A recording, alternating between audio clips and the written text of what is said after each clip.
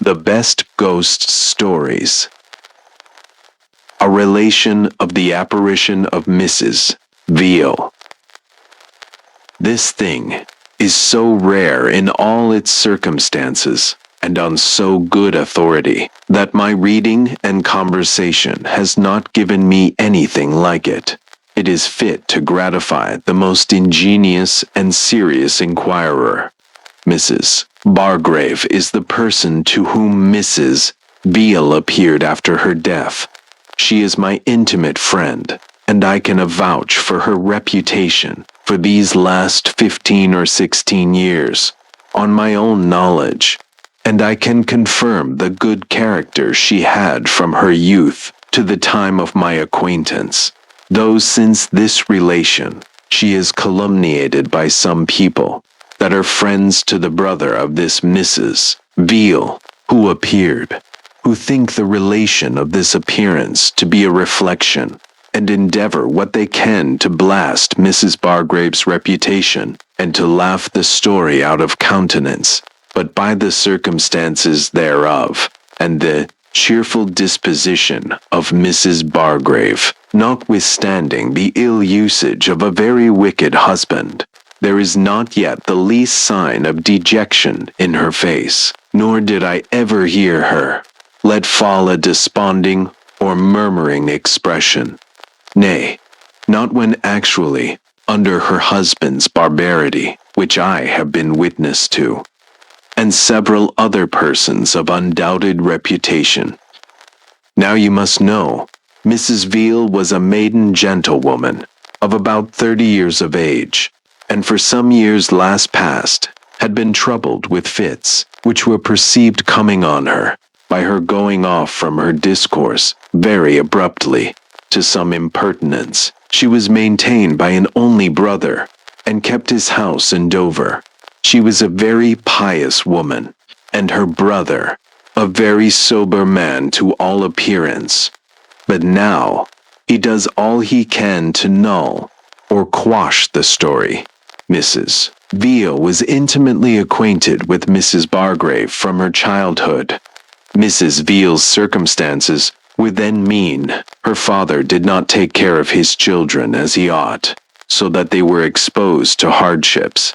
And Mrs. Bargrave, in those days, had as unkind a father, though she wanted neither for food nor clothing, whilst Mrs. Veal wanted for both, insomuch that she would often say, "Miss Bargrave, you are not only the best, but the only friend I have in the world, and no circumstances of life shall ever dissolve my friendship." They would often condole each other's adverse fortunes, and read together Drelincourt upon death, and other good books, and so, like two Christian friends, they comforted each other under their sorrow. Some time after, Mr. Veal's friends got him a place in the custom house at Dover, which occasioned Mrs. Veal, by little and little, to fall off from her intimacy with Mrs. Bargrave, though there was never any such thing as a quarrel, but an indifferency came on by degrees, till at last Mrs. Bargrave had not seen her in 2 years and a half, though above a 12-month of the time Mrs. Bargrave hath been absent from Dover, and this last half-year has been in Canterbury, about 2 months of the time, dwelling in a house of her own. In this house, on the 8th of September, 1705, she was sitting alone in the forenoon, thinking over her unfortunate life, and arguing herself into a due resignation to Providence, though her condition seemed hard. And, said she, I have been provided for hitherto, and doubt not, but I shall be still, and am well satisfied that my affliction shall end when it is most fit for me. And then took up her sewing work, which she had no sooner done, but she hears a knocking at the door. She went to see who was there, and this proved to be Mrs. Veal, her old friend, who was in a riding habit. At that moment of time, the clock struck 12. At noon, Madam, says Mrs. Bargrave. I am surprised to see you. You have been so long a stranger, but told her she was glad to see her and offered to salute her, which Mrs. Veal complied with, till their lips almost touched, and then Mrs. Veal drew her hand across her own eyes and said, I am not very well, and so waved it. She told Mrs. Bargrave she was going a journey, and had a great mind to see her first. But, says Mrs. Bargrave, how came you to take a journey alone? I am amazed at it, because I know you have a fond brother. Oh, says Mrs. Veal, I gave my brother the slip, and came away because I had so great a desire to see you before I took my journey. So, Mrs. Bargrave went in with her into another room within the first, and Mrs. Veal sat her down in an elbow chair, in which Mrs. Bargrave was sitting when she heard Mrs. Veal knock. Then says Mrs. Veal, My dear friend, I am come to renew our old friendship again, and beg your pardon for my breach of it.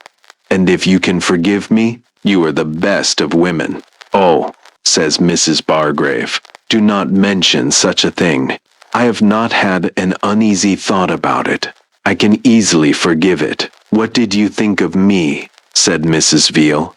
Says Mrs. Bargrave, I thought you were like the rest of the world, and that prosperity had made you forget yourself and me. Then Mrs. Veal reminded Bargrave of the many friendly offices she did her in former days, and much of the conversation they had with each other in the times of their adversity, what books they read, and what comfort, in particular, they received from Drelincourt's Book of Death, which was the best, she said, on that subject ever written. She also mentioned Dr. Sherlock, the 2 Dutch books which were translated, written upon death, and several others. But Drelincourt, she said, had the clearest notions of death, and of the future state of any who had handled that subject. Then she asked Mrs. Bargrave whether she had Drelincourt. She said, Yes, says Mrs. Veal, fetch it. And so Mrs. Bargrave goes upstairs and brings it down. Says Mrs. Veal, Dear Mrs. Bargrave, if the eyes of our faith were as open as the eyes of our body, we should see numbers of angels about us for our guard. The notions we have of heaven now are nothing like what it is, as Drelincourt says. Therefore be comforted under your afflictions, and believe that the Almighty has a particular regard to you, and that your afflictions are marks of God's favor, and when they have done the business they are sent for, they shall be removed from you. And believe me, my dear friend, believe what I say to you. 1 minute of future happiness will infinitely reward you for all your sufferings. For I can never believe, and claps her hand upon her knee with great earnestness, which indeed ran through most of her discourse, that ever God will suffer you to spend all your days in this afflicted state. But be assured that your afflictions shall leave you, or you them, in a short time. She spake in that pathetical and heavenly manner that Mrs. Bargrave wept several times. She was so deeply affected with it. Then Mrs. Veal mentioned Dr. Kenrick's ascetic, at the end of which he gives an account of the lives of the primitive Christians. Their pattern she recommended to our imitation, and said, their conversation was not like this of our age. For now, says she, there is nothing but frothy, vain discourse, which is far different from theirs. Theirs was to edification, and to build one another up in faith, so that they were not as we are, nor are we as they were. But, says she, we ought to do as they did. There was an hearty friendship among them, but where is it now to be found? Says Mrs. Bargrave. "It is hard indeed to find a true friend in these days," says Mrs. Veal. "Mr. Norris has a fine copy of verses called Friendship in Perfection, which I wonderfully admire. Have you seen the book?" says Mrs. Veal. "No," says Mrs. Bargrave, "but I have the verses of my own writing out." "Have you?" says Mrs. Veal. "Then fetch them," which she did from above stairs, and offered them to Mrs. Veal to read, who refused, and waved the thing, saying, holding down her head would make it ache, and then desired Mrs. Bargrave to read them to her, which she did. As they were admiring friendship, Mrs. Veal said, "Dear Mrs. Bargrave, I shall love you forever." In these verses there is twice used the word Elysian. "Ah," says Mrs. Veal, "these poets have such names for heaven." She would often draw her hands across her own eyes and say, "Mrs. Bargrave, do not you think I am mightily impaired by my fits?" "No," says Mrs. Bargrave, "I think you look as well as ever I knew you." After all this discourse, which the apparition put in much finer words than Mrs. Bargrave said she could pretend to, and is much more than she can remember, for it cannot be thought that an hour and 3/4 conversation could all be retained, though the main of it she thinks she does. She said to Mrs. Bargrave she would have her write a letter to her brother and tell him she would have him give rings to such and such, and that there was a purse of gold in her cabinet, and that she would have 2 broad pieces given to her cousin Watson. Talking at this rate, Mrs. Bargrave thought that a fit was coming upon her, and so placed herself in a chair just before her knees to keep her from falling to the ground, if her fits should occasion it.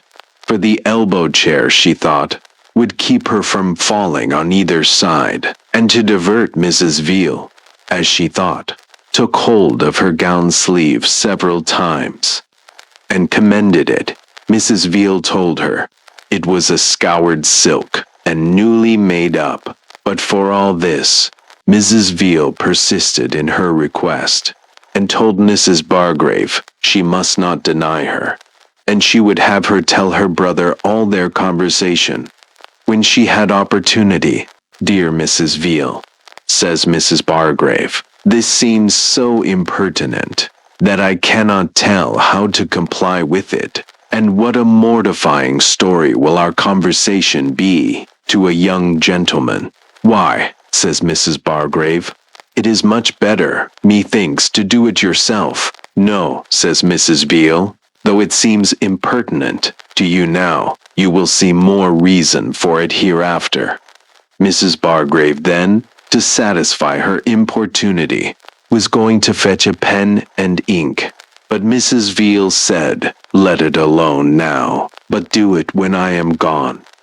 But you must be sure to do it," which was one of the last things she enjoined her at parting, and so she promised her. Then Mrs. Veal asked for Mrs. Bargrave's daughter. She said she was not at home. "But if you have a mind to see her," says Mrs. Bargrave, "I'll send for her." "Do," says Mrs. Veal, on which she left her and went to a neighbor's to seek for her. And by the time Mrs. Bargrave was returning, Mrs. Veal was got without the door in the street, in the face of the beast market, on a Saturday, which is market day, and stood ready to part. As soon as Mrs. Bargrave came to her, she asked her why she was in such haste. She said she must be going, though perhaps she might not go her journey till Monday, and told Mrs. Bargrave she hoped she should see her again at her cousin Watson's before she went whither she was going. Then she said she would take her leave of her, and walked from Mrs. Bargrave in her view, till a turning interrupted the sight of her, which was 3/4 after 1 in the afternoon. Mrs. Veal died the 7th of September, at 12 o'clock at noon of her fits, and had not above 4 hours' senses before her death, in which time she received the sacrament. The next day after Mrs. Veal's appearing, being Sunday, Mrs. Bargrave was mightily indisposed, with a cold and a sore throat, that she could not go out that day. But on Monday morning, she sent a person to Captain Watson's to know if Mrs. Veal was there. They wondered at Mrs. Bargrave's inquiry, and sent her word that she was not there, nor was expected. At this answer, Mrs. Bargrave told the maid she had certainly mistook the name, or made some blunder, and though she was ill, she put on her hood, and went herself to Captain Watson's, though she knew none of the family, to see if Mrs. Veal was there or not. They said they wondered at her asking, for that she had not been in town. They were sure, if she had, she would have been there. Says Mrs. Bargrave, I am sure she was with me on Saturday, almost 2 hours.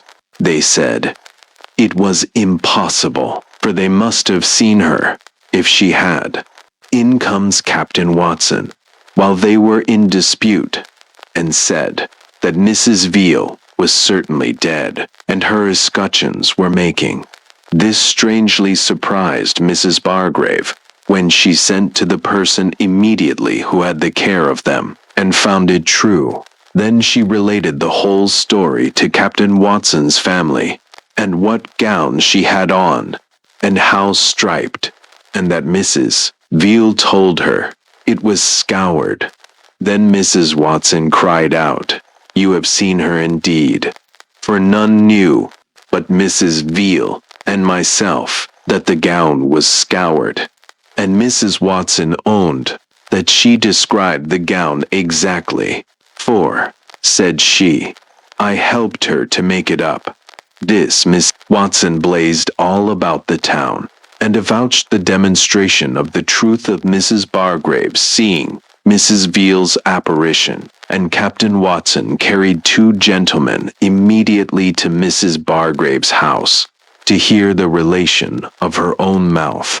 And when it spread so fast, that gentlemen and persons of quality, the judicious and skeptical part of the world, flocked in upon her, it at last became such a task that she was forced to go out of the way, for they were, in general, extremely satisfied of the truth of the thing, and plainly saw that Mrs. Bargrave was no hypochondriac, for she always appears with such a cheerful air and pleasing mien that she has gained the favor and esteem of all the gentry, and it is thought a great favor, if they can but get the relation from her own mouth. I should have told you before that Mrs. Veal told Mrs. Bargrave that her sister and brother-in-law were just come down from London to see her. Says Mrs. Bargrave, How came you to order matters so strangely? It could not be helped.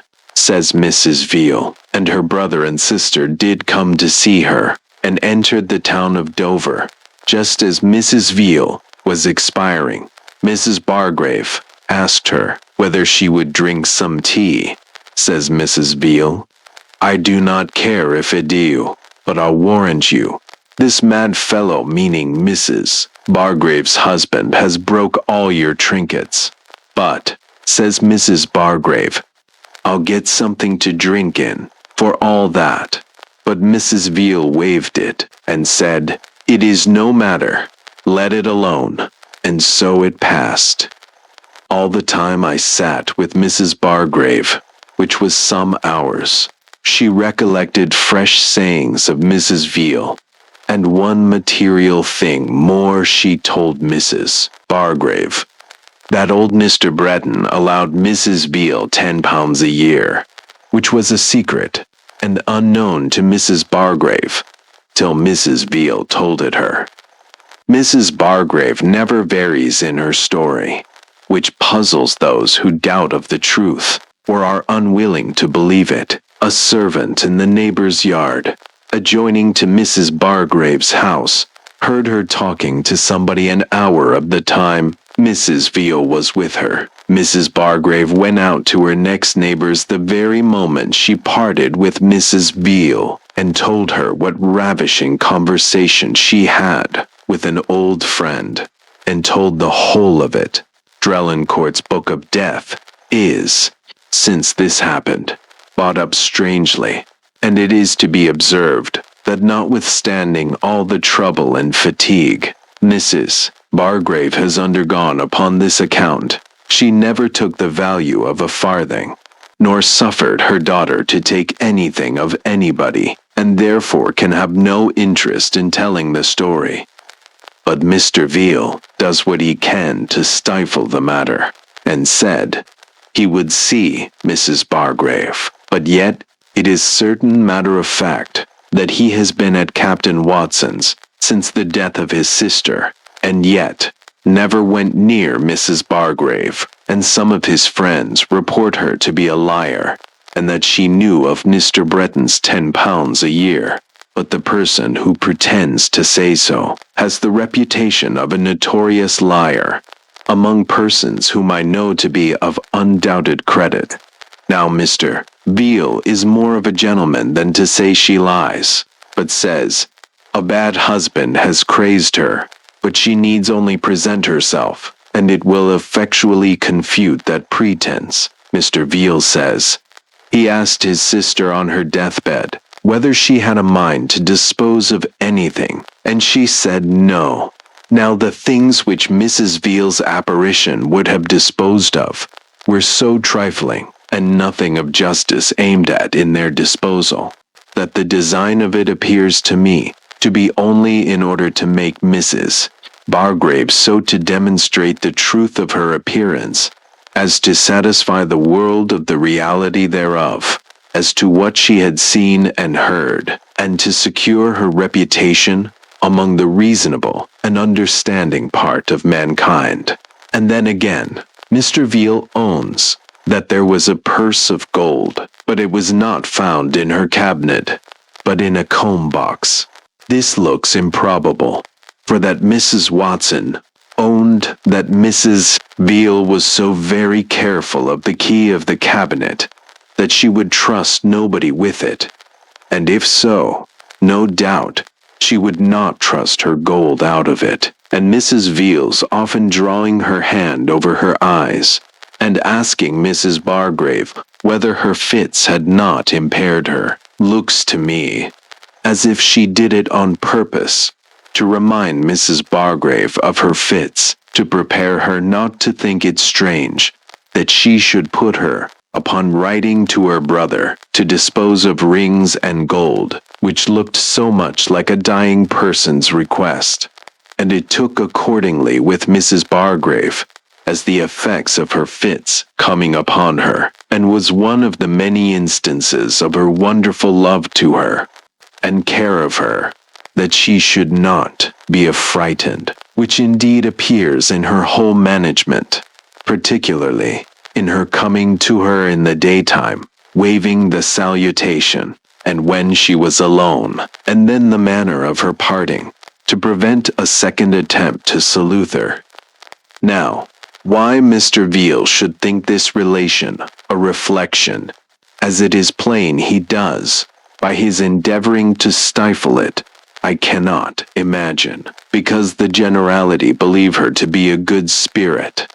Her discourse was so heavenly, her two great errands were to comfort Mrs. Bargrave in her affliction, and to ask her forgiveness for the breach of friendship, and with a pious discourse to encourage her, so that, after all, to suppose that Mrs. Bargrave could hatch such an invention as this from Friday noon till Saturday noon, supposing that she knew of Mrs. Veal's death the very first moment, without jumbling circumstances, and without any interest too, she must be more witty, fortunate, and wicked too, than any indifferent person, I dare say, will allow. I asked Mrs. Bargrave several times if she was sure she felt the gown, She answered modestly, "If my senses be to be relied on, I am sure of it." I asked her if she heard a sound when she clapped her hand upon her knee. She said she did not remember she did, but said she appeared to be as much a substance as I did, who talked with her. And I may, said she, be as soon persuaded that your apparition is talking to me now, as that I did not really see her, for I was under no manner of fear, and received her as a friend, and parted with her as such. I would not, says she, give 1 farthing to make anyone believe it. I have no interest in it. Nothing but trouble is entailed upon me for a long time, for aught I know. And had it not come to light by accident, it would never have been made public. But now she says she will make her own private use of it, and keep herself out of the way as much as she can. And so she has done since, she says. She had a gentleman who came 30 miles to her to hear the relation, and that she had told it to a room full of people at a time. Several particular gentlemen have had the story from Mrs. Bargrave's own mouth. This thing has very much affected me, and I am as well satisfied as I am of the best grounded matter of fact. And why we should dispute matter of fact, because we cannot solve things of which we can have no certain or demonstrative notions, seems strange to me. Mrs. Bargrave's authority and sincerity alone would have been undoubted in any other case. Theoneno Barrick's scrapbook. Saint Bertrand de Comminges is a decayed town on the spurs of the Pyrenees, not very far from Toulouse, and still nearer to Bagnères de Luchon. It was the site of a bishopric until the Revolution, and has a cathedral which is visited by a certain number of tourists. In the spring of 1883, an Englishman arrived at this old-world place. I can hardly dignify it with the name of city, for there are not 1,000 inhabitants. He was a Cambridge man, who had come specially from Toulouse to see St. Bertrand's Church, and had left 2 friends, who were less keen archaeologists than himself, in their hotel at Toulouse, under promise to join him on the following morning. Half an hour at the church would satisfy them, and all 3 could then pursue their journey in the direction of Auch. But our Englishman had come early on the day in question, and proposed to himself to fill a notebook and to use several dozens of plates in the process of describing and photographing every corner of the wonderful church that dominates the little hill of Comminges. In order to carry out this design satisfactorily, it was necessary to monopolize the verger of the church for the day. The verger, or sacristan, I prefer the latter appellation, inaccurate as it may be, was accordingly sent for by the somewhat brusque lady who keeps the inn of the Chapeau Rouge. And when he came, the Englishman found him an unexpectedly interesting object of study. It was not in the personal appearance of the little, dry, wizened old man that the interest lay, for he was precisely like dozens of other church guardians in France, but in a curious furtive, or rather hunted, and oppressed air which he had. He was perpetually half glancing behind him. The muscles of his back and shoulders seemed to be hunched in a continual nervous contraction, as if he were expecting every moment to find himself in the clutch of an enemy. The Englishman hardly knew whether to put him down as a man haunted by a fixed delusion, or as one oppressed by a guilty conscience, or as an unbearably henpecked husband. The probabilities, when reckoned up, certainly pointed to the last idea, but still the impression conveyed was that of a more formidable persecutor even than a termagant wife. However, the Englishman, let us call him Denniston, was soon too deep in his notebook and too busy with his camera to give more than an occasional glance to the sacristan. Whenever he did look at him, he found him at no great distance, either huddling himself back against the wall or crouching in one of the gorgeous stalls. Deniston became rather fidgety after a time, mingled suspicions that he was keeping the old man from his déjeuner, that he was regarded as likely to make away with Saint Bertrand's ivory crozier, or with the dusty stuffed crocodile that hangs over the font, began to torment him. "Won't you go home?" he said at last. "I'm quite well able to finish my notes alone. You can lock me in, if you like. I shall want at least 2 hours more here, and it must be cold for you, isn't it?" "Good heavens," said the little man, whom the suggestion seemed to throw into a state of unaccountable terror. "Such a thing cannot be thought of for a moment. Leave monsieur alone in the church. No, 2 hours, 3 hours, all will be the same to me. I have breakfasted. I am not at all cold, with many thanks to monsieur." "Very well, my little man," quoth Deniston to himself. "You have been warned, and you must take the consequences." Before the expiration of the 2 hours, the stalls, the enormous dilapidated organ, the choir screen of Bishop John de Melion, the remnants of glass and tapestry, and the objects in the treasure chamber, had been well and truly examined, the sacristan still keeping at Deniston's heels, and every now and then whipping round as if he had been stung, when one or other of the strange noises that trouble a large empty building fell on his ear. Curious noises they were sometimes. Once, Deniston said to me, "I could have sworn I heard a thin metallic voice laughing high up in the tower." I darted an inquiring glance at my sacristan. He was white to the lips. "It is he. That is, it is no one. The door is locked," was all he said, and we looked at each other for a full minute. Another little incident puzzled Deniston a good deal. He was examining a large dark picture that hangs behind the altar, one of a series illustrating the miracles of Saint Bertrand. The composition of the picture is well nigh indecipherable, but there is a Latin legend below, which runs thus: "Qualiter es Bertrandus liberavit hominem, quem diabolus Diov volebat strangulare."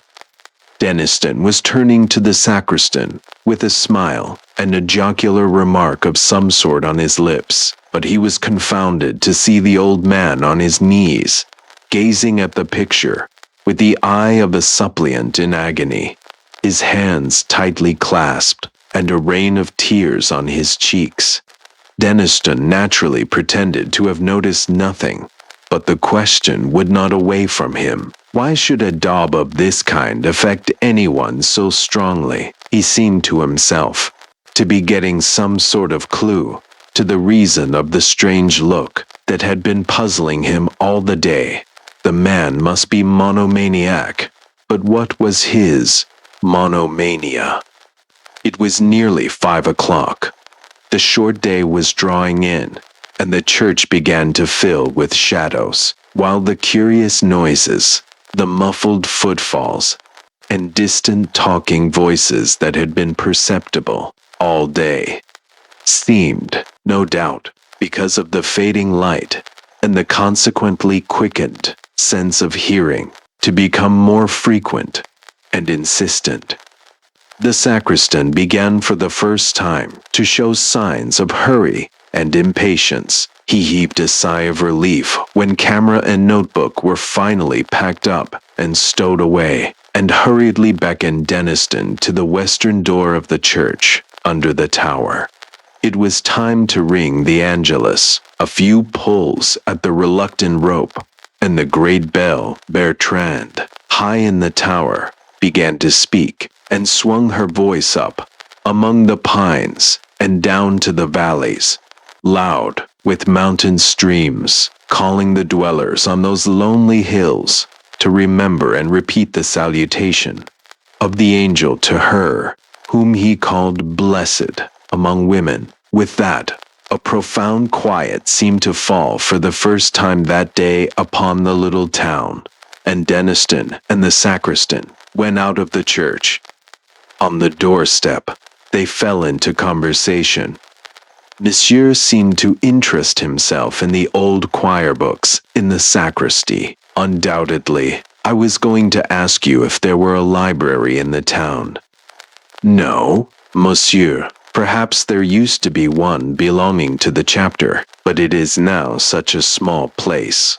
Here came a strange pause of irresolution, as it seemed. Then, with a sort of plunge, he went on. But, if monsieur is amateur de vieux livres, I have at home something that might interest him. It is not 100 yards. At once, all Deniston's cherished dreams of finding priceless manuscripts in untrodden corners of France flashed up, to die down again the next moment. It was probably a stupid nissel of Plantin's printing, about 1580. Where was the likelihood that a place so near Toulouse would not have been ransacked long ago by collectors? However, it would be foolish not to go. He would reproach himself forever after if he refused. So they set off. On the way, the curious irresolution and sudden determination of the sacristan recurred to Deniston, and he wondered in a shamefaced way whether he was being decoyed into some purlieu to be made away with as a supposed rich Englishman. He contrived, therefore, to begin talking with his guide, and to drag in a rather clumsy fashion, the fact that he expected two friends to join him early the next morning. To his surprise, the announcement seemed to relieve the sacristan at once of some of the anxiety that oppressed him. "That is well," he said quite brightly. "That is very well. Monsieur will travel in company with his friends. They will be always near him. It is a good thing to travel thus in company, sometimes." The last word appeared to be added as an afterthought, and to bring with it a relapse into gloom for the poor little man. They were soon at the house, which was one rather larger than its neighbors, stone-built, with a shield carved over the door, the shield of Alberic de Mallion, a collateral descendant, Deniston tells me, of Bishop John de Mallion. This Alberic was a canon of Comminges from 1680 to 1701. The upper windows of the mansion were boarded up, and the whole place bore, as does the rest of Comminges, the aspect of decaying age. Arrived on his doorstep, the sacristan paused a moment. "Perhaps," he said, "perhaps, after all, monsieur has not the time." "Not at all. Lots of time. Nothing to do till tomorrow. Let us see what it is you have got." The door was opened at this point, and a face looked out, a face far younger than the sacristan's, but bearing something of the same distressing look. Only here, it seemed to be the mark, not so much of fear for personal safety, as of acute anxiety on behalf of another. Plainly, the owner of the face was the sacristan's daughter, and, but for the expression I have described, she was a handsome girl enough. She brightened up considerably on seeing her father accompanied by an able-bodied stranger. A few remarks passed between father and daughter, of which Deniston only caught these words, said by the sacristan. He was laughing in the church, words which were answered only by a look of terror from the girl. But in another minute they were in the sitting room of the house, a small high chamber, with a stone floor, full of moving shadows cast by a wood fire that flickered on a great hearth Something of the character of an oratory was imparted to it by a tall crucifix, which reached almost to the ceiling on one side. The figure was painted of the natural colors. The cross was black. Under this stood a chest of some age and solidity, and when a lamp had been brought, and chairs set, the sacristan went to this chest and produced therefrom, with growing excitement and nervousness, as Deniston thought, a large book wrapped in a white cloth, on which cloth a cross was rudely embroidered in red thread. Even before the wrapping had been removed, Deniston began to be interested by the size and shape of the volume. Too large for a missal, he thought, and not the shape of an antiphoner, perhaps. It may be something good, after all. The next moment, the book was open, and Deniston felt that he had at last lit upon something better than good. Before him lay a large folio, bound, perhaps, late in the 17th century, with the arms of Canon Alberic de Mauleon stamped in gold on the sides. There may have been 150 leaves of paper in the book, and on almost every one of them was fastened a leaf from an illuminated manuscript. Such a collection Deniston had hardly dreamed of in his wildest moments. Here were 10 leaves from a copy of Genesis, illustrated with pictures, which could not be later than 700 AD. Further on was a complete set of pictures from a Psalter of English execution, of the very finest kind that the 13th century could produce. And, perhaps best of all, there were 20 leaves of unsealed writing in Latin, which, as a few words seen here and there told him at once, must belong to some very early, unknown patristic treatise. Could it possibly be a fragment of the copy of Papias on the words of our Lord, which was known to have existed as late as the 12th century at Nimes? In any case, his mind was made up. That book must return to Cambridge with him, even if he had to draw the whole of his balance from the bank and stay at St. Bertrand till the money came. He glanced up at the sacristan to see if his face yielded any hint that the book was for sale. The sacristan was pale, and his lips were working. "If Monsieur will turn on to the end," he said. So, Monsieur turned on, meeting new treasures at every rise of a leaf, and at the end of the book, he came upon 2 sheets of paper, of much more recent date than anything he had yet seen, which puzzled him considerably. They must be contemporary, he decided, with the unprincipled Canon Alberic, who had doubtless plundered the chapter library of St. Bertrand to form this priceless scrapbook. On the first of the paper sheets was a plan, carefully drawn and instantly recognizable by a person who knew the ground, of the south aisle and cloisters of St. Bertrand's.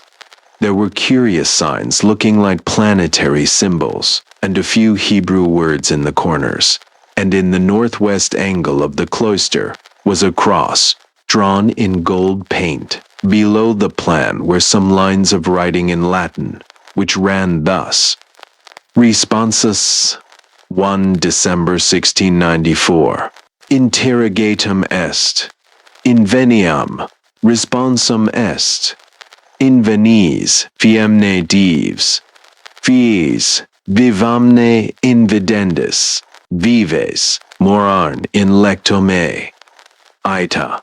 A good specimen of the treasure hunter's record. Quite reminds one of Mr. Minor Canon Quatermain in Old St. Paul's, was Deniston's comment, and he turned the leaf.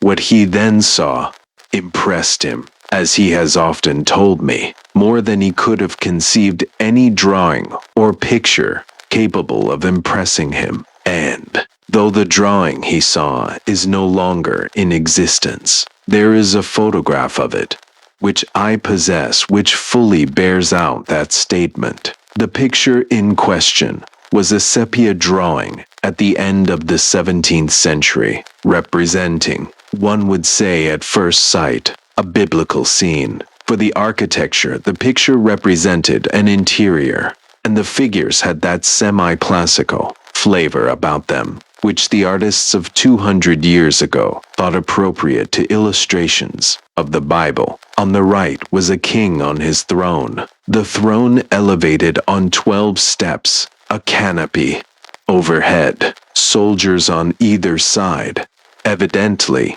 King Solomon. He was bending forward with outstretched scepter in attitude of command. His face expressed horror and disgust, yet there was in it also the mark of imperious command and confident power. The left half of the picture was the strangest. However, the interest plainly centered there. On the pavement before the throne were grouped 4 soldiers surrounding a crouching figure, which must be described in a moment. A 5th soldier lay dead on the pavement, his neck distorted and his eyeballs starting from his head. The 4 surrounding guards were looking at the king.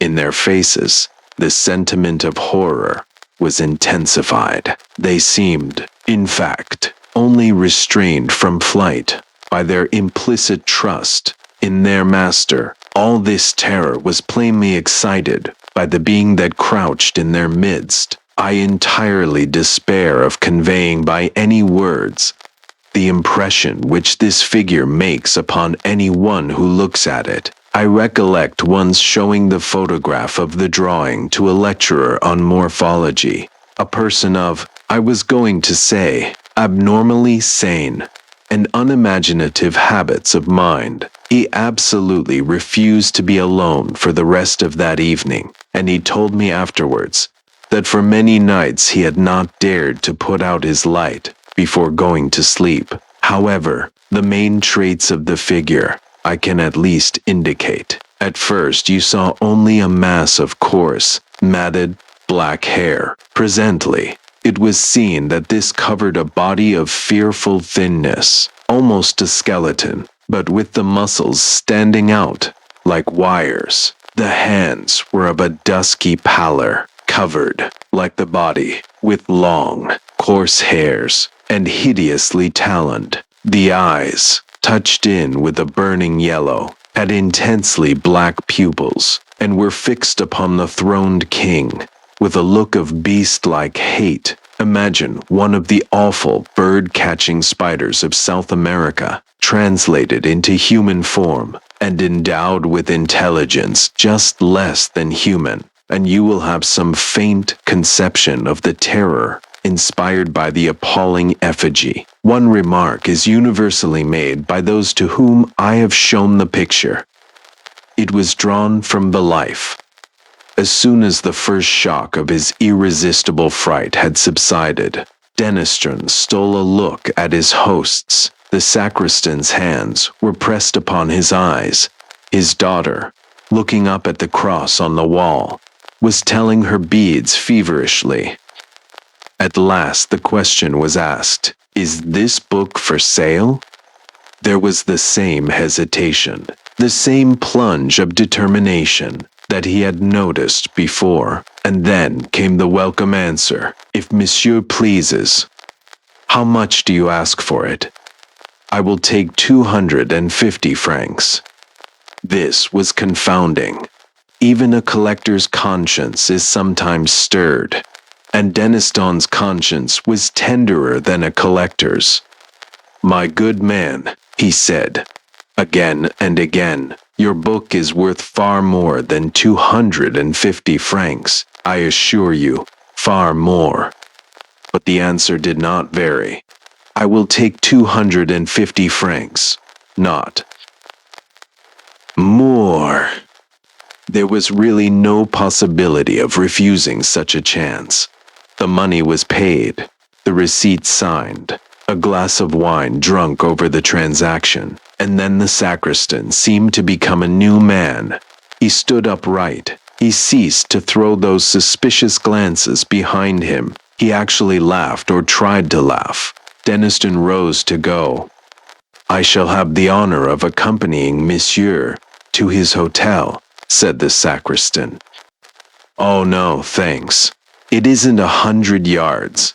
I know the way perfectly, and there is a moon." The offer was pressed 3 or 4 times, and refused as often. "Then, Monsieur will summon me, if he finds occasion. He will keep the middle of the road.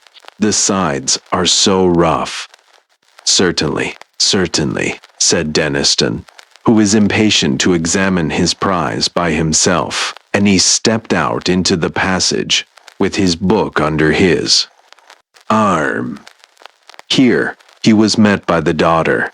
She, it appeared, was anxious to do a little business on her own account. Perhaps, like Gehazi, to take somewhat from the foreigner whom her father had spared. A silver crucifix and chain for the neck. Monsieur would perhaps be good enough to accept it? Well, really, Deniston hadn't much use for these things. What did Mademoiselle want for it? Nothing. Nothing in the world. Monsieur is more than welcome to it.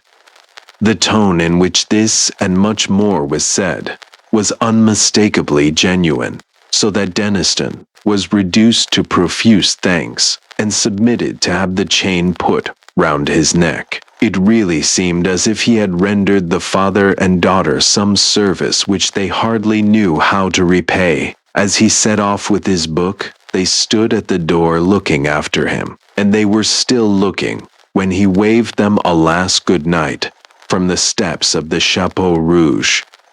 Dinner was over, and Deniston was in his bedroom, shut up alone with his acquisition. The landlady had manifested a particular interest in him since he had told her that he had paid a visit to the sacristan and bought an old book from him. He thought, too, that he had heard a hurried dialogue between her and the said sacristan in the passage outside the salle à manger, some words to the effect that Pierre and Bertrand would be sleeping in the house, had closed the conversation. At this time, a growing feeling of discomfort had been creeping over him. Nervous reaction, perhaps after the delight of his discovery. Whatever it was, it resulted in a conviction that there was someone behind him, and that he was far more comfortable with his back to the wall. All this, of course, weighed light in the balance, as against the obvious value of the collection he had acquired. And now, as I said, he was alone in his bedroom, taking stock of Canon Alberic's treasures, in which every moment revealed something more charming. "Bless Canon Alberic," said Deniston, who had an inveterate habit of talking to himself. "I wonder where he is now. Dear me, I wish that landlady would learn to laugh in a more cheering manner. It makes one feel as if there was someone dead in the house." Half a pipe more. "Did you say? I think perhaps you are right. I wonder what that crucifix is that the young woman insisted on giving me last century. I suppose. Yes, probably. It is rather a nuisance of a thing to have round one's neck. Just too heavy. Most likely her father had been wearing it for years. I think I might give it a clean-up before I put it away."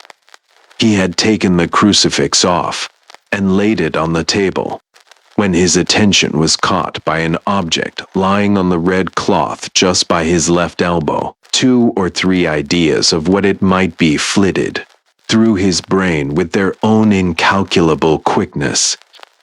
A pen wiper? No. No such thing in the house. A rat? No. Too black. A large spider? I trust to goodness not. No. Good God! A hand, like the hand in that picture. In another infinitesimal flash, he had taken it in.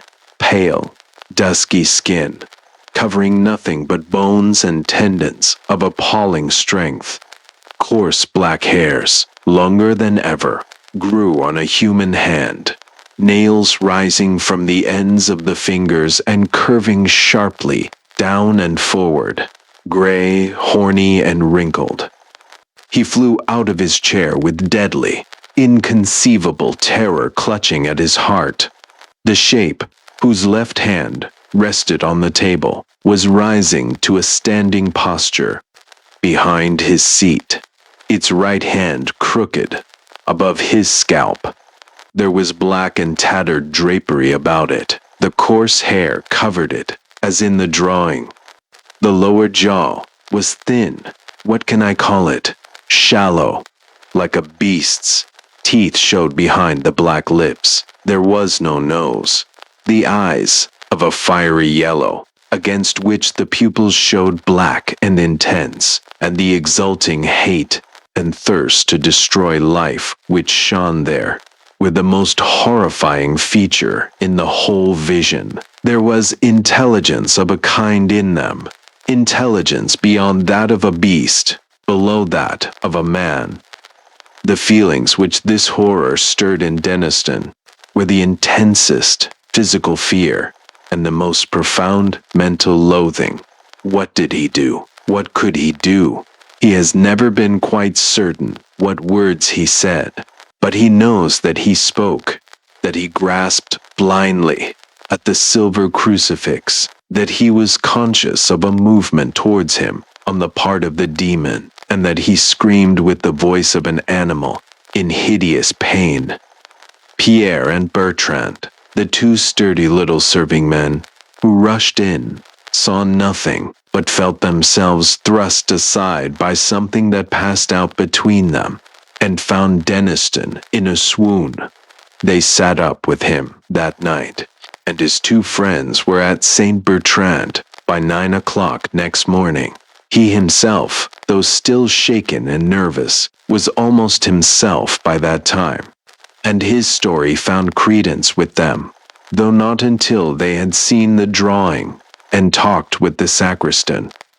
Almost at dawn, the little man had come to the inn on some pretense, and had listened with the deepest interest to the story retailed by the landlady. He showed no surprise. "It is he. It is he. I have seen him myself," was his only comment, and to all questionings but one reply was vouchsafed. "Deux fois, je l'ai vu, mi-fois je l'ai senti." He would tell them nothing of the provenance of the book, nor any details of his experiences.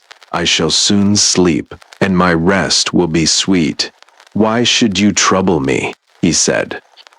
We shall never know what he or Canon Alberic de Mauleon suffered. At the back of that fateful drawing were some lines of writing which may be supposed to throw light on the situation.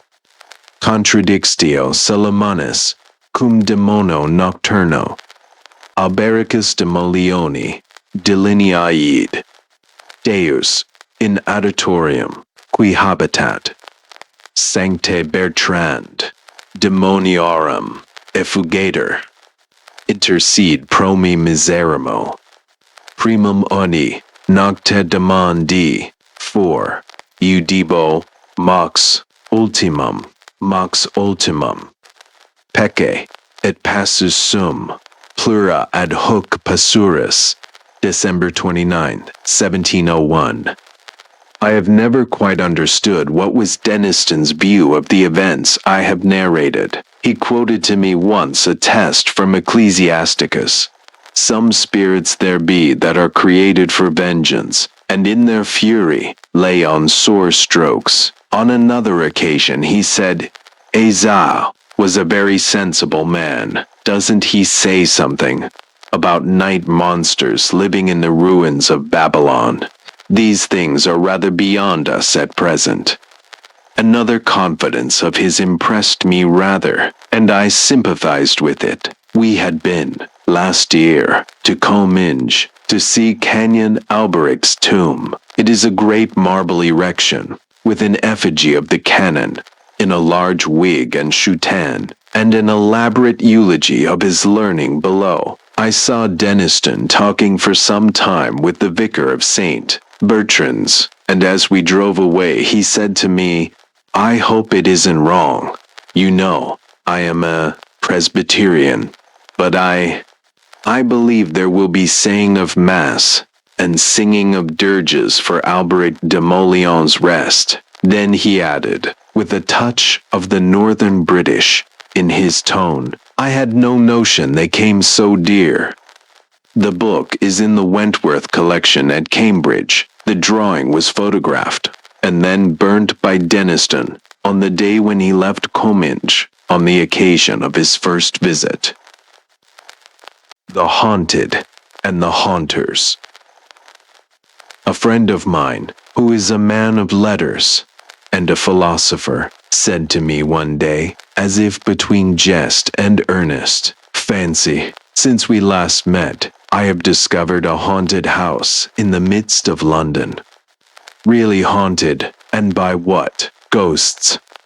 Well, I can't answer that question. All I know is this. 6 weeks ago, my wife and I were in search of a furnished apartment. Passing a quiet street, we saw on the window of one of the houses a bill, "Apartments furnished." The situation suited us. We entered the house, liked the rooms, engaged them by the week, and left them the third day. No power on earth could have reconciled my wife to stay longer, and I don't wonder at it. What did you see? Excuse me, I have no desire to be ridiculed as a superstitious dreamer, nor, on the other hand, could I ask you to accept on my affirmation what you would hold to be incredible without the evidence of your own senses.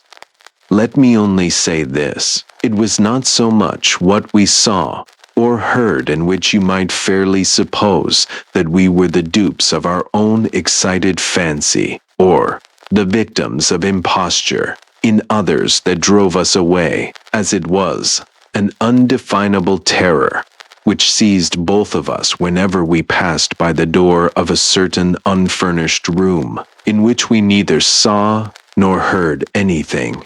And the strangest marvel of all was, that for once in my life I agreed with my wife, silly woman though she be, and allowed, after the third night, that it was impossible to stay a fourth in that house.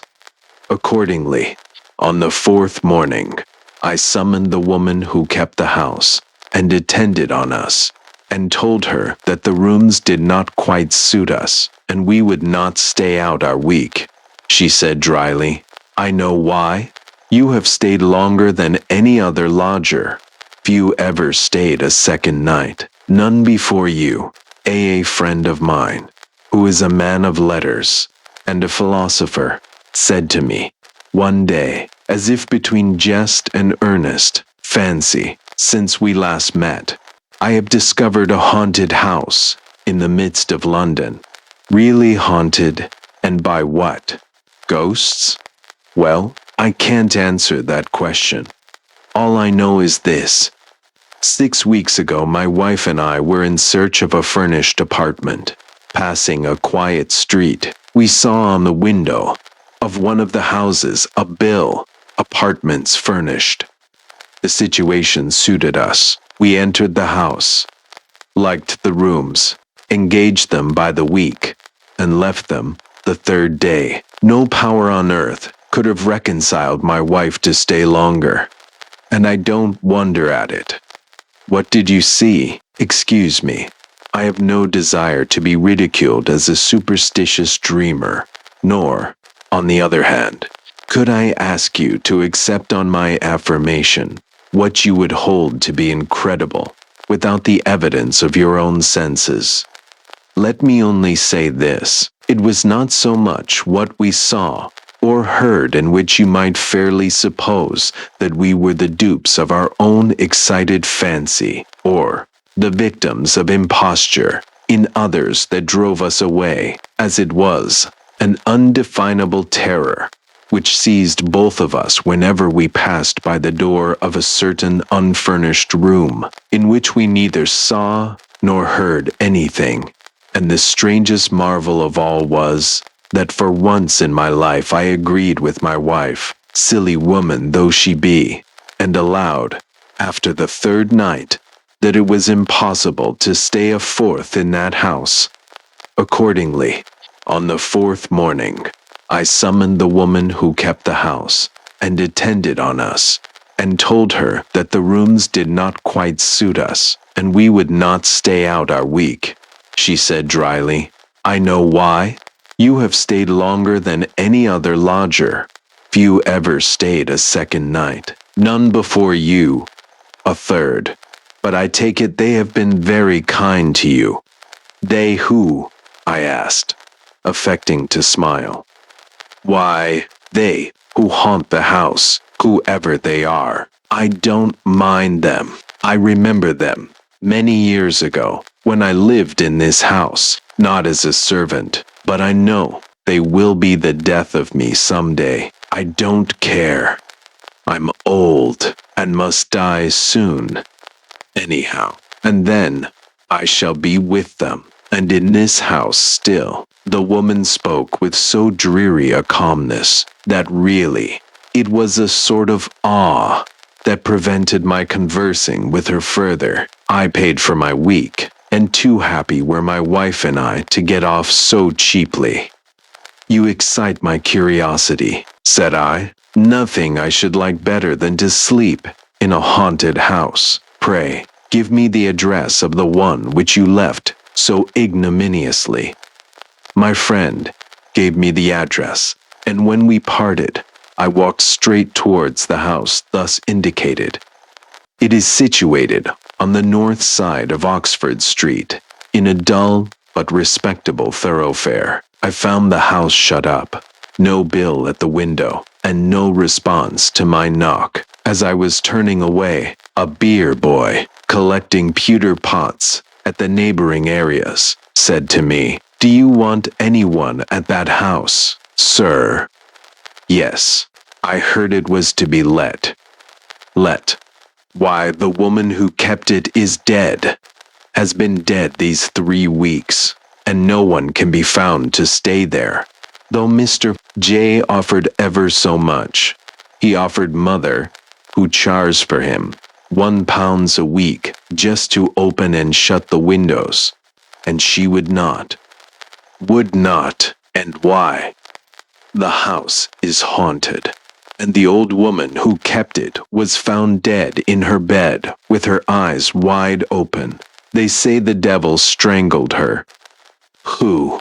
You speak of Mr. J. Is he the owner of the house?" "Yes." "Where does he live?" "In G Street." "No, Rue." "What is he? In any business?" "No, sir. Nothing particular. A single gentleman." I gave the potboy the gratuity earned by his liberal information, and proceeded to Mr. J in G Street, which was close by the street that boasted the haunted house. I was lucky enough to find Mr. J at home, an elderly man, with intelligent countenance and prepossessing manners.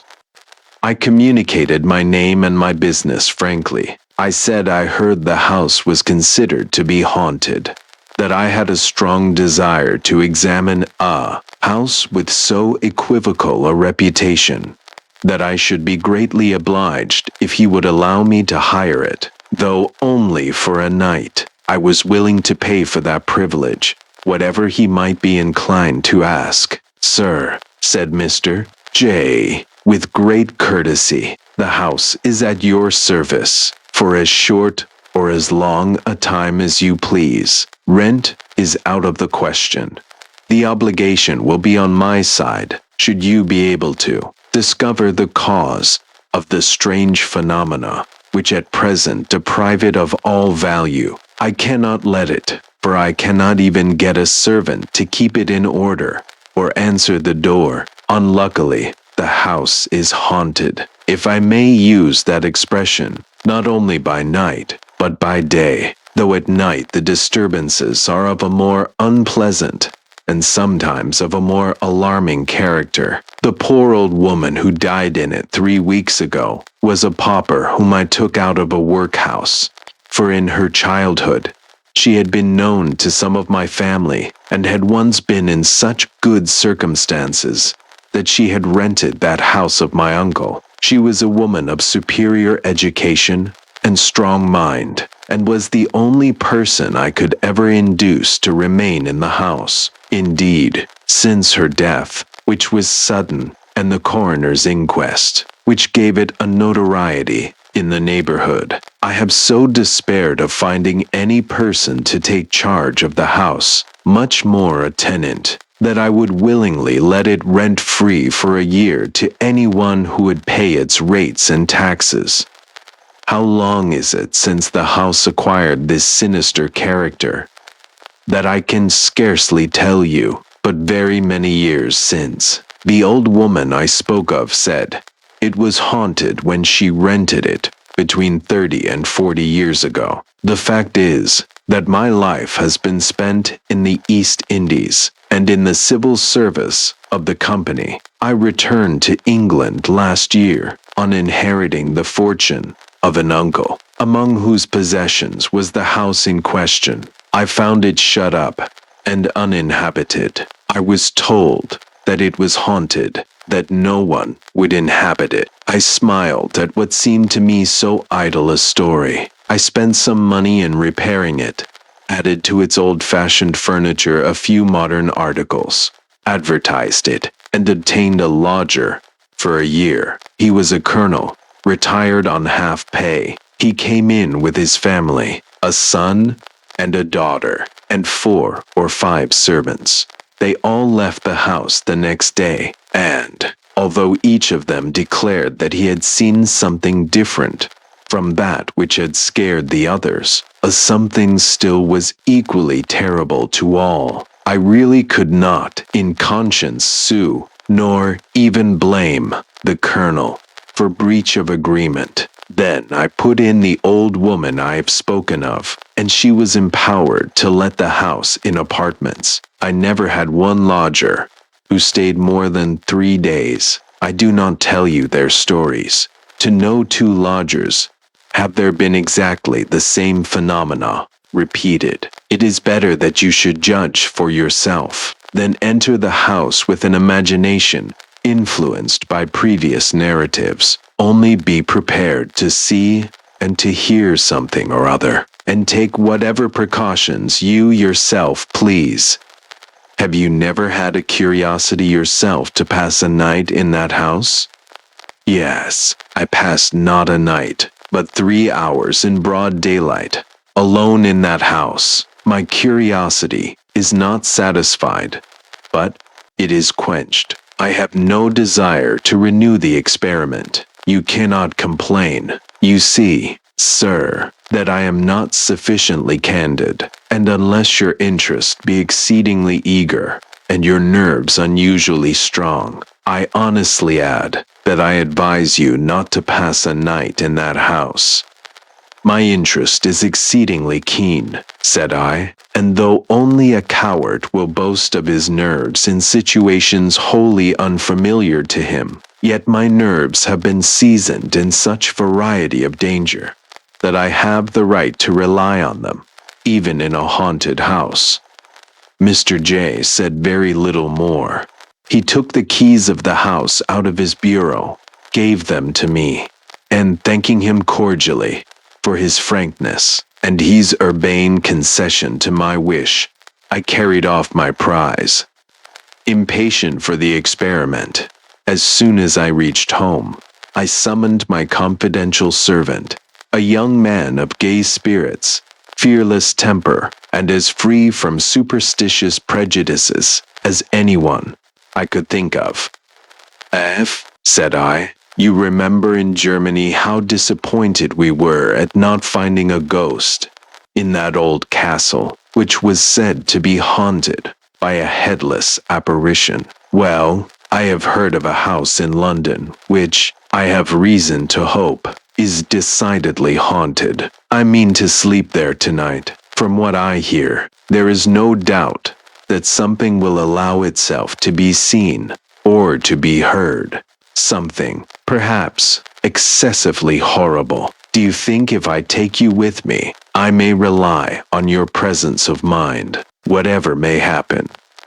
Oh, sir, pray trust me, answered F, grinning with delight. Very well, then here are the keys of the house. This is the address. Go now. Select for me any bedroom you please, and since the house has not been inhabited for weeks, make up a good fire. Air the bed well. See, of course, that there are candles, as well as fuel. Take with you my revolver and my dagger. So much for my weapons. Arm yourself equally well, and if we are not a match for a dozen ghosts, we shall be but a sorry couple of Englishmen. I was engaged for the rest of the day on business, so urgent that I had not leisure to think much on the nocturnal adventure to which I had plighted my honor. I dined alone, and very late, and while dining, read, as is my habit. I selected one of the volumes of Macaulay's essays. I thought to myself that I would take the book with me. There was so much of the healthfulness in the style and practical life in the subjects that it would serve as an antidote against the influence of superstitious fancy. Accordingly, about 9:30, I put the book into my pocket and strolled leisurely towards the haunted house. I took with me a favorite dog, an exceedingly sharp, bold, and vigilant bull terrier, a dog fond of prowling about strange, ghostly corners and passages at night, in search of rats, a dog of dogs for a ghost. It was a summer night, but chilly, the sky somewhat gloomy and overcast. Still there was a moon, faint and sickly, but still a moon, and if the clouds permitted, after midnight it would be brighter. I reached the house, knocked, and my servant opened with a cheerful smile. All right, sir, and very comfortable. Oh, said I, rather disappointed. Have you not seen nor heard anything remarkable?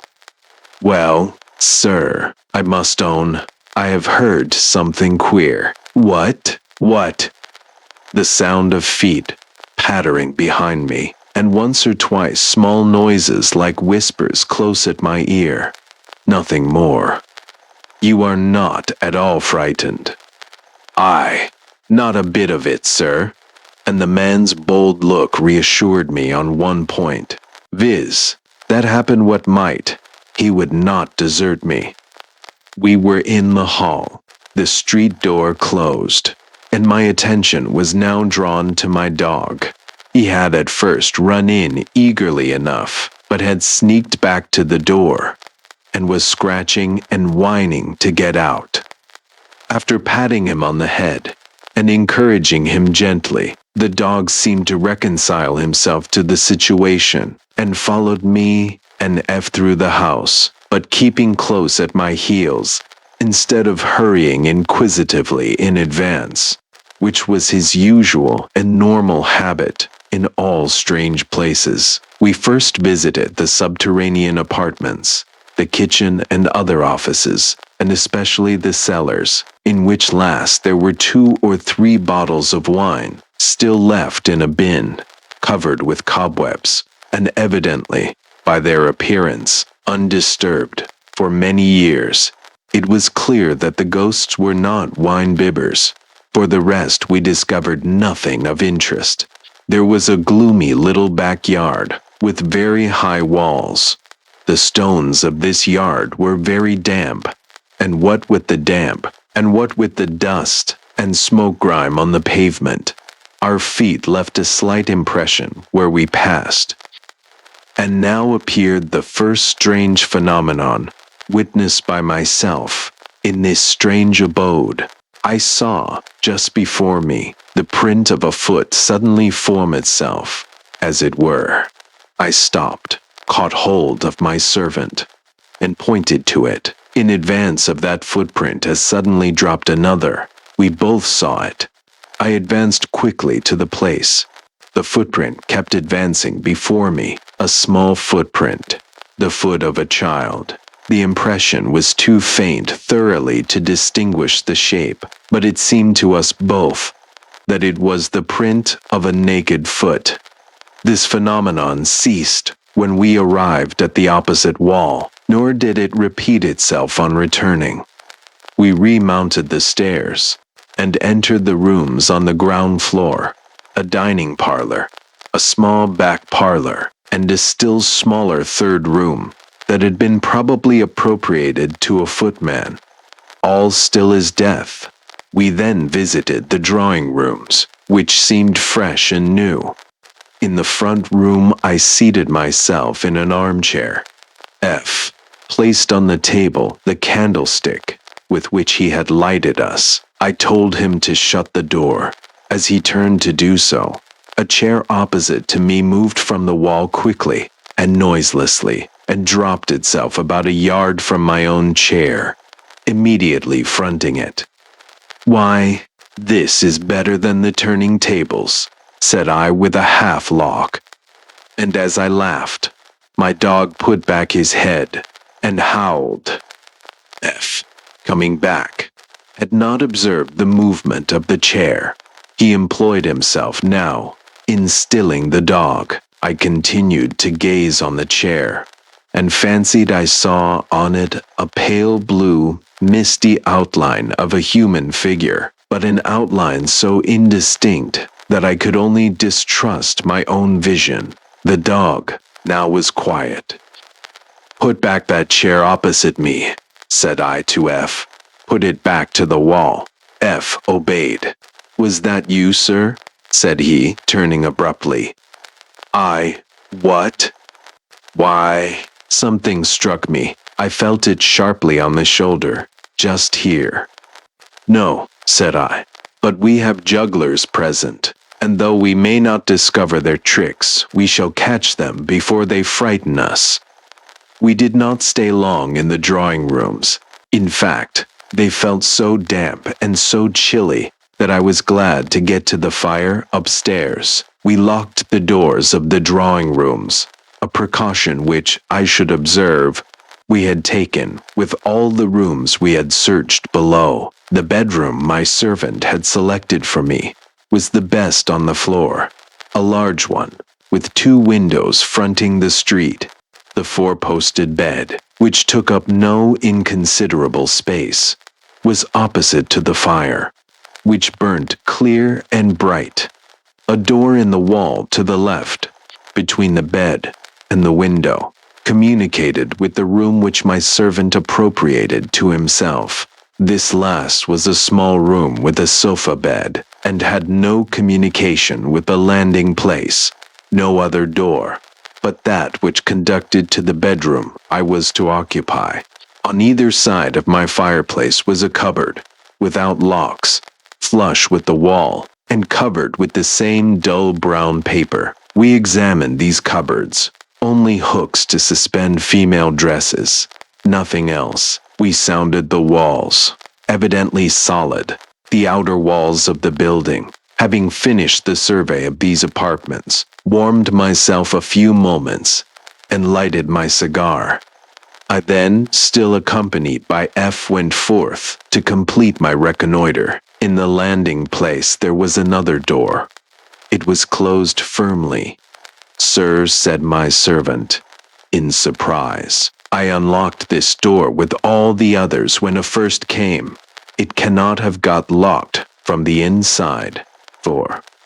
Before he had finished his sentence, the door, which neither of us then was touching, opened quietly of itself. We looked at each other a single instant. The same thought seized both. Some human agency might be detected here. I rushed in first. My servant followed. A small blank dreary room without furniture. Few empty boxes and hampers in a corner. A small window. The shutters closed. Not even a fireplace. No other door than that by which we had entered. No carpet on the floor, and the floor seemed very old, uneven, worm-eaten, mended here and there, as was shown by the whiter patches on the wood, but no living being, and no visible place in which a living being could have hidden. As we stood gazing round, the door by which we had entered closed, as quietly as it had before opened. We were imprisoned. For the first time, I felt a creep of undefinable horror. Not so my servant. Why, they don't think to trap us. Sir, I could break the trumpery door with a kick of my foot. Try first, if it will open to your hand, said I, shaking off the vague apprehension that had seized me while I unclosed the shutters, and see what is without. I unbarred the shutters. The window looked on the little backyard I have before described. There was no ledge without, nothing to break the sheer descent of the wall. No man getting out of that window would have found any footing till he had fallen on the stones below. F, meanwhile, was vainly attempting to open the door. He now turned round to me and asked my permission to use force, and I should here state, in justice to the servant, that, far from evincing any superstitious terrors, his nerve, composure, and even gaiety, amidst circumstances so extraordinary, compelled my admiration and made me congratulate myself on having secured a companion in every way fitted to the occasion. I willingly gave him the permission he required, but though he was a remarkably strong man, his force was as idle as his milder efforts. The door did not even shake to his stoutest kick. Breathless and panting, he desisted. I then tried the door myself, equally in vain. As I ceased from the effort, again that creep of horror came over me, but this time it was more cold and stubborn. I felt as if some strange and ghastly exhalation were rising up from the chinks of that rugged floor and filling the atmosphere with a venomous influence hostile to human life.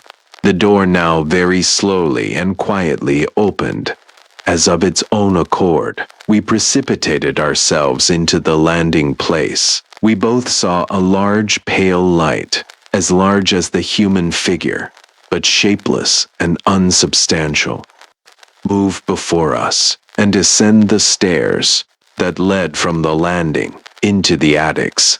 I followed the light, and my servant followed me.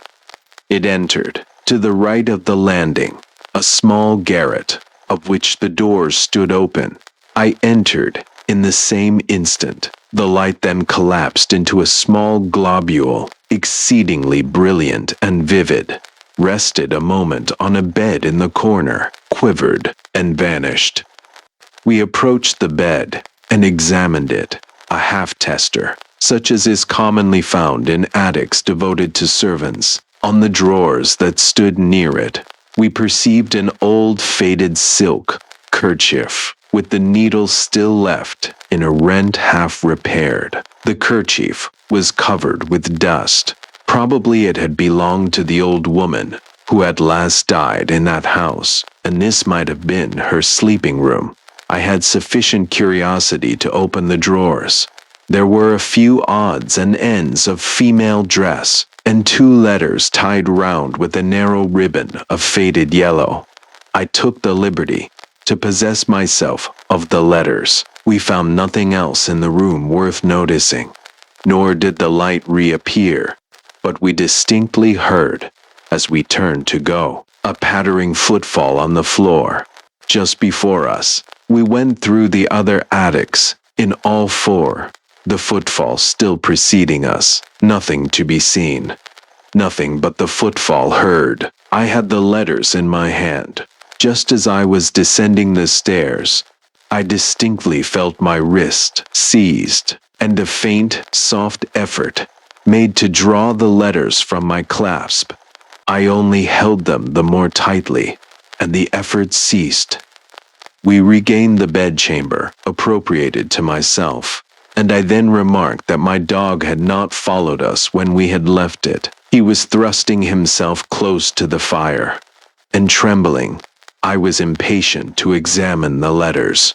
And while I read them, my servant opened a little box in which he had deposited the weapons I had ordered him to bring, took them out, placed them on a table close at my bedhead, and then occupied himself in soothing the dog, who, however, seemed to heed him very little.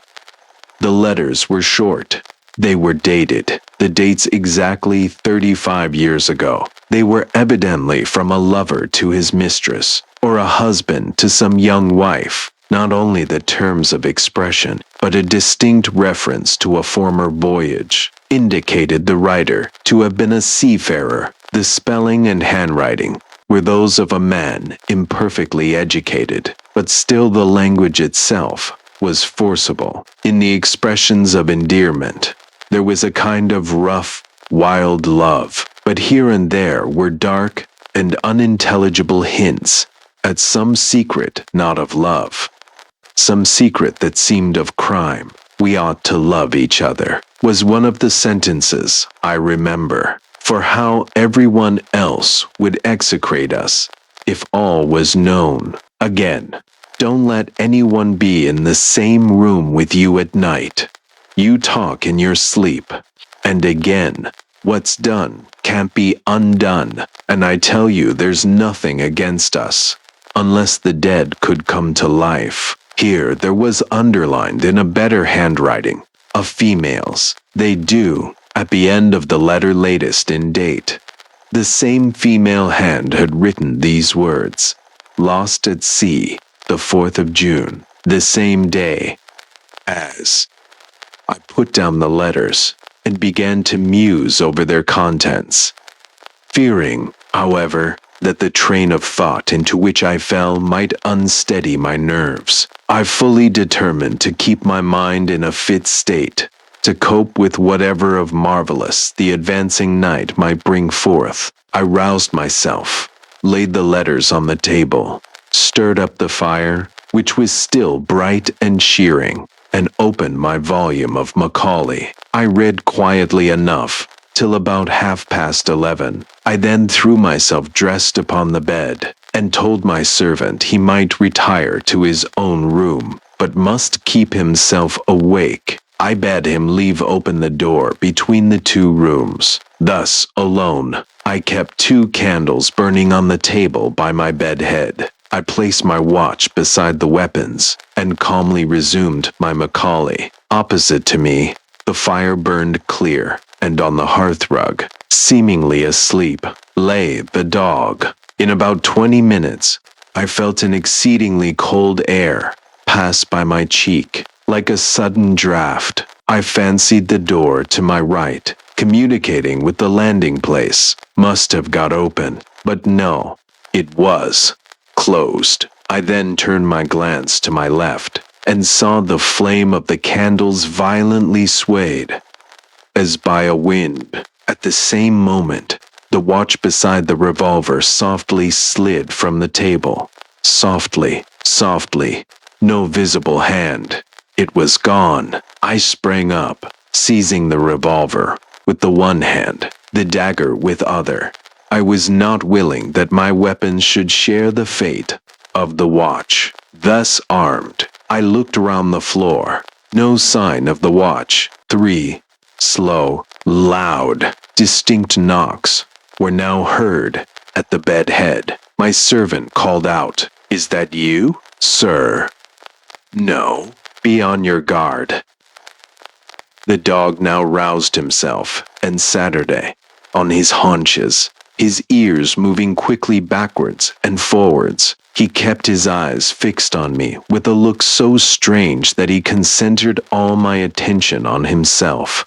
Slowly he rose up, all his hair bristling, and stood perfectly rigid, and with the same wild stare.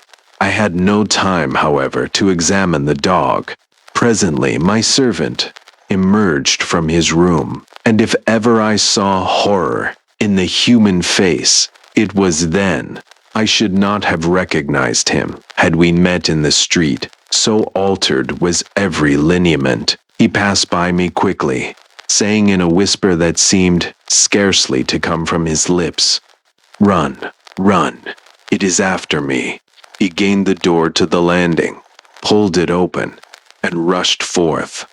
I followed him into the landing involuntarily, calling him to stop, but, without heeding me, he bounded down the stairs, clinging to the balusters, and taking several steps at a time.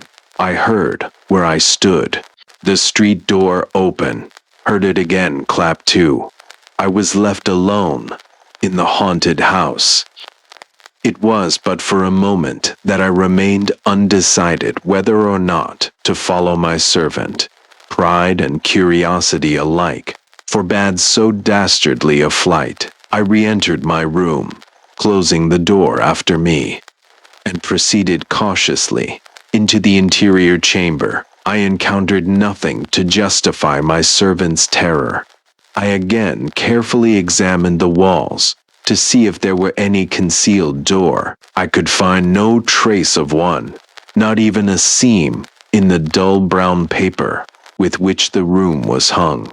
How then had the thing, whatever it was, which had so scared him, obtained ingress except through my own chamber?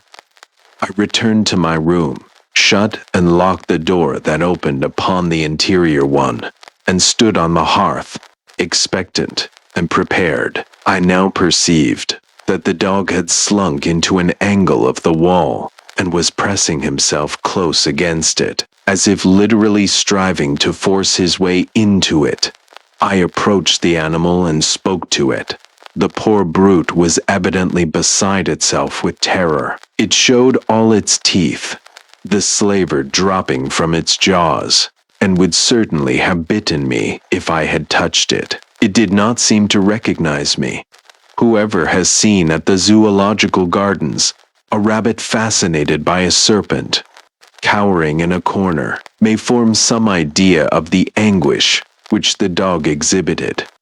Finding all efforts to soothe the animal in vain, and fearing that his bite might be as venomous in that state as in the madness of hydrophobia, I left him alone, placed my weapons on the table beside the fire, seated myself, and recommenced my Macaulay.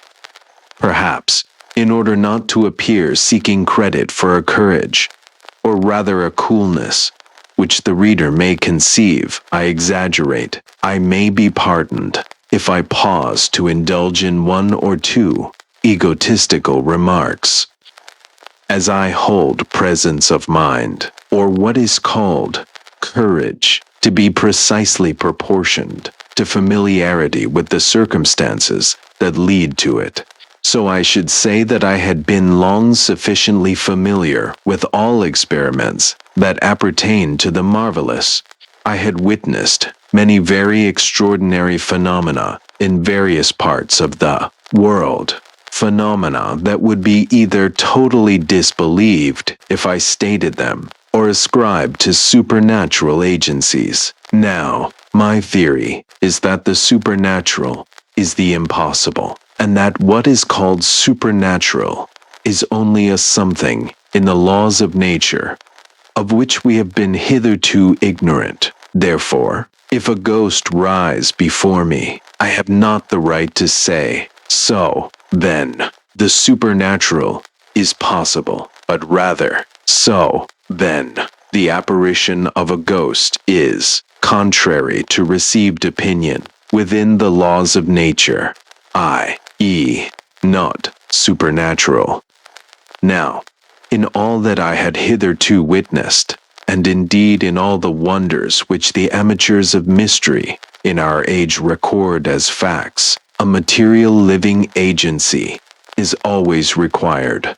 On the continent, you will find still magicians who assert that they can raise spirits. Assume for the moment that they assert truly. Still the living material form of the magician is present, and he is the material agency by which, from some constitutional peculiarities, certain strange phenomena are represented to your natural senses.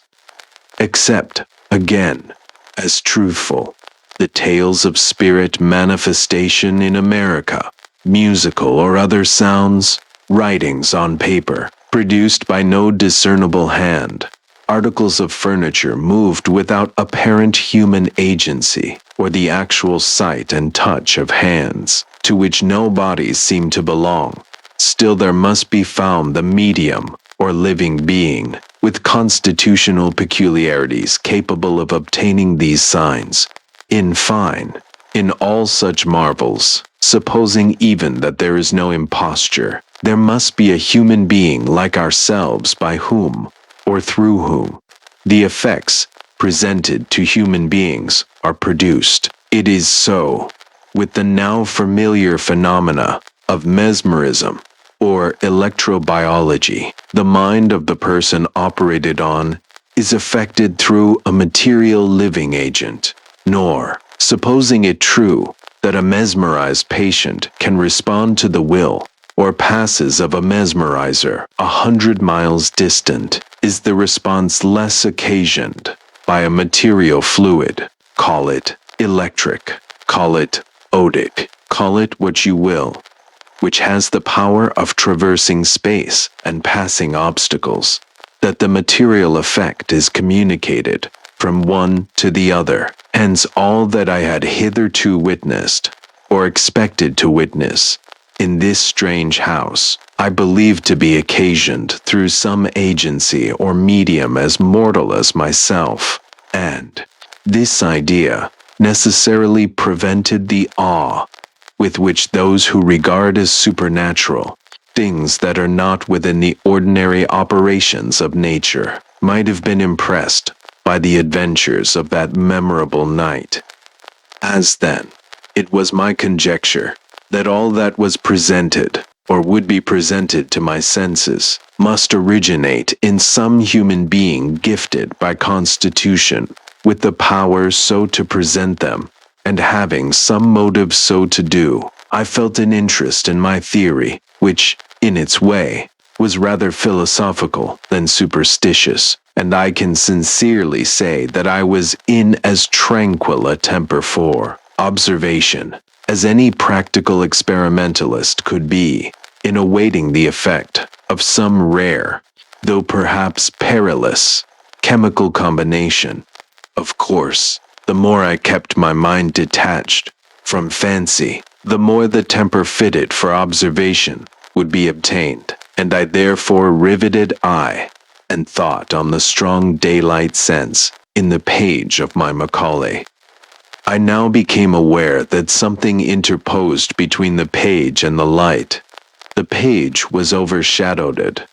I looked up, and I saw what I shall find it very difficult, perhaps impossible, to describe. It was a darkness, shaping itself forth from the air in very undefined outline. I cannot say it was of a human form, and yet it had more resemblance to a human form, or rather shadow, than to anything else, as it stood, wholly apart, and distinct from the air and the light around it. Its dimensions seemed gigantic, the summit nearly touching the ceiling. While I gazed, a feeling of intense cold seized me. An iceberg before me could not more have chilled me, nor could the cold of an iceberg have been more purely physical.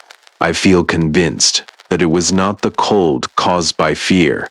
As I continued to gaze, I thought, but this I cannot say with precision, that I distinguished two eyes looking down on me from the height. One moment, I fancied that I distinguished them clearly. The next, they seemed gone, but still, two rays of a pale blue light frequently shot through the darkness, as from the height on which I half believed, half doubted, that I had encountered the eyes. I strove to speak. My voice utterly failed me. I could only think to myself, is this fear? It is not fear. I strove to rise, in vain. I felt as if weighed down by an irresistible force. Indeed, my impression was that of an immense and overwhelming power, opposed to any volition, that sense of utter inadequacy to cope with a force beyond man's, which one may feel physically in a storm at sea, in a conflagration, or when confronting some terrible wild beast, or rather, perhaps the shark of the ocean. I felt morally opposed to my will was another will, as far superior to its strength as storm, fire, and shark are superior in material force to the force of man. And now, as this impression grew on me, now came, at last, horror to a degree that no words can convey. Still, I retained pride, if not courage, and in my own mind I said, "This is horror, but it is not fear. Unless I fear, I cannot be harmed. My reason rejects this thing. It is an illusion. I do not fear." With a violent effort, I succeeded at last in stretching out my hand towards the weapon on the table. As I did so, on the arm and shoulder, I received a strange shock, and my arm fell to my side, powerless. And now, to add to my horror, the light began slowly to wane from the candles. They were not, as it were, extinguished, but their flame seemed very gradually withdrawn. It was the same with the fire. The light was extracted from the fuel in a few minutes. The room was in utter darkness. The dread that came over me, to be thus in the dark with that dark thing, whose power was so intensely felt, brought a reaction of nerve. In fact, terror had reached that climax, that either my senses must have deserted me, or I must have burst through the spell. I did burst through it. I found voice, though the voice was a shriek. I remember that I broke forth with words like these: "I do not fear. My soul does not fear," and at the same time I found the strength to rise. Still in that profound gloom I rushed to one of the windows, tore aside the curtain, flung open the shutters. My first thought was light, and when I saw the moon high, clear, and calm, I felt a joy that almost compensated for the previous terror. There was the moon. There was also the light from the gas lamps in the deserted, slumberous street. I turned to look back into the room. The moon penetrated its shadow very palely and partially, but still there was light. The dark thing, whatever it might be, was gone, except that I could yet see a dim shadow, which seemed the shadow of that shade, against the opposite wall. My eye now rested on the table, and from under the table, which was without cloth or cover, an old mahogany round table, there rose a hand, visible as far as the wrist. It was a hand seemingly as much of flesh and blood as my own, but the hand of an aged person, lean, wrinkled, small, too, a woman's hand. That hand very softly closed on the two letters that lay on the table. Hand and letters both vanished. There then came the same 3 loud measured knocks I heard at the bedhead before this extraordinary drama had commenced.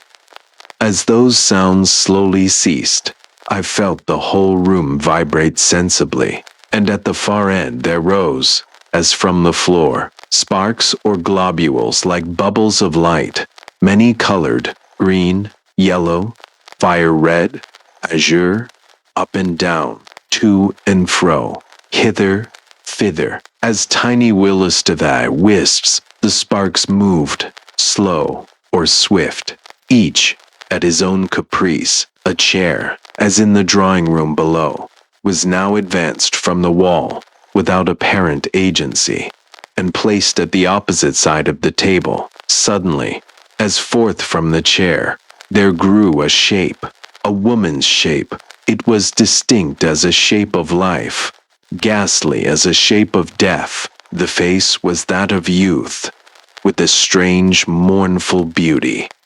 The throat and shoulders were bare, the rest of the form in a loose robe of cloudy white. It began sleeking its long yellow hair, which fell over its shoulders. Its eyes were not turned towards me, but to the door. It seemed listening, watching, waiting. The shadow of the shade in the background grew darker, and again I thought I beheld the eyes gleaming out from the summit of the shadow, eyes fixed upon that shape. As if from the door, though it did not open, there grew out another shape, equally distinct, equally ghastly, a man's shape, a young man's. It was in the dress of the last century, or rather in a likeness of such dress, for both the male shape and the female, though defined, were evidently unsubstantial, impalpable, simulacra phantasms, and there was something incongruous, grotesque, yet fearful in the contrast between the elaborate finery, the courtly precision of that old-fashioned garb, with its ruffles and lace and buckles, and the corpse-like aspect and ghost-like stillness of the flitting wearer. Just as the male shape approached the female, the dark shadow started from the wall, all three for a moment, wrapped in darkness. When the pale light returned, the two phantoms were as in the grasp of the shadow that towered between them, and there was a blood stain on the breast of the female, and the phantom male was leaning on its phantom sword, and blood seemed trickling fast from the ruffles, from the lace, and the darkness of the intermediate shadow swallowed them up. They were gone, and again the bubbles of light shot, and sailed, and undulated, growing thicker and thicker, and more wildly confused in their movements. The closet door to the right of the fireplace now opened, and, from the aperture, there came the form of an aged woman. In her hand, she held letters, the very letters over which I had seen the hand close, and behind her, I heard a footstep. She turned round as if to listen, and then she opened the letters and seemed to read, and over her shoulder I saw a livid face, the face as of a man long drowned, bloated, bleached, seaweed tangled in its dripping hair, and at her feet lay a form as of a corpse, and beside the corpse there cowered a child, a miserable, squalid child, with famine in its cheeks and fear in its eyes. And as I looked in the old woman's face, the wrinkles and lines vanished, and it became a face of youth, hard-eyed, stony, but still youth, and the shadow darted forth and darkened over these phantoms as it had darkened over the last. Nothing now was left but the shadow, and on that my eyes were intently fixed, till again eyes grew out of the shadow, malignant, serpent eyes, and the bubbles of light again rose and fell, and in their disorder, irregular, turbulent maze, mingled with the wan moonlight, and now from these globules themselves, as from the shell of an egg, monstrous things burst out. The air grew filled with them, Rave so bloodless and so hideous that I can in no way describe them, except to remind the reader of the swarming life which the solar microscope brings before his eyes in a drop of water. Things transparent, supple, agile, chasing each other, devouring each other, forms like naught ever beheld by the naked eye. As the shapes were without symmetry, so their movements were without order. In their very vagrancies, there was no sport. They came round me, and round, thicker and faster, and swifter, swarming over my head, crawling over my right arm, which was outstretched in involuntary command against all evil beings. Sometimes I felt myself touched, but not by them. Invisible hands touched me. Once I felt the clutch as of cold, soft fingers at my throat. I was still equally conscious that if I gave way to fear, I should be in bodily peril, and I concentrated all my faculties in the single focus of resisting stubborn will, and I turned my sight from the shadow, above all, from those strange serpent eyes, eyes that had now become distinctly visible. For there, though in naught else round me, I was aware that there was a will, and a will of intense, creative, working evil, which might crush down my own. The pale atmosphere in the room began now to redden, as if in the air of some near conflagration. The larvae grew lurid, as things that live in fire. Again, the room vibrated. Again were heard the 3 measured knocks, and again all things were swallowed up in the darkness of the dark shadow, as if out of that darkness all had come. Into that darkness all returned. As the gloom receded, the shadow was wholly gone. Slowly as it had been withdrawn, the flame grew again into the candles on the table, again into the fuel in the grate. The whole room came once more calmly, healthfully, into sight. The 2 doors were still closed, the door communicating with the servants' room still locked. In the corner of the wall into which he had so convulsively niched himself lay the dog. I called to him. No movement. I approached. The animal was dead. His eyes protruded, his tongue out of his mouth. The froth gathered round his jaws. I took him in my arms. I brought him to the fire. I felt acute grief for the loss of my poor favorite. Acute self-reproach. I accused myself of his death. I imagined he had died of fright. But what was my surprise on finding that his neck was actually broken? Had this been done in the dark? Must it not have been by a hand human as mine? Must there not have been a human agency all the while in that room? Good cause to suspect it. I cannot tell. I cannot do more than state the fact fairly. The reader may draw his own inference. Another surprising circumstance. My watch was restored to the table, from which it had been so mysteriously withdrawn. But it had stopped at the very moment it was so withdrawn. Nor, despite all the skill of the watchmaker, has it ever gone since. That is, it will go in a strange, erratic way for a few hours, and then come to a dead stop. It is worthless. Nothing more chanced for the rest of the night, nor, indeed, had I longed to wait before the dawn broke, nor till it was broad daylight did I quit the haunted house. Before I did so, I revisited the little blind room, in which my servant and myself had been for a time imprisoned. I had a strong impression, for which I could not account, that from that room had originated the mechanism of the phenomena, if I may use the term, which had been experienced in my chamber. And though I entered it now in the clear day, with the sun peering through the filmy window, I still felt, as I stood on its floor, the creep of the horror which I had first there experienced the night before, and which had been so aggravated by what had passed in my own chamber. I could not, indeed, bear to stay more than half a minute within those walls. I descended the stairs, and again I heard the footfall before me, and when I opened the street door, I thought I could distinguish a very low laugh. I gained my own home, expecting to find my runaway servant there, but he had not presented himself. nor did I hear more of him for 3 days, when I received a letter from him, dated from Liverpool, to this effect.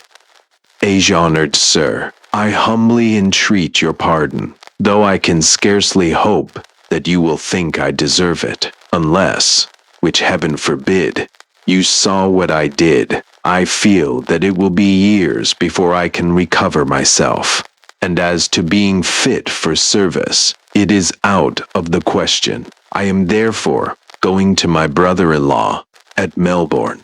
The ship sails tomorrow. Perhaps the long voyage may set me up. I do nothing now but start and tremble, and fancy is behind me. I humbly beg you, honored sir, to order my clothes, and whatever wages are due to me, to be sent to my mother's at Walworth. John knows her address.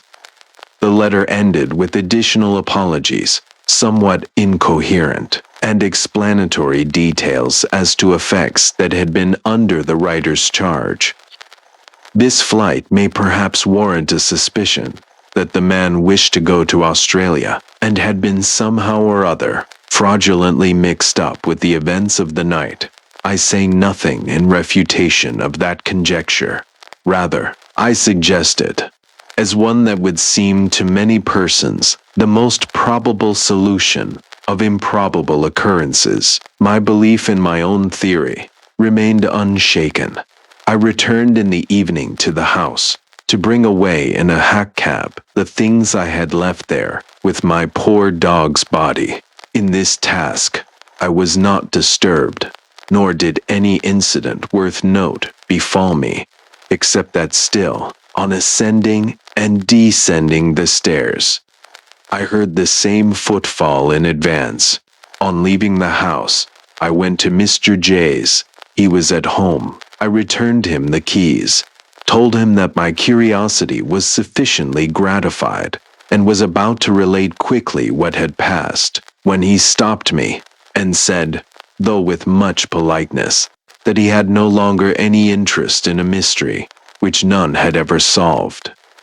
I determined at least to tell him of the 2 letters I had read, as well as of the extraordinary manner in which they had disappeared, and I then inquired if he thought they had been addressed to the woman who had died in the house, and if there were anything in her early history which could possibly confirm the dark suspicions to which the letters gave rise. Mr. Z seemed startled, and, after musing a few moments, answered, I am but little acquainted with the woman's earlier history, except, as I before told you, that her family were known to mine. But you revive some vague reminiscences to her prejudice. I will make inquiries and inform you of their result. Still, even if we could admit the popular superstition that a person who had been either the perpetrator or the victim of dark crimes in life could revisit, as a restless spirit, the scene in which those crimes had been committed, I should observe that the house was infested by strange sights and sounds before the old woman died. You smile. What would you say? I would say this, that I am convinced if we could get to the bottom of these mysteries, we should find a living human agency. What? You believe it is all an imposture? For what object? Not an imposture in the ordinary sense of the word. If suddenly I were to sink into a deep sleep, from which you could not awake me, but in that sleep could answer questions with an accuracy which I could not pretend to when awake, tell you what money you had in your pocket, nay, describe your very thoughts. It is not necessarily an imposture, any more than it is necessarily supernatural. I should be, unconsciously to myself, under a mesmeric influence, conveyed to me from a distance, by a human being who had acquired power over me by previous rapport. But if a mesmerizer could so affect another living being, Can you suppose that a mesmerizer could also affect inanimate objects, move chairs, open and shut doors, or impress our senses with the belief in such effects? We never, having been in rapport with the person acting on us. No, what is commonly called mesmerism could not do this, but there may be a power akin to mesmerism and superior to it, the power that in the old days was called magic. That such a power may extend to all inanimate objects of matter, I do not say, but if so, it would not be against nature. It would be only a rare power in nature, which might be given to constitutions with certain peculiarities, and cultivated by practice to an extraordinary degree. That such a power might extend over the dead, that is, over certain thoughts and memories that the dead may still retain, and compel, not that which ought properly to be called the soul, and which is far beyond human reach, but rather a phantom of what has been most earth-stained on earth, to make itself apparent to our senses, is a very ancient, though obsolete theory, upon which I will hazard no opinion, but do not conceive the power would be supernatural. Let me illustrate what I mean from an experiment, which Paracelsus describes as not difficult, and which the author of the Curiosities of Literature cites as credible. A flower perishes. You burn it. Whatever were the elements of that flower while it lived are gone, dispersed, you know not whither. You can never discover nor recollect them, but you can, by chemistry, out of the burnt dust of that flower, raise a spectrum of the flower, just as it seemed in life. It may be the same with the human being. The soul has as much escaped you as the essence or elements of the flower. Still you may make a spectrum of it. And this phantom, though in the popular superstition it is held to be the soul of the departed, must not be confounded with the true soul. It is but eidolon of the dead form. Hence, like the best attested stories of ghosts or spirits, the thing that most strikes us is the absence of what we hold to be soul, that is, of superior emancipated intelligence. These apparitions come for little or no object. They seldom speak when they do come. If they speak, they utter no ideas above those of an ordinary person on earth. American spirit seers have published volumes of communications in prose and verse, which they assert to be given in the names of the most illustrious dead, Shakespeare, Bacon, heaven knows whom. Those communications, taking the best, are certainly not a whit of higher order than would be communications from living persons of fair talent and education. They are wondrously inferior to what Bacon, Shakespeare, and Plato said and wrote when on earth. Nor, what is more noticeable, do they ever contain an idea that was not on the earth before. Wonderful. Therefore, as such phenomena may be granting them to be truthful, I see much that philosophy may question, nothing that it is incumbent on philosophy to deny. These, nothing supernatural, they are but ideas conveyed somehow or other. We have not yet discovered the means from one mortal brain to another, whether in so doing tables walk of their own accord, or fiend-like shapes appear in a magic circle, or bodiless hands rise and remove material objects, or a thing of darkness, such as presented itself to me, freeze our blood. Still, am I persuaded that these are but agencies conveyed, as if by electric wires, to my own brain from the brain of another. In some constitutions, there is a natural chemistry, and these constitutions may produce chemic wonders. In others, a natural fluid, call it electricity, and these may produce electric wonders. But the wonders differ from normal science in this. They are alike, objectless, purposeless, puerile, frivolous. They lead on to no grand results, and therefore, the world does not heed, and true sages have not cultivated them. But sure I am that of all I saw or heard, a man, human as myself, was the remote originator, and I believe unconsciously to himself, as to the exact effects produced. For this reason, no two persons, you say, have ever told you that they experienced exactly the same thing. Well, observe, no two persons ever experience exactly the same dream. If this were an ordinary imposture, the machinery would be arranged for results that would but little vary. If it were a supernatural agency permitted by the Almighty,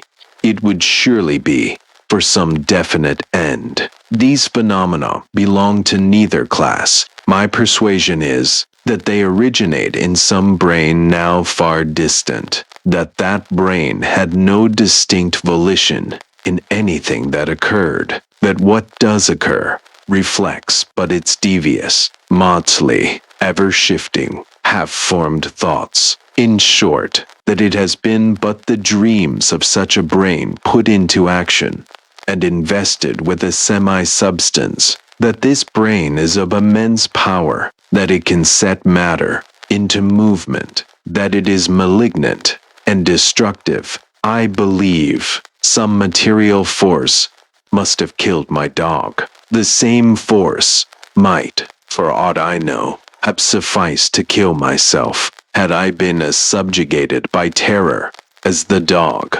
Had my intellect or my spirit given me no countervailing resistance in my will. It killed your dog. That is fearful. Indeed, it is strange that no animal can be induced to stay in that house. Not even a cat. Rats and mice are never found in it.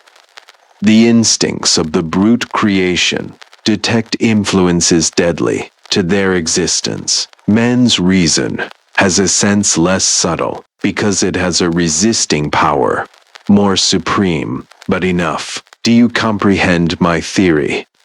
Yes, though imperfectly, and I accept any crotchet, pardon the word, however odd, rather than embrace at once the notion of ghosts and hobgoblins we imbibed in our nurseries. Still, to my unfortunate house, the evil is the same. What on earth can I do with the house?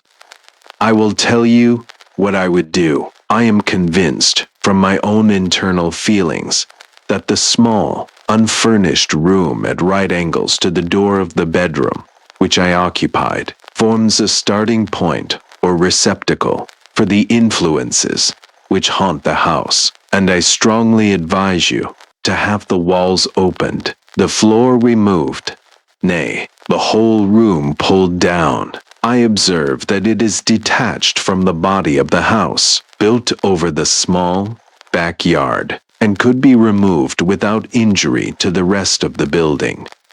And you think, if I did that, you would cut off the telegraph wires. Try it. I am so persuaded that I am right, that I will pay half the expense, if you will allow me to direct the operations. Nay, I am well able to afford the cost. For the rest, allow me to write to you. About 10 days afterwards, I received a letter from Mr. J, telling me that he had visited the house since I had seen him, that he had found the 2 letters I had described replaced in the drawer from which I had taken them, that he had read them with misgivings like my own, that he had instituted a cautious inquiry about the woman to whom I rightly conjectured they had been written. It seemed that 36 years ago, a year before the date of the letters, she had married, against the wish of her relations, an American of very suspicious character. In fact, he was generally believed to have been a pirate. She herself was the daughter of very respectable tradespeople, and had served in the capacity of nursery governess before her marriage. She had a brother, a widower who was considered wealthy and who had one child of about 6 years old. A month after the marriage, the body of this brother was found in the Thames, near London Bridge. There seemed some marks of violence about his throat, but they were not deemed sufficient to warrant the inquest in any other verdict than that of found drowned. The American and his wife took charge of the little boy. The deceased brother, having by his will left his sister the guardian of his only child, and in the event of the child's death, the sister inherited. The child died about 6 months afterwards. It was supposed to have been neglected and ill-treated. The neighbors deposed to have heard it shriek at night. The surgeon who had examined it after death said that it was emaciated, as if from want of nourishment, and the body was covered with livid bruises. It seemed that one winter night the child had sought to escape, crept out into the backyard, tried to scale the wall, fallen back exhausted, and been found at morning on the stones in a dying state. But though there was some evidence of cruelty, there was none of murder, and the aunt and her husband had sought to palliate cruelty by alleging the exceeding stubbornness and perversity of the child, who was declared to be half-witted.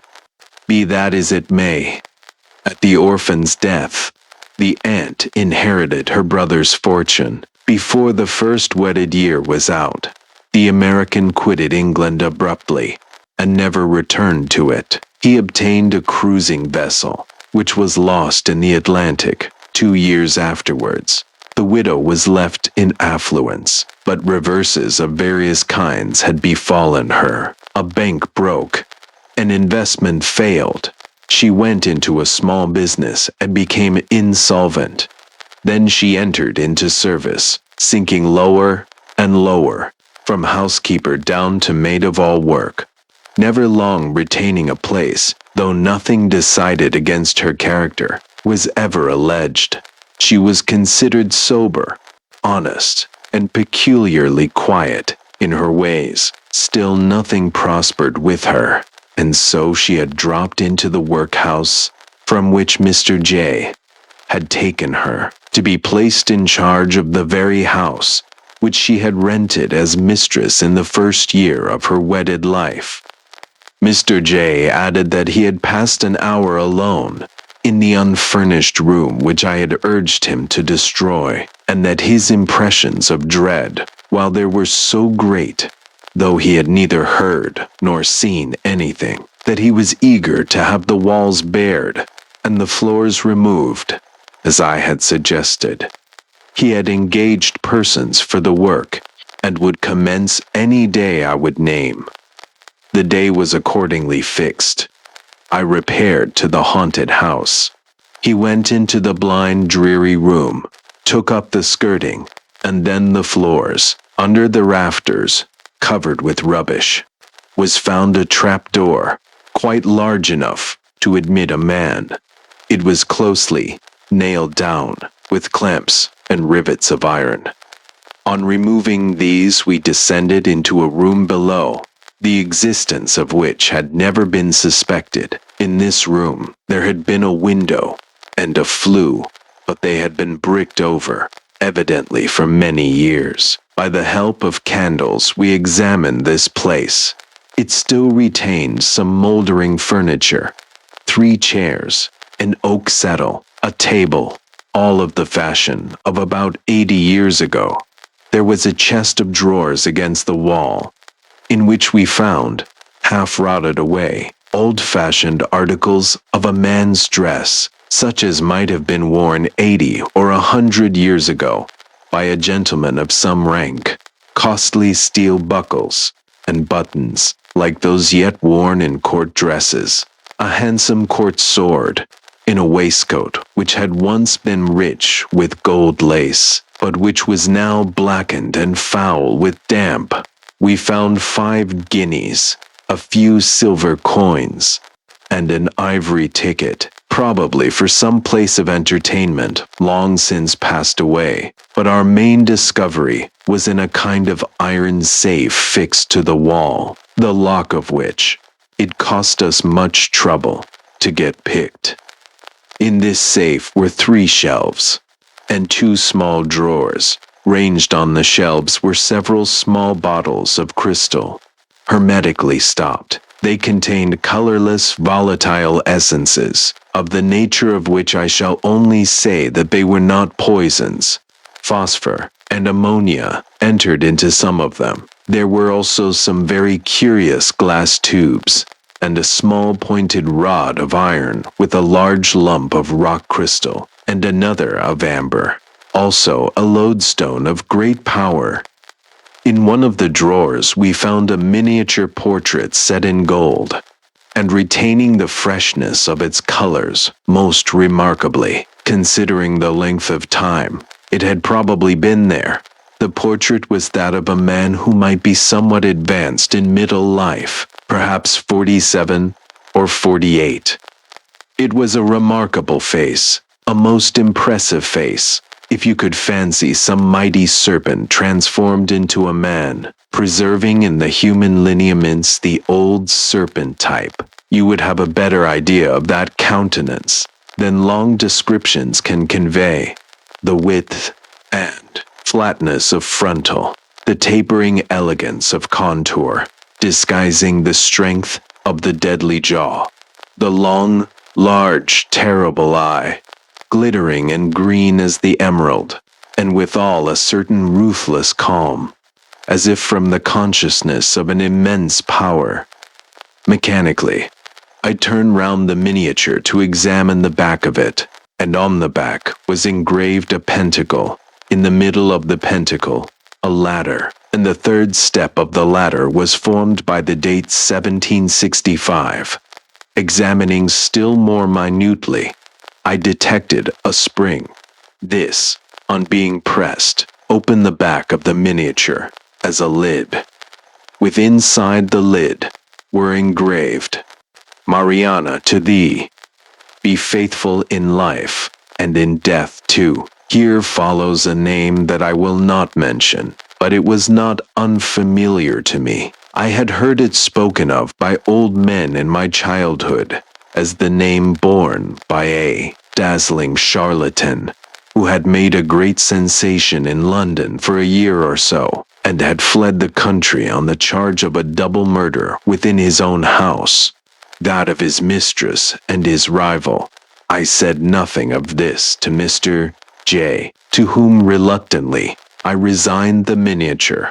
We had found no difficulty in opening the 1st drawer within the iron safe. We found great difficulty in opening the 2nd.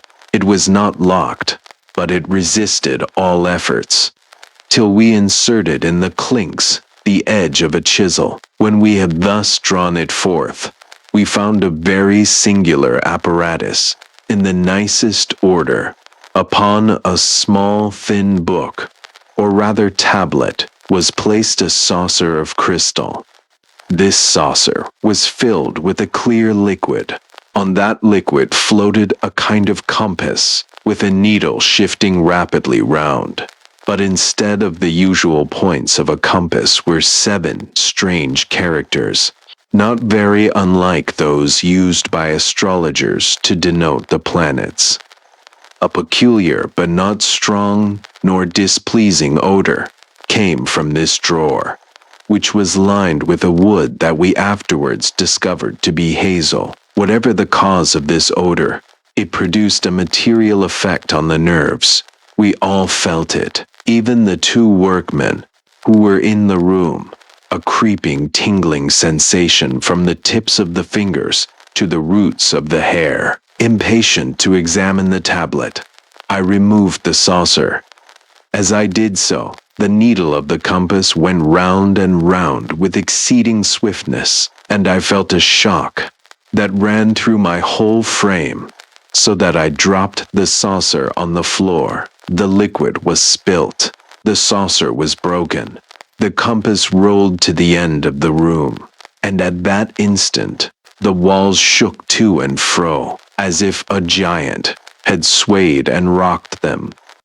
The two workmen were so frightened that they ran up the ladder by which we had descended from the trapdoor, but seeing that nothing more happened, they were easily induced to return. Meanwhile, I had opened the tablet. It was bound in plain red leather, with a silver clasp. It contained but one sheet of thick vellum, and on that sheet were inscribed within a double pentacle words in old monkish Latin, which are literally to be translated thus: on all that it can reach within these walls, sentient or inanimate, living or dead, as moves the needle, so work my will. Accursed be the house, and restless be the dwellers therein. We found no more. Mr. Baybert, the tablet and its anathema, he raised to the foundations, the part of the building containing the secret room, with the chamber over it. He had then the courage to inhabit the house himself for a month, and a quieter, better conditioned house could not be found in all London. Subsequently, he let it to advantage, and his tenant has made no complaints. The Silent Woman. The uproarious merriment of a wedding feast burst forth into the night from a brilliantly lighted house in the narrow street. It was one of those nights touched with the warmth of spring, but dark and full of soft mist. Most fitting it was for a celebration of the union of two yearning hearts, to share the same lot, a lot that may possibly dawn in sunny brightness, but also become clouded and sullen for a long, long time. But how merry and joyous they were over there, those people of the happy olden times. They, like us, had their troubles and trials, and when misfortune visited them, it came not to them with soft cushions and tender pressures of the hand. Rough and hard, with clenched fist, it laid hold upon them. But when they gave vent to their happy feelings and sought to enjoy themselves, they were like swimmers in cooling waters. They struck out into the stream with freshness and courage, suffered themselves to be borne along by the current, whithersoever it took its course. This was the cause of such a jubilee, such a thoughtlessly noisy outburst of all kinds of soul-possessing gaiety from this house of nuptials. And if I had known the bride's father, the rich Reuben Clatener, had just said that it would take the last gulden in my pocket, then out it would have come. In fact, it did appear as if the last groschen had really taken flight, and was fluttering about in the form of platters heaped up with geese and pastry tarts since 2 o'clock. That is, since the marriage ceremony had been performed out in the open street. Until nearly midnight, the wedding feast had been progressing, and even yet the sarvers, or waiters, were hurrying from room to room. It was as if a twofold blessing had descended upon all this abundance of food and drink. For, in the first place, they did not seem to diminish. Secondly, they ever found a new place for disposal. To be sure, this appetite was sharpened by the presence of a little dwarf-like, unimportant-looking man. He was esteemed, however, none the less highly by everyone. They had specially written to engage the celebrated lThe of Prague. And when was ever a mood so out of sorts, a heart so embittered, as not to thaw out and laugh if lThe played one of his pranks? Ah, thou art now dead, good fool. Thy lips, once always ready with a witty reply, are closed, thy mouth, then never still, now speaks no more. But when the hearty peals of laughter once rang forth at thy command, intercessors, as it were, in thy behalf before the very throne of God, thou hadst nothing to fear, and the joy of that other world was thine, that joy that has ever belonged to the most pious of country rabbis. In the meantime, the young people had assembled in one of the rooms to dance. It was strange how the sound of violins and trumpets accorded with the drolleries of the wit from Prague. In one part, the outbursts of merriment were so boisterous that the very candles on the little table seemed to flicker with terror. In another, an ordinary conversation was in progress, which now and then only ran over into a loud tittering when some old lady slipped into the circle and tried her skill at a redowa, then altogether unknown to the young people. In the very midst of the tangle of dancers was to be seen the bride, in a heavy silk wedding gown. The point of her golden hood hung far down over her face. She danced continuously. She danced with everyone that asked her. Had one, however, observed the actions of the young woman, they would certainly have seemed to him hurried, agitated, almost wild. She looked no one in the eye, not even her own bridegroom. He stood for the most part in the doorway, and evidently took more pleasure in the witticisms of the fool than in the dance or the lady dancers. But whoever thought for a moment why the young woman's hand burned, why her breath was so hot when one came near to her lips? Who should have noticed so strange a thing? A low whispering already passed through the company. A stealthy smile stole across many a lip. A bevy of ladies was seen to enter the room suddenly. The music dashed off into one of its loudest pieces, and, as if by enchantment, the newly made bride disappeared behind the ladies. The bridegroom, with his stupid, smiling mien, was still left standing on the threshold, but it was not long before he too vanished. One could hardly say how it happened, but people understand such skillful movements by experience, and will continue to understand them as long as there are brides and grooms in the world. This disappearance of the chief personages, little as it seemed to be noticed, gave, however, the signal for general leave-taking. The dancing became drowsy. It stopped all at once, as if by appointment. That noisy confusion now began which always attends so merry a wedding party. Half-drunken voices could be heard still intermingled with a last hearty laugh over a joke of the fool from Prague, echoing across the table. Here and there, someone, not quite sure of his balance, was fumbling for the arm of his chair or the edge of the table.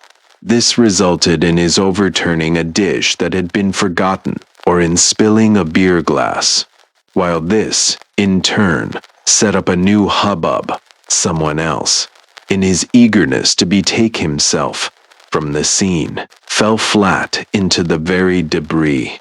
But all this tumult was really hushed the moment they all pressed to the door, for at that very instant, shrieks, cries of pain, were heard issuing from the entrance below. In an instant, the entire outpouring crowd, with all possible force, pushed back into the room, but it was a long time before the stream was pressed back again. Meanwhile, painful cries were again heard from below, so painful, indeed, that they restored even the most drunken to a state of consciousness. By the living God, they cried to each other, "What is the matter down there? Is the house on fire?" "She is gone! She is gone!" shrieked a woman's voice from the entry below. Who, groaned the wedding guests, seized, as it were, with an icy horror. "Gone, gone," cried the woman from the entry. and hurrying up the stairs came lThe, the mother of the bride, pale as death, her eyes dilated with most awful fright, convulsively grasping a candle in her hand. "For God's sakes, what has happened?" was heard on every side of her. The sight of so many people about her, and the confusion of voices, seemed to release the poor woman from a kind of stupor. She glanced shyly about her then, as if overcome with a sense of shame stronger than her terror, and said, in a suppressed tone, "Nothing, nothing. Good people, in God's name, I ask, what was there to happen?" Dissimulation, however, was too evident to suffice to deceive them. "Why, then, did you shriek so?" lThe called out one of the guests to her, "if nothing happened." "Yes, she has gone," lThe now moaned in heart-rending tones, "and she has certainly done herself some harm." The cause of this strange scene was now first discovered. The bride has disappeared from the wedding feast. Soon after that, she had vanished in such a mysterious way. The bridegroom went below to the dimly lighted room to find her, but in vain. At first thought this seemed to him to be a sort of bashful jest, but not finding her here, a mysterious foreboding seized him. He called to the mother of the bride, "Woe to me, this woman has gone." Presently, this party, that had so admirably controlled itself, was again thrown into commotion. There was nothing to do, was said on all sides, but to ransack every nook and corner. Remarkable instances of such disappearances of brides had been known. Evil spirits were wont to lurk about such nights, and to inflict mankind with all sorts of sorceries. Strange as this explanation may seem, there were many who believed it at this very moment, and, most of all, lThe herself, but it was only for a moment, for she at once exclaimed, "No, no, my good people, she is gone. I know she is gone." Now for the first time, many of them, especially the mothers, felt particularly uneasy, and anxiously called their daughters to them. Only a few showed courage, and urged that they must search and search, even if they had to turn aside the river Iser 100 times. They urgently pressed on, called for torches and lanterns, and started forth. The cowardly ran after them up and down the stairs. Before anyone perceived it, the room was entirely forsaken. Reuben Clatener stood in the hall entry below, and let the people hurry past him without exchanging a word with any. Bitter disappointment and fear had almost crazed him. One of the last to stay in the room above, with lThe, was, strange to say, Lebnar of Prague. After all had departed, he approached the miserable mother, and in a tone least becoming his general manner, inquired, "Tell me, now, Mrs. lThe, did she not wish to have him?" Whom, cried lThe, with renewed alarm, when she found herself alone with the fool.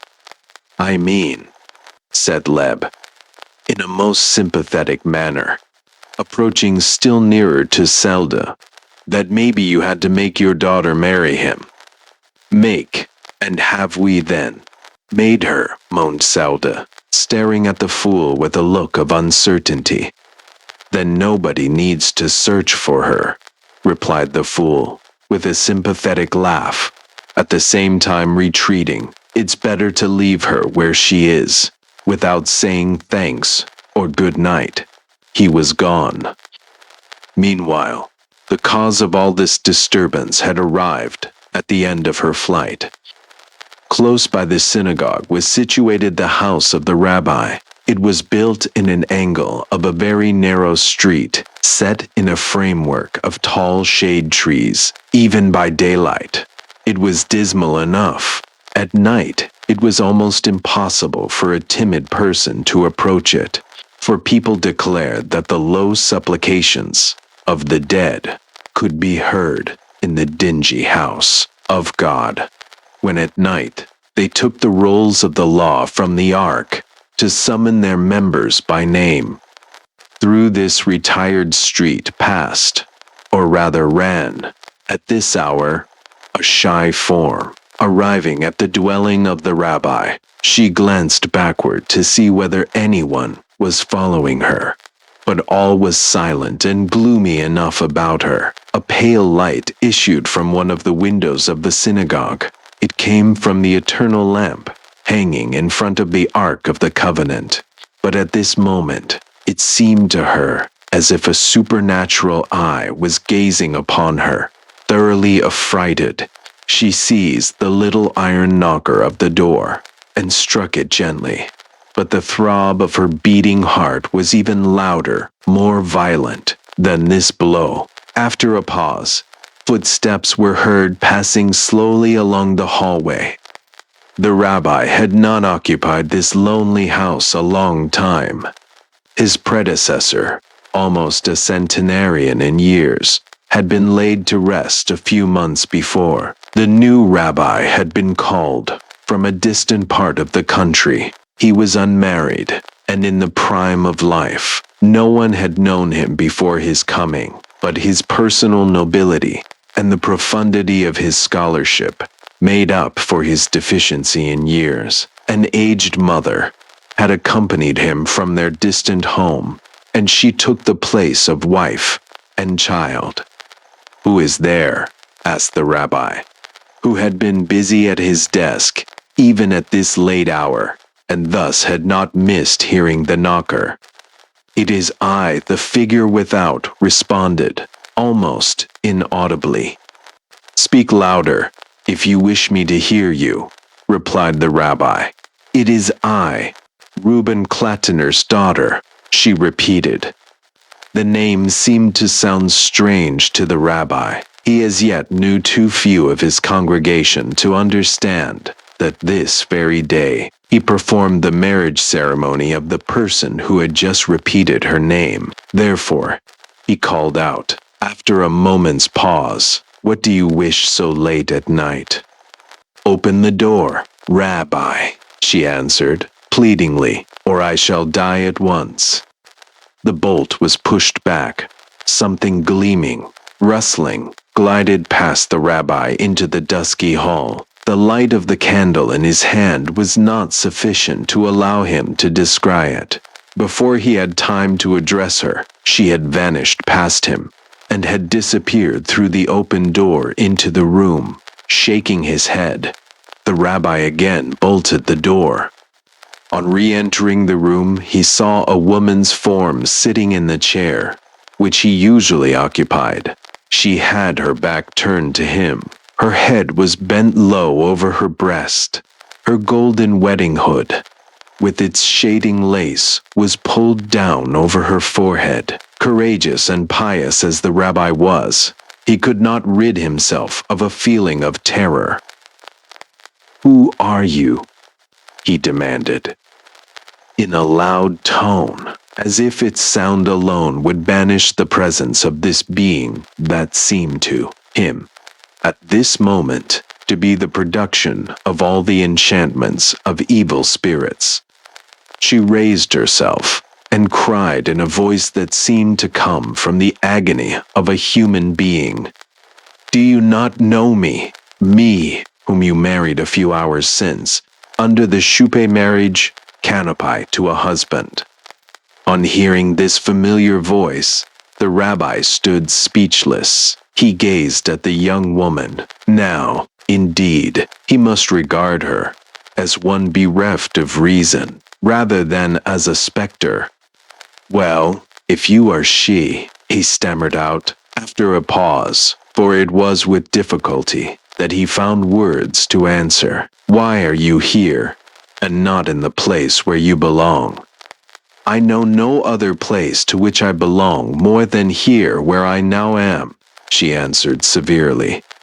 These words puzzled the rabbi still more. Is it really an insane woman before him? He must have thought so, for he now addressed her in a gentle tone of voice, as we do those suffering from this kind of sickness, in order not to excite her, and said, "The place where you belong, my daughter, is in the house of your parents, and, since you have today been made a wife, your place is in your husband's house." The young woman muttered something which failed to reach the rabbi's ear, yet he only continued to think that he saw before him some poor unfortunate, whose mind was deranged. After a pause, he added, in a still gentler tone, "What is your name, then, my child?" God, she moaned, in the greatest anguish. He does not even yet know my name. How should I know you? He continued, apologetically, for I am a stranger in this place. This tender remark seemed to have produced the desired effect upon her excited mind. My name is Vale, she said, quietly, after a pause. The rabbi quickly perceived that he had adopted the right tone towards his mysterious guest. Veal, he said, approaching nearer her. What do you wish of me?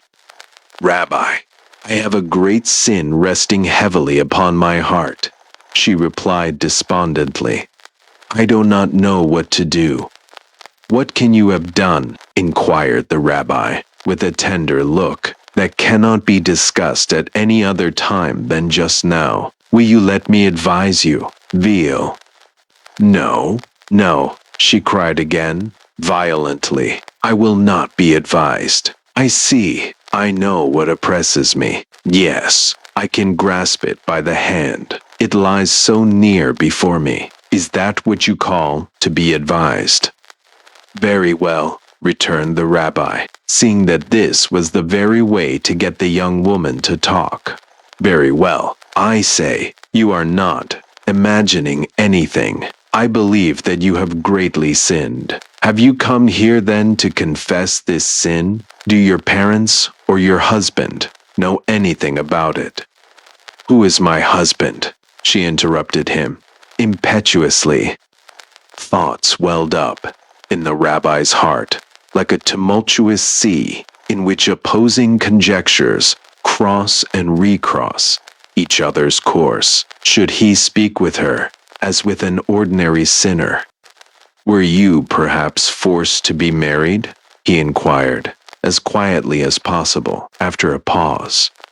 A suppressed sob, a strong inward struggle, manifesting itself in the whole trembling body, was the only answer to this question. Tell me, my child, said the rabbi, encouragingly, in such tones as the rabbi had never before heard, so strange, so surpassing any human sounds.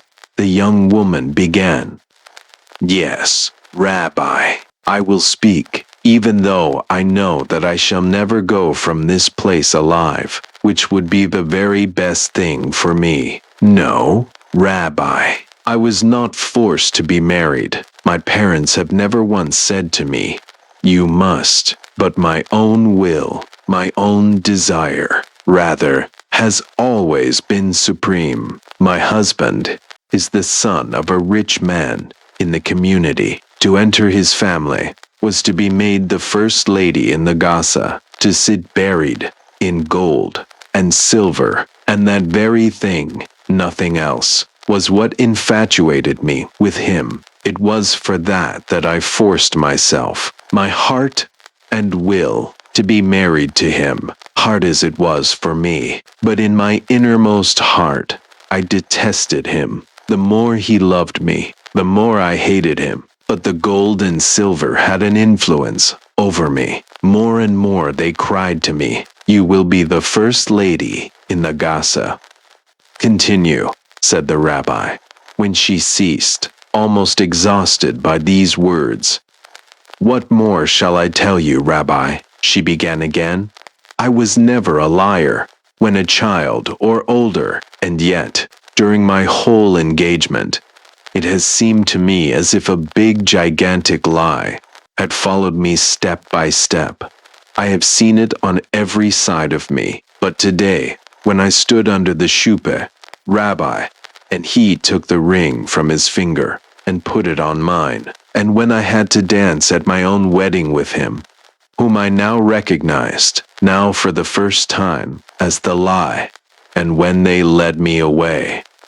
This sincere confession escaping from the lips of the young woman, she sobbed aloud and bowed her head still deeper over her breast. The rabbi gazed upon her in silence. No insane woman ever spoke like that. Only a soul conscious of its own sin, but captivated by a mysterious power, could suffer like this. It was not sympathy which he felt with her. It was much more a living over the sufferings of the woman. In spite of the confused story, it was all clear to the rabbi. The cause of the flight from the father's house at this hour also required no explanation. I know what you mean, he longed to say, but he could only find words to say. Speak further, Veal. The young woman turned towards him. He had not yet seen her face. The golden hood with the shading lace hung deeply over it. Have I not told you everything? She said, with a flush of scorn. Everything? Repeated the rabbi, inquiringly. He only said this, moreover, through embarrassment. Do you tell me now? She cried, at once, passionately and mildly. What am I to do? Be, exclaimed the rabbi, entertaining now for the first time a feeling of repugnance for this confidential interview. Tell me now, she pleaded, and before the rabbi could prevent it, the young woman threw herself down at his feet and clasped his knees in her arms. This hasty act had loosened the golden wedding hood from her head, and thus exposed her face to view, a face of remarkable beauty. So overcome was the young rabbi by the sight of it, that he had to shade his eyes with his hands, as if before a sudden flash of lightning. Tell me now, what shall I do? She cried again. Do you think that I have come from my parents' home merely to return again, without help? You alone in the world must tell me. Look at me. I have kept all my hair, just as God gave it me. It has never been touched by the shears. Should I, then, do anything to please my husband? I am no wife. I will not be a wife. Tell me, what am I to do? Arise, arise, bade the rabbi, but his voice quivered, sounded almost painful. Tell me first, she gasped. I will not rise till then. How can I tell you? He moaned, almost inaudibly. Naphtali, shrieked the kneeling woman. But the rabbi staggered backward. The room seemed ablaze before him, like a bright fire. A sharp cry rang from his breast, as if one suffering from some painful wound had been seized by a rough hand. In his hurried attempt to free himself from the embrace of the young woman, who still clung to his knees, it chanced that her head struck heavily against the floor. Naphtali, she cried once again. Silence, silence, groaned the rabbi, pressing both hands against his head. And still again, she called out this name, but not with that agonizing cry. It sounded rather like a commingling of exultation and lamentation. And again, he demanded, silence, silence, but this time so imperiously, so forcibly, that the young woman lay on the floor, as if conjured, not daring to utter a single word. The rabbi paced almost wildly up and down the room. There must have been a hard, terrible struggle in his breast. It seemed to the one lying on the floor that she heard him sigh from the depths of his soul. Then his pacing became calmer, but it did not last long. The fierce conflict again assailed him. His step grew hurried. It echoed loudly through the awful stillness of the room. Suddenly, he neared the young woman, who seemed to lie there, scarcely breathing. He stopped in front of her. Had anyone seen the face of the rabbi at this moment, the expression on it would have filled him with terror. There was a marvelous tranquility overlying it, the tranquility of a struggle for life or death. "Listen to me now, Vale," he began slowly. "I will talk with you." "I listen, Rabbi," she whispered. "But do you hear me well? Only speak," she returned. But will you do what I advise you? Will you not oppose it? For I am going to say something that will terrify you." "I will do anything that you say. Only tell me," she moaned. "Will you swear?" "I will," she groaned. "No, do not swear yet, until you have heard me," he cried. "I will not force you." This time came no answer. "Hear me, then, daughter of Reuben Clataner," he began, after a pause. "You have a twofold sin upon your soul, and each is so great, so criminal, that it can only be forgiven by severe punishment. First, you permitted yourself to be infatuated by the gold and silver, and then you forced your heart to lie.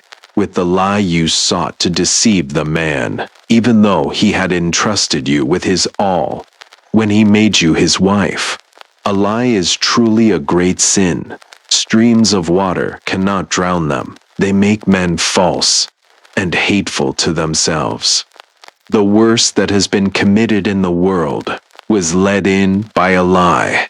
That is the one sin." I know, sobbed the young woman.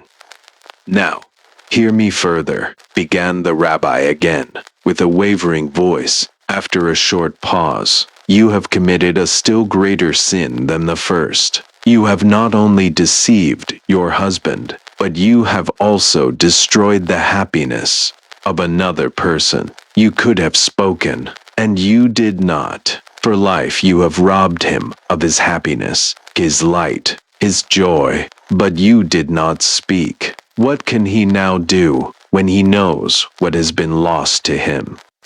"Naphtali," cried the young woman. "Silence, silence. Do not let that name pass your lips again," he demanded, violently. "The more you repeat it, the greater becomes your sin. Why did you not speak when you could have spoken? God can never easily forgive you that. To be silent, to keep secret in one's breast, what would have made another man happier than the mightiest monarch? Thereby, you have made him more than unhappy. He will never more have the desire to be happy. Veal, God in heaven cannot forgive you for that." "Silence, silence," groaned the wretched woman. "No, Vale," he continued, with a stronger voice. "Let me talk now. You are certainly willing to hear me speak. Listen to me. You must do severe penance for this sin, the twofold sin which rests upon your head. God is long-suffering and merciful. He will perhaps look down upon your misery and will blot out your guilt from the great book of transgressions. But you must become penitent. Hear now what it shall be." The rabbi paused. He was on the point of saying the severest thing that had ever passed his lips. "You were silent, Veal. Then," he cried, "when you should have spoken. Be silent now forever, to all men and to yourself. From the moment you leave this house, until I grant it, you must be dumb. You dare not let a loud word pass from your mouth. Will you undergo this penance?" "I will do all you say," moaned the young woman. Will you have strength to do it? He asked, gently. I shall be as silent as death, she replied. And one thing more I have to say to you, he continued. You are the wife of your husband. Return home and be a Jewish wife. I understand you, she sobbed in reply. Go to your home now and bring peace to your parents and husband. The time will come when you may speak, when your sin will be forgiven you. Till then, bear what has been laid upon you. May I say one thing more, she cried, lifting up her head. Speak, he said. lThe. The rabbi covered his eyes with one hand, with the other motioned her to be silent, but she grasped his hand, drew it to her lips. Hot tears fell upon it. Go now, he sobbed, completely broken down. She let go the hand. The rabbi had seized the candle, but she had already passed him and glided through the dark hall. The door was left open. The rabbi locked it again. Veal returned to her home, as she had escaped, unnoticed. The narrow street was deserted, as desolate as death. The searchers were to be found everywhere, except there where they ought first to have sought for the missing one. Her mother, settled, still Saturday, on the same chair on which she had sunk down an hour ago. The fright had left her like one paralyzed, and she was unable to rise. What a wonderful contrast this wedding room, with the mother sitting alone in it, presented to the hilarity reigning here shortly before. On Vale's entrance, her mother did not cry out. She had no strength to do so. She merely said, So you have come at last, my daughter, as if Vale had only returned from a walk somewhat too long. But the young woman did not answer to this and similar questions. Finally, she signified by gesticulations that she could not speak. Fright seized the wretched mother a second time, and the entire house was filled with her lamentations. Reuben Clatiner and Vale's husband, having now returned from their fruitless search, were horrified on perceiving the change which Vale had undergone. Being men, they did not weep. With staring eyes they gazed upon the silent young woman, and beheld in her an apparition which had been dealt with by God's visitation in a mysterious manner. From this hour began the terrible penance of the young woman. The impression which Vale's woeful condition made upon the people of the Gaza was wonderful. Those who had danced with her that evening on the wedding now first recalled her excited state. Her wild actions were now first remembered by many. It must have been an evil eye, they concluded. A jealous, evil eye, to which her beauty was hateful. This alone could have possessed her with a demon of unrest. She was driven by this evil power into the dark night, a sport of these malicious potencies which pursue men step by step, especially on such occasions. The living God alone knows what she must have seen that night. Nothing good, else one would not become dumb. Old legends and tales were revived, each more horrible than the other. Hundreds of instances were given to prove that this was nothing new in the Ges. Despite this explanation, it is remarkable that the people did not believe that the young woman was dumb. The most thought that her power of speech had been paralyzed by some awful fright, but that, with time, it would be restored. Under this supposition, they called her Veal, the Silent. There is a kind of human eloquence more telling, more forcible than the loudest words, than the choicest diction, the silence of woman. Ofttimes they cannot endure the slightest vexation, but some great heartbreaking sorrow, some pain from constant renunciation, self-sacrifice. They suffer with sealed lips, as if, in very truth, they were bound with bars of iron. It would be difficult to fully describe that long, silent life of the young woman. It is almost impossible to cite more than one incident. Beale accompanied her husband to his home, that house resplendent with that gold and silver which had infatuated her. She was, to be sure, the first woman in the Gaza. She had everything in abundance. Indeed, the world supposed that she had but little cause for complaint. Must one have everything? Was sometimes queried in the Gaza. One has one thing, another, and according to all appearances, the people were right. Beale continued to be the beautiful, blooming woman. Her penance of silence did not deprive her of a single charm. She was so very happy, indeed, that she did not seem to feel even the pain of her punishment. Beale could laugh and rejoice, but never did she forget to be silent. The seemingly happy days, however, were only qualified to bring about the proper time of trials and temptations. The beginning was easy enough for her. The middle and end were times of real pain. The first years of their wedded life were childless. It is well, the people in the Gaza said, that she has no children, and God has rightly ordained it to be so. A mother who cannot talk to her child, that would be something awful, unexpectedly to all. She rejoiced one day in the birth of a daughter, and when that affectionate young creature, her own offspring, was laid upon her breast, and the first sounds were uttered by its lips, that nameless, eloquent utterance of an infant, she forgot herself not. She was silent.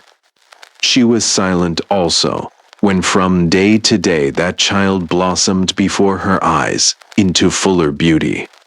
Nor had she any words for it when, in effusions of tenderness, it stretched forth its tiny arms, when in burning fever it sought for the mother's hand. For days, yes, weeks, together she watched at its bedside. Sleep never visited her eyes, but she ever remembered her penance. Years fled by. In her arms she carried another child. It was a boy. The father's joy was great. The child inherited its mother's beauty, like its sister. It grew in health and strength.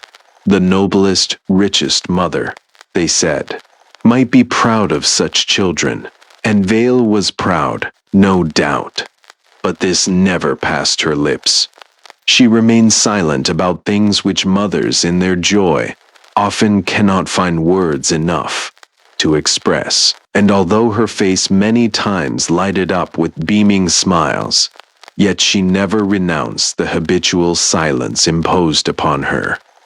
The idea that the slightest dereliction of her penance would be accompanied with a curse upon her children may have impressed itself upon her mind. Mothers will understand better than other persons what this mother suffered from her penalty of silence. Thus, a part of those years sped away which we are wont to call the best. She still flourished in her wonderful beauty. Her maiden daughter was beside her, like the bud beside the full-blown rose. Suitors were already present from far and near, who passed in review before the beautiful girl. The most of them were excellent young men, and any mother might have been proud in having her own daughter sought by such. Even then, Vale did not undo her penance. Those busy times of intercourse which keep mothers engaged in presenting the superiorities of their daughters in the best light were not allowed her. The choice of one of the most favored suitors was made. Never before did any couple in the Gaza equal this in beauty and grace. A few weeks before the appointed time for the wedding, a malignant disease stole on, spreading sorrow and anxiety over the greater part of the land. Young girls were principally its victims. It seemed to pass scornfully over the aged and infirm. Veil's daughter was also laid hold upon by it. Before 3 days had passed, there was a corpse in the house, the bride. Even then, Veil did not forget her penance. When they bore away the corpse to the good place, she did utter a cry of anguish, which long after echoed in the ears of the people. She did wring her hands in despair, but no one heard a word of complaint. Her lips seemed dumb forever. It was then, when she was seated on the low stool in the 7 days of mourning, that the rabbi came to her to bring to her the usual consolation for the dead. But he did not speak with her. He addressed words only to her husband. She herself dared not look up. Only when he turned to go did she lift her eyes. They, in turn, met the eyes of the rabbi, but he departed without a farewell. After her daughter's death, Veil was completely broken down. Even that which at her time of life is still called beauty had faded away within a few days. Her cheeks had become hollow, her hair gray. Visitors wondered how she could endure such a shock, how body and spirit could hold together. They did not know that silence was an iron fetter firmly imprisoning the slumbering spirits. She had a son, moreover, to whom, as to something last and dearest, her whole being still clung. The boy was 13 years old. His learning in the Holy Scriptures was already celebrated for miles around. He was the pupil of the rabbi, who had treated him with a love and tenderness becoming his own father. He said that he was a remarkable child. Endowed with rare talents, the boy was to be sent to Hungary, to one of the most celebrated teachers of the times, in order to lay the foundation for his sacred studies. Under this instructor's guidance and wisdom, years might perhaps pass before she would see him again. But Veil let her boy go from her embrace. She did not say a blessing over him when he went. Only her lips twitched with the pain of silence. Long years expired before the boy returned from the strange land, a full-grown, noble youth. When Veil had her son with her again, a smile played about her mouth, and for a moment it seemed as if her former beauty had enjoyed a second spring. The extraordinary ability of her son already made him famous. Wheresoever he went, people were delighted with his beauty and admired the modesty of his manner, despite such great scholarship. The next Sabbath, the young disciple of the Talmud, scarcely 20 years of age, was to demonstrate the first marks of this great learning. The people crowded shoulder to shoulder in this great synagogue. Curious glances were cast through the lattice work of the women's gallery above upon the dense throng. Veil occupied one of the foremost seats. She could see everything that took place below. Her face was extremely pale. All eyes were turned towards her, the mother, who was permitted to see such a day for her son. But Veil did not appear to notice what was happening before her. A weariness, such as she had never felt before, even in her greatest suffering, crept over her limbs. It was as if she must sleep during her son's address. He had hardly mounted the stairs before the Ark of the Laws, hardly uttered his first words, when a remarkable change crossed her face. Her cheeks burned. She arose. All her vital energy seemed aroused. Her son, meanwhile, was speaking down below. She could not have told what he was saying. She did not hear him. She only heard the murmur of approbation, sometimes low, sometimes loud, which came to her ears from the quarters of the men. The people were astonished at the noble bearing of the speaker, his melodious speech, and his powerful energy. When he stopped at certain times to rest, it seemed as if one were in a wood, swept by a storm. She could now and then hear a few voices declaring that such a one had never before been listened to. The women at her side wept. She alone could not. A choking pain pressed from her breast to her lips. Forces were astir in her heart, which struggled for expression. The whole synagogue echoed with buzzing voices, but to her it seemed as if she must speak louder than these. At the very moment her son had ended, she cried out unconsciously, violently throwing herself against the lattice work. God, living God, shall I not now speak?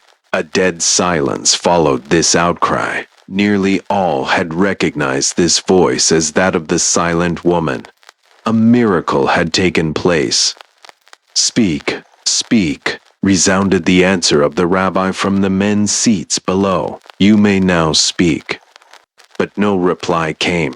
Bill had fallen back into her seat, pressing both hands against her breast. When the women sitting beside her looked at her, they were terrified to find that the silent woman had fainted. She was dead. The unsealing of her lips was her last moment. Long years afterwards, the rabbi died. On his deathbed, he told those standing about him this wonderful penance of veil. Every girl in the Gaza knew the story of the silent woman. BNGs. Of all Irish ghosts, fairies, or bogles, the banshee, sometimes called locally the bohentha or banshentha, is the best known to the general public. Indeed, cross-channel visitors would class her with pigs, potatoes, and other fauna and flora of Ireland, and would expect her to make manifest her presence to them as being one of the sights of the country. She is a spirit with a lengthy pedigree, how lengthy no man can say, as its roots go back into the dim, mysterious past. The most famous banshee of ancient times was that attached to the kingly house of O'Brien, Abehill, who haunted the rock of Craiglia above Killaloe, near the old palace of King Cora. In AD 1014 was fought the Battle of Clontarf, from which the aged king, Brian Boru, knew that he would never come away alive, for the previous night, Aidhill had appeared to him to tell him of his impending fate. The banshee's method of foretelling death in olden times differed from that adopted by her at the present day. Now she wails and wrings her hands as a general rule. But in the old Irish tales she is to be found washing human heads and limbs, or blood-stained clothes, till the water is all dyed with human blood. This would take place before a battle, so it would seem that in the course of centuries, her attributes and characteristics have changed somewhat. Very different descriptions are given of her personal appearance. Sometimes she is young and beautiful, sometimes old and of a fearsome appearance. One writer describes her as a tall, thin woman with uncovered head and long hair that floated round her shoulders, attired in something which seemed either a loose white cloak or a sheet thrown hastily around her, uttering piercing cries. Another person, a coachman, saw her one evening sitting on a stile in the yard. She seemed to be a very small woman, with blue eyes, long light hair, and wearing a red cloak. Other descriptions will be found in this chapter. By the way, it does not seem to be true that the banshee exclusively follows families of Irish descent, for the last incident had reference to the death of a member of a Colway family English, by name and origin. One of the oldest and best-known banshee stories is that related in the memoirs of Lady Fanshawe. In 1642, her husband, Sir Richard, and she chanced to visit a friend, the head of an Irish sept, who resided in his ancient baronial castle, surrounded with a moat. At midnight, she was awakened by a ghastly and supernatural scream, and looking out of bed, beheld in the moonlight a female face, and part of the form hovering at the window. The distance from the ground, as well as the circumstance of the moat, excluded the possibility that what she beheld was of this world. The face was that of a young and rather handsome woman, but pale, and the hair, which was reddish, was loose and disheveled. The dress, which Lady Fanshawe's terror did not prevent her remarking accurately, was that of the ancient Irish. This apparition continued to exhibit itself for some time, and then vanished, with two shrieks similar to that which had first excited Lady Fanshawe's attention. In the morning, with infinite terror, she communicated to her host what she had witnessed, and found him prepared not only to credit, but to account for the superstition. A near relation of my family, said he, expired last night in this castle. We disguised our certain expectation of the event from you, lest it should throw a cloud over the cheerful reception which was your due. Now, before such an event happens in this family or castle, the female spectre whom you have seen is always visible. She is believed to be the spirit of a woman of inferior rank, whom one of my ancestors degraded himself by marrying, and whom afterwards, to expiate the dishonor done to his family, he caused to be drowned in the moat. In strictness, this woman could hardly be termed a banshee. The motive for the haunting is akin to that in the tale of the Scotch drummer of Cortechy, where the spirit of the murdered man haunts the family out of revenge, and appears before a death. Mr. T. J. Westrop, M.A., has furnished the following story. My maternal grandmother heard the following tradition from her mother, one of the Miss Ross Lewins, who witnessed the occurrence. Their father, Mr. Harrison Ross Lewin, was away in Dublin on law business, and in his absence, the young people went off to spend the evening with a friend who lived some miles away. The night was fine and lightsome as they were returning, save at one point where the road ran between trees or high hedges, not far to the west of the old church of Kilchrist. The latter, like many similar ruins, was a simple, oblong building, with long side walls and high gables, and at that time, it and its graveyard were unenclosed and lay in the open fields. As the party passed down the long dark lane, they suddenly heard in the distance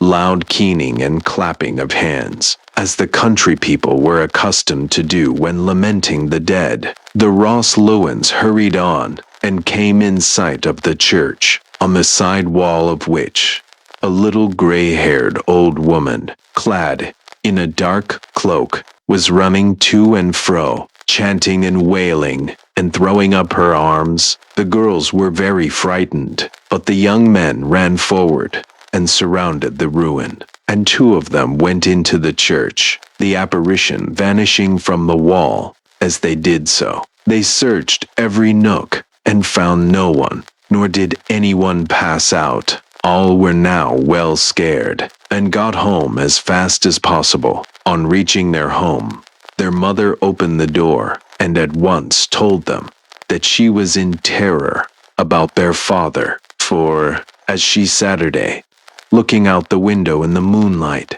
a huge raven, with fiery eyes lit on the sill, and tapped 3 times on the glass. They told her their story, which only added to their anxiety, and as they stood talking, Taps came to the nearest window, and they saw the bird again. A few days later, news reached them that Mr. Ross Lewin had died suddenly in Dublin. This occurred about 1776.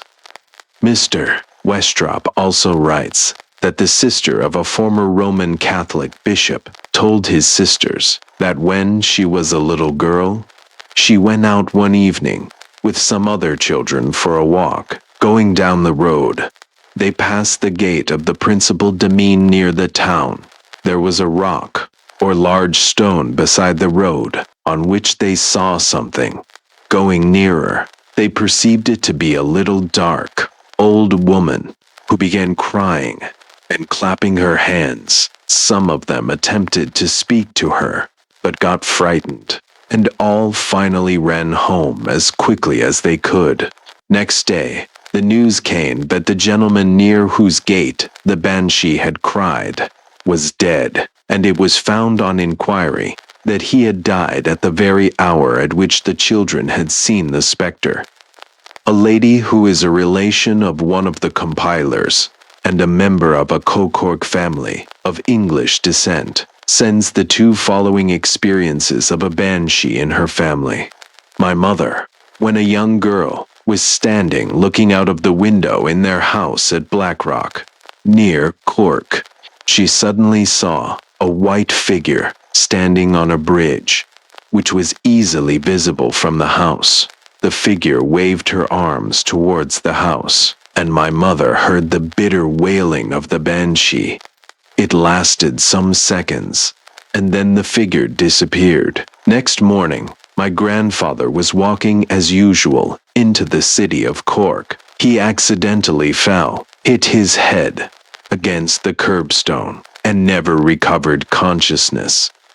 In March 1900, my mother was very ill, and one evening the nurse and I were with her, arranging her bed. We suddenly heard the most extraordinary wailing, which seemed to come in waves round and under her bed. We naturally looked everywhere to try and find the cause, but in vain. The nurse and I looked at one another, but made no remark, as my mother did not seem to hear it. My sister was downstairs sitting with my father. She heard it and thought some terrible thing had happened to her little boy, who was in bed upstairs. She rushed up and found him sleeping quietly. My father did not hear it. In the house next door, they heard it and ran downstairs, thinking something had happened to the servant, but the latter at once said to them, "Did you hear the banshee? Mrs. P must be dying." A few years ago, i.e., before 1894, a curious incident occurred in a public school in connection with the belief in the banshee. One of the boys, happening to become ill, was at once placed in a room by himself, where he used to sit all day.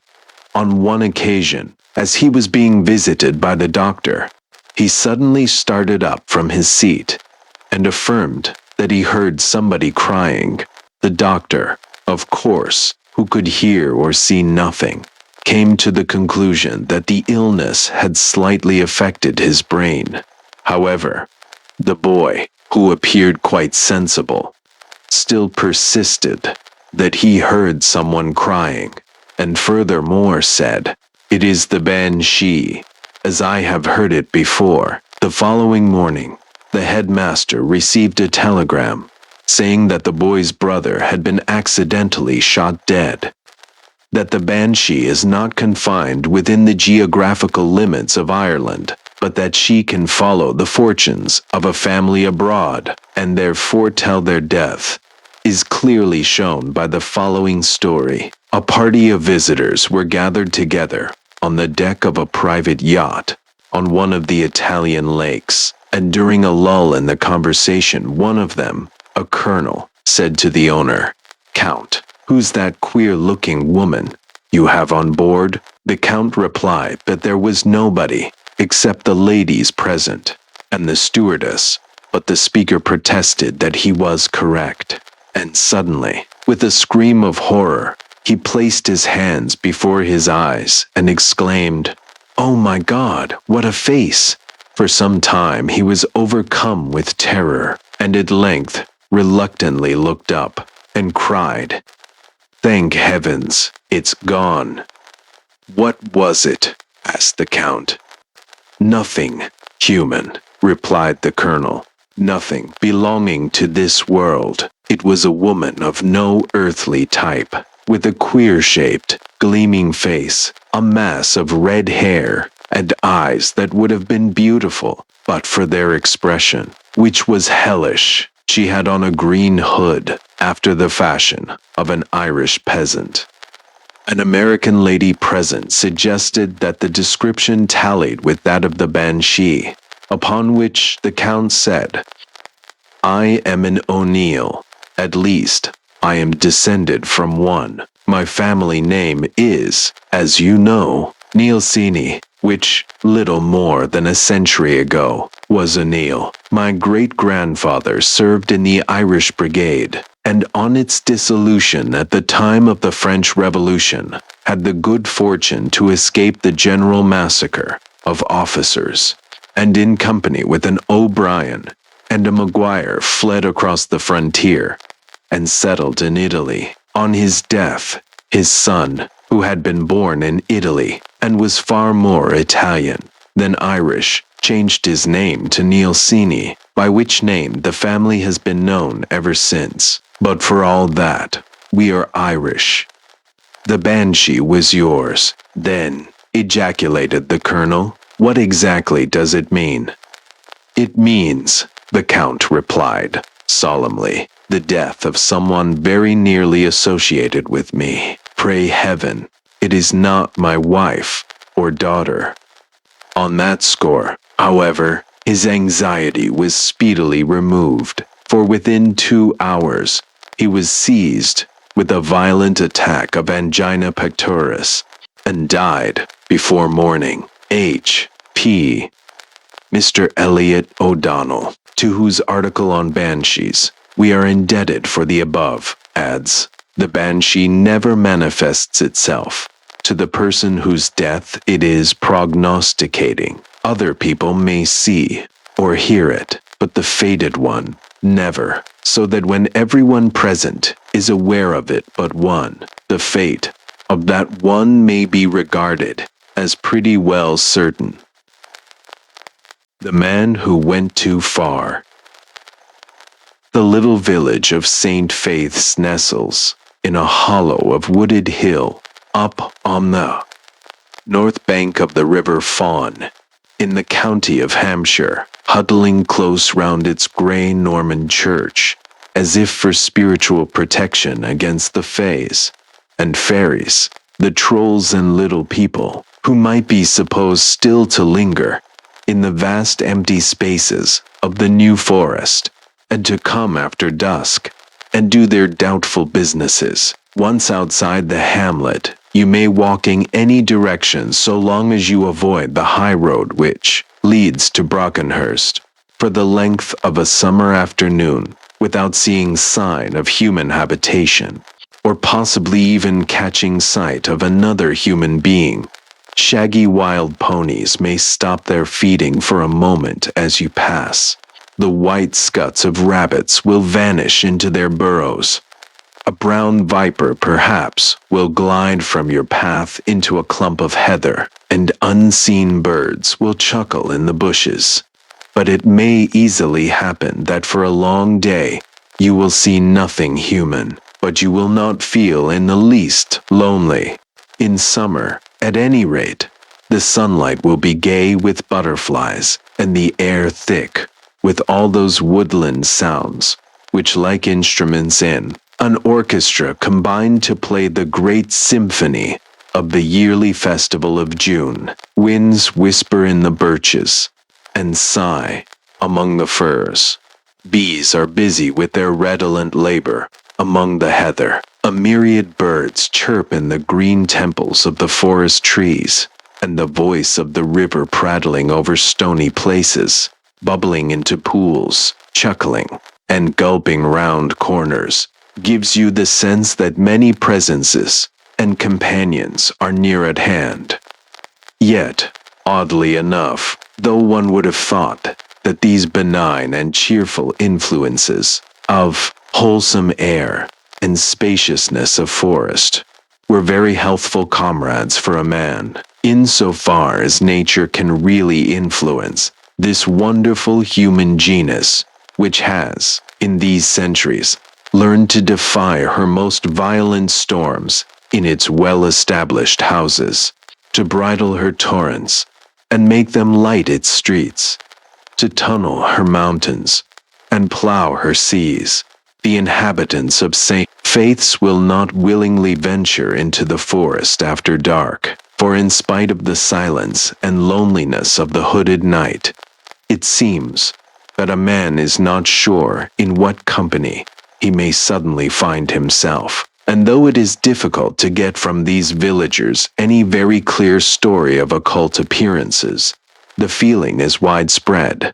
One story indeed I have heard, with some definiteness, the tale of a monstrous goat that has been seen to skip with hellish glee about the woods and shady places, and this perhaps is connected with the story which I have here attempted to piece together. It too is well known to them, for all remember the young artist who died here not long ago, a young man, or so he struck the beholder, of great personal beauty, with something about him that made men's faces to smile and brighten when they looked on him.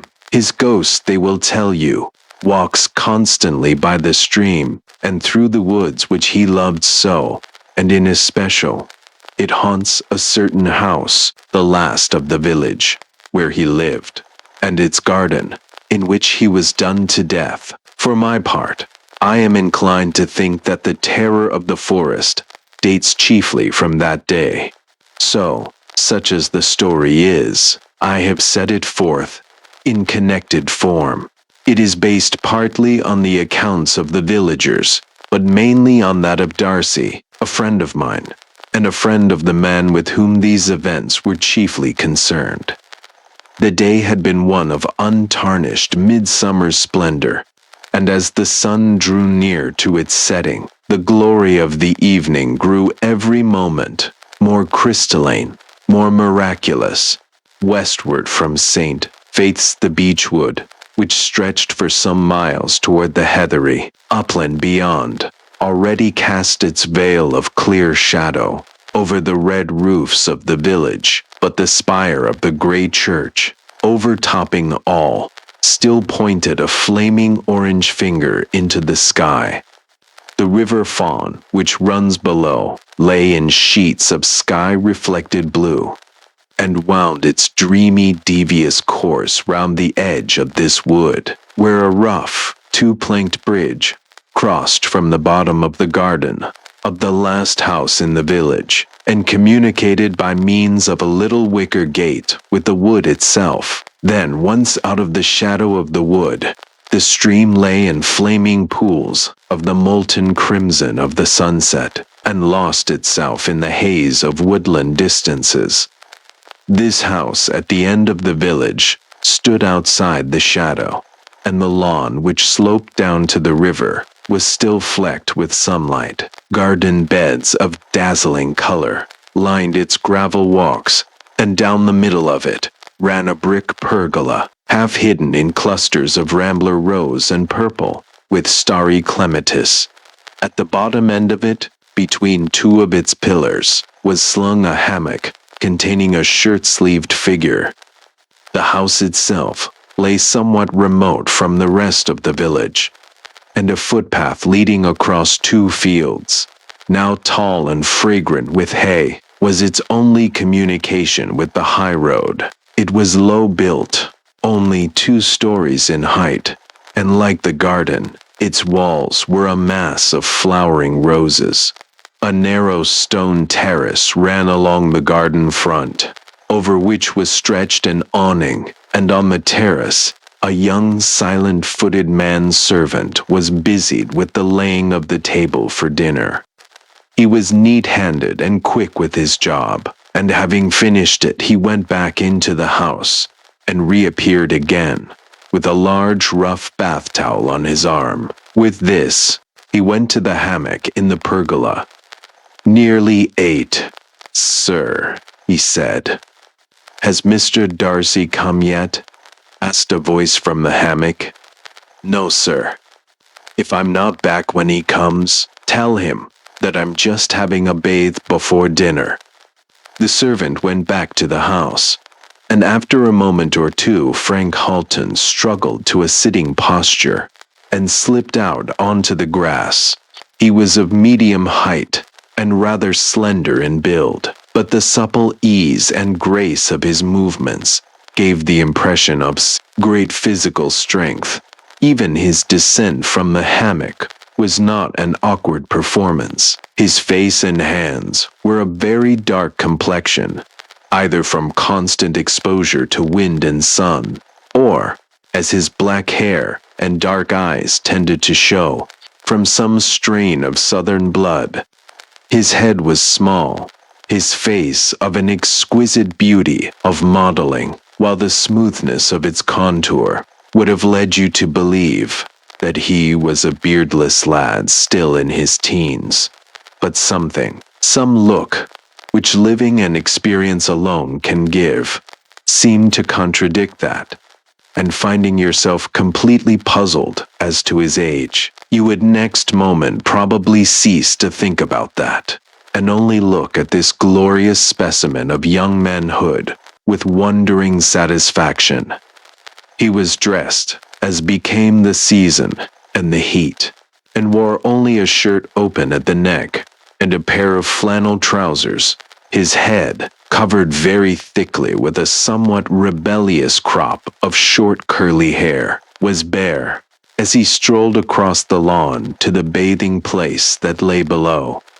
Then, for a moment, there was silence, then the sound of splashed and divided waters, and presently after, a great shout of ecstatic joy as he swam up stream with the foamed water standing in a frill round his neck. Then, after some 5 minutes of limb-stretching struggle with the flood, he turned over on his back, and with arms thrown wide, floated downstream, ripple-cradled and inert. His eyes were shut, and between half-parted lips, he talked gently to himself. "I am one with it," he said to himself. "The river and I, and the river, the coolness and splash of it, is I, and the waterworks that wave in it, are I also, and my strength and my limbs are not mine, but the river's. It is all one, ere fawn." A quarter of an hour later, he appeared again at the bottom of the lawn, dressed as before, his wet hair already drying into its crisp short curls again. There he paused a moment, looking back at the stream, with the smile with which men look on the face of a friend, then turned towards the house. Simultaneously, his servant came to the door leading on to the terrace, followed by a man who appeared to be some halfway through the 4th decade of his years. Frank and he saw each other across the bushes and garden beds, and each quickening his step, they met suddenly face to face round an angle of the garden walk, in the fragrance of syringa. "My dear Darcy," cried Frank, "I am charmed to see you." But the other stared at him in amazement. "Frank," he exclaimed. "Yes, that is my name," he said, laughing. "What is the matter?" Darcy took his hand. "What have you done to yourself?" he asked. "You are a boy again." "Ah, I have a lot to tell you," said Frank. "Lots that you will hardly believe, but I shall convince you." He broke off suddenly and held up his hand. "Hush. There is my nightingale," he said. The smile of recognition and welcome with which he had greeted his friend faded from his face, and a look of rapt wonder took its place, as of a lover listening to the voice of his beloved. His mouth parted slightly, showing the white line of teeth, and his eyes looked out and out, till they seemed to Darcy to be focused on things beyond the vision of man. Then something perhaps startled the bird, for the song ceased. "Yes, lots to tell you," he said. "Really, I am delighted to see you, but you look rather white and pulled down. No wonder after that fever, and there is to be no nonsense about this visit. It is June now. You stop here till you are fit to begin work again. 2 months at least." "Ah, I can't trespass quite to that extent." Frank took his arm and walked him down the grass. "Trespass? Who talks of trespass? I shall tell you quite openly when I am tired of you. But you know when we had the studio together, we used not to bore each other. However, it is ill talking of going away on the moment of your arrival, just a stroll to the river, and then it will be dinner time." Darcy took out his cigarette case and offered it to the other. Frank laughed. "No, not for me. Dear me, I suppose I used to smoke once. How very odd, given it up. I don't know. Why, I suppose I must have. Anyhow, I don't do it now. I would as soon think of eating meat." Another victim on the smoking altar of vegetarianism. "Victim?" asked Frank. "Do I strike you as such?" He paused on the margin of the stream and whistled softly. Next moment, a moorhen made its splashing flight across the river and ran up the bank. Frank took it very gently in his hands and stroked its head as the creature lay against his shirt. "And is the house among the reeds still secure?" he half crooned to it. "And is the missus quite well? And are the neighbors flourishing? There, dear, home with you." And he flung it into the air. "That bird's very tame," said Darcy, slightly bewildered. "It is rather," said Frank, following its flight. During dinner, Frank chiefly occupied himself in bringing himself up to date in the movements and achievements of this old friend, whom he had not seen for 6 years. Those 6 years, it now appeared, had been full of incident and success for Darcy. He had made a name for himself as a portrait painter, which bade fair to outlast the vogue of a couple of seasons, and his leisure time had been brief. Then, some 4 months previously, he had been through a severe attack of typhoid, the result of which, as concerns this story, was that he had come down to this sequestered place to recruit. "Yes, you've got on," said Frank at the end. "I always knew you would.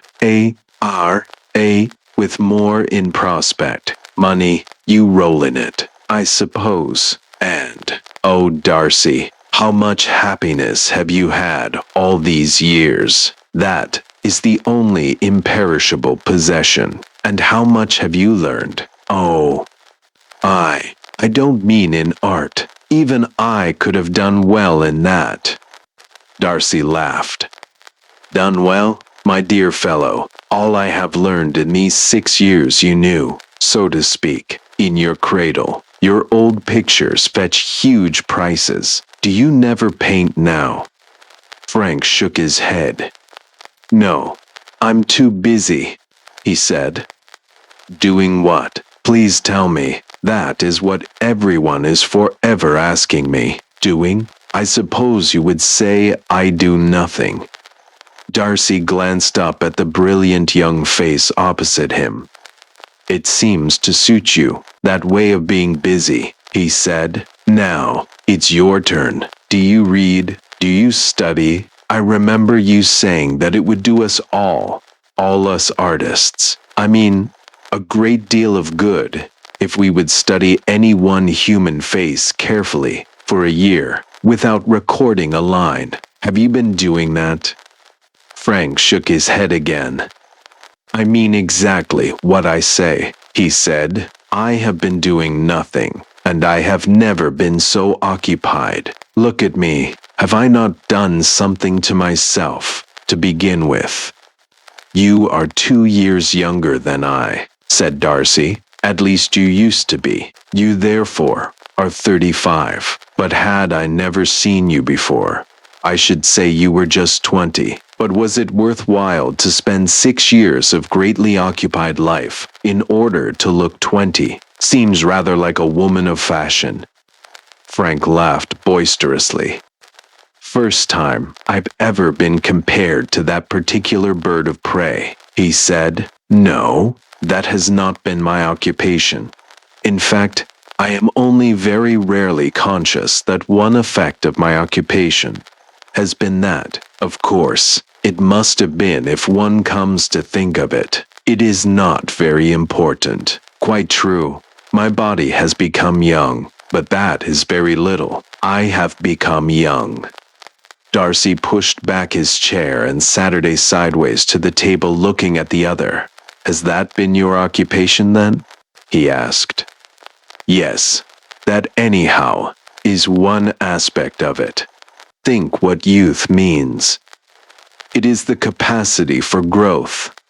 Mind, body, spirit, all grow, all get stronger, all have a fuller, firmer life every day. That is something, considering that every day that passes after the ordinary man reaches the full-blown flower of his strength, weakens his hold on life, a man reaches his prime, and remains, we say, in his prime for 10 years, or perhaps 20. But after his prime is reached, he slowly, insensibly weakens. These are the signs of age in you. In your body, in your art probably, in your mind, you are less electric than you were. But I, when I reach my prime, I am nearing it. Ah, you shall see. The stars had begun to appear in the blue velvet of the sky, and to the east, the horizon seen above the black silhouette of the village was growing dove-colored with the approach of moonrise. White moths hovered dimly over the garden beds, and the footsteps of night tiptoed through the bushes. Suddenly Frank rose. Ah, it is the supreme moment, he said softly. Now, more than at any other time, the current of life, the eternal, imperishable current, runs so close to me that I am almost enveloped in it. Be silent a minute. He advanced to the edge of the terrace and looked out, standing stretched with arms outspread. Darcy heard him draw a long breath into his lungs, and after many seconds expel it again. 6 or 8 times he did this, then turned back into the lamplight. It will sound to you quite mad, I expect, he said, but if you want to hear the soberest truth I have ever spoken and shall ever speak, I will tell you about myself. But come into the garden, if it is not too damp for you. I have never told anyone yet, but I shall like to tell you. It is long, in fact, since I have even tried to classify what I have learned. They wandered into the fragrant dimness of the pergola and Saturday down. Then Frank began. Years ago, do you remember, he said, we used often to talk about the decay of joy in the world. Many impulses, we settled, had contributed to this decay, some of which were good in themselves, others that were quite completely bad. Among the good things, I put what we may call certain Christian virtues: renunciation, resignation, sympathy with suffering, and the desire to relieve sufferers. But out of those things spring very bad ones: useless renunciations, asceticism for its own sake, mortification of the flesh with nothing to follow, no corresponding gain, that is, and that awful and terrible disease which devastated England some centuries ago, and from which by heredity of spirit we suffer now. Puritanism, that was a dreadful plague. The brutes held and taught that joy and laughter and merriment were evil. It was a doctrine, the most profane and wicked. Why? What is the commonest crime one sees? A sullen face. That is the truth of the matter. Now all my life, I have believed that we are intended to be happy, that joy is of all gifts the most divine, and when I left London, abandoned my career, such as it was, I did so because I intended to devote my life to the cultivation of joy, and, by continuous and unsparing effort, to be happy among people and in constant intercourse with others. I did not find it possible. There were too many distractions in towns and workrooms, and also too much suffering. So I took one step backwards, or forwards, as you may choose to put it, and went straight to nature, to trees, birds, animals, to all those things which quite clearly pursue one aim only, which blindly followed the great native instinct to be happy, without any care at all for morality, or human law, or divine law. I wanted, you understand, to get all joy first-hand and unadulterated, and I think it scarcely exists among men. It is obsolete. Darcy turned in his chair. Ah, but what makes birds and animals happy? He asked. Food, and mating. Frank laughed gently in the stillness. Do not think I became a sensualist, he said. I did not make that mistake, for the sensualist carries his miseries pick-a-back, and round his feet is wound the shroud that shall soon enwrap him. I may be mad, it is true, but I am not so stupid anyhow as to have tried that. No, what is it that makes puppies play with their own tails, that sends cats on their prowling, ecstatic errands at night? He paused a moment.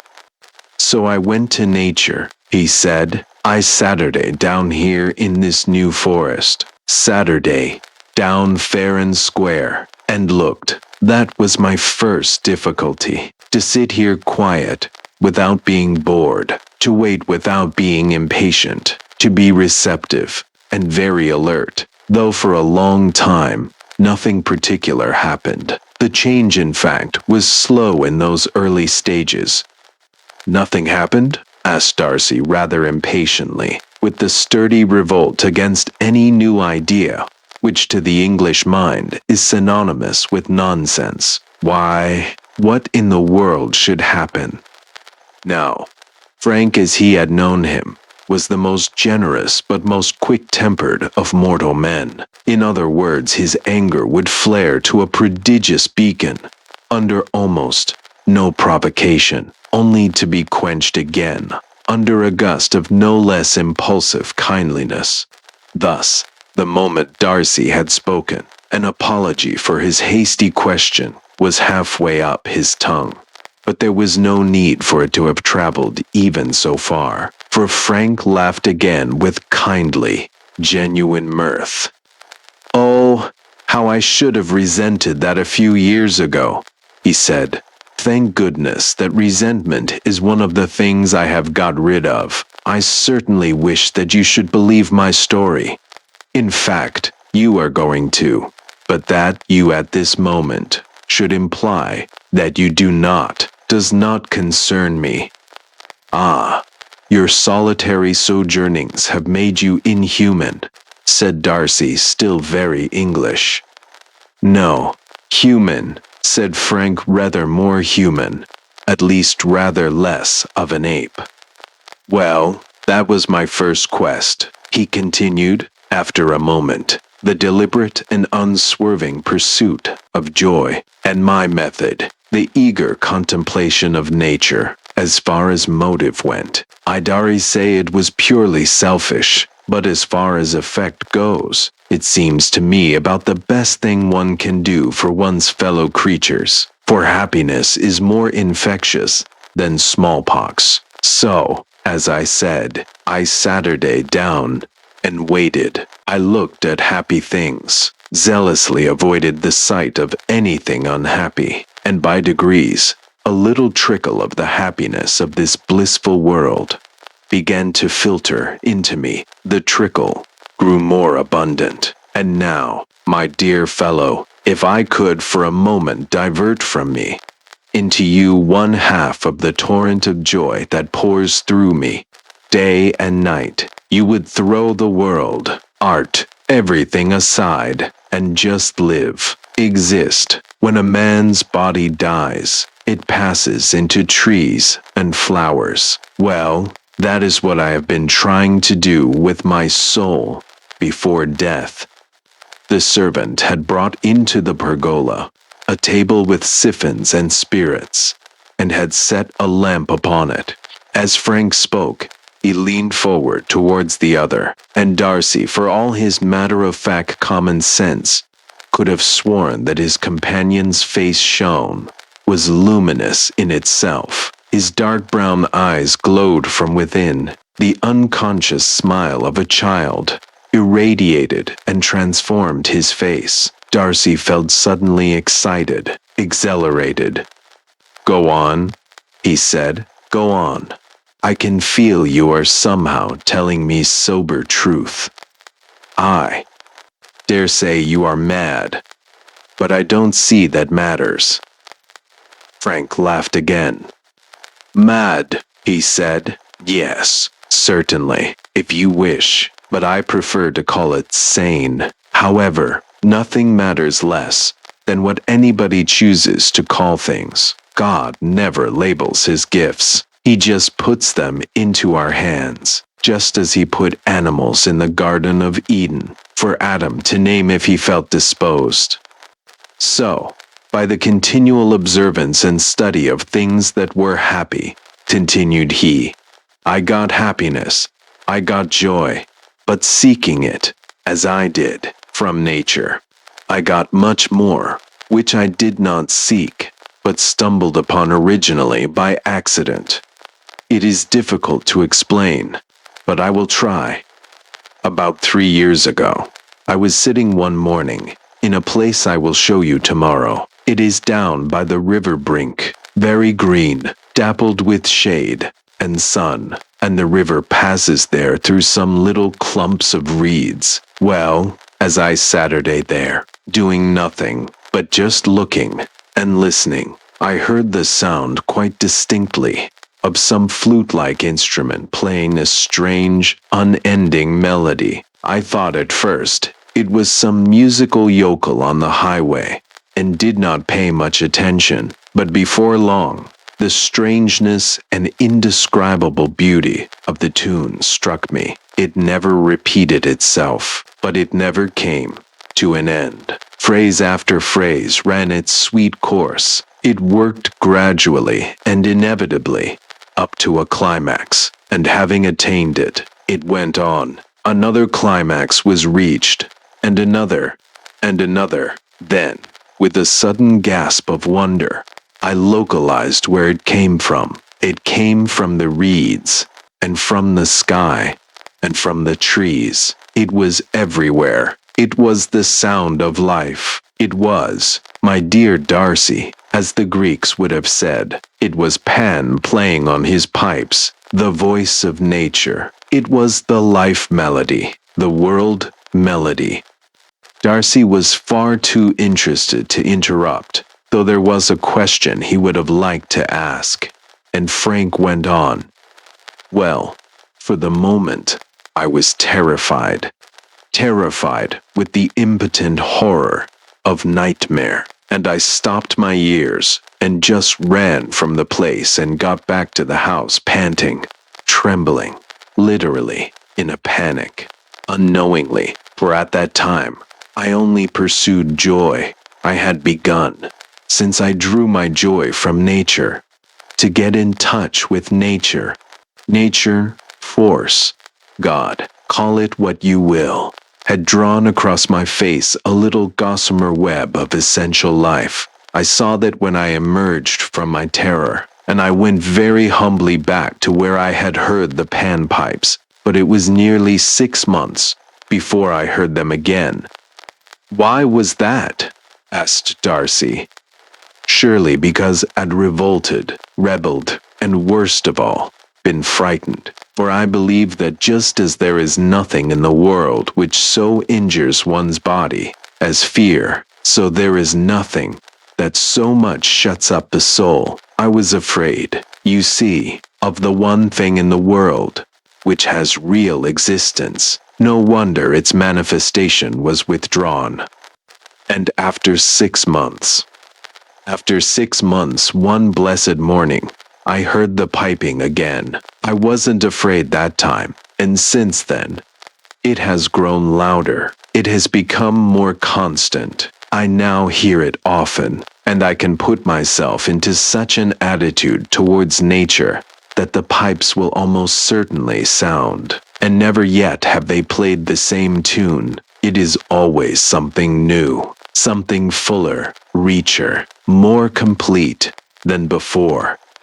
What do you mean by such an attitude towards nature? Asked Darcy. I can't explain that, but by translating it into a bodily attitude, it is this.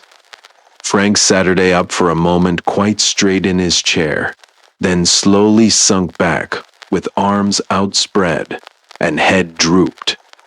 That, he said, an effortless attitude, but open, resting, receptive. It is just that which you must do with your soul. Then he Saturday up again. One word more, he said, and I will bore you no further, nor unless you ask me questions, shall I talk about it again. You will find me, in fact, quite sane in my mode of life. Birds and beasts, you will see behaving somewhat intimately to me, like that moorhen. But that is all. I will walk with you, ride with you, play golf with you, and talk with you on any subject you like. But I wanted you on the threshold to know what has happened to me. And one thing more will happen. He paused again, and a slight look of fear crossed his eyes.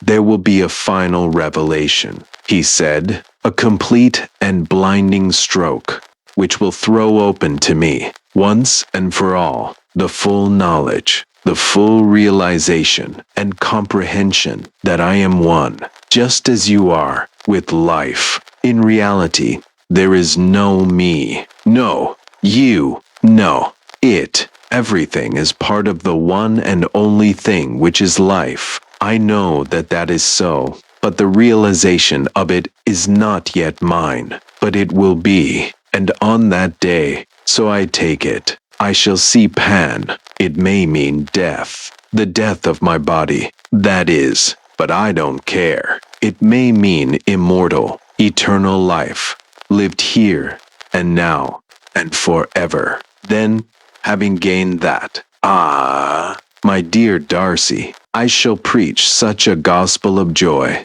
showing myself as the living proof of the truth, that Puritanism, the dismal religion of sour faces, shall vanish like a breath of smoke and be dispersed and disappear in the sunlit air. But first, the full knowledge must be mine. Darcy watched his face narrowly. You were afraid of that moment, he said. Frank smiled at him.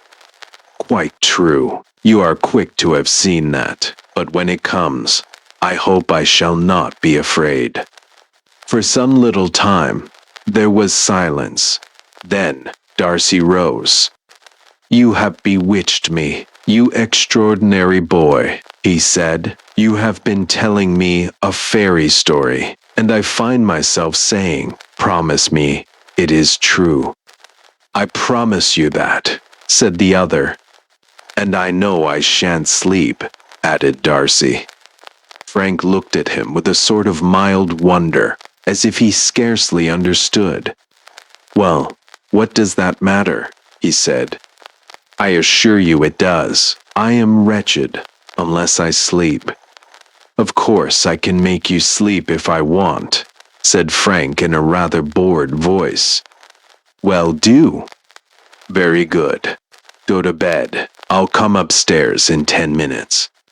Frank busied himself for a little after the other had gone, moving the table back under the awning of the veranda and quenching the lamp. Then he went, with his quick, silent tread upstairs and into Darcy's room.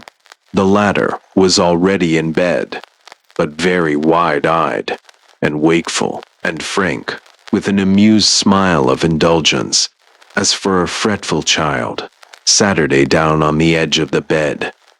"Look at me," he said, and Darcy looked. "The birds are sleeping in the break," said Frank softly, "and the winds are asleep. The sea sleeps, and the tides are but the heaving of its breast. The stars swing slow, rocked in the great cradle of the heavens. And—" He stopped suddenly, gently blew out Darcy's candle, and left him sleeping.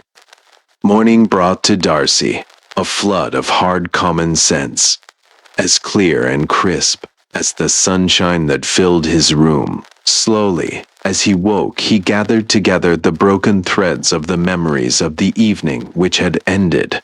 So he told himself, in a trick of common hypnotism, that accounted for it all. The whole strange talk he had had was under a spell of suggestion from the extraordinary vivid boy who had once been a man.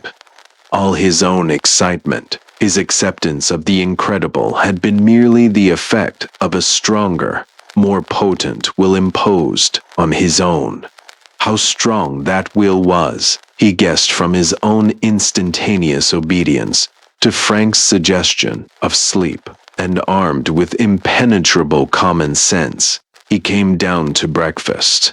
Frank had already begun, and was consuming a large plateful of porridge and milk with the most prosaic and healthy appetite. "Slept well?" he asked. "Yes, of course. Where did you learn hypnotism? By the side of the river. You talked an amazing quantity of nonsense last night," remarked Darcy, in a voice prickly with reason.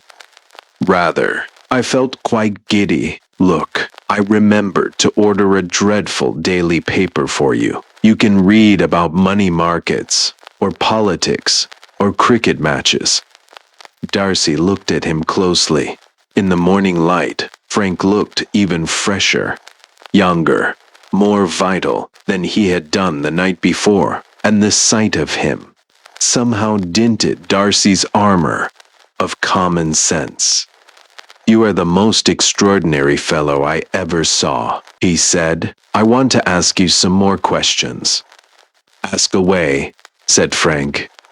For the next day or two, Darcy plied his friend with many questions, objections, and criticisms on the theory of life, and gradually got out of him a coherent and complete account of his experience.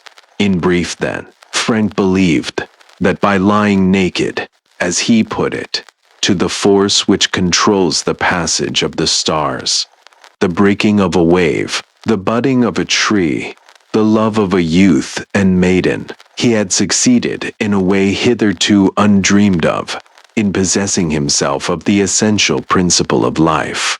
Day by day, so he thought, he was getting nearer to, and in closer union with the great power itself, which caused all life to be, the spirit of nature, of force, or the spirit of God. For himself, he confessed to what others would call paganism. It was sufficient for him that there existed a principle of life.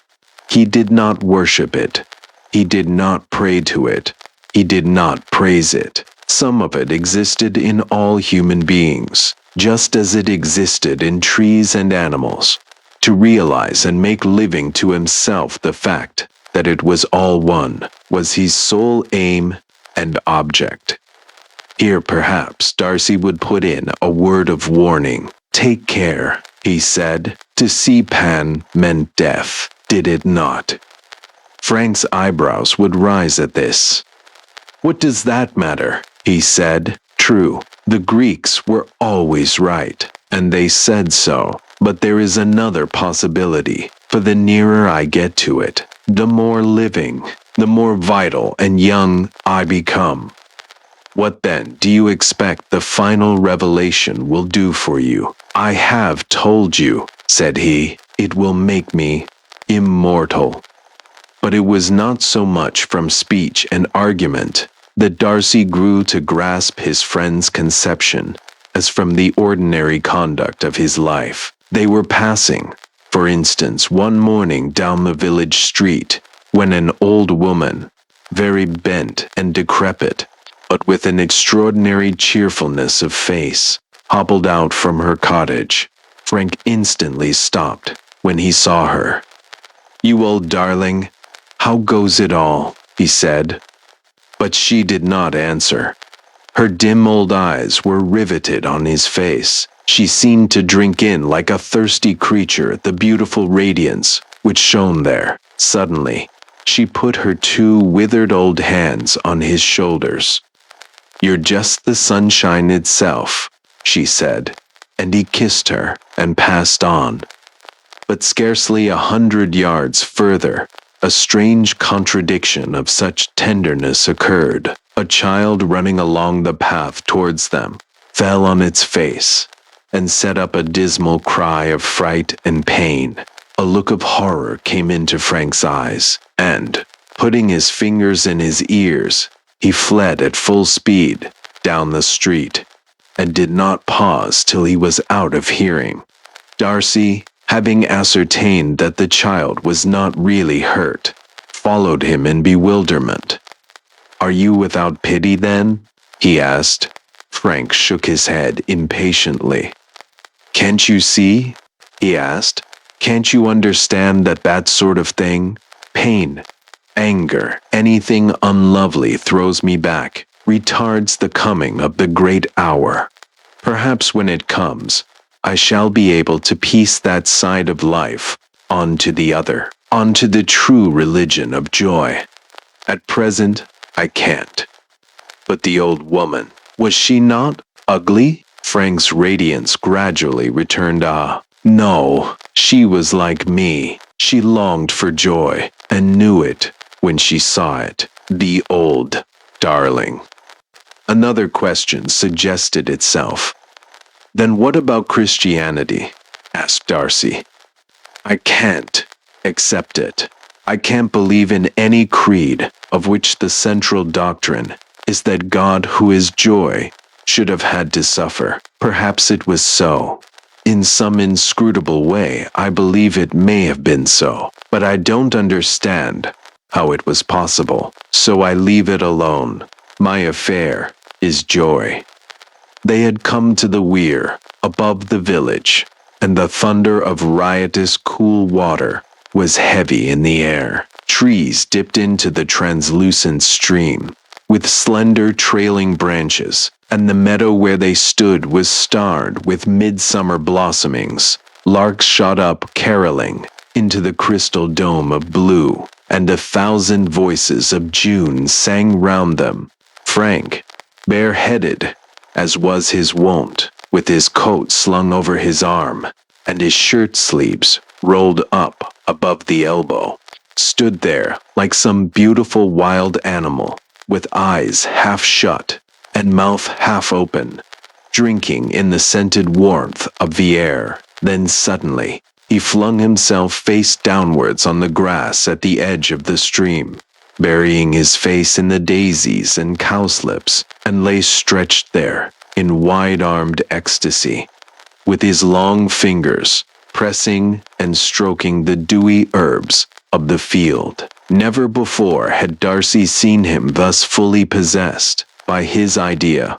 His caressing fingers, his half-buried face, pressed close to the grass. Even the clothed lines of his figure were instinct with a vitality that somehow was different from that of other men, and some faint glow from it reached Darcy, some thrill, some vibration from that charged recumbent body passed to him, and for a moment he understood as he had not understood before, despite his persistent questions and the candid answers they received, how real and how realized by Frank his idea was. Then suddenly, the muscles in Frank's neck became stiff and alert, and he half raised his head, whispering, the panpipes, close, oh, so close. Very slowly, as if a sudden movement might interrupt the melody, he raised himself and leaned on the elbow of his bent arm.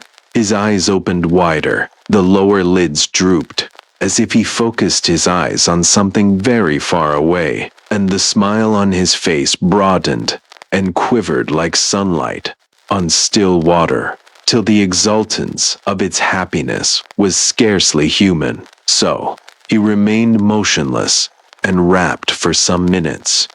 Then the look of listening died from his face, and he bowed his head, satisfied. Ah, that was good, he said. How is it possible you did not hear? Oh, you poor fellow, did you really hear nothing? A week of this outdoor and stimulating life did wonders in restoring to Darcy the vigor and health which his weeks of fever had filched from him, and as his normal activity and higher pressure of vitality returned, he seemed to himself to fall even more under the spell which the miracle of Frank's youth cast over him. 20 times a day he found himself saying to himself suddenly, at the end of some 10 minutes, silent resistance to the absurdity of Frank's idea. But it isn't possible. It can't be possible. And, from the fact of his having to assure himself so frequently of this, he knew that he was struggling and arguing with a conclusion which already had taken root in his mind. For in any case, a visible living miracle confronted him, since it was equally impossible that this youth, this boy, trembling on the verge of manhood, was 35. Yet such was the fact. July was ushered in by a couple of days of blustering and fretful rain, and Darcy, unwilling to risk a chill, kept to the house. But to Frank this weeping change of weather seemed to have no bearing on the behavior of man, and he spent his days exactly as he did under the suns of June, lying in his hammock, stretched on the dripping grass, or making huge rambling excursions into the forest, the birds hopping from tree to tree after him, to return in the evening, drenched and soaked, but with the same unquenchable flame of joy burning within him. Catch cold? He would ask. I've forgotten how to do it. I suppose it makes one's body more sensible, always to sleep out of doors. People who live indoors always remind me of something peeled and skinless. Do you mean to say you slept out of doors last night in that deluge? Asked Darcy. And where, may I ask? Frank thought a moment. I slept in the hammock till nearly dawn, he said, for I remember the light blinked in the east when I awoke. Then I went. Where did I go? Oh yes, to the meadow, where the panpipes sounded so close a week ago. You were with me, do you remember? But I always have a rug if it is wet. And he went whistling upstairs. Somehow that little touch, his obvious effort to recall where he had slept, brought strangely home to Darcy the wonderful romance of which he was the still half incredulous beholder. Sleep till close on dawn, in a hammock, then the tramp, or probably scamper, underneath the windy and weeping heavens, to the remote and lonely meadow by the weir, The picture of other such nights rose before him. Frank sleeping perhaps by the bathing place under the filtered twilight of the stars, or the white blaze of moonshine, a stir and awakening at some dead hour, perhaps a space of silent, wide-eyed thought, and then a wandering through the hushed woods to some other dormitory, alone with his happiness, alone with the joy and the life that suffused and enveloped him, without other thought or desire or aim, except the hourly and never-ceasing communion with the joy of nature. They were in the middle of dinner that night, talking on indifferent subjects, when Darcy suddenly broke off in the middle of a sentence. "I've got it," he said. "At last I've got it." "Congratulate you," said Frank. "But what?" "The radical unsoundness of your idea. It is this: all nature from highest to lowest is full, crammed full of suffering. Every living organism in nature preys on another. Yet in your aim to get close to be one with nature, you leave suffering altogether out. You run away from it. You refuse to recognize it. And you are waiting, you say, for the final revelation." Frank's brow clouded slightly. "Well," he asked, rather wearily, "cannot you guess, then, when the final revelation will be? In joy you are supreme. I grant you that. I did not know a man could be so master of it. You have learned, perhaps, practically all that nature can teach.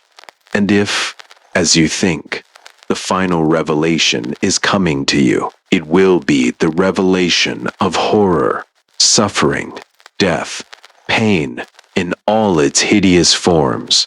Suffering does exist. You hate it and fear it." Frank held up his hand. "Stop. Let me think," he said. There was silence for a long minute.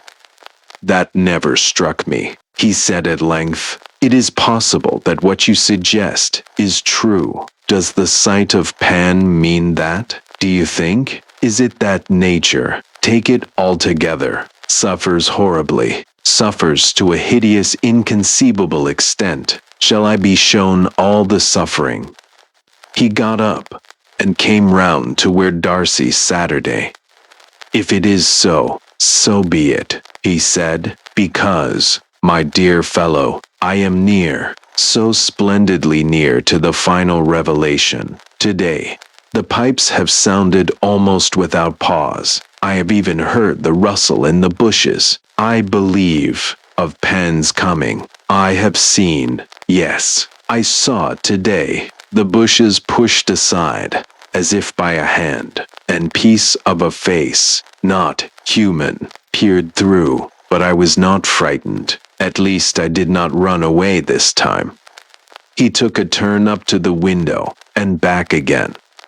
"Yes, there is suffering all through," he said, "and I have left it all out of my search. Perhaps, as you say, the revelation will be that, and in that case, it will be goodbye. I have gone on one line. I shall have gone too far along one road without having explored the other, but I can't go back now. I wouldn't if I could. Not a step would I retrace. In any case, whatever the revelation is, it will be God. I'm sure of that." The rainy weather soon passed, and with the return of the sun, Darcy again joined Frank in long rambling days. It grew extraordinarily hotter, and with the fresh bursting of life, after the rain, Frank's vitality seemed to blaze higher and higher.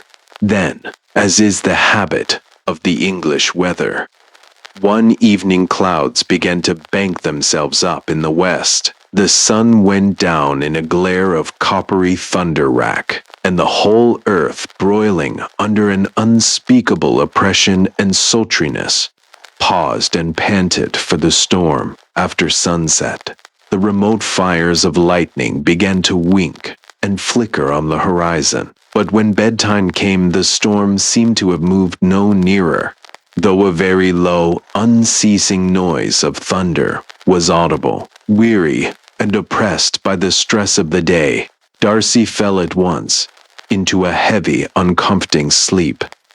He woke suddenly into full consciousness, with the din of some appalling explosion of thunder in his ears, and sat up in bed with racing heart. Then, for a moment, as he recovered himself from the panic land which lies between sleeping and waking, there was silence, except for the steady hissing of rain on the shrubs outside his window. But suddenly, that silence was shattered and shredded into fragments by a scream from somewhere close at hand, outside, in the black garden, a scream of supreme and despairing terror.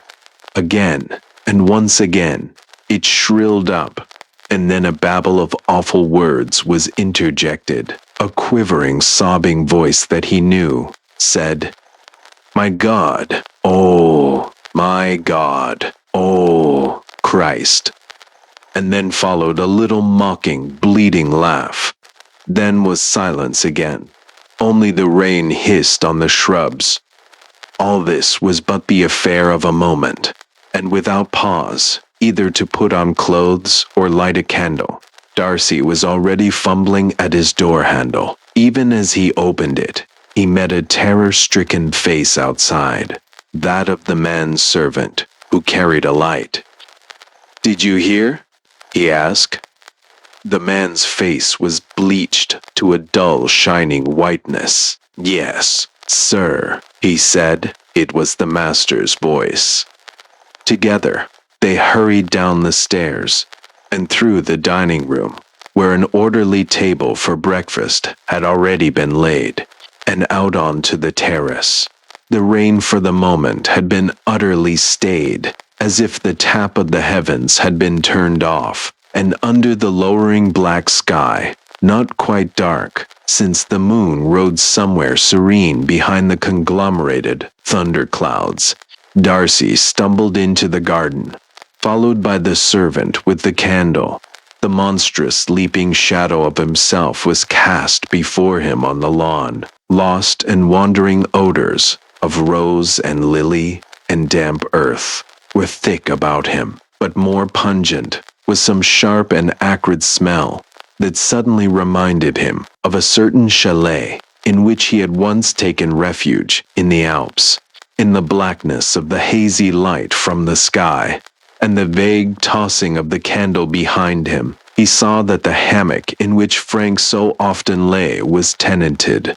A gleam of white shirt was there, as if a man sitting up in it, but across that, there was an obscure dark shadow, and as he approached, the acrid odor grew more intense. He was now only some few yards away, when suddenly the black shadow seemed to jump into the air, then came down with tappings of hard hooves on the brick path that ran down the pergola, and with frolicsome skippings galloped off into the bushes. When that was gone, Darcy could see quite clearly that a shirted figure sat up in the hammock. For one moment, from sheer terror of the unseen, he hung on his step, and the servant joining him, they walked together to the hammock. It was Frank. He was in shirt and trousers only, and he sat up with braced arms. For 1/2 second he stared at them, his face a mask of horrible contorted terror. His upper lip was drawn back so that the gums of the teeth appeared, and his eyes were focused not on the two who approached him, but on something quite close to him. His nostrils were widely expanded, as if he panted for breath, and terror incarnate and repulsion and deathly anguish ruled dreadful lines on his smooth cheeks and forehead. Then, even as they looked, the body sank backwards, and the ropes of the hammock wheezed and strained. Darcy lifted him out and carried him indoors. Once he thought there was a faint convulsive stir of the limbs that lay with so dead a weight in his arms.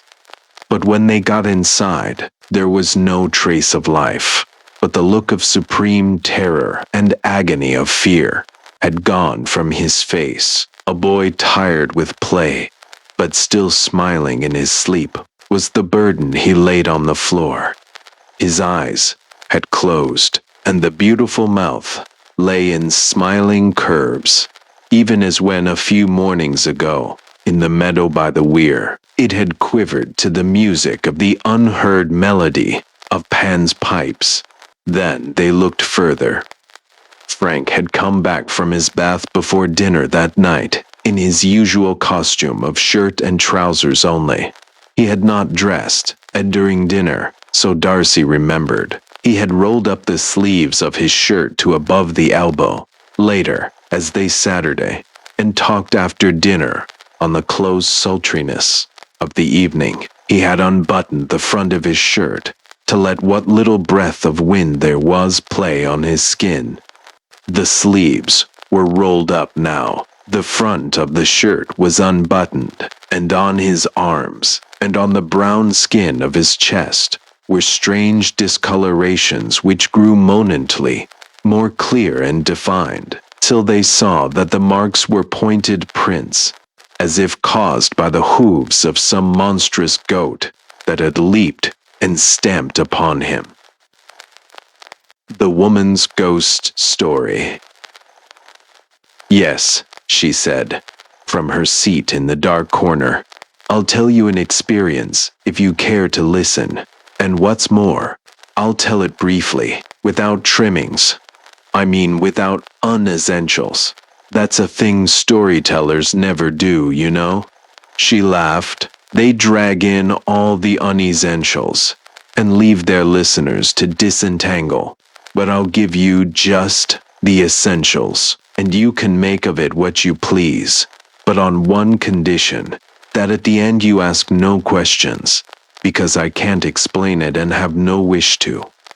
We agreed. We were all serious, after listening to a dozen prolix stories from people who merely wished to talk, but had nothing to tell. We wanted essentials. In those days, she began, feeling from the quality of our silence that we were with her. In those days, I was interested in psychic things, and had arranged to sit up alone in a haunted house in the middle of London. It was a cheap and dingy lodging house in a mean street, unfurnished.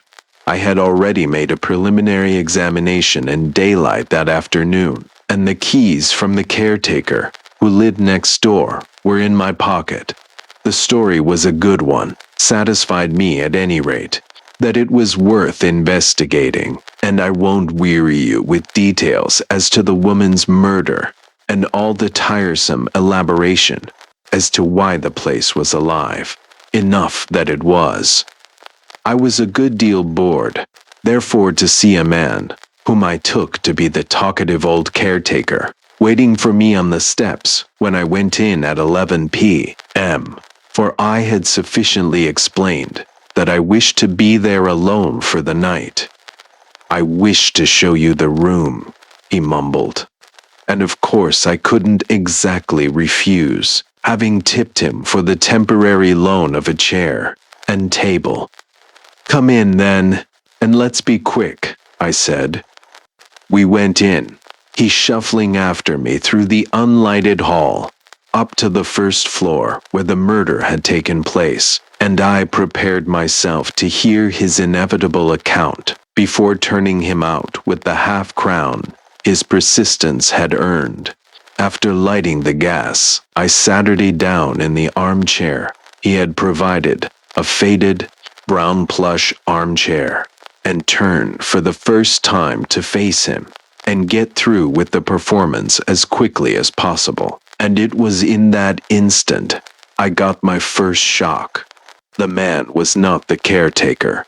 It was not the old fool, Carrie, I had interviewed earlier in the day, and made my plans with my heart, gave a horrid jump. Now, who are you, pray? I said. You're not Carrie, the man I arranged with this afternoon. Who are you? I felt uncomfortable, as you may imagine. I was a psychical researcher and a young woman of new tendencies and proud of my liberty, but I did not care to find myself in an empty house with a stranger. Something of my confidence left me. Confidence with women, is all humbug after a certain point, or perhaps you don't know, for most of you are men. But anyhow, my pluck ebbed in a quick rush, and I felt afraid. Who are you? I repeated quickly and nervously. The fellow was well dressed, youngish and good looking, but with a face of great sadness. I myself was barely 30. I am giving you essentials, or I would not mention it. Out of quite ordinary things comes this story. I think that's why it has value. And no, he said, I'm the man who was frightened to death. His voice and his words ran through me like a knife, and I felt ready to drop. In my pocket was the book I had bought to make notes in. I felt the pencil sticking in the socket. I felt, too, the extra warm things I had put on to sit up in, as no bed or sofa was available. 100 things dashed through my mind, foolishly and without sequence or meaning, as the way is when one is really frightened. Onizentials leaped up and puzzled me, and I thought of what the papers might say if it came out, and what my smart brother-in-law would think, and whether it would be told that I had cigarettes in my pocket and was a free thinker. The man who was frightened to death, I repeated aghast. That's me, he said stupidly. I stared at him just as you would have done, any one of you men now listening to me, and felt my life ebbing and flowing like a sort of hot fluid. You needn't laugh. That's how I felt. Small things, touch the mind with great earnestness. When terror is there, real terror, but I might have been at a middle-class tea party. For all the ideas I had, they were so ordinary. But I thought you were the caretaker I tipped this afternoon to let me sleep here. I gasped. Did Carrie send you to meet me? No, he replied in a voice that touched my boots somehow. I am the man who was frightened to death, and what is more, I am frightened now. So am I managed to utter, speaking instinctively. I'm simply terrified. Yes, he replied, in that same odd voice that seemed to sound within me. But you are still in the flesh, and I am not. I felt the need for vigorous self-assertion. I stood up in that empty, unfurnished room, digging the nails into my palms and clenching my teeth. I was determined to assert my individuality and my courage as a new woman and a free soul. You mean to say you are not in the flesh? I gasped. What in the world are you talking about? The silence of the night swallowed up my voice. For the first time I realized that darkness was over the city, that dust lay upon the stairs, that the floor above was untenanted and the floor below empty. I was alone in an unoccupied and haunted house, unprotected, and a woman. I chilled. I heard the wind round the house and knew the stars were hidden. My thoughts rushed to policemen and omnibuses and everything that was useful and comforting. I suddenly realized what a fool I was to come to such a house alone. I was icily afraid. I thought the end of my life had come. I was an utter fool to go in for psychical research when I had not the necessary nerve. Good God, I gasped. If you're not Carrie, the man I arranged with, who are you? I was really stiff with terror. The man moved slowly towards me across the empty room. I held out my arm to stop him, getting up. out of my chair at the same moment, and he came to halt just opposite to me, a smile on his worn, sad face. "I told you who I am," he repeated quietly, with a sigh, looking at me with the saddest eyes I have ever seen, "and I am frightened still." By this time, I was convinced that I was entertaining either a rogue or a madman, and I cursed my stupidity in bringing the man in without having seen his face. My mind was quickly made up, and I knew what to do. Ghosts and psychic phenomena flew to the winds. If I angered the creature, my life might pay the price. I must humor him till I got to the door, and then race for the street. I stood bolt upright and faced him. We were about of a height, and I was a strong, athletic woman who played hockey in winter and climbed Alps in summer. My hand itched for a stick, but I had none. "Now, of course, I remember," I said with a sort of stiff smile that was very hard to force. "Now, I remember your case, and the wonderful way you behaved." The man stared at me stupidly, turning his head to watch me as I backed more and more quickly to the door. But when his face broke into a smile, I could control myself no longer. I reached the door in a run and shot out onto the landing. Like a fool, I turned the wrong way and stumbled over the stairs leading to the next story. But it was too late to change.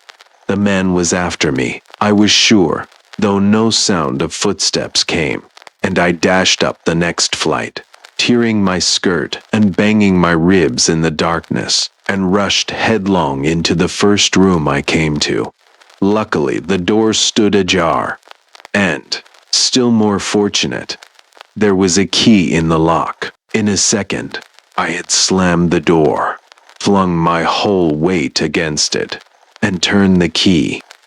I was safe, but my heart was beating like a drum. A second later it seemed to stop altogether, for I saw that there was someone else in the room besides myself.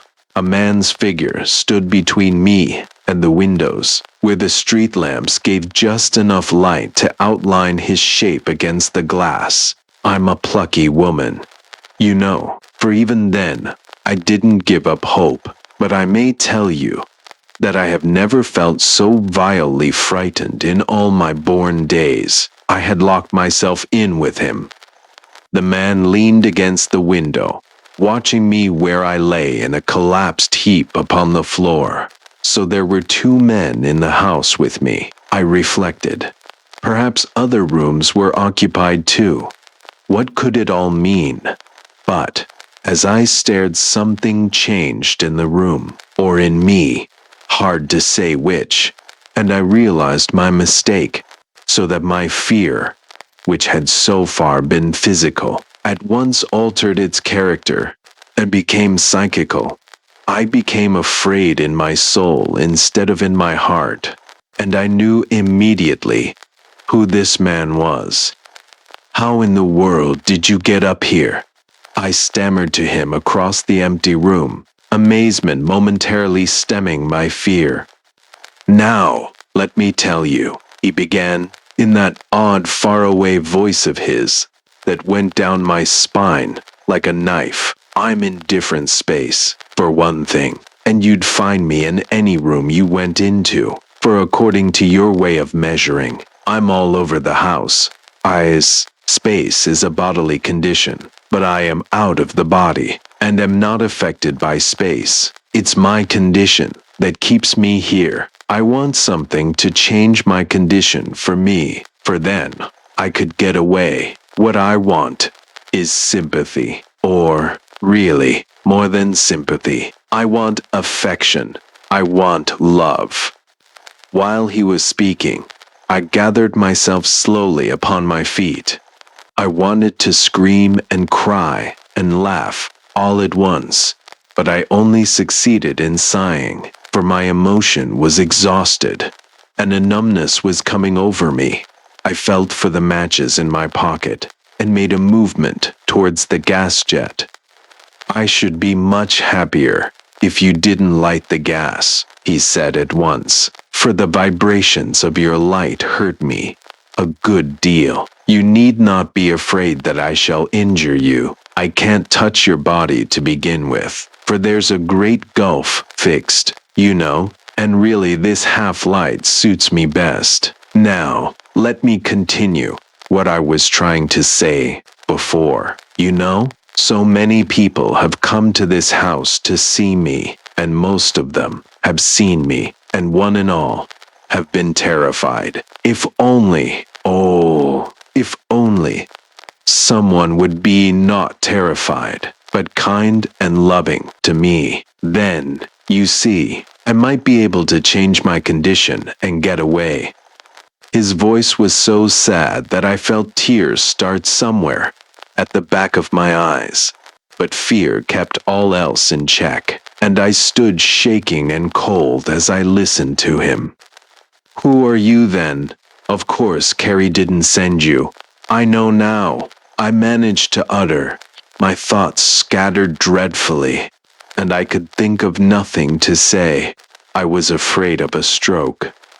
I know nothing about Carrie or who he is, continued the man quietly, and the name my body had, I have forgotten, thank God. But I am the man who was frightened to death in this house 10 years ago, and I have been frightened ever since, and am frightened still, for the succession of cruel and curious people who come to this house to see the ghost, and thus keep alive its atmosphere of terror, only helps to render my condition worse. If only someone would be kind to me, laugh, speak gently and rationally with me, cry if they like, pity, comfort, soothe me, anything but come here in curiosity, and tremble as you are now doing in that corner. Now, madam, won't you take pity on me? His voice rose to a dreadful cry. Won't you step out into the middle of the room and try to love me a little? A horrible laughter came gurgling up in my throat as I heard him, but the sense of pity was stronger than the laughter, and I found myself actually leaving the support of the wall and approaching the center of the floor. By God, he cried, at once straightening up against the window. You have done a kind act. That's the first attempt at sympathy that has been shown me since I died, and I feel better already. In life, you know, I was a misanthrope. Everything went wrong with me, and I came to hate my fellow men so much that I couldn't bear to see them. Even, of course, like begets like, and this hate was returned. Finally, I suffered from horrible delusions, and my room became haunted with demons that laughed and grimaced, and one night I ran into a whole cluster of them near the bed, and the fright stopped my heart and killed me. It's hate and remorse, as much as terror, that clogs me so thickly and keeps me here. If only someone could feel pity and sympathy, and perhaps a little love for me, I could get away and be happy. When you came this afternoon to see over the house, I watched you, and a little hope came to me. For the first time, I saw you had courage, originality, resource, love. If only I could touch your heart without frightening you, I knew I could perhaps tap that love you have stored up in your being there, and thus borrow the wings for my escape. Now I must confess my heart began to ache a little, as fear left me, and the man's words sank their sad meaning into me. Still, the whole affair was so incredible, and so touched with unholy quality, and the story of a woman's murder I had come to investigate had so obviously nothing to do with this thing, that I felt myself in a kind of wild dream that seemed likely to stop at any moment and leave me somewhere in bed after a nightmare. Moreover, His words possessed me to such an extent that I found it impossible to reflect upon anything else at all, or to consider adequately any ways or means of action or escape. I moved a little nearer to him in the gloom, horribly frightened, of course, but with the beginnings of a strange determination in my heart. You women, he continued, his voice plainly thrilling at my approach, you wonderful women, to whom life often brings no opportunity of spending your great love. Oh, if you only could know how many of us simply yearn for it, it would save our souls. If, but you knew, few might find the chance that you now have. But if you only spent your love freely, without definite object, just letting it flow openly for all who need, you would reach hundreds and thousands of souls like me and release us. Oh, madam, I ask you again to feel with me, to be kind and gentle, and if you can, to love me a little. My heart did leap within me, and this time the tears did come, for I could not restrain them. I laughed too, for the way he called me madam sounded so odd, here in this empty room at midnight in a London street, but my laughter stopped dead and merged in a flood of weeping when I saw how my change of feeling affected him. He had left his place by the window and was kneeling on the floor at my feet, his hands stretched out towards me, and the first signs of a kind of glory about his head. Put your arms round me and kiss me, for the love of God, he cried. Kiss me, oh, kiss me, and I shall be freed. You have done so much already. Now do this. I stuck there, hesitating, shaking, my determination on the verge of action, yet not quite able to compass it, but the terror had almost gone. Forget that I'm a man, and you're a woman, he continued in the most beseeching voice I ever heard. Forget that I'm a ghost, and come out boldly, and press me to you with a great kiss, and let your love flow into me. Forget yourself just for 1 minute, and do a brave thing. Oh, love me, love me, love me, and I shall be free. The words, or the deep force they somehow released in the center of my being, stirred me profoundly, and an emotion infinitely greater than fear surged up over me and carried me with it across the edge of action. Without hesitation, I took 2 steps forward towards him, where he knelt, and held out my arms. Pity and love were in my heart at that moment. Genuine pity, I swear, and genuine love. I forgot myself and my little tremblings in a great desire to help another soul. I love you, poor, aching, unhappy thing. I love you. I cried through hot tears, and I am not the least bit afraid in the world. The man uttered a curious sound, like laughter, yet not laughter, and turned his face up to me. The light from the street below fell on it, but there was another light, too, shining all round it, that seemed to come from the eyes and skin. He rose to his feet and met me, and in that second, I folded him to my breast and kissed him full on the lips again and again. All our pipes had gone out, and not even a skirt rustled in that dark studio as the storyteller paused a moment to steady her voice and put a hand softly up to her eyes before going on again.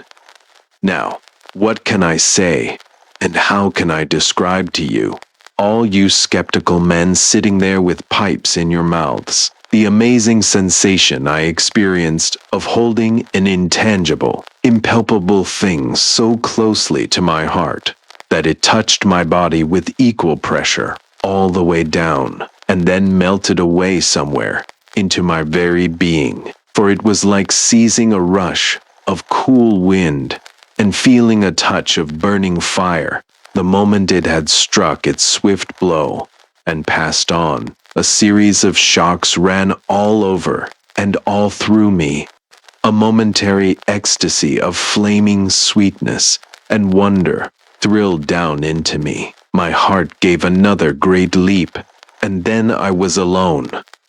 The room was empty. I turned on the gas and struck a match to prove it. All fear had left me, and something was singing round me in the air, and in my heart, like the joy of a spring morning in youth. Not all the devils or shadows or hauntings in the world could then have caused me a single tremor.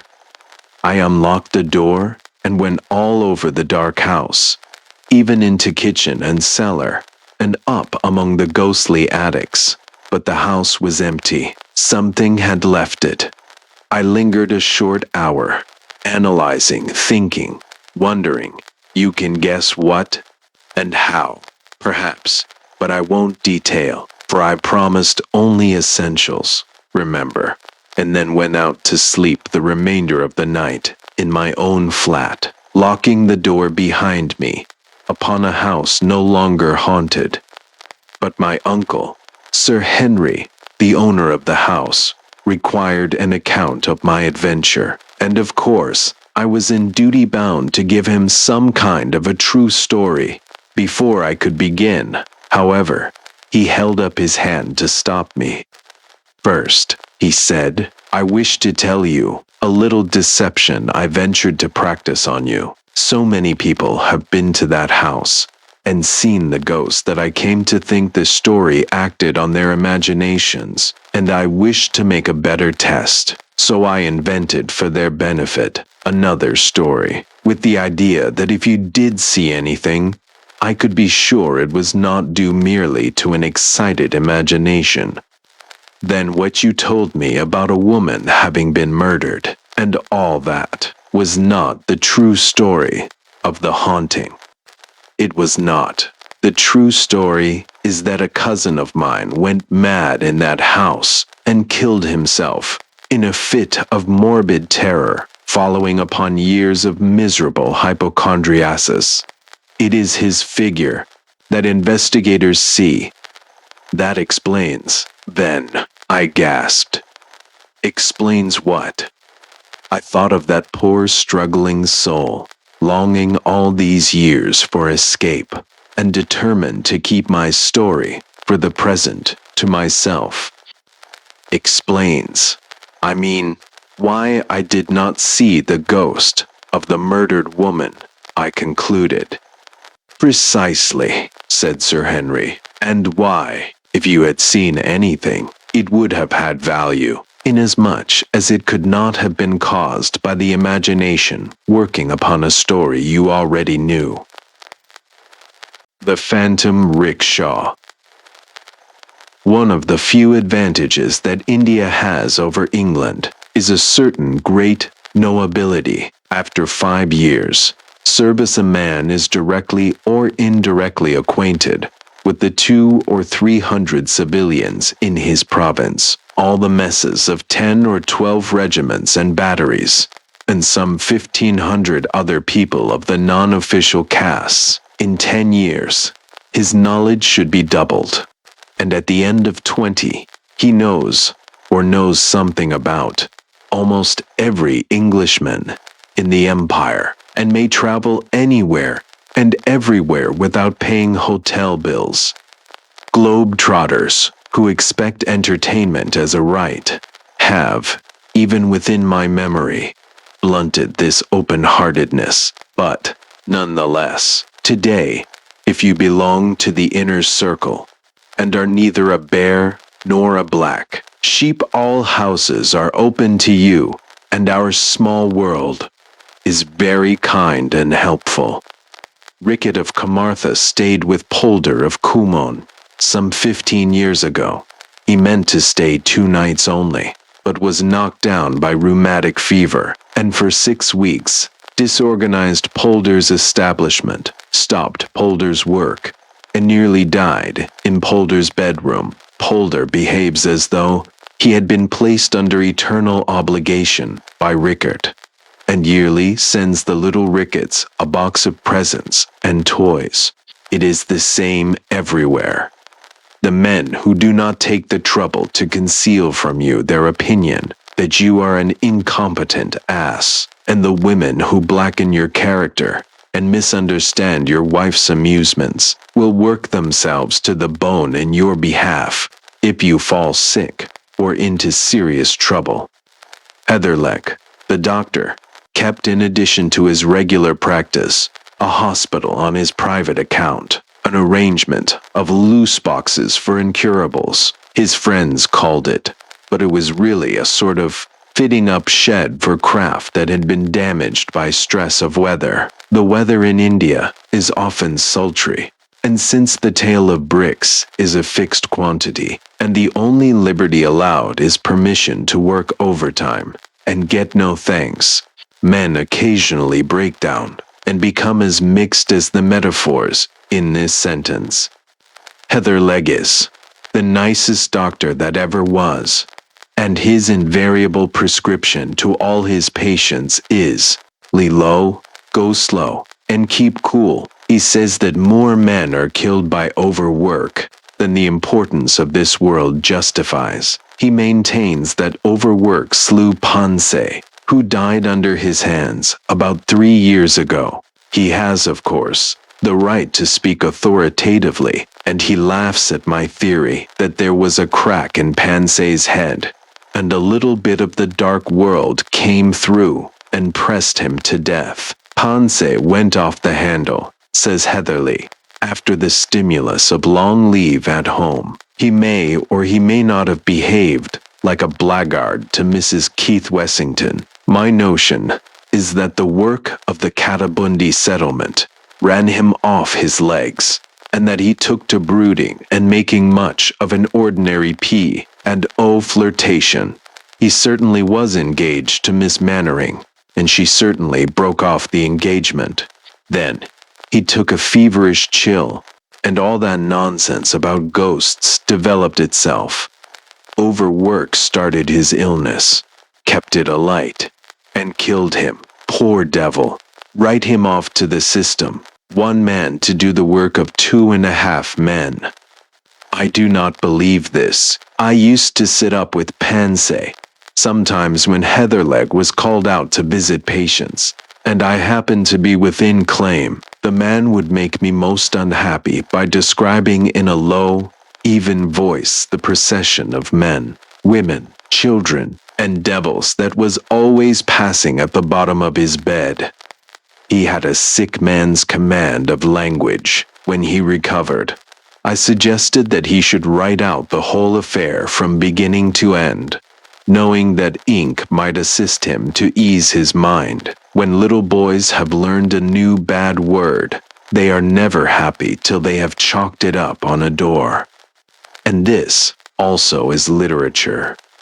He was in a high fever while he was writing, and the Blood and Thunder magazine style he adopted did not calm him. 2 months afterwards, he was reported fit for duty, but, in spite of the fact that he was urgently needed to help an undermanned commission stagger through a deficit, he preferred to die, vowing at the last that he was hag-ridden.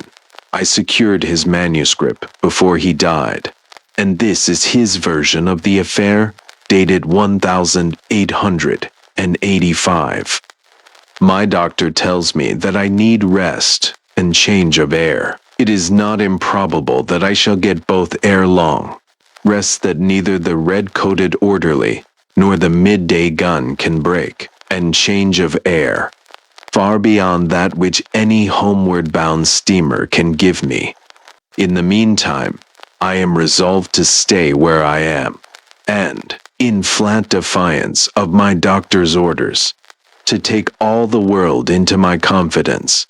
You shall learn for yourselves the precise nature of my malady, and shall, too, judge for yourselves whether any man born of woman on this weary earth was ever so tormented as I. speaking now as a condemned criminal might speak ere the drop bolts are drawn. My story, wild and hideously improbable as it may appear, demands at least attention. That it will ever receive credence, I utterly disbelieve. 2 months ago, I should have scouted as mad or drunk the man who had dared tell me the like. 2 months ago, I was the happiest man in India. Today, from Peshawar to the sea, there is no one more wretched. My doctor and I are the only two who know this. His explanation is that my brain, digestion, and eyesight are all slightly affected, giving rise to my frequent and persistent delusions. Delusions, indeed. I call him a fool, but he attends me still with the same unwearied smile, the same bland, professional manner, the same neatly trimmed red whiskers, till I begin to suspect that I am an ungrateful, evil-tempered invalid, but you shall judge for yourselves. 3 years ago, it was my fortune, my great misfortune, to sail from Gravesend to Bombay, on return from long leave, with one Agnes Keith Wessington, wife of an officer on the Bombay side. It does not in the least concern you to know what manner of woman she was. Be content with the knowledge that, or the voyage had ended, both she and I were desperately and unreasoningly in love with one another. Heaven knows that I can make the admission now without one particle of vanity. In matters of this sort, there is always one who gives and another who accepts. From the first day of our ill-omened attachment, I was conscious that Agnes's passion was a stronger, a more dominant, and if I may use the expression, a purer sentiment than mine. Whether she recognized the fact then, I do not know. Afterwards, it was bitterly plain to both of us. Arrived at Bombay in the spring of the year, we went our respective ways, to meet no more for the next 3 or 4 months, when my leave and her love took us both to Simla. There we spent the season together, and there my fire of straw burnt itself out to a pitiful end with the closing year. I attempt no excuse. I make no apology. Mrs. Wessington had given up much for my sake, and was prepared to give up all. From my own lips in August 1882, she learned that I was sick of her presence, tired of her company, and weary of the sound of her voice. 99 women out of 100 would have wearied of me as I wearied of them. 75 of that number would have promptly avenged themselves by active and obtrusive flirtation with other men. Mrs. Wessington was the 100th. On her neither my openly expressed aversion, nor the cutting brutalities with which I garnished our interviews had the least effect. Jack, darling, was her one eternal cuckoo cry. I'm sure it's all a mistake. A hideous mistake, and we'll be good friends again someday. Please forgive me, Jack, dear, dear.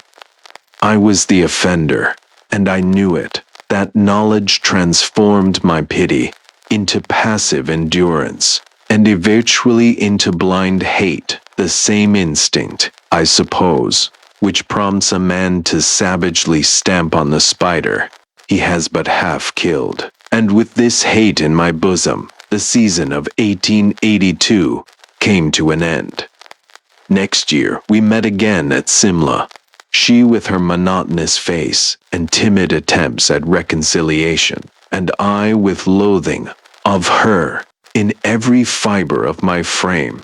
Several times I could not avoid meeting her alone, and on each occasion, her words were identically the same. Still the unreasoning wail that it was all a mistake, and still the hope of eventually making friends. I might have seen, had I cared to look, that hope only was keeping her alive. She grew more wan, and thin month by month. You will agree with me, at least, that such conduct would have driven anyone to despair. It was uncalled for, childish, unwomanly. I maintained that she was much to blame. And again, sometimes, in the black, fever-stricken night watches, I have begun to think that I might have been a little kinder to her. But that really is a delusion. I could not have continued pretending to love her when I didn't, could I? It would have been unfair to us both. Last year, we met again, on the same terms as before, the same weary appeals, and the same curt answers.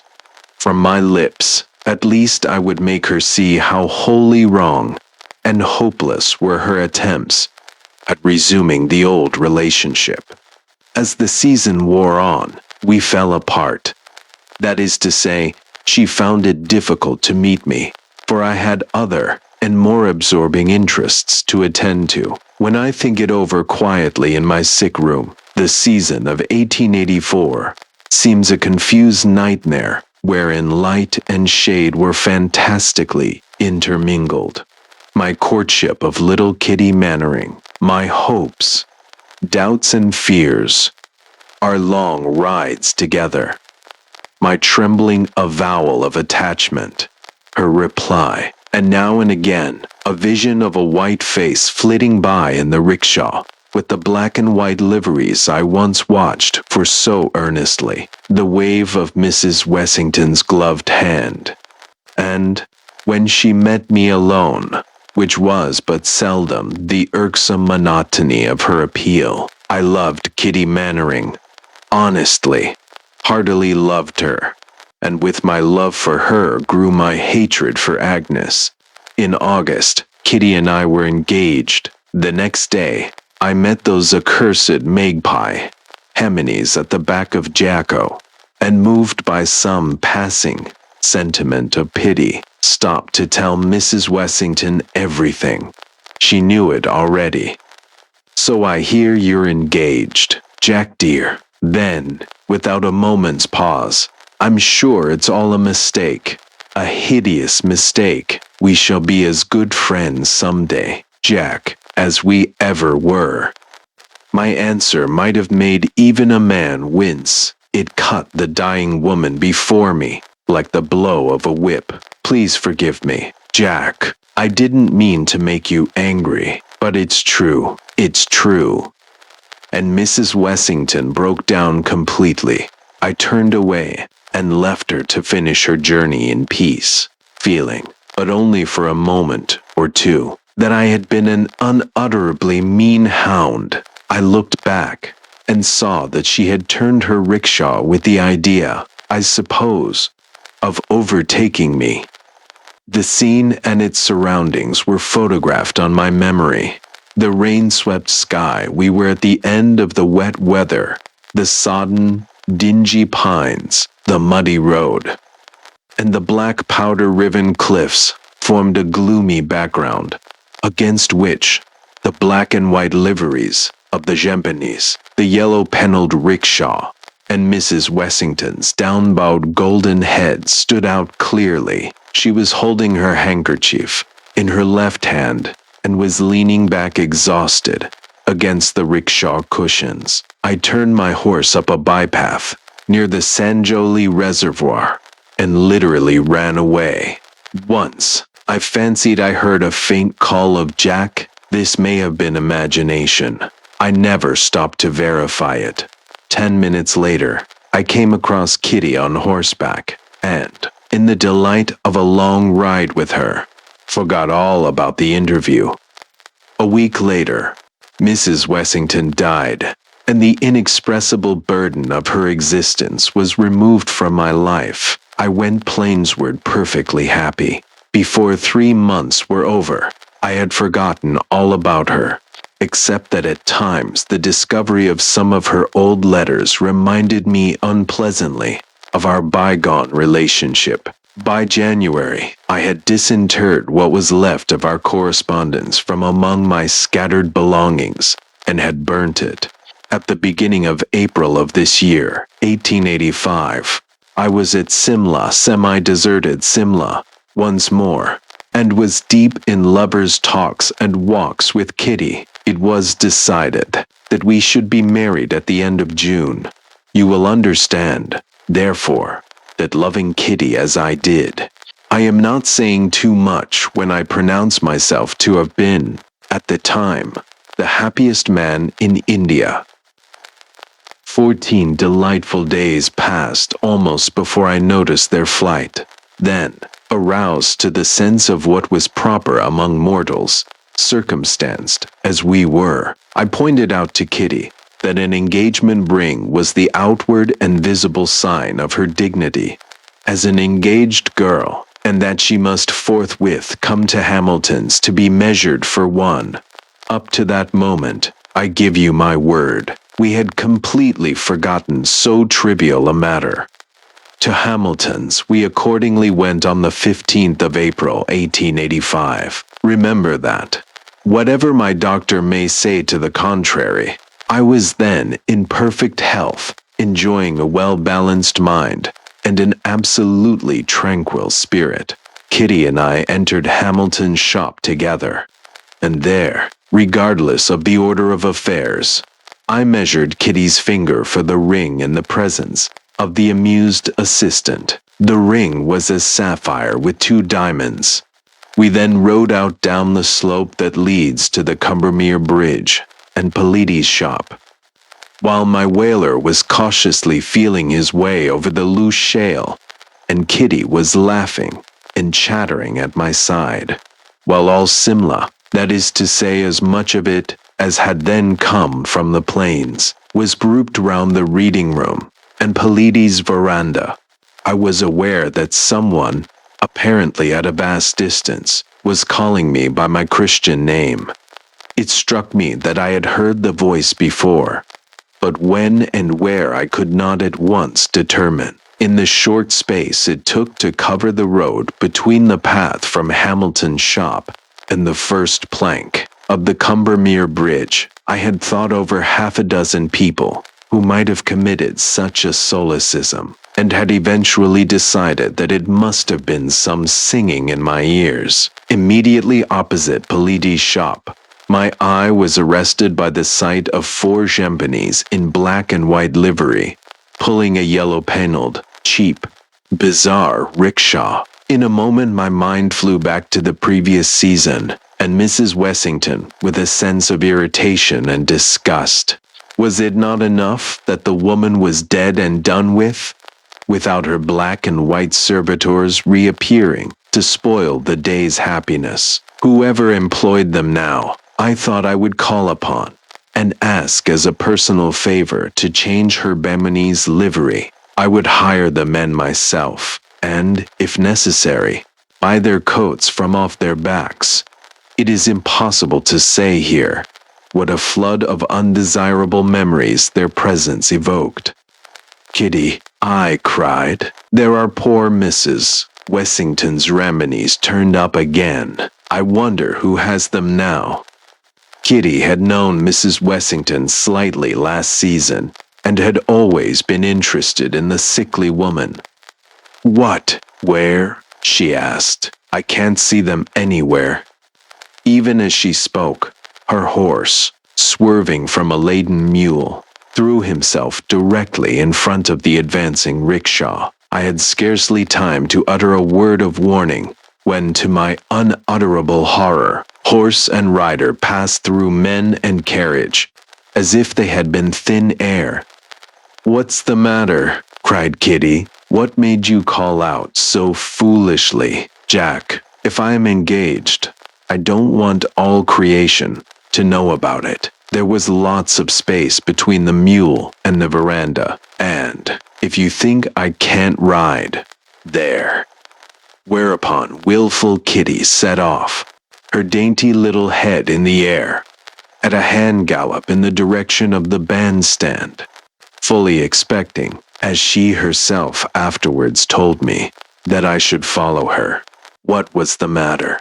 Nothing. Indeed, either that I was mad or drunk, or that Simla was haunted with devils. I reined in my impatient cob and turned round. The rickshaw had turned too and now stood immediately facing me, near the left railing of the Cumbermere Bridge.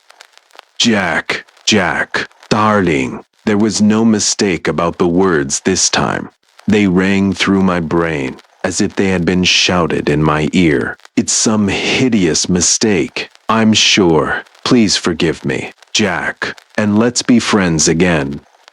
The rickshaw hood had fallen back, and inside, as I hope and daily pray for the death I dread by night, sat Mrs. Keith Wessington, handkerchief in hand, and golden head bowed on her breast. How long I stared motionless, I do not know. Finally, I was aroused by my groom taking the whaler's bridle and asking whether I was ill. I tumbled off my horse and dashed, half fainting, into Polites for a glass of cherry brandy. There, 2 or 3 couples were gathered round the coffee tables, discussing the gossip of the day. Their trivialities were more comforting to me just then than the consolations of religion could have been. I plunged into the midst of the conversation at once, chatted, laughed, and jested with a face, when I caught a glimpse of it in a mirror as white and drawn as that of a corpse. 3 or 4 men noticed my condition, and evidently setting it down to the results of over many pegs, charitably endeavored to draw me apart from the rest of the loungers. I wanted the company of my kind, as a child rushes into the midst of the dinner party after a fright in the dark. I must have talked for about 10 minutes or so, though it seemed an eternity to me, when I heard Kitty's dear voice outside, inquiring for me. In another minute she had entered the shop, prepared to roundly upbraid me for failing so signally in my duties. Something in my face stopped her. "Why, Jack," she cried, "what have you been doing? What has happened? Are you ill?" Thus driven into a direct lie, I said that the sun had been a little too much for me. It was close upon 5 o'clock of a cloudy April afternoon, and the sun had been hidden all day.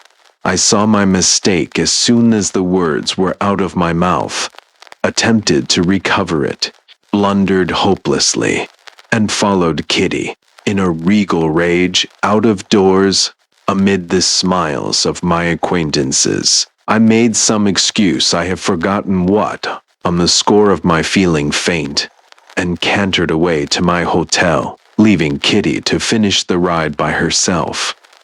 In my room I sat down and tried calmly to reason out the matter.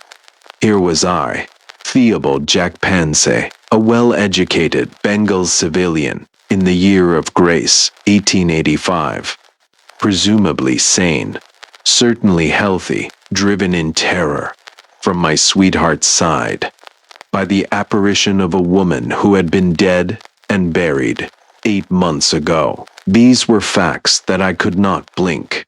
Nothing was further from my thought than any memory of Mrs. Wessington. When Kitty and I left Hamilton's shop, nothing was more utterly commonplace than the stretch of wall opposite Polites. It was broad daylight. The road was full of people, and yet here, look you, in defiance of every law of probability, in direct outrage of nature's ordinance, there had appeared to me a face from the grave. Kitty's Arab had gone through the rickshaw, so that my first hope that some woman marvelously, like Mrs. Wessington, had hired the carriage and the coolies with their old livery was lost. Again and again I went round this treadmill of thought, and again gave up baffled and in despair. The voice was as inexplicable as the apparition. I had originally some wild notion of confiding it all to Kitty, of begging her to marry me at once and in her arms, defying the ghostly occupant of the rickshaw. After all, I argued, The presence of the rickshaw is in itself enough to prove the existence of a spectral illusion. One may see ghosts of men and women, but surely never of coolies and carriages. The whole thing is absurd. Fancy the ghost of a hillman. Next morning, I sent a penitent note to Kitty, imploring her to overlook my strange conduct of the previous afternoon. My divinity was still very wroth, and a personal apology was necessary, I explained, with a fluency born of night-long pondering over a falsehood, that I had been attacked with a sudden palpitation of the heart, the result of indigestion. This eminently practical solution had its effect, and Kitty and I rode out that afternoon with the shadow of my first lie dividing us. Nothing would please her save a canter round Jacko. With my nerves still unstrung from the previous night, I feebly protested against the notion, suggesting Observatory Hill, Jutog, the Bologun Road, anything rather than the Jacko round.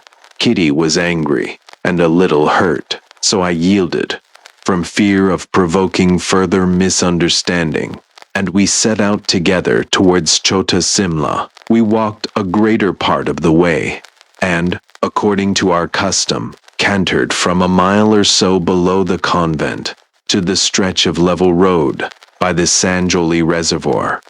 The wretched horses appeared to fly, and my heart beat quicker and quicker as we neared the crest of the ascent. My mind had been full of Mrs. Wessington all the afternoon, and every inch of the Jacko Road bore witness to our old-time walks and talks. The boulders were full of it.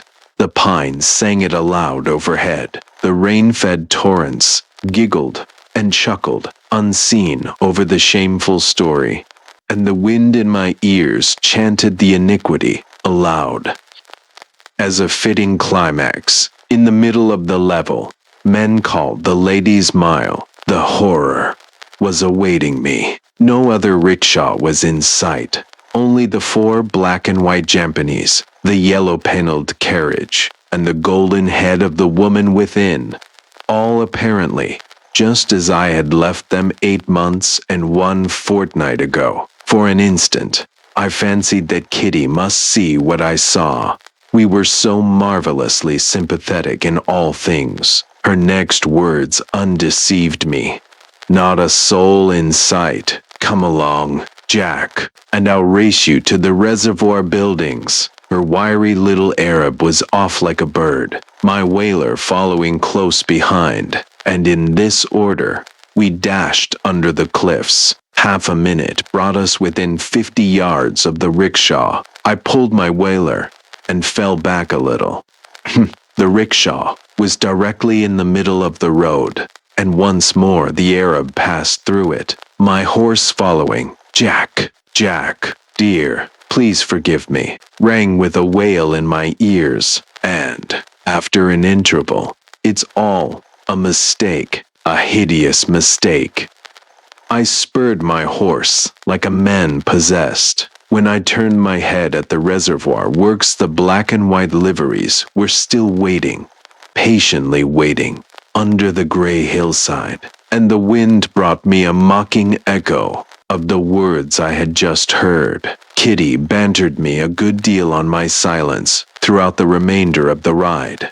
I had been talking up till then, wildly and at random. To save my life, I could not speak afterwards naturally, and from Sanjoli to the church wisely held my tongue. I was to dine with the Mannerings that night, and had barely time to canter home to dress. On the road to Elysium Hill, I overheard 2 men talking together in the dusk. "It's a curious thing," said one, "how completely all trace of it disappeared. You know my wife was insanely fond of the woman, never could see anything in her myself, and wanted me to pick up her old rickshaw and coolies, if they were to be got for love or money. Morbid sort of fancy, I call it. but I've got to do what the Mensahib tells me. Would you believe that the man she hired it from tells me that all four of the men, they were brothers, died of cholera on the way to Hardwar. Poor devils. And the rickshaw has been broken up by the man himself. Told me he never used a dead Mensahib's rickshaw. Spoiled his luck. Queer notion, wasn't it? Fancy poor little Mrs. Wessington spoiling anyone's luck, except her own. I laughed aloud at this point, and my laugh jarred on me as I uttered it. So there were ghosts of rickshaws after all, and ghostly employments in the other world. How much did Mrs. Wessington give her men? What were their hours? Where did they go? And for visible answer to my last question, I saw the infernal thing blocking my path in the twilight. The dead travel fast, and by shortcuts unknown to ordinary coolies. I laughed aloud a second time, and checked my laughter suddenly, for I was afraid I was going mad. Mad to a certain extent I must have been, for I recollect that I reined in my horse at the head of the rickshaw and politely wished Mrs. Wessington good evening.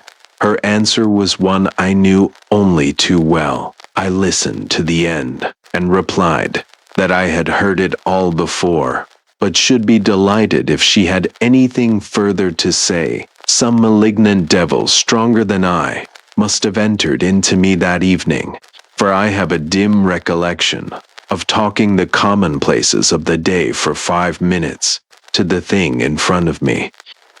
Mad as a hatter, poor devil, or drunk, Max, try and get him to come home. Surely that was not Mrs. Wessington's voice.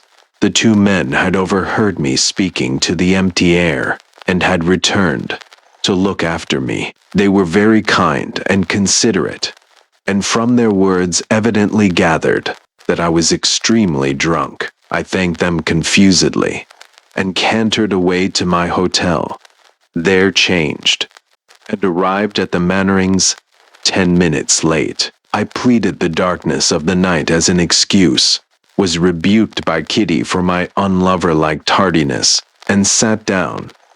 The conversation had already become general, and, under cover of it, I was addressing some tender small talk to my sweetheart when I was aware that at the further end of the table, a short, red-whiskered man was describing with much broidery his encounter with a mad unknown that evening. A few sentences convinced me that he was repeating the incident of half an hour ago. In the middle of the story, he looked round for applause, as professional storytellers do, caught my eye, and straightway collapsed.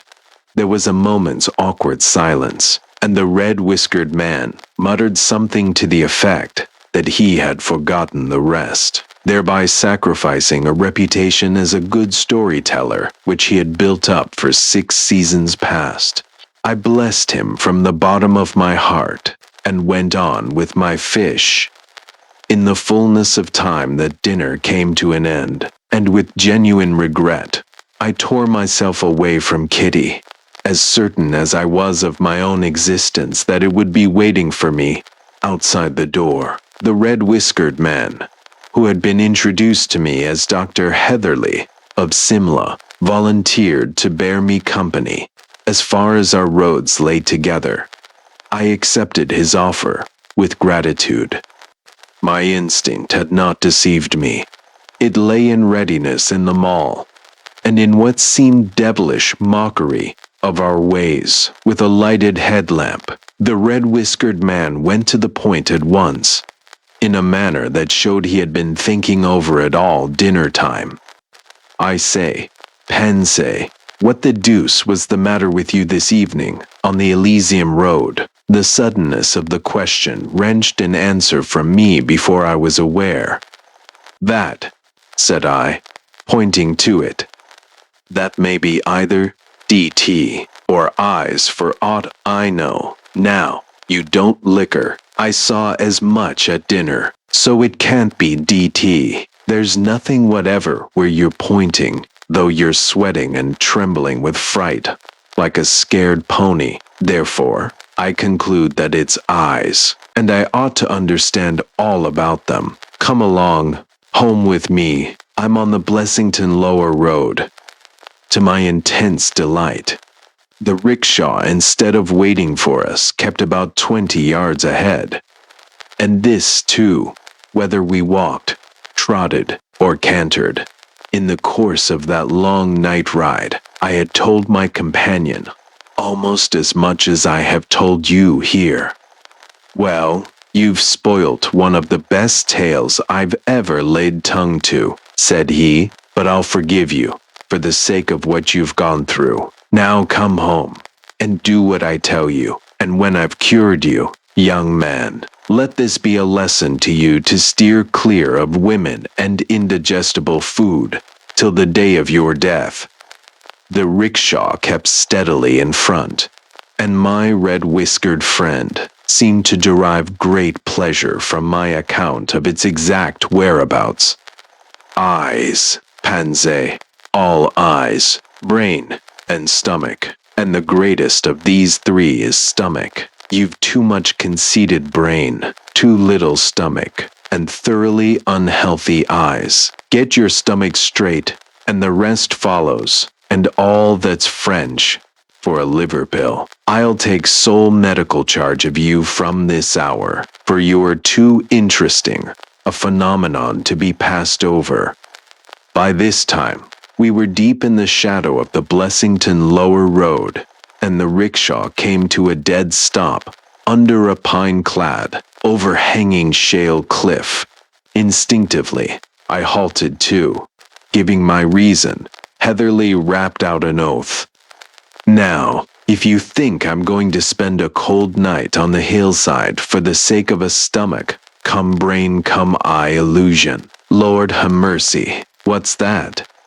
There was a muffled report, a blinding smother of dust, just in front of us, a crack, the noise of rent boughs, and about 10 yards of the cliffside, pines, undergrowth, and all, slid down into the road below, completely blocking it up. The uprooted trees swayed and tottered for a moment, like drunken giants in the gloom, and then fell prone among their fellows. With a thunderous crash, our two horses stood motionless and sweating with fear. As soon as the rattle of falling earth and stone had subsided, my companion muttered, "Man, if we'd gone forward, we should have been 10 feet deep in our graves by now. There are more things in heaven and earth. Come home, Panze, and thank God. I want a drink badly."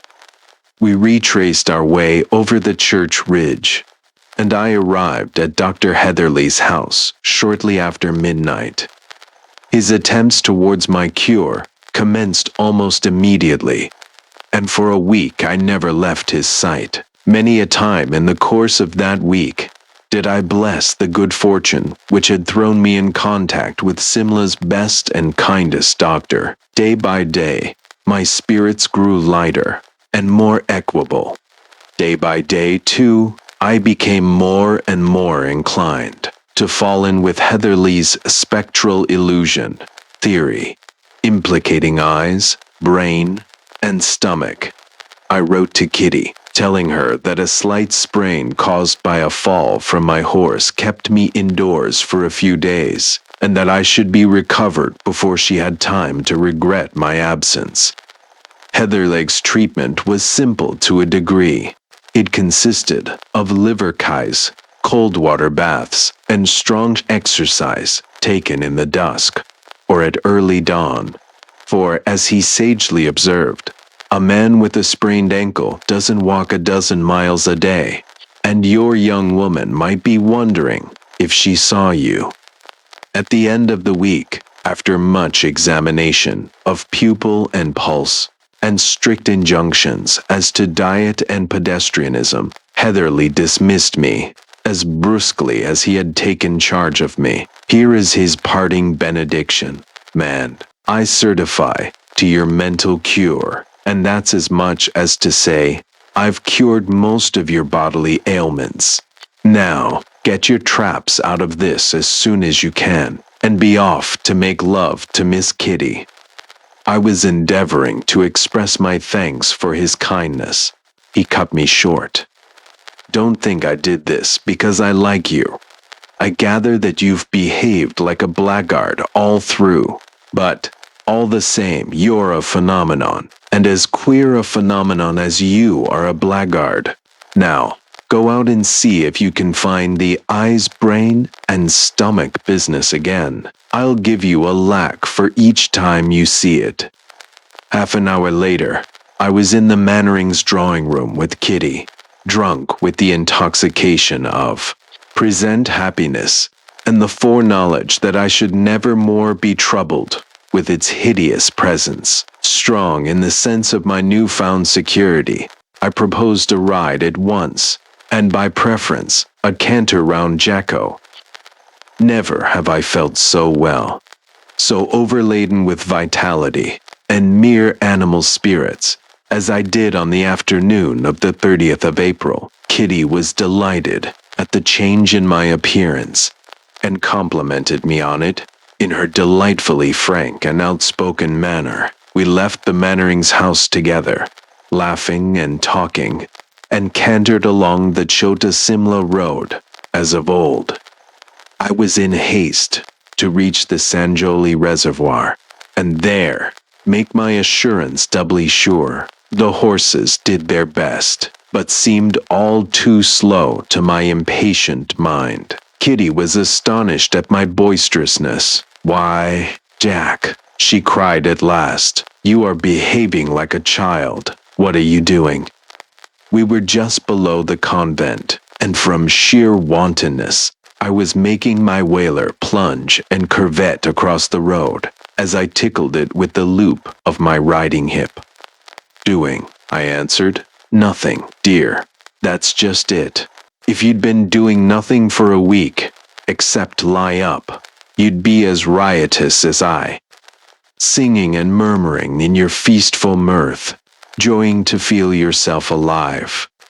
Lord over nature, Lord of the visible earth, Lord of the senses. 5.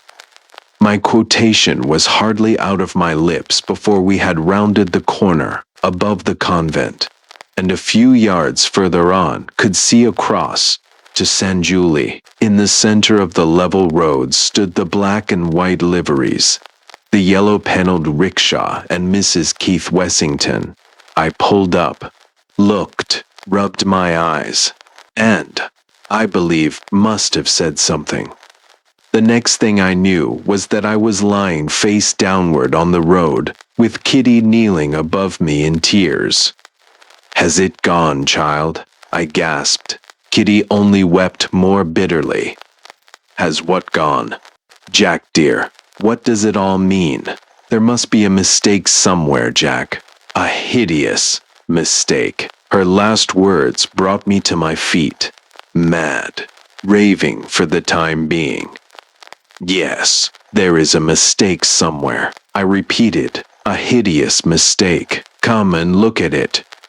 I have an indistinct idea that I dragged Kitty by the wrist along the road, up to where it stood, and implored her for pity's sake to speak to it, to tell it that we were betrothed, that neither death nor hell could break the tie between us, and Kitty only knows how much more to the same effect. Now and again, I appealed passionately to the terror in the rickshaw to bear witness to all I had said, and to release me from a torture that was killing me. As I talked, I suppose I must have told Kitty of my old relations with Mrs. Wessington, for I saw her listen intently with white face and blazing eyes. Thank you, Mr. Pansay, she said. That's quite enough. Bring my horse. The grooms, impassive as Orientals always are, had come up with the recaptured horses, and as Kitty sprang into her saddle, I caught hold of the bridle, entreating her to hear me out and forgive. My answer was the cut of her riding whip across my face from mouth to eye, and a word or two of farewell that even now I cannot write down. So I judged, and judged rightly, that Kitty knew all, and I staggered back to the side of the rickshaw. My face was cut and bleeding, and the blow of the riding whip had raised a livid blue wheal on it. I had no self-respect. Just then, Heatherleg, who must have been following Kitty and me at a distance, kintered up. "Doctor," I said, pointing to my face, "here's Miss Mannering's signature too. My order of dismissal, and I'll thank you for that luck as soon as convenient." Heatherly's face, even in my abject misery, moved me to laugh. "I'll stake my professional reputation," he began. "Don't be a fool," I whispered. "I've lost my life's happiness, and you'd better take me home." As I spoke, the rickshaw was gone. Then I lost all knowledge of what was passing. The crest of Jacko seemed to heave and roll, like the crest of a cloud, and fallen upon me. 7 days later, on the 7th of May, that is to say, I was aware that I was lying in Heatherley's room, as weak as a little child. Heatherley was watching me intently from behind the papers on his writing table. His first words were not very encouraging, but I was too far spent to be much moved by them. "Here's Miss Kitty, has sent back your letters.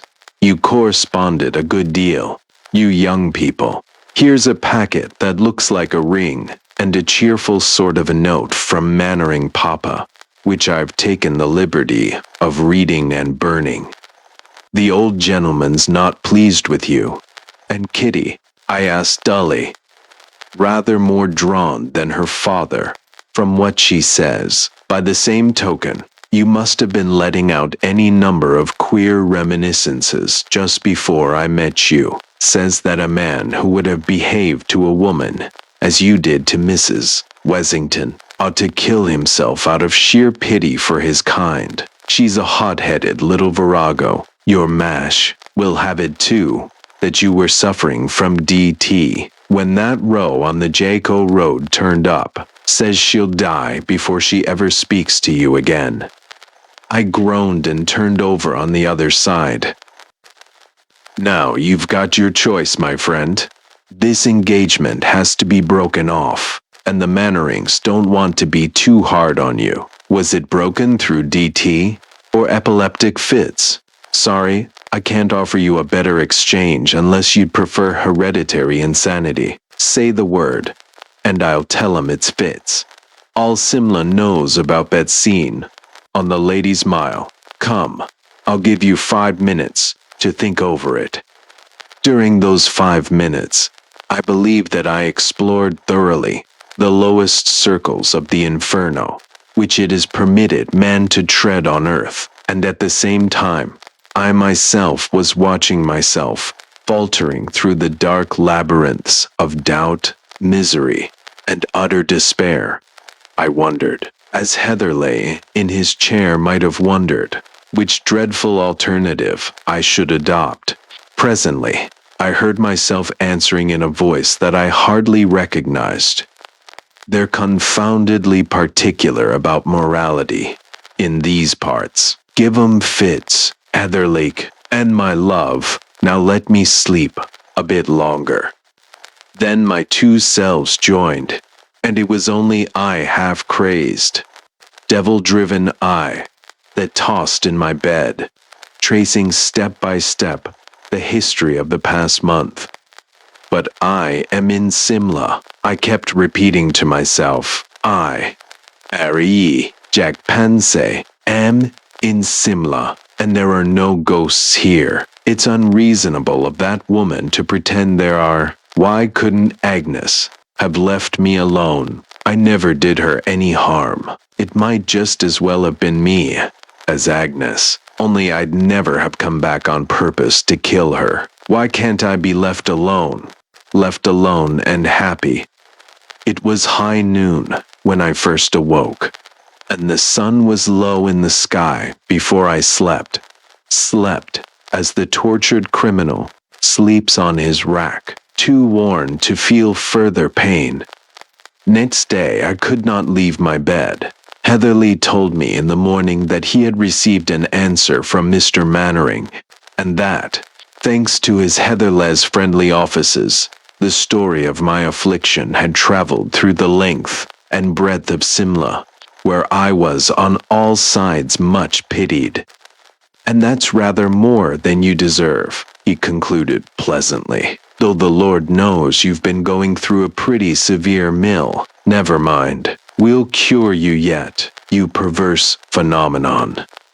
I declined firmly to be cured. You've been much too good to me already, old man, said I, but I don't think I need trouble you further. In my heart, I knew that nothing Heatherley could do would lighten the burden that had been laid upon me. With that knowledge came also a sense of hopeless, impotent rebellion against the unreasonableness of it all. There were scores of men no better than I, whose punishments had at least been reserved for another world, and I felt that it was bitterly, cruelly unfair that I alone should have been singled out for so hideous a fate. This mood would in time give place to another, where it seemed that the rickshaw and I were the only realities in a world of shadows, that Kitty was a ghost, that Mannering, Heatherly, and all the other men and women I knew were all ghosts, and the great, gray hills themselves, but vain shadows devised to torture me. From mood to mood I tossed backwards and forwards for 7 weary days, my body growing daily stronger and stronger, until the bedroom looking-glass told me that I had returned to everyday life, and was as other men once more. Curiously enough, my face showed no signs of the struggle I had gone through. It was pale indeed, but as expressionless and commonplace as ever. I had expected some permanent alteration, visible evidence of the disease that was eating me away. I found nothing. On the 15th of May, I left Heatherley's house at 11 o'clock in the morning, and the instinct of the bachelor drove me to the club. There I found that every man knew my story as told by Heatherley, and was, in clumsy fashion, abnormally kind and attentive. Nevertheless, I recognized that for the rest of my natural life, I should be among, but not of, my fellows, and I envied very bitterly indeed the laughing coolies on the mall below. I lunched at the club, and at 4 o'clock wandered aimlessly down the mall, in the vague hope of meeting Kitty. Close to the bandstand, the black and white liveries joined me, and I heard Mrs. Wessington's old appeal at my side. I had been expecting this ever since I came out, and was only surprised at her delay. The phantom rickshaw and I went side by side along the Chota Simla road in silence. Close to the bazaar, Kitty and a man on horseback overtook and passed us. For any sign she gave, I might have been a dog in the road. She did not even pay me the compliment of quickening her pace, though the rainy afternoon had served for an excuse.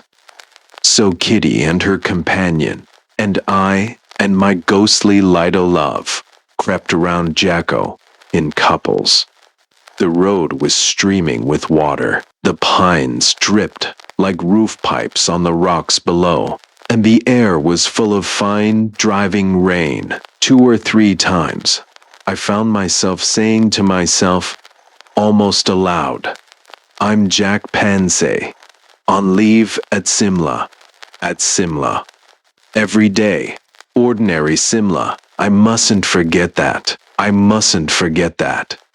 Then I would try to recollect some of the gossip I had heard at the club, the prices of so-and-so's horses, anything, in fact, that related to the workaday Anglo-Indian world I knew so well. I even repeated the multiplication table rapidly to myself, to make quite sure that I was not taking leave of my senses. It gave me much comfort, and must have prevented my hearing Mrs. Wessington for a time. Once more, I wearily climbed the convent slope and entered the level road. Here, Kitty and the man started off at a canter, and I was left alone with Mrs. Wessington. "Agnes," said I, "will you put back your hood and tell me what it all means?" The hood dropped noiselessly, and I was face to face with my dead and buried mistress. She was wearing the dress in which I had last seen her alive, carried the same tiny handkerchief in her right hand, and the same card case in her left. A woman 8 months dead with a card case. I had to pin myself down to the multiplication table and to set both hands on the stone parapet of the road to assure myself that that at least was real. "Agnes," I repeated, "for pity's sake, tell me what it all means." Mrs. Wessington leant forward with that odd, quick turn of the head I used to know so well, and spoke. If my story had not already so madly overleaped the bounds of all human belief, I should apologize to you now, as I know that no one, no, not even Kitty, for whom it is written, as some sort of justification of my conduct, will believe me. I will go on. Mrs. Wessington spoke, and I walked with her from the Sanjoli Road to the turning below the Commander-in-Chief's house, as I might walk by the side of any living woman's rickshaw, deep in conversation. The second and most tormenting of my moods of sickness had suddenly laid hold upon me, and like the prince in Tennyson's poem, I seemed to move amid a world of ghosts. There had been a garden party at the Commander-in-Chief's, and we too joined the crowd of homeward-bound folk. As I saw them, then it seemed that they were the shadows, impalpable, fantastic shadows, that divided, for Mrs. Wessington's rickshaw to pass through. What we said during the course of that weird interview, I cannot, indeed, I dare not, tell. Heatherley's comment would have been a short laugh, and a remark that I had been mashing a brain eye and stomach chimera. It was a ghastly, and yet in some indefinable way, a marvelously dear experience. Could it be possible, I wondered, that I was in this life to woo a second time the woman I had killed by my own neglect and cruelty? I met Kitty on the homeward road, a shadow among shadows. If I were to describe all the incidents of the next fortnight in their order, my story would never come to an end, and your patience would be exhausted. Morning after morning, and evening after evening, the ghostly rickshaw and I used to wander through Simla together, wherever I went. There the 4 black and white liveries followed me and bore me company to and from my hotel. At the theater, I found them amid the crowd of yelling yampennies. Outside the club veranda, after a long evening of whist. At the birthday ball, waiting patiently for my reappearance, and in broad daylight when I went calling, save that it cast no shadow. The rickshaw was in every respect as real to look upon as one of wood and iron. More than once, indeed, I have had to check myself from warning some hard-riding friend against cantering over it. More than once, I have walked down the mall deep in conversation with Mrs. Wessington, to the unspeakable amazement of the passers-by. Before I had been out and about a week, I learned that the Fithery had been discarded in favor of insanity. However, I made no change in my mode of life. I called, rode, and dined out as freely as ever. I had a passion for the society of my kind, which I had never felt before. I hungered to be among the realities of life, And at the same time I felt vaguely unhappy. When I had been separated too long from my ghostly companion, it would be almost impossible to describe my varying moods from the 15th of May up to today. The presence of the rickshaw filled me by turns with horror, blind fear, a dim sort of pleasure, and utter despair. I dared not leave Simla, and I knew that my stay there was killing me. I knew, moreover, that it was my destiny to die slowly and a little every day. My only anxiety was to get the penance over as quietly as might be. Alternately, I hungered for a sight of Kitty and watched her outrageous flirtations with my successor. To speak more accurately, my successors, with amused interest. She was as much out of my life as I was out of hers. By day I wandered with Mrs. Wessington, almost content. By night I implored heaven to let me return to the world as I used to know it.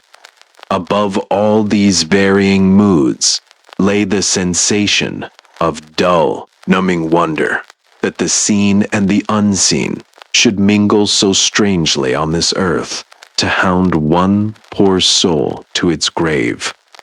August 27th. Heatherly has been indefatigable in his attendance on me, and only yesterday told me that I ought to send in an application for sick leave, an application to escape the company of a phantom, a request that the government would graciously permit me to get rid of 5 ghosts and an airy rickshaw by going to England. Heatherly's proposition moved me to almost hysterical laughter.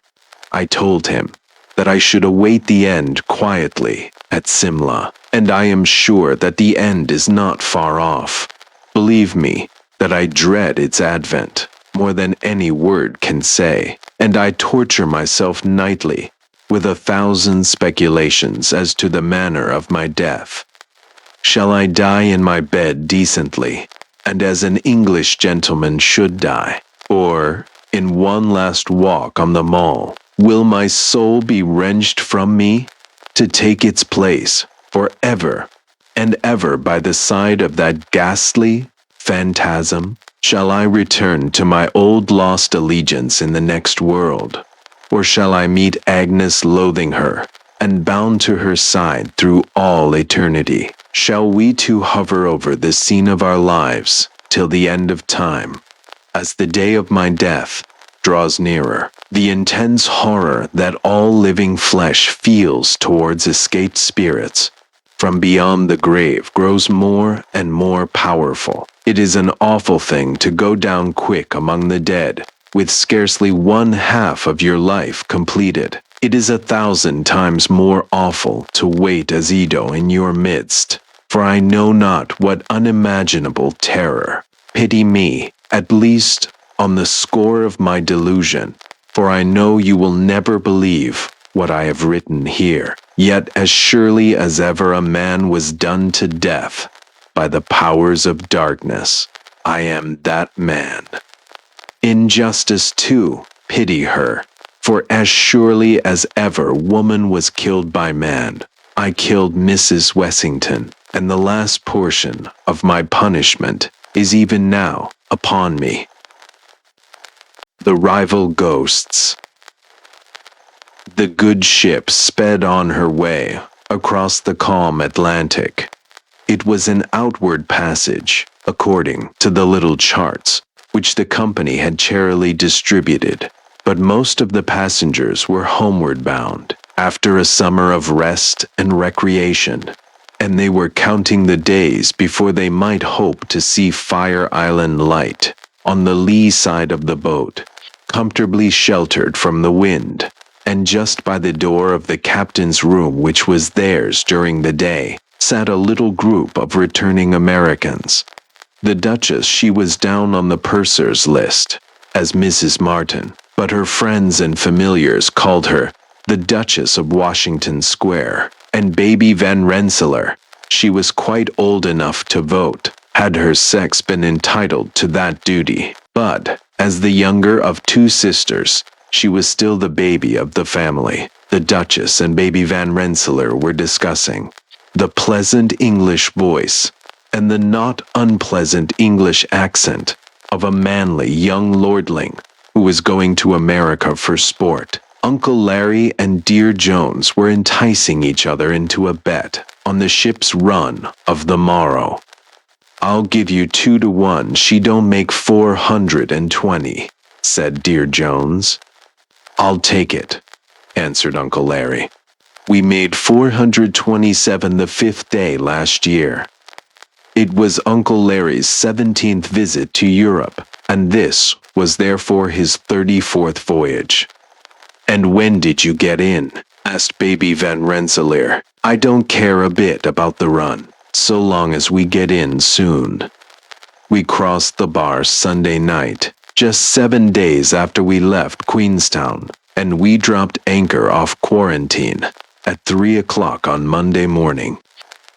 I hope we shan't do that this time. I can't seem to sleep any when the boat stops. "I can, but I didn't," continued Uncle Larry, "because my stateroom was the most forward in the boat, and the donkey engine that let down the anchor was right over my head. So, you got up and saw the sunrise over the bay," said Dear Jones, "with the electric lights of the city twinkling in the distance, and the first faint flush of the dawn in the east just over Fort Lafayette, and the rosy tinge which spread softly upward, and—" "Did you both come back together?" asked the Duchess.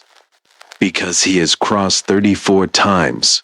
You must not suppose that he has a monopoly in sunrises," retorted Dear Jones. "No, this was my own sunrise, and a mighty pretty one it was, too." "I'm not matching sunrises with you," remarked Uncle Larry, calmly, "but I'm willing to back a merry jest called forth by my sunrise against any 2 merry jests called forth by yours." I confess reluctantly that my sunrise evoked no merry jest at all. Dear Jones was an honest man and would scorn to invent a merry jest on the spur of the moment. And Kinji Wen. "That's where my sunrise has the call," said Uncle Larry, complacently. "What was the merry jest?" was baby Van Rensselaer's inquiry, the natural result of a feminine curiosity, thus artistically excited. "Well, here it is. I was standing aft, near a patriotic American and a wandering Irishman, and the patriotic American rashly declared that you couldn't see a sunrise like that anywhere in Europe, and this gave the Irishman his chance, and he said, 'Sure, you don't have 'em here till we're through with 'em over there.' It is true," said Dear Jones, thoughtfully, "that they do have some things over. They're better than we do. For instance, umbrellas." "And gowns," added the Duchess. "And antiquities." This was Uncle Larry's contribution. "And we do have some things so much better in America," protested baby Van Rensselaer, as yet uncorrupted by any worship of the effete monarchies of despotic Europe. "We make lots of things a great deal nicer than you can get them in Europe, especially ice cream." "And pretty girls," added Dear Jones, but he did not look at her. "And spooks," remarked Uncle Larry casually. "Spooks?" queried the Duchess. "Spooks, I maintain the word. Ghosts, if you like that better, or specters. We turn out the best quality of spook." "You forget the lovely ghost stories about the Rhine and the Black Forest," interrupted Miss Van Rensselaer with feminine inconsistency.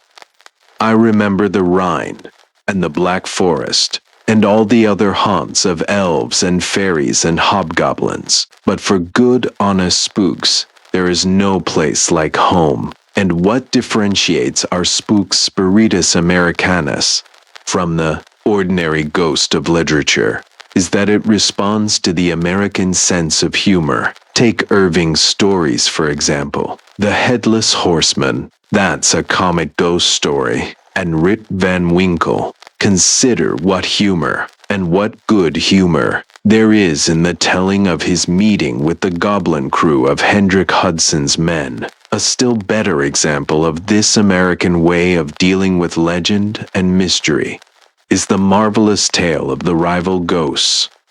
The rival ghosts? Queried the Duchess and Baby Van Rensselaer together. Who were they? Didn't I ever tell you about them? Answered Uncle Larry, a gleam of approaching joy flashing from his eye. Since he is bound to tell us, sooner or later, we'd better be resigned and hear it now, said Dear Jones. If you are not more eager, I won't tell it at all. Oh, do, Uncle Larry. You know I just dote on ghost stories, pleaded Baby Van Rensselaer. Once upon a time, began Uncle Larry, in fact, a very few years ago, there lived in the thriving town of New York a young American called Duncan Eliphalet Duncan. Like his name, he was half Yankee and half Scotch, and naturally he was a lawyer and had come to New York to make his way. His father was a Scotchman who had come over and settled in Boston and married a Salem girl. When Eliphalet Duncan was about 20, he lost both of his parents. His father left him with enough money to give him a start and a strong feeling of pride in his Scotch birth. You see, there was a title in the family in Scotland, and although Eliphalet's father was the younger son of a younger son, yet he always remembered and always bade his only son to remember that his ancestry was noble.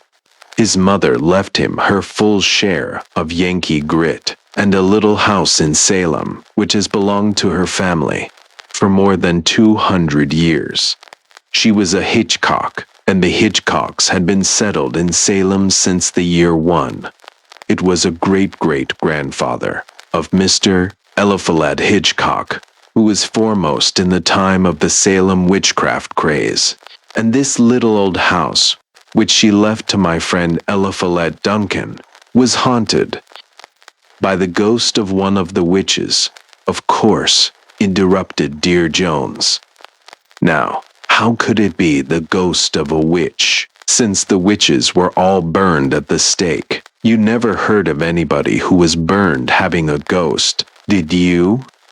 That's an argument in favor of cremation, at any rate, replied Jones, evading the direct question. It is. If you don't like ghosts, I do, said Baby Van Rensselaer. And so do I, added Uncle Larry. I love a ghost as dearly as an Englishman loves a lord.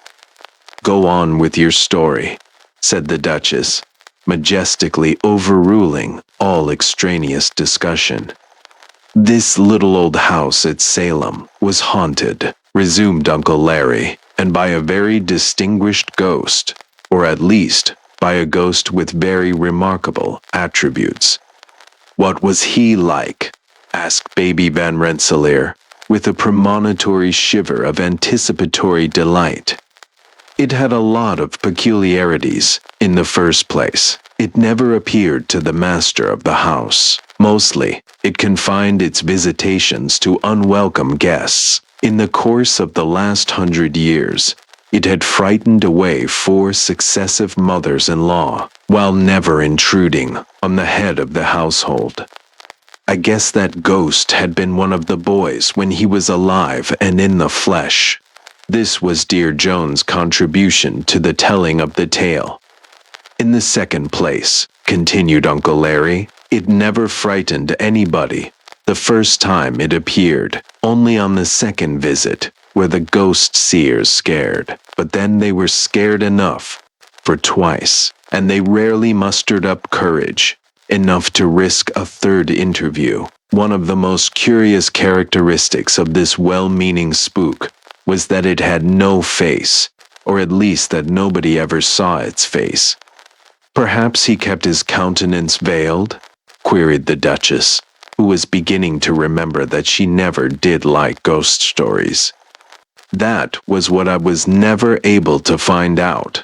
I have asked several people who saw the ghost, and none of them could tell me anything about its face, and yet, while in its presence, they never noticed its features, and never remarked on their absence or concealment. It was only afterward, when they tried to recall calmly all the circumstances of meeting with the mysterious stranger, that they became aware that they had not seen its face, and they could not say whether the features were covered, or whether they were wanting, or what the trouble was. They knew only that the face was never seen, and no matter how often they might see it, they never fathomed this mystery. To this day, nobody knows whether the ghost which used to haunt the little old house in Salem had a face, or what manner of face it had. How awfully weird, said Baby Van Rensselaer. And why did the ghost go away? I haven't said it went away, answered Uncle Larry, with much dignity. But you said it used to haunt the little old house at Salem, so I supposed it had moved, didn't it? You shall be told in due time. Eliphalet Duncan used to spend most of his summer vacations at Salem, and the ghost never bothered him at all, for he was the master of the house, much to his disgust, too, because he wanted to see for himself the mysterious tenant at will of his property. But he never saw it, never. He arranged with friends to call him whenever it might appear, and he slept in the next room, with the door open, and yet, when their frightened cries waked him, the ghost was gone, and his only reward was to hear reproachful sighs as soon as he went back to bed. You see, the ghost thought it was not fair of Eliphalet to seek an introduction, which was plainly unwelcome. Dear Jones interrupted the storyteller by getting up and tucking a heavy rug snugly around Baby Van Rensselaer's feet, for the sky was now overcast and gray, and the air was damp and penetrating. One fine spring morning, pursued Uncle Larry, Eliphalet Duncan received great news. I told you that there was a title in the family in Scotland, and that Eliphalet's father was the younger son of a younger son. Well, it happened that all Eliphalet's father's brothers and uncles had died off without male issue, except the eldest son of the eldest, and he, of course, bore the title, and was Baron Duncan of Duncan. Now the great news that Eliphalet Duncan received in New York one fine spring morning was that Baron Duncan and his only son had been yachting in the Hebrides, and they had been caught in a black squall, and they were both dead. So my friend Eliphalet Duncan inherited the title and the estates. How romantic, said the Duchess. So he was a baron. Well, answered Uncle Larry, he was a baron if he chose, but he didn't choose. More fool he, said Dear Jones sententiously.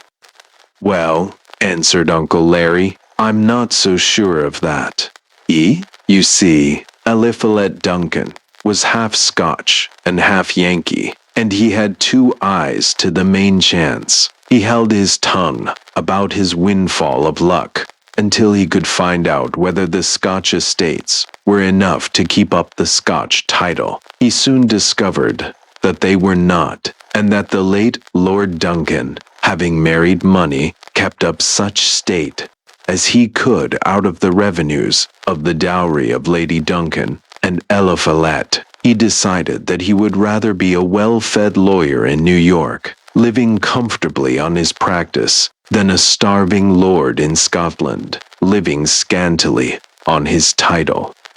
But he kept his title, asked the Duchess. Well, answered Uncle Larry. He kept it quiet. I knew it, and a friend or two more, but lThe was a sight too smart to put Baron Duncan of Duncan, attorney and counselor at law, on his shingle. "What has all this got to do with your ghost?" asked Dear Jones pertinently. "Nothing with that ghost, but a good deal with another ghost." lThe was very learned in spirit lore, perhaps because he owned the haunted house at Salem, perhaps because he was a Scotchman by descent. At all events, he had made a special study of the wreaths and white ladies and banshees and bogies of all kinds whose sayings and doings and warnings are recorded in the annals of the Scottish nobility. In fact, he was acquainted with the habits of every reputable spook in the Scotch peerage, and he knew that there was a Duncan ghost attached to the person of the holder of the title of Baron Duncan of Duncan. So, besides being the owner of a haunted house in Salem, he was also a haunted man in Scotland? Asked Baby Van Rensselaer. Just so, but the Scotch ghost was not unpleasant, like the Salem ghost, although it had one peculiarity in common with its transatlantic fellow spook. It never appeared to the holder of the title, just as the other never was visible to the owner of the house. In fact, the Duncan ghost was never seen at all. It was a guardian angel only. Its sole duty was to be in personal attendance on Baron Duncan of Duncan, and to warn him of impending evil. The traditions of the house told that the barons of Duncan had again and again felt a premonition of ill fortune. Some of them had yielded and withdrawn from the venture they had undertaken, and it had failed dismally. Some had been obstinate and had hardened their hearts, and had gone on reckless of defeat and to death. In no case had a Lord Duncan been exposed to peril without fair warning. Then how came it that the father and son were lost in the yacht off the Hebrides? Asked Dear Jones. Because they were too enlightened to yield to superstition. There is extant now a letter of Lord Duncan, written to his wife a few minutes before he and his son set sail, in which he tells her how hard he has had to struggle with an almost overmastering desire to give up the trip. Had he obeyed the friendly warning of the family ghost, the latter would have been spared a journey across the Atlantic. Did the ghost leave Scotland for America as soon as the old Baron died? Asked Baby Van Rensselaer, with much interest. How did he come over? Queried Dear Jones. In the steerage, or as a cabin passenger?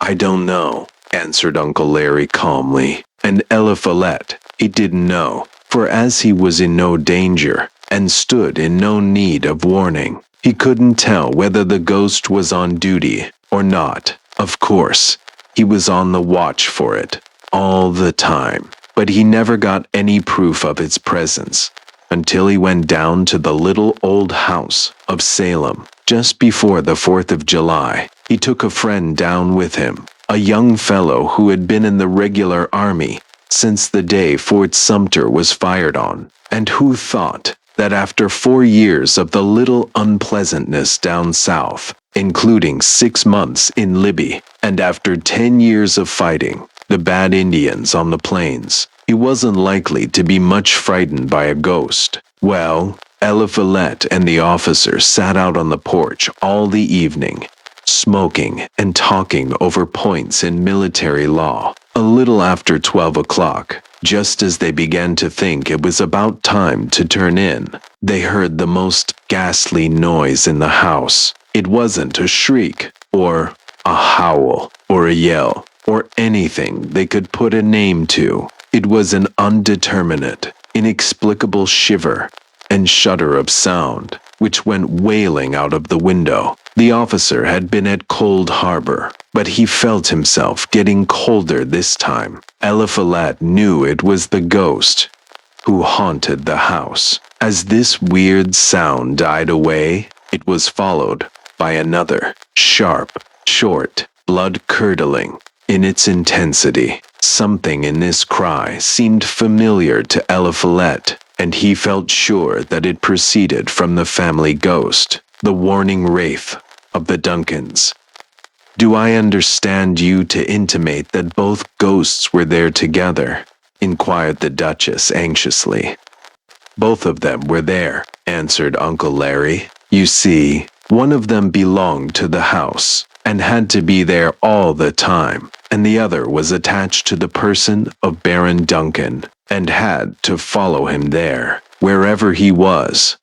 There was the ghost, also, but lThe, he had scarcely time to think this out when he heard both sounds again, not one after another, but both together, and something told him, some sort of an instinct he had, that those two ghosts didn't agree, didn't get on together, didn't exactly hit it off. In fact, that they were quarreling. Quarreling ghosts. Well, I never, was Baby Van Rensselaer's remark. "It is a blessed thing to see ghosts dwell together in unity," said Dear Jones, and the Duchess added, "It would certainly be setting a better example." "You know," resumed Uncle Larry, "that two waves of light or of sound may interfere and produce darkness or silence. So it was with these rival spooks. They interfered, but they did not produce silence or darkness. On the contrary, as soon as lThe and the officer went into the house, there began at once a series of spiritualistic manifestations, a regular dark seance. A tambourine was played upon, a bell was rung, and a flaming banjo went singing around the room." "Where did they get the banjo?" asked Dear Jones skeptically. "I don't know." "Why, materialized it, maybe, just as they did the tambourine. You don't suppose a quiet New York lawyer kept a stock of musical instruments large enough to fit out a strolling minstrel troupe, just on the chance of a pair of ghosts coming to give him a surprise party? Do you? Every spook has its own instrument of torture. Angels play on harps, I'm informed, and spirits delight in banjos and tambourines. These spooks of lThe Duncans were ghosts with all the modern improvements, and I guess they were capable of providing their own musical weapons. At all events, they had them there in the little old house at Salem, the night lThe and his friend came down, and they played on them, and they rang the bell, and they rapped here, there, and everywhere, and they kept it up all night." "All night?" asked the awe-stricken Duchess. "All night long," said Uncle Larry solemnly, "and the next night, too. lThe did not get a wink of sleep, neither did his friend. On the second night, the house ghost was seen by the officer. On the third night, it showed itself again, and the next morning the officer packed his gripsack and took the first train to Boston. He was a New Yorker, but he said he'd sooner go to Boston than see that ghost again. lThe, he wasn't scared at all, partly because he never saw either the domiciliary or the titular spook, and partly because he felt himself on friendly terms with the spirit world, and didn't scare easily. But after losing 3 nights' sleep and the society of his friend, he began to be a little impatient, and to think that the thing had gone far enough. You see, while in a way, he was fond of ghosts, yet he liked them best, one at a time. 2 ghosts were one too many. He wasn't bent on making a collection of spooks. He and 1 ghost were company, but he and 2 ghosts were a crowd." "What did he do?" asked Baby Van Rensselaer. "Well, he couldn't do anything. He waited a while, hoping they would get tired, but he got tired out first. You see, it comes natural to a spook to sleep in the daytime, but a man wants to sleep nights, and they wouldn't let him sleep nights. They kept on wrangling and quarreling incessantly. They manifested and they dark-seanced as regularly as the old clock on the stairs struck 12. They rapped and they rang bells and they banged the tambourine and they threw the flaming banjo about the house, and worse than all, they swore. I did not know that spirits were addicted to bad language, said the Duchess. How did he know they were swearing? Could he hear them? Asked Dear Jones. That was just it, responded Uncle Larry. He could not hear them, at least not distinctly. There were inarticulate murmurs and stifled rumblings, but the impression produced on him was that they were swearing. If they had only sworn right out, he would not have minded it so much, because he would have known the worst. But the feeling that the air was full of suppressed profanity was very wearing, and after standing it for a week, he gave up in disgust and went to the White Mountains, leaving them to fight it out. I suppose, interjected Baby Van Rensselaer. Not at all, explained Uncle Larry. They could not quarrel unless he was present. You see, he could not leave the titular ghost behind him, and the domiciliary ghost could not leave the house. When he went away, he took the family ghost with him, leaving the house ghost behind. Now spooks can't quarrel when they are 100 miles apart, any more than men can. And what happened afterward? Asked Baby Van Rensselaer, with a pretty impatience. A most marvelous thing happened. Eliphalet Duncan went to the White Mountains, and in the car of the railroad that runs to the top of Mount Washington, he met a classmate whom he had not seen for years, and this classmate introduced Duncan to his sister, and this sister was a remarkably pretty girl, and Duncan fell in love with her at first sight, and by the time he got to the top of Mount Washington, he was so deep in love that he began to consider his own unworthiness and to wonder whether she might ever be induced to care for him a little, ever so little. I don't think that is so marvelous a thing, said Dear Jones, glancing at Baby Van Rensselaer. Who was she? Asked the Duchess, who had once lived in Philadelphia. She was Miss Kitty Sutton of San Francisco, and she was a daughter of old Judge Sutton of the firm of Pixley and Sutton. A very respectable family, assented the Duchess. I hope she wasn't a daughter of that loud and vulgar old Mrs. Sutton, whom I met at Saratoga one summer 4 or 5 years ago, said Dear Jones. Probably she was.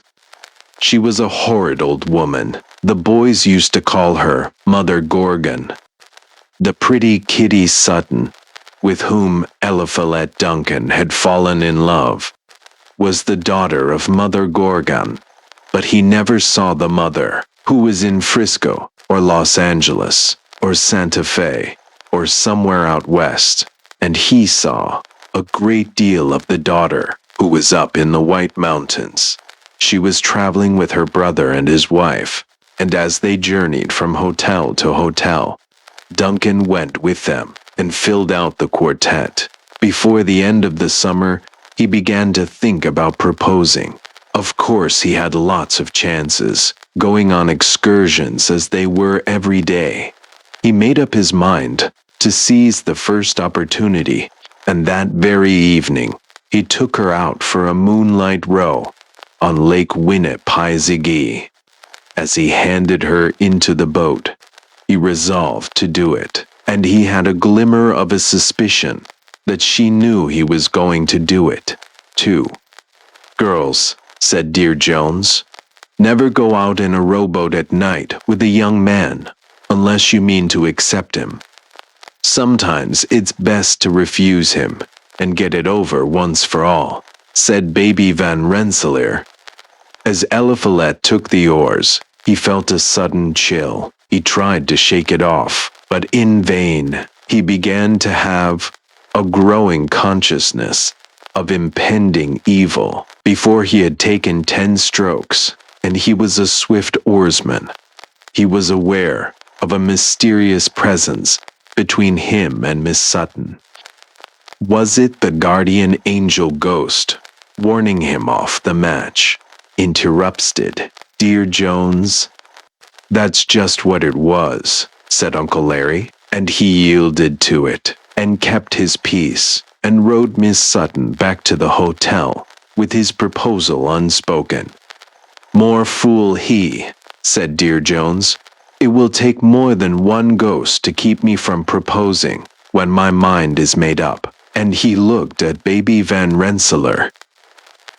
The next morning, continued Uncle Larry, lThe overslept himself, and when he went down to a late breakfast, he found that the Suttons had gone to New York by the morning train.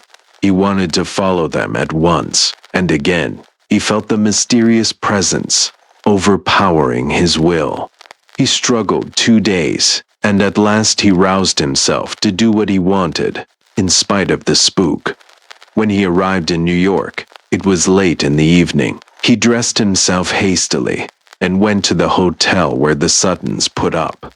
In the hope of seeing at least her brother, the guardian angel fought every inch of the walk with him, until he began to wonder whether, if Miss Sutton were to take him, the spook would forbid the banns. At the hotel he saw no one that night, and he went home determined to call as early as he could the next afternoon and make an end of it.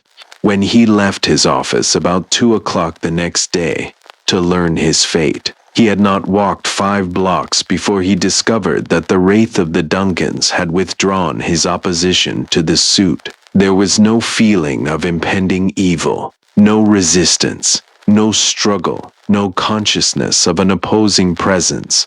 lThe was greatly encouraged. He walked briskly to the hotel. He found Miss Sutton alone. He asked her the question and got his answer. She accepted him, of course, said Baby Van Rensselaer. Of course, said Uncle Larry, and while they were in the first flush of joy, swapping confidences and confessions, her brother came into the parlor with an expression of pain on his face and a telegram in his hand. The former was caused by the latter, which was from Frisco, and which announced the sudden death of Mrs. Sutton, their mother. And that was why the ghost no longer opposed the match? Questioned Dear Jones. Exactly. You see, the family ghost knew that Mother Gorgon was an awful obstacle to Duncan's happiness, so it warned him. But the moment the obstacle was removed, it gave its consent at once. The fog was lowering its thick, damp curtain, and it was beginning to be difficult to see from one end of the boat to the other. Dear Jones tightened the rug, which enwrapped Baby Van Rensselaer, and then withdrew again into his own substantial coverings. Uncle Larry paused in his story long enough to light another of the tiny cigars he always smoked. I infer that Lord Duncan, the Duchess was scrupulous in the bestowal of titles, saw no more of the ghosts after he was married. He never saw them at all, at any time, either before or since, but they came very near breaking off the match, and thus breaking 2 young hearts. You don't mean to say that they knew any just cause or impediment why they should not forever after hold their peace? Asked Dear Jones. How could a ghost, or even 2 ghosts, keep a girl from marrying the man she loved? This was Baby Van Rensselaer's question. It seems curious, doesn't it? And Uncle Larry tried to warm himself by 2 or 3 sharp pulls at his fiery little cigar, and the circumstances are quite as curious as the fact itself. You see, Miss Sutton wouldn't be married for a year after her mother's death, so she and Duncan had lots of time to tell each other all they knew. lThe. He got to know a good deal about the girls she went to school with, and Kitty. She learned all about his family. He didn't tell her about the title for a long time, as he wasn't one to brag, but he described to her the little old house at Salem, and one evening toward the end of the summer, the wedding day having been appointed for early in September, she told him that she didn't want a bridal tour at all. She just wanted to go down to the little old house at Salem to spend her honeymoon in peace and quiet, with nothing to do and nobody to bother them. Well, lThe jumped at the suggestion. It suited him down to the ground. All of a sudden, he remembered the spooks, and it knocked him all of a heap. He had told her about the Duncan Dranshi, and the idea of having an ancestral ghost in personal attendance on her husband tickled her immensely, but he had never said anything about the ghost which haunted the little old house at Salem. He knew she would be frightened out of her wits if the house ghost revealed itself to her, and he saw at once that it would be impossible to go to Salem on their wedding trip. So he told her all about it, and how, whenever he went to Salem, the two ghosts interfered and gave dark seances, and manifested and materialized, and made the place absolutely impossible. Kitty, she listened in silence, and lThe, he thought she had changed her mind, but she hadn't done anything of the kind. Just like a man, to think she was going to, remarked Baby Van Rensselaer. She just told him she could not bear ghosts herself, but she would not marry a man who was afraid of them. Just like a girl, to be so inconsistent, remarked Dear Jones. Uncle Larry's tiny cigar had long been extinct. He lighted a new one, and continued. lThe protested in vain. Kitty said her mind was made up. She was determined to pass her honeymoon in the little old house at Salem, and she was equally determined not to go there, as long as there were any ghosts there, until he could assure her that the spectral tenants had received notice to quit, and that there was no danger of manifestations and materializing. She refused to be married at all. She did not intend to have her honeymoon interrupted by two wrangling ghosts, and the wedding could be postponed until he had made ready the house for her. She was an unreasonable young woman, said the Duchess. Well, that's what lThe thought, much as he was in love with her, and he believed he could talk her out of her determination, but he couldn't. She was set, and when a girl is set, there's nothing to do but yield to the inevitable, and that's just what lThe did. He saw he would either have to give her up, or to get the ghosts out, and as he loved her and did not care for the ghosts, he resolved to tackle the ghosts. He had clear grit. lThe had. He was half Scotch and half Yankee, and neither breed turns tail in a hurry. So he made his plans, and he went down to Salem. As he said goodbye to Kitty, he had an impression that she was sorry she had made him go, but she kept up bravely, and put a bold face on it, and saw him off, and went home and cried for an hour, and was perfectly miserable, until he came back the next day. Did he succeed in driving the ghosts away? Asked Baby Van Rensselaer, with great interest.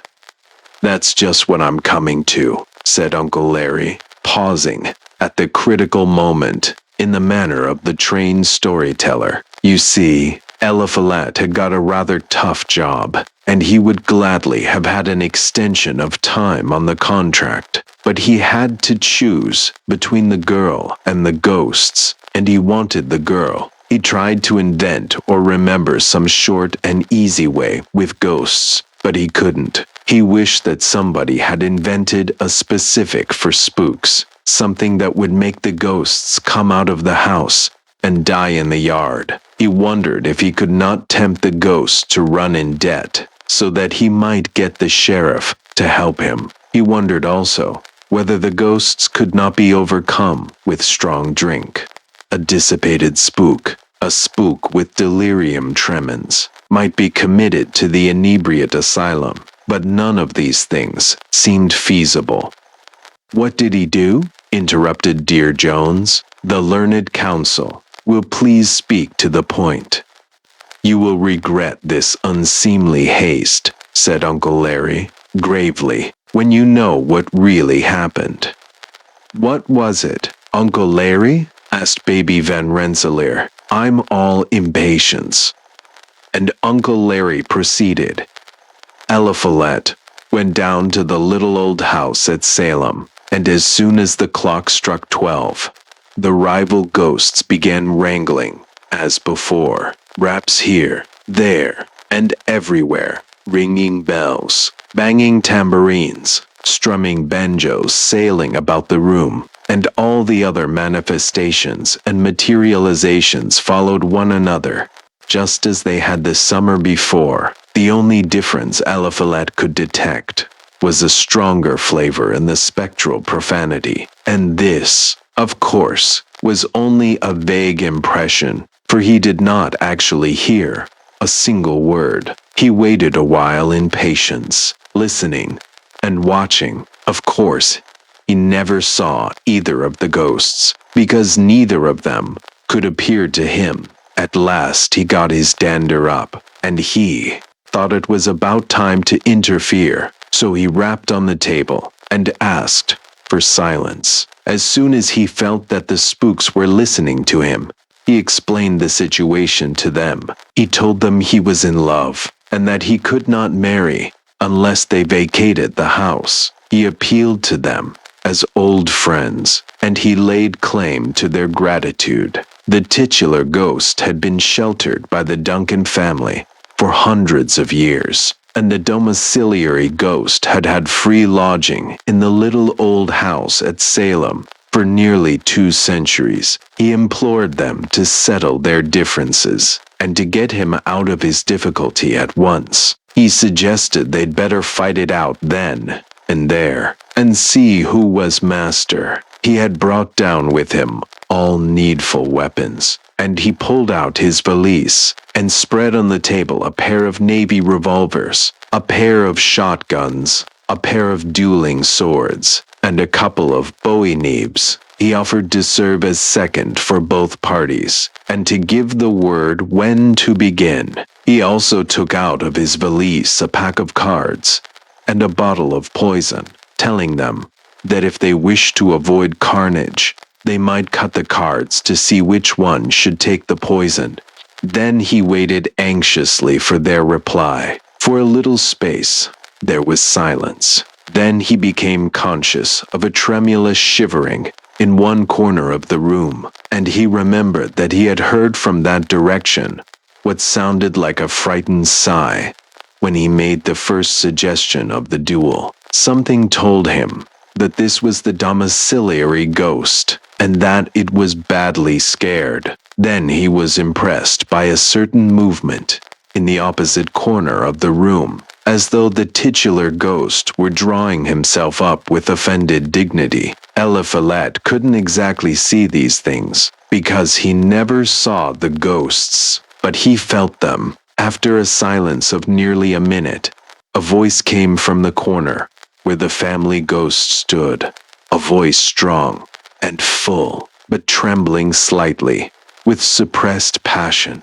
And this voice told Eliphalet it was plain enough that he had not long been the head of the Duncans, and that he had never properly considered the characteristics of his race. If now he supposed that one of his blood could draw his sword against a woman, Eliphalet said he had never suggested that the Duncan ghost should raise his hand against a woman, and all he wanted was that the Duncan ghost should fight the other ghost. And then the voice told Eliphalet that the other ghost was a woman.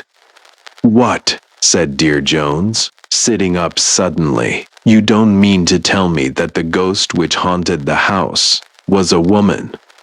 "Those were the very words lThe Duncan used," said Uncle Larry. But he did not need to wait for the answer. All at once, he recalled the traditions about the domiciliary ghost, and he knew that what the titular ghost said was the fact. He had never thought of the sex of a spook, but there was no doubt whatever that the house ghost was a woman. No sooner was this firmly fixed in lThe's mind than he saw his way out of the difficulty.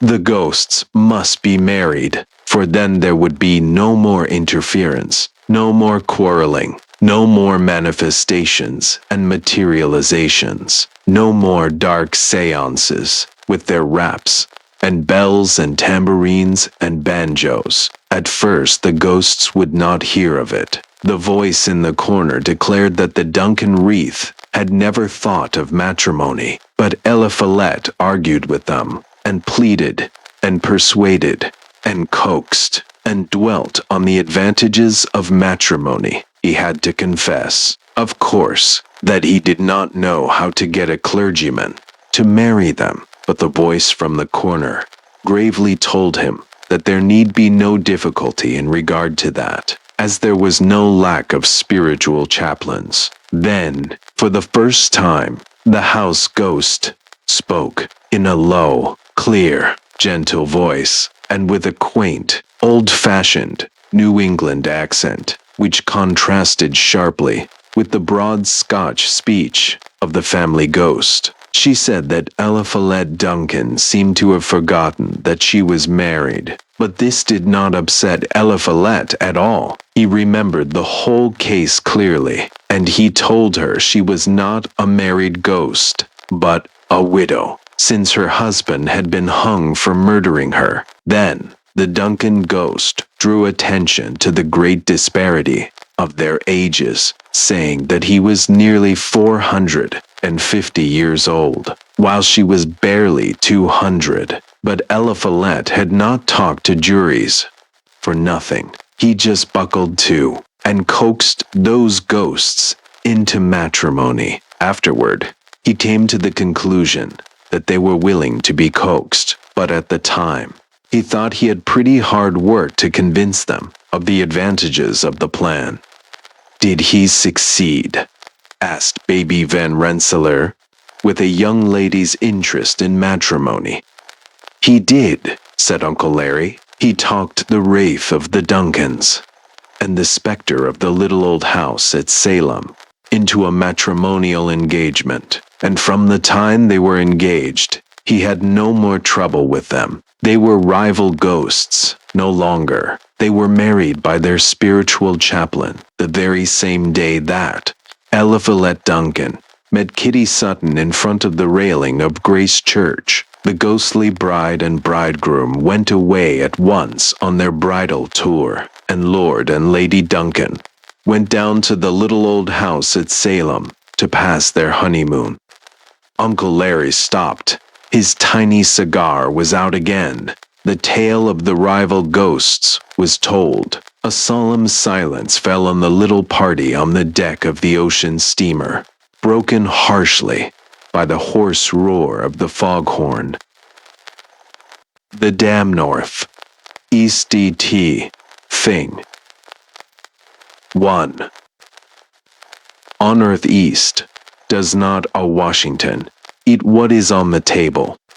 By the light of a tallow candle, which had been placed on one end of a rough table, a man was reading something written in a book. It was an old account book, greatly worn, and the writing was not apparently very legible, for the man sometimes held the page close to the flame of the candle to get a stronger light on it. The shadow of the book would then throw into obscurity a half of the room, darkening a number of faces and figures, for besides the reader, 8 other men were present.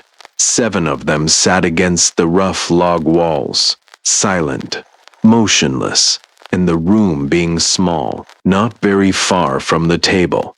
By extending an arm, any one of them could have touched the eighth man, who lay on the table, face upward, partly covered by a sheet, his arms at his sides. He was dead. The man with the book was not reading aloud, and no one spoke. All seemed to be waiting for something to occur. The dead man only was without expectation. From the blank darkness outside came in, through the aperture that served for a window, all the ever unfamiliar noises of night in the wilderness. The long, nameless note of a distant coyote, the stilly pulsing thrill of tireless insects in trees, strange cries of night birds, so different from those of the birds of day, the drone of great blundering beetles, and all that mysterious chorus of small sounds that seem always to have been but half heard when they have suddenly ceased, as if conscious of an indiscretion. But nothing of all this was noted in that company. Its members were not overmuch addicted to idle interest in matters of no practical importance. That was obvious in every line of their rugged faces, obvious even in the dim light of the single candle. They were evidently men of the vicinity, farmers and woodsmen. The person reading was a trifle different. One would have said of him that he was of the world, worldly, albeit there was that in his attire which attested a certain fellowship with the organisms of his environment. His coat would hardly have passed muster in San Francisco. His footgear was not of urban origin, and the hat that lay by him on the floor, he was the only one uncovered, was such that if one had considered it as an article of mere personal adornment, he would have missed its meaning. In countenance, the man was rather prepossessing, with just a hint of sternness, though that he may have assumed or cultivated as appropriate to one in authority, for he was a coroner. It was by virtue of his office that he had possession of the book in which he was reading. It had been found among the dead man's effects, in his cabin, where the inquest was now taking place. When the coroner had finished reading, he put the book into his breast pocket. At that moment, the door was pushed open and a young man entered. He, clearly, was not of mountain birth and breeding. He was clad as those who dwell in cities. His clothing was dusty, however, as from travel. He had, in fact, been riding hard to attend the inquest. The coroner nodded. No one else greeted him. "We have waited for you," said the coroner. "It is necessary to have done with this business tonight." The young man smiled. "I am sorry to have kept you," he said. "I went away, not to evade your summons, but to post to my newspaper an account of what I suppose I am called back to relate." The coroner smiled. "The account that you posted to your newspaper," he said, "differs, probably, from that which you will give here, under oath." "That," replied the other, rather hotly, and with a visible flush, "is as you please. I used manifold paper, and have a copy of what I sent. It was not written as news, for it is incredible, but as fiction. It may go as a part of my testimony, under oath." "But you say it is incredible. That is nothing to you, sir, if I also swear that it is true."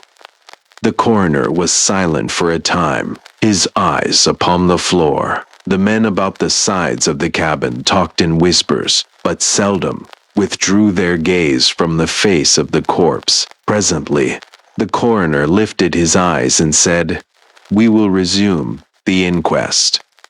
The men removed their hats. The witness was sworn. "What is your name?" the coroner asked. "William Harker, age 27. You knew the deceased, Hugh Morgan?" "Yes." "You were with him when he died?" "Near him." How did that happen? Your presence, I mean.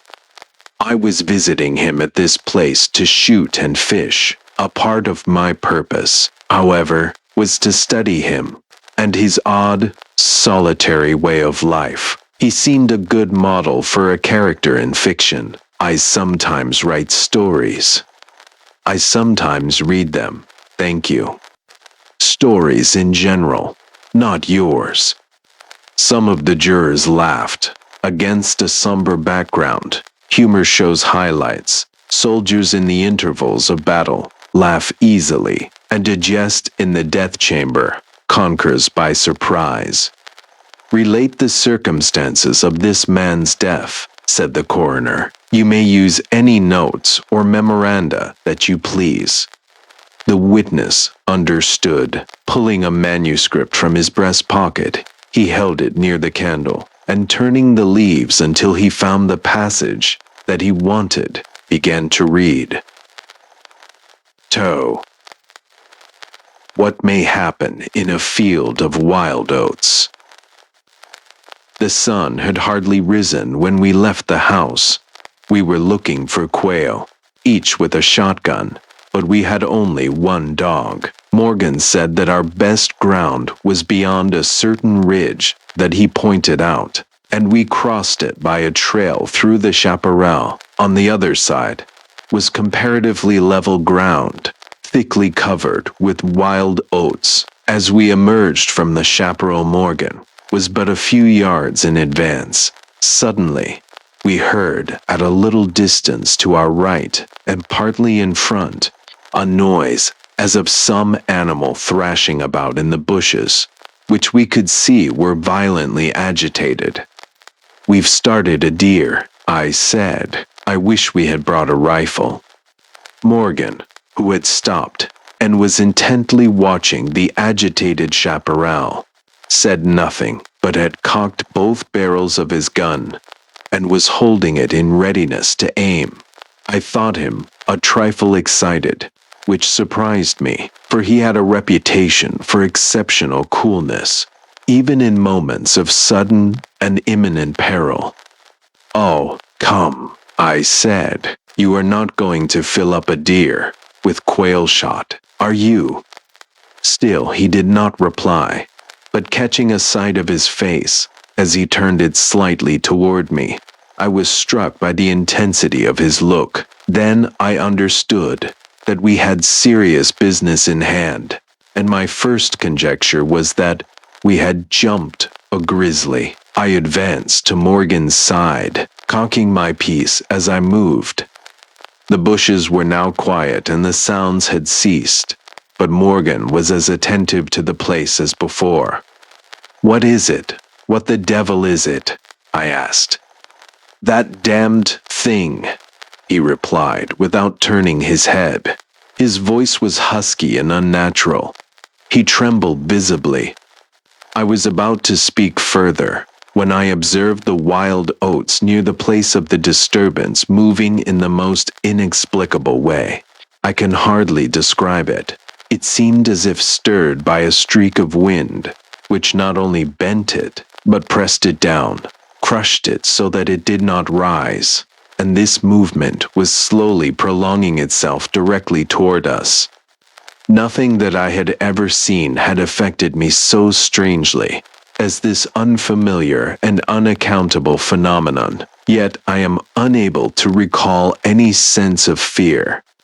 I remember, and tell it here because, singularly enough, I recollected it then, that once in looking carelessly out of an open window, I momentarily mistook a small tree close at hand for one of a group of larger trees at a little distance away. It looked the same size as the others, but being more distinctly and sharply defined in mass and detail, seemed out of harmony with them. It was a mere falsification of the law of aerial perspective, but it startled, almost terrified me. We so rely upon the orderly operation of familiar natural laws that any seeming suspension of them is noted as a menace to our safety, a warning of unthinkable calamity. So now, the apparently causeless movement of the herbage and the slow, undeviating approach of the line of disturbances were distinctly disquieting. My companion appeared actually frightened, and I could hardly credit my senses when I saw him suddenly throw his gun to his shoulder and fire both barrels at the agitated grain before the smoke of the discharge had cleared away. I heard a loud, savage cry, a scream like that of a wild animal, and flinging his gun upon the ground, Morgan sprang away and ran swiftly from the spot. At the same instant, I was thrown violently to the ground by the impact of something unseen in the smoke, some soft, heavy substance that seemed thrown against me with great force.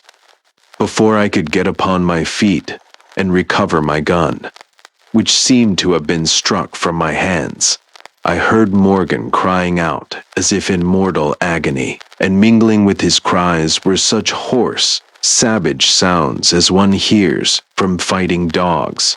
Inexpressibly terrified, I struggled to my feet and looked in the direction of Morgan's retreat, and may heaven in mercy spare me from another sight like that. At a distance of less than 30 yards was my friend, down upon one knee, his head thrown back at a frightful angle, hatless, his long hair in disorder, and his whole body in violent movement from side to side, backward and forward. His right arm was lifted and seemed to lack the hand.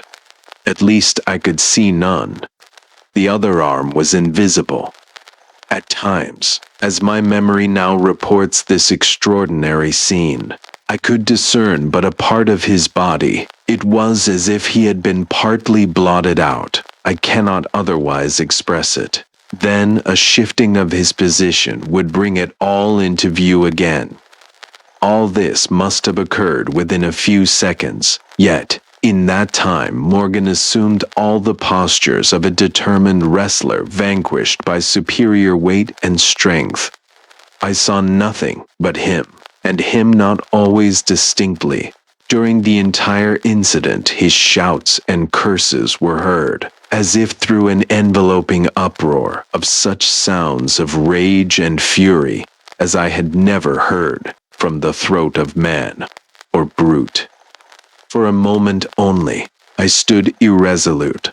Then throwing down my gun, I ran forward to my friend's assistance. I had a vague belief that he was suffering from a fit or some form of convulsion. Before I could reach his side, he was down and quiet. All sounds had ceased, but with a feeling of such terror as even these awful events had not inspired, I now saw again the mysterious movement of the wild oats, prolonging itself from the trampled area about the prostrate man toward the edge of a wood. It was only when it had reached the wood that I was able to withdraw my eyes and look at my companion. He was dead. 3. A man, though naked, may be in rags. The coroner rose from his seat and stood beside the dead man. Lifting an edge of the sheet, he pulled it away, exposing the entire body, altogether naked, and showing in the candlelight a clay-like yellow. It had, however, broad maculations of bluish black, obviously caused by extravasated blood from contusions. The chest and sides looked as if they had been beaten with a bludgeon. There were dreadful lacerations. The skin was torn in strips and shreds. The coroner moved round to the end of the table and undid a silk handkerchief which had been passed under the chin and knotted on the top of the head. When the handkerchief was drawn away, it exposed what had been the throat. Some of the jurors, who had risen to get a better view, repented their curiosity and turned away their faces. Witness Harker went to the open window and leaned out across the sill, faint and sick. Dropping the handkerchief upon the dead man's neck, the coroner stepped to an angle of the room, and from a pile of clothing produced one garment after another, each of which he held up a moment for inspection. All were torn and stiff with blood. The jurors did not make a closer inspection. They seemed rather uninterested. They had, in truth, seen all this before, the only thing that was new to them being Harker's testimony. "Gentlemen," the coroner said, "we have no more evidence. I think your duty has been already explained to you. If there is nothing you wish to ask, you may go outside and consider your verdict." The foreman rose, a tall, bearded man of 60, coarsely clad. "I should like to ask one question, Mr. Coroner," he said. "What asylum did this your last witness escape from?" "Mr. Harker," said the coroner, gravely and tranquilly, "from what asylum did you last escape?" Harker flushed crimson again, but said nothing, and the 7 jurors rose and solemnly filed out of the cabin. "If you have done insulting me, sir," said Harker, as soon as he and the officer were left alone with the dead man, "I suppose I am at liberty to go." "Yes." Harker started to leave, but paused, with his hand on the door latch. The habit of his profession was strong in him, stronger than his sense of personal dignity. He turned about and said, "The book that you have there, I recognize it as Morgan's diary. You seemed greatly interested in it. You read in it while I was testifying. May I see it? The public would like." "The book will cut no figure in this matter," replied the official, slipping it into his coat pocket. "All the entries in it were made before the writer's death." As Harker passed out of the house, the jury re-entered and stood about the table, on which the now covered corpse showed under the sheet with sharp definition. The foreman seated himself near the candle, produced from his breast pocket a pencil and scrap of paper, and wrote rather laboriously the following verdict, which with various degrees of effort all signed. "We, the jury, do find that the remains come to their death at the hands of a mountain lion, but some of us thinks, all the same, they had fits." 4. An explanation from the Tum. In the diary of the late Hugh Morgan are certain interesting entries having, possibly, a scientific value as suggestions. At the inquest upon his body, the book was not put in evidence. Possibly the coroner thought it not worthwhile to confuse the jury. The date of the first of the entries mentioned cannot be ascertained. The upper part of the leaf is torn away. The part of the entry remaining follows: "Would run in a half circle, keeping his head turned always toward the center, and again he would stand still, barking furiously. At last he ran away into the brush as fast as he could go. I thought at first that he had gone mad, but on returning to the house, found no other alteration in his manner than what was obviously due to fear of punishment. Can a dog see with his nose? Do odors impress some cerebral center with images of the thing that emitted them? September 2nd. Looking at the stars last night, as they rose above the crest of the ridge east of the house, I observed them successively disappear from left to right. Each was eclipsed but an instant, and only a few at the same time, but along the entire length of the ridge. All that were within a degree or two of the crest were blotted out. It was as if something had passed along between me and them, but I could not see it, and the stars were not thick enough to define its outline. I don't like this. Several weeks' entries are missing, 3 leaves being torn from the book. September 27. It has been about here again. I find evidences of its presence every day. I watched again, all last night, in the same cover. Gun in hand, double charged with buckshot. In the morning the fresh footprints were there, as before, yet I would have sworn that I did not sleep. Indeed, I hardly sleep at all. It is terrible, insupportable. If these amazing experiences are real, I shall go mad. If they are fanciful, I am mad already. October 3. I shall not go. It shall not drive me away. No, this is my house, my land. God hates a coward. October 5. I can stand it no longer. I have invited Harker to pass a few weeks with me. He has a level head. I can judge from his manner if he thinks me mad.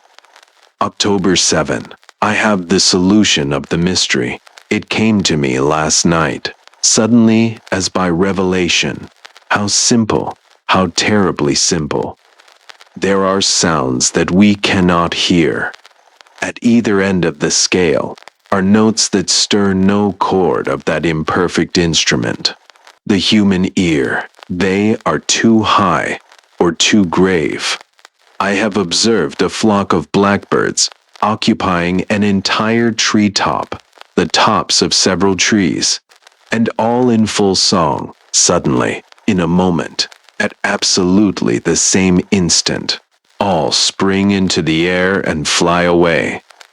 How? They could not all see one another. Whole tree tops intervened. At no point could a leader have been visible to all. There must have been a signal of warning or command, high and shrill above the din, but by me unheard. I have observed, too, the same simultaneous flight, when all were silent, among not only blackbirds, but other birds. Quail, for example, widely separated by bushes, even on opposite sides of a hill. It is known to seamen that a school of whales basking or sporting on the surface of the ocean, miles apart, with the convexity of the earth between, will sometimes dive at the same instant, all gone out of sight. In a moment, the signal has been sounded, too grave for the ear of the sailor at the masthead and his comrades on the deck, who nevertheless feel its vibrations in the ship as the stones of a cathedral are stirred by the bass of the organ. As with sounds, so with colors. At each end of the solar spectrum, the chemist can detect the presence of what are known as actinic rays. They represent colors, integral colors in the composition of light, which we are unable to discern. The human eye is an imperfect instrument. Its range is but a few octaves of the real chromatic scale. I am not mad. There are colors that we cannot see, and, God help me, the damned thing is of such a color. The interval. From the Boston Evening Transcript. Mrs. Wilton passed through a little alley leading from one of the gates which are around Regent's Park, and came out on the wide and quiet street. She walked along slowly, peering anxiously from side to side so as not to overlook the number. She pulled her furs closer round her. After her years in India, this London damp seemed very harsh. Still, it was not a fog today. A dense haze, gray and tinged ruddy, lay between the houses, sometimes blowing with a little wet kiss against the face. Mystics. Wilton's hair and eyelashes and her furs were powdered with tiny drops, but there was nothing in the weather to blur the sight. She could see the faces of people some distance off, and read the signs on the shops. before the door of a dealer in antiques and second-hand furniture. She paused and looked through the shabby, uncleaned window at an unassorted heap of things, many of them of great value. She read the Polish name fastened on the pane in white letters. Yes, this is the place. She opened the door, which met her entrance with an ill-tempered jangle. From somewhere in the black depths of the shop, the dealer came forward. He had a clammy white face, with a sparse black beard, and wore a skull cap and spectacles. Mrs. Wilton spoke to him in a low voice. A look of complicity, of cunning, perhaps of irony, passed through the dealer's cynical and sad eyes, but he bowed gravely and respectfully. Yes, she is here, madam. Whether she will see you or not, I do not know. She is not always well. She has her moods. And then, we have to be so careful. The police. Not that they would touch a lady like you, but the poor alien has not much chance these days. Mrs. Wilton followed him to the back of the shop, where there was a winding staircase. She knocked over a few things in her passage and stooped to pick them up, but the dealer kept muttering, "It does not matter. Surely it does not matter." He lit a candle. "You must go up these stairs. They are very dark. Be careful. When you come to a door, open it and go straight in." He stood at the foot of the stairs, holding the light high above his head, and she ascended. The room was not very large, and it seemed very ordinary. There were some flimsy, uncomfortable chairs, in gilt and red. 2 large palms were in corners. Under a glass cover on the table was a view of Rome. The room had not a business-like look, thought Mrs. Wilton. There was no suggestion of the office or waiting room, where people came and went all day. Yet you would not say that it was a private room which was lived in. There were no books or papers about. Every chair was in the place it had been placed when the room was last swept. There was no fire, and it was very cold. To the right of the window was a door covered with a plush curtain. Mrs. Wilton sat her down near the table and watched this door. She thought it must be through it that the soothsayer would come forth. She laid her hands listlessly one on top of the other on the table. This must be the 10th seer she had consulted since Hugh had been killed. She thought them over. No, this must be the 11th. She had forgotten that frightening man in Paris who said he had been a priest. Yet of them all, it was only he who had told her anything definite. But even he could do no more than tell the past. He told of her marriage. He even had the duration of it right, 21 months. He told too of their time in India. At least, he knew that her husband had been a soldier, and said he had been on service in the colonies. On the whole, though, he had been as unsatisfactory as the others. None of them had given her the consolation she sought. She did not want to be told of the past. If Hugh was gone forever, then with him had gone all her love of living, her courage, all her better self. She wanted to be lifted out of the despair, the dazed, aimless drifting from day to day, longing at night for the morning, and in the morning for the fall of night, which had been her life since his death. If somebody could assure her that it was not all over, that he was somewhere, not too far away, unchanged from what he had been here, with his crisp hair and rather slow smile, and lean brown face, that he saw her sometimes, that he had not forgotten her. Oh, and Baalan, Hugh, darling. When she looked up again, the woman was sitting there before her. Mrs. Wilton had not heard her come in. With her experience wide enough now, of seers and fortune tellers of all kinds. She saw at once that this woman was different from the others. She was used to the quick appraising look, the attempts, sometimes clumsy, but often cleverly disguised, to collect some fragments of information, whereupon to erect a plausible vision. But this woman looked as if she took it out of herself. Not that her appearance suggested intercourse with the spiritual world more than the others had done. It suggested that, in fact, considerably less. Some of the others were frail, yearning, evaporated creatures, and the ex-priest in Paris had something terrible and condemned in his look. He might well sup with the devil, that man, and probably did in some way or other. But this was a little fat, weary-faced woman about 50, who only did not look like a cook, because she looked more like a seamstress. Her black dress was all covered with white threads. Mrs. Wilton looked at her with some embarrassment.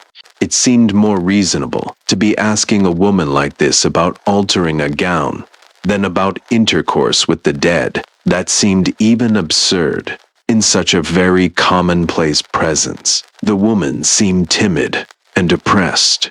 She breathed heavily and kept rubbing her dingy hands, which looked moist, one over the other. She was always wetting her lips and coughed with a little dry cough. But in her, these signs of nervous exhaustion suggested overwork in a close atmosphere.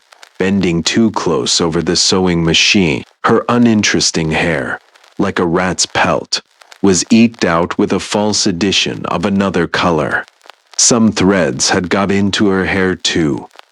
Her harried, uneasy look caused Mrs. Wilton to ask compassionately, "Are you much worried by the police?" "Oh, the police. Why don't they leave us alone? You never know who comes to see you. Why don't they leave me alone? I'm a good woman. I only think what I do is no harm to anyone," she continued, in an uneven, querulous voice, always rubbing her hands together nervously. She seemed to the visitor to be talking at random, just gabbling, like children do sometimes before they fall asleep. "I wanted to explain," hesitated Mrs. Wilton. But the woman, with her head pressed close against the back of the chair, was staring beyond her at the wall. Her face had lost whatever little expression it had. It was blank and stupid. When she spoke, it was very slowly, and her voice was guttural. "Can't you see him? It seems strange to me that you can't see him. He is so near you. He is passing his arm round your shoulders." This was a frequent gesture of Hugh's, and indeed, at that moment she felt that somebody was very near her, bending over her. She was enveloped in tenderness. Only a very thin veil, she felt, prevented her from seeing. But the woman saw. She was describing Hugh minutely, even the little things like the burn on his right hand. "Is he happy? Oh, I ask him, does he love me?" The result was so far beyond anything she had hoped for that she was stunned. She could only stammer the first thing that came into her head. "Does he love me?" "He loves you." He won't answer, but he loves you. He wants me to make you see him. He is disappointed, I think, because I can't. But I can't unless you do it yourself. After a while, she said, "I think you will see him again. You think of nothing else. He is very close to us now." Then she collapsed and fell into a heavy sleep and lay there motionless, hardly breathing. Mrs. Wilton put some notes on the table and stole out on tip. Oh. She seemed to remember that downstairs in the dark shop, the dealer with the waxen face detained her to show some old silver and jewelry and such like. but she did not come to herself. She had no precise recollection of anything till she found herself entering a church near Portland Place. It was an unlikely act in her normal moments. Why did she go in there? She acted like one walking in her sleep. The church was old and dim, with high black pews. There was nobody there. Mrs. Wilton Saturday, down in one of the pews, and bent forward with her face in her hands. After a few minutes, she saw that a soldier had come in noiselessly and placed himself about half a dozen rows ahead of her. He never turned round, but presently she was struck by something familiar in the figure. First, she thought vaguely that the soldier looked like her, Hugh. Then, when he put up his hand, she saw who it was. She hurried out of the pew and ran towards him. Oh, and Balin, Hugh, have you come back? He looked around with a smile. He had not been killed. It was all a mistake. He was going to speak. Footsteps sounded hollow in the empty church. She turned and glanced down the dim aisle. It was an old sexton or verger who approached. I thought I heard you call, he said. I was speaking to my husband, but Hugh was nowhere to be seen. He was here a moment ago. She looked about in anguish. He must have gone to the door. There's nobody here, said the old man gently. Only you and me. Ladies are often taken funny since the war. There was one in here yesterday afternoon.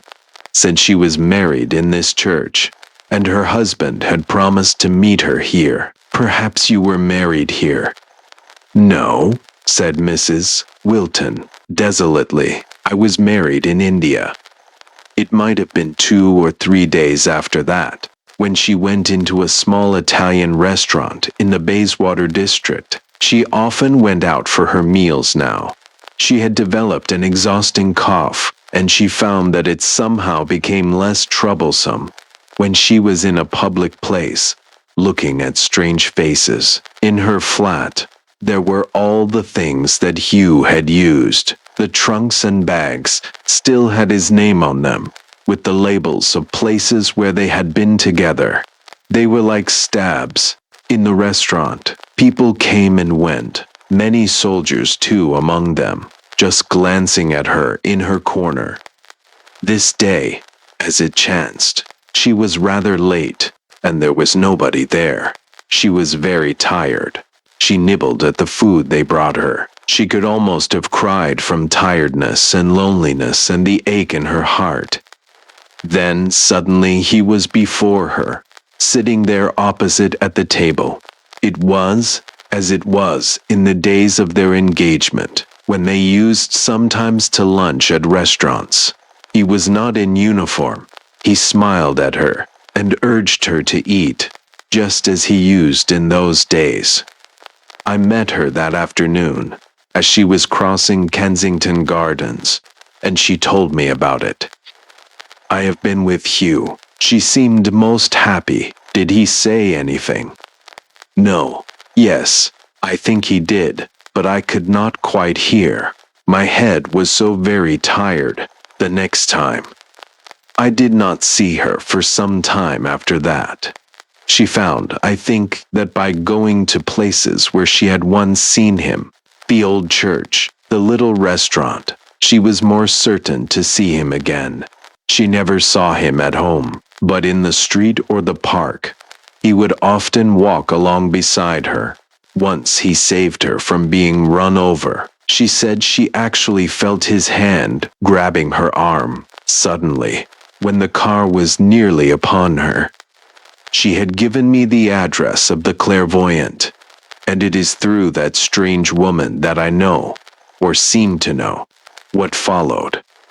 Mrs. Wilton was not exactly ill last winter, not so ill, at least, as to keep to her bedroom, but she was very thin, and her great handsome eyes always seemed to be staring at some point beyond. searching. There was a look in them that seamen's eyes sometimes have when they are drawing on a coast, of which they are not very certain. She lived almost in solitude. She hardly ever saw anybody, except when they sought her out. To those who were anxious about her, she laughed and said she was very well. One sunny morning, she was lying awake, waiting for the maid to bring her tea. The shy London sunlight peeped through the blinds. The room had a fresh and happy look. When she heard the door open, she thought that the maid had come in. Then she saw that Hugh was standing at the foot of the bed. He was in uniform this time, and looked as he had looked the day he went away. "Oh, and Balin, Hugh, speak to me. Will you not say just one word?" He smiled and threw back his head, just as he used to in the old days at her mother's house, when he wanted to call her out of the room without attracting the attention of the others. He moved towards the door, still signing to her to follow him. He picked up her slippers on his way and held them out to her, as if he wanted her to put them on. She slipped out of bed hastily.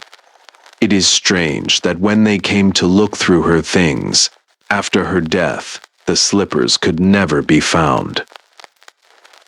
They ain't no ghosts. Once upon a time, there was a little black boy, what he name was Mose, and when he come along to be 'bout knee-high to a mule, he gin to get powerful 'fraid of ghosts. Says dat, I'm sure a mighty ghostly location what he live in. Says dey's a graveyard in the hollow, and a buryin's ground on the hill, and a cemetery in betwixt and between, and they ain't nothing but trees nowhere except in the clearing by the shanty and down the hollow where the pumpkin patch am. And when the night come along, they ain't no sounds at all what can be heard in that locality, but the rain doves, what mourn out, oh, oh, oh, oh, oh, oh, just that tremulous and scary, and it owls what mourn out, what woo, oh, oh, oh, more tremulous and scary than that, and it wind what mourn out, you, oh, oh, most scandalous, tremulous, and scary of all, that a powerful, unpleasant locality for a little black boy, what he name was Mose. 'Cause that little black boy, he's so specially black he can't be seen in the dark at all, 'cept by the whites of the eyes. So when he go out in the house at night, he ain't dash shut the eyes. Says then, ain't nobody can see him in the least. He just is invisible as nothing, and who know, but what a great, big ghost bump right into him, 'cause it can't see him, and that sure would scare that little black boy powerful bad. Says everybody knows what a cold, damn personality a ghost is. So when that little black Mose go out in the shanty at night, he keep he eyes wide open. You may be sure, by day, he eyes 'bout the size of butter pats, and come sundown, he eyes 'bout the size of saucers. But when he go out in the shanty at night, he eyes the size of the white, shiny plate what's set on the mantel, and it powerful. Hard to keep eyes what the size of dat, from a winking and a blinking. So when Halloween come along, that lit black Mose he just make up. He mind he ain't gwine outen. He shack at all. He cogitate. He gwine stay right snug in the shack with he pa and him ma. Says the rain doves take notice that the ghosts are philandering round the country. Says they mourn out.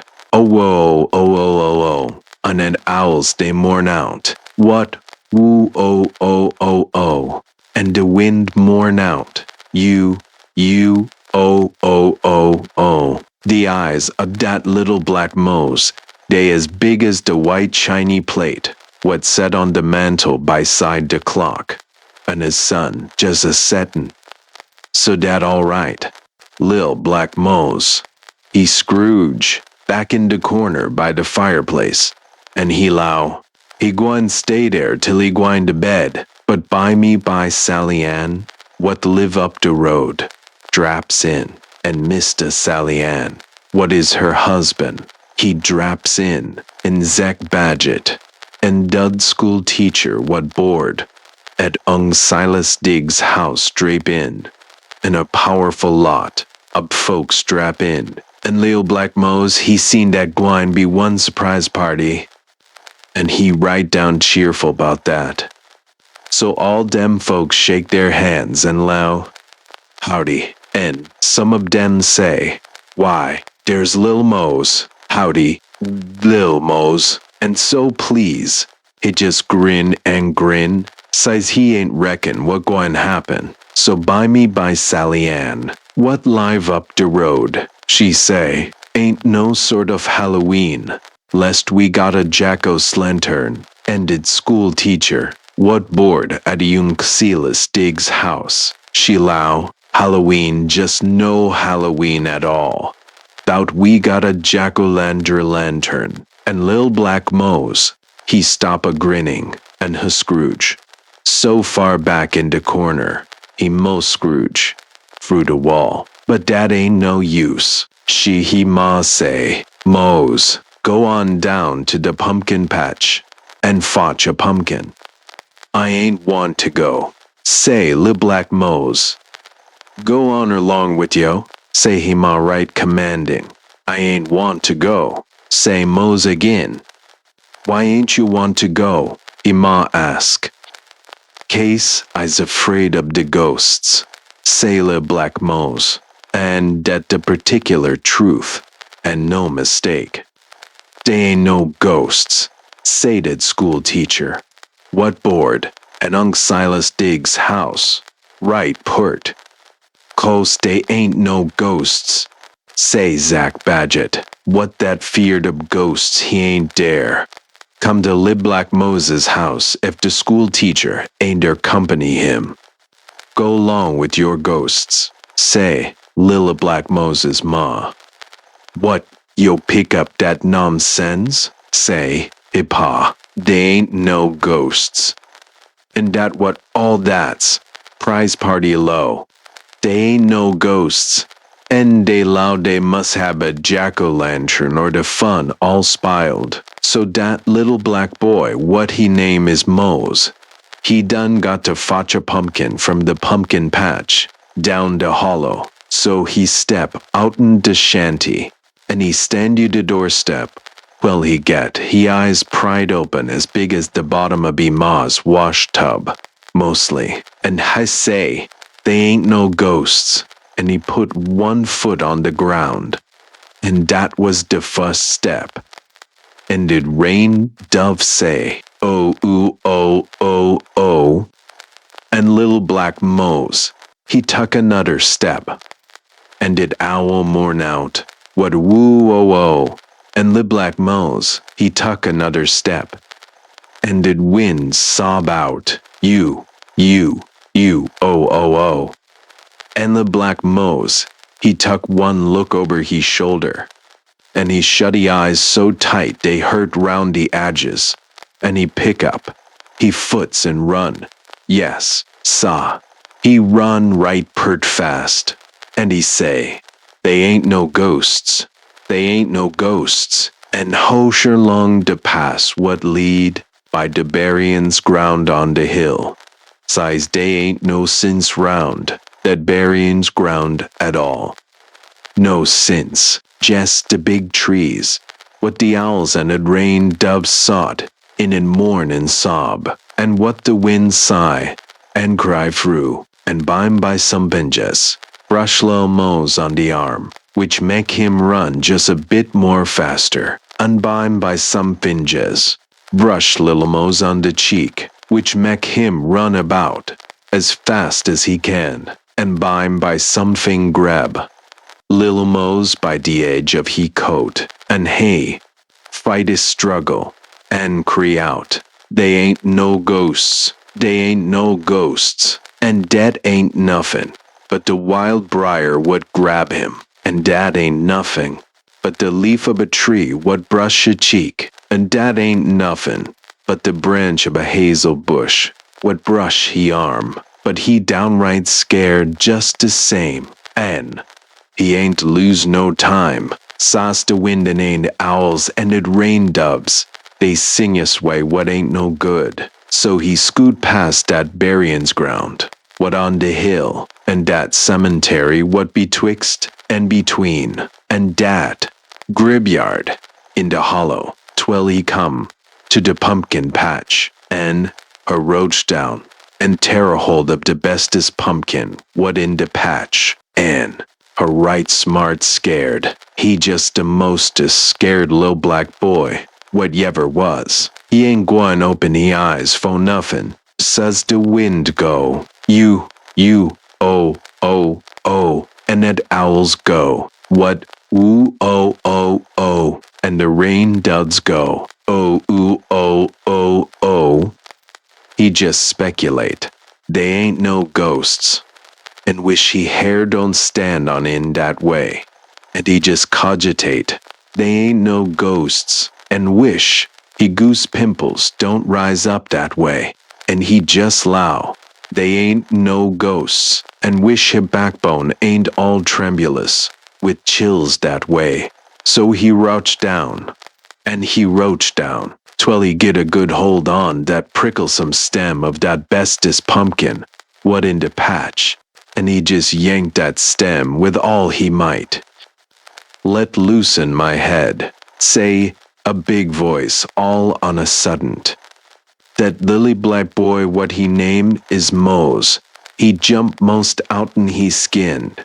He open he eyes, and he gin to shake like the aspen tree. Saws what data standing right there behind him, but a menjous big ghost. Yes, saw that the bigs, whites, ghost, what yever was, and it ain't got no head. Ain't got no head at all. Lil Black Mose he just dropping he knees, and he began, pray, oh, excuse me, Mr. Ghost, he beg, I ain't mean no harm at all. What for you try to take my head? Asked Ghost in that fearsome voice, what like the damp wind out in the cellar. Excuse me, begly Mose. I ain't know that was yo head, and I ain't know you was dar at all. Excuse me. Excuse you, if you do me this favor, say the ghost. Got something powerful, important to say unto you, and can't say. Hitsa ain't got no head, and when I ain't got no head, I ain't got no mouth. And when I ain't got no mouth, I can't talk at all. And that right. Logical for sure. Can't nobody talk when he ain't got no mouth. And can't nobody have no mouth when he ain't got no head. And when little black Mose he look, he see that ghost ain't got no head at all. Nary head. So the ghost say, come on down here, for to get a pumpkin for a head, and pick dat pumpkin, what you gwine take, and I don't like dat one bit. No, sah, I feel like I pick yo up and carry yo away, and nobody see you no more forever. But I got something powerful important to say unto you, and if you pick up that pumpkin and sawed in on the place where my head ought to be, let you off this time. Sa ain't been able to talk for so long. I right hungry to say something. So little black Mose he heft up that pumpkin, and ghost he bend down, and little black Mose he sot that pumpkin on that ghost's neck, and right off that pumpkin head, gin to wink and blink like a jackal's lantern, and right off that pumpkin head, gin to glimmer and glow through the mouth like a jack-o'-lantern, and right off that ghost start to speak. Yes, sir, that's so. What you want to say unto me? Inquire Le Black Mose. Ah, want to tell you, say the ghost, that you ain't need ever be scared of ghosts. Shade ain't no ghosts. And when he say dat, the ghost just vanish away like the smoke in July. He ain't even linger round that locality like the smoke in October. He just dissipate out in the air and he gone entirely. So Limos, he grab up the next bestest pumpkin and he scoot, and when he come to be graveyard in the hollow, he goin' rulong same as ever, I'm faster. When he reckon, he'll pick up a club in case he gwine have trouble, and roach down and pay hold of a likely appearing hunk of wood, what right. Dar, and when he grabbed that hunk of wood, let loosen my leg, say a big voice, all on a sudden. Dat little black boy most jump, out in his skin, as right there in the pass is 6 menjus big ghosts, and did bigs, ain't got but one leg. So Le Black Mose just naturally handed that hunk of wood to that biggie's ghost, and he say, "'Scuse me, Mr. Ghost, I hain't know dis your leg." And what them 6 ghosts do but stand round and confabulate. Yes, sir, that's so. And when they do so, one say, "'Pears like dis, a mighty likely little black boy, what we gwine do for to reward him, so politeness." Another say, "Tell him what the truth is 'bout ghosts." So de bigs ghost he say, gwine tell yo, something important what everybody don't know. They ain't no ghosts." And when he say that, the ghost just naturally vanish away, and Lily Black Mose he proceed up the path.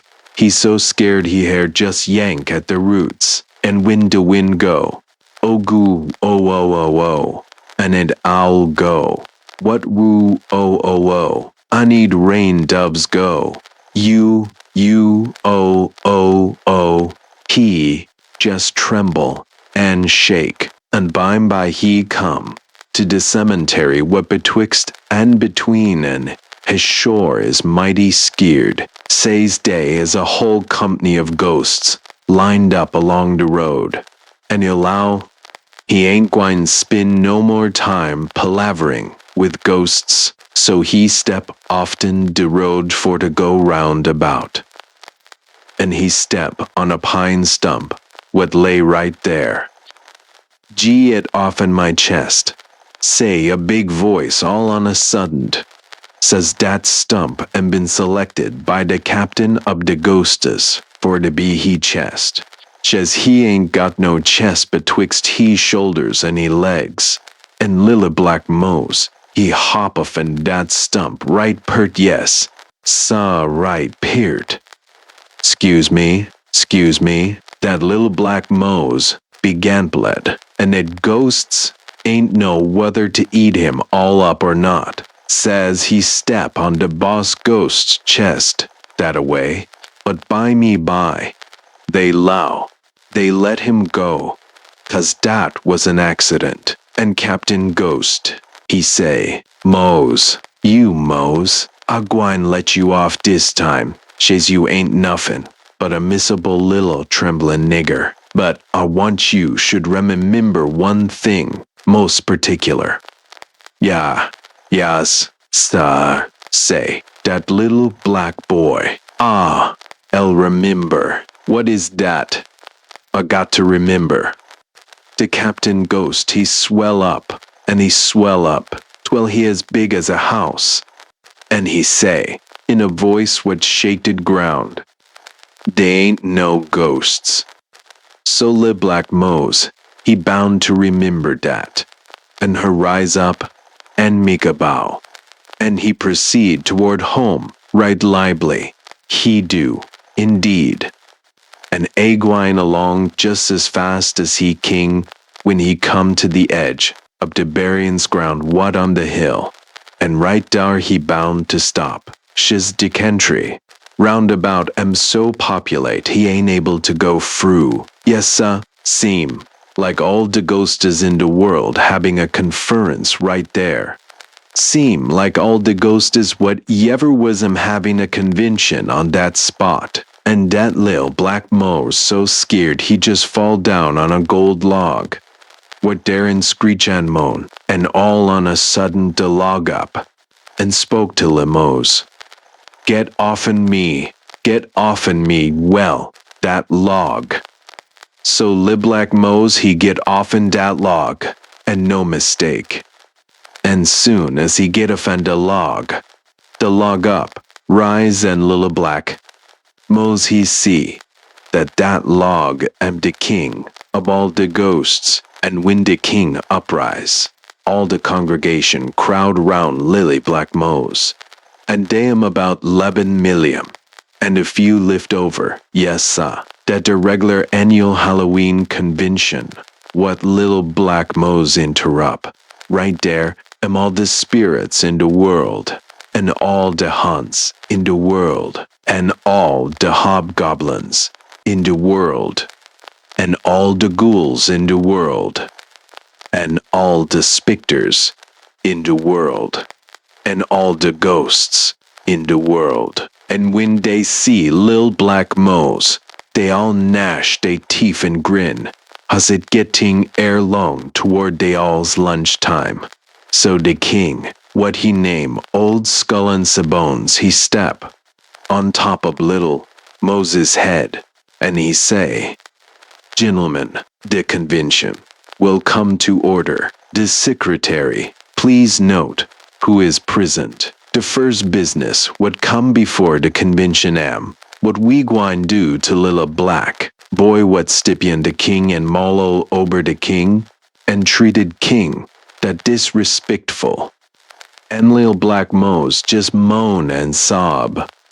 Excuse me, Mr. King. Ain't mean no harm at all. But nobody ain't pay no attention to him at all. Just everyone looking at a monstrous big hat what named Bloody Bones, what rose up and spoke.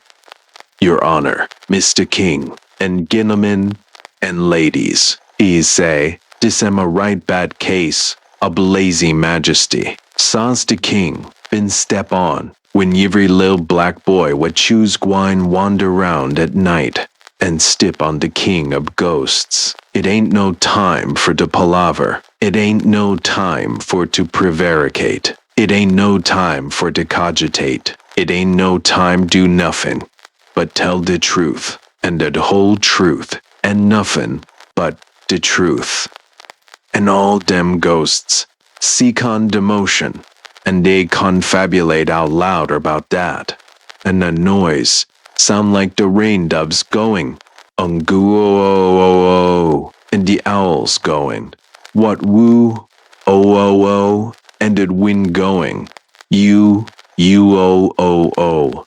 So that resolution am passed unanimous, and no mistake. So the king of the ghostes, what name Old Skull and Savones, he place he hand on the head of little Black Mo's, and hand feel like a wet rag, and he say, they ain't no ghosts. And one of the hairs what on the head of little Black Mo's turn white, and monstrous big hand what he named Bloody Bones, he lay he hand on the head of little Black Mo's, and hand feel like a toadstool in the cool of the day, and he say, they ain't no ghosts. Another of the hairs what on the head of little Black Mo's turn white, and ye he just spirit what he named Moldy Palm Place, he hand on the head of little Black Mo's, and a hand feel like the yunner side of a lizard, and he say, they ain't no ghosts. Another of the hairs what on the head of little Black Mo's turn white as snow, and a particular bend-up hobgoblin he hand on the head of little black Mose, and it make that same remark, and that whole convention of ghosts and specters and hots, and yiverthing, which am more in a million, pass by so quick, they all's hands feel like the wind, what blow out in the cellar when the day am hot, and they all say, they ain't no ghosts. Yes, sah, they all say them words so fast, it swung like the wind, when it moaned through the turkentine trees what behind the cider press, and every hair what on lil black Moses' head turned white. That what happened when a little black boy gwine meet a ghost convention that away, that's so. He ain't gwine forget to remember they ain't no ghosts, 'cause if a little black boy gwine imaginate they is ghosts, he gwine be skeered in the dark, and that a foolish thing for to imaginate. So presently, all the ghosts am whiff away, like the fog out in the holler when the wind blow on it, and lil black Mose, he ain't see no cause for to remain in that locality no longer. He rotch down, and he raise up the pumpkin, and he perambulate right quick to be Ma's shack, and he lift up the latch, and he opened the do, and he went her in, and he say, "Here's the pumpkin."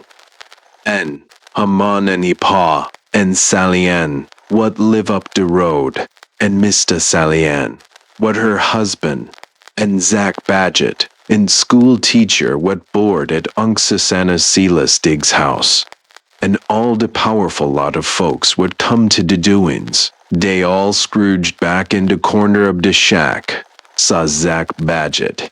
He been done tell a ghost tale, and the rain doves gwine woo, oh, oh, and the owls am gwine, what woo, oh, and the winded gwine, you, oh, and everybody powerful scared, 'cause the little black Mose he come a fumbling in, a rattling at the door, just when that ghost tale most scary, and everybody gwine imaginate that he a ghost a fumbling, and a rattling at the door, yes, sah. So little black Mose, he turn he white head, and a look round, and peer round, and he say, "What you all scared fo?" 'Cause if anybody's scared, he want to be scared too. That's natural. But the school teacher, what live at Unc Silas Diggs' house, she say, "For the land's sake, we thought you was a ghost." So the black Mose he sort of sniff, and he sort of sneer, and he low, "Hey, they ain't no ghosts." Then he ma, she powerful took back that little black Mose. He gwine be so uppitish and country dict folks what know arithmetics and gelgebricks and general counting without fingers, like the school teacher what board at Unc Silas Diggs' house knows. And she say, "Hey, what do you know about ghosts and her ways?" And lil black Mose he just kinder stand on one foot, and it just kinder suck her thumb, and he just kinder low, "I don't know nothing about ghosts. Shay, they ain't no ghosts." So he pa gwine whop him for telling a fib, but they ain't no ghosts when everybody know they is ghosts. But the school teacher, what boarded young Silas Diggs' house, she take note the hair of little black Moses' head and plum white, and she take note lily black Moses' face and the color of wood ash. So she just retch one arm round that little black boy, and she just snuggle him up, and she say, "Honey lamb, don't you be scared, and nobody gwine hurt you. How you know they ain't no ghosts?" And lil black Mose he kinder lean up 'ginst the school teacher what board at Unc Silas Diggs' house, and he low, "'Cause has I met the cap'n ghost, and and I met the general ghost, and I met the king ghost, and I met all the ghosts, whatever was in the whole world, and every ghost say the same thing. They ain't no ghosts, and if the common ghost, and the general ghost, and the king ghost, and all the ghosts in the whole world done, no, if there am ghosts, who does? That's right, honey lamb, said the school teacher, and she say, I been suspicious. They ain't no ghosts this long whiles, and now I know, if all the ghosts say they ain't no ghosts, they ain't no ghosts. So everybody low, that's so sept Zach Badgett. What been telling? Ghost tale, and he ain't gwine, say, Yezen, he ain't gwine, say, no, says he right sweet on this school teacher.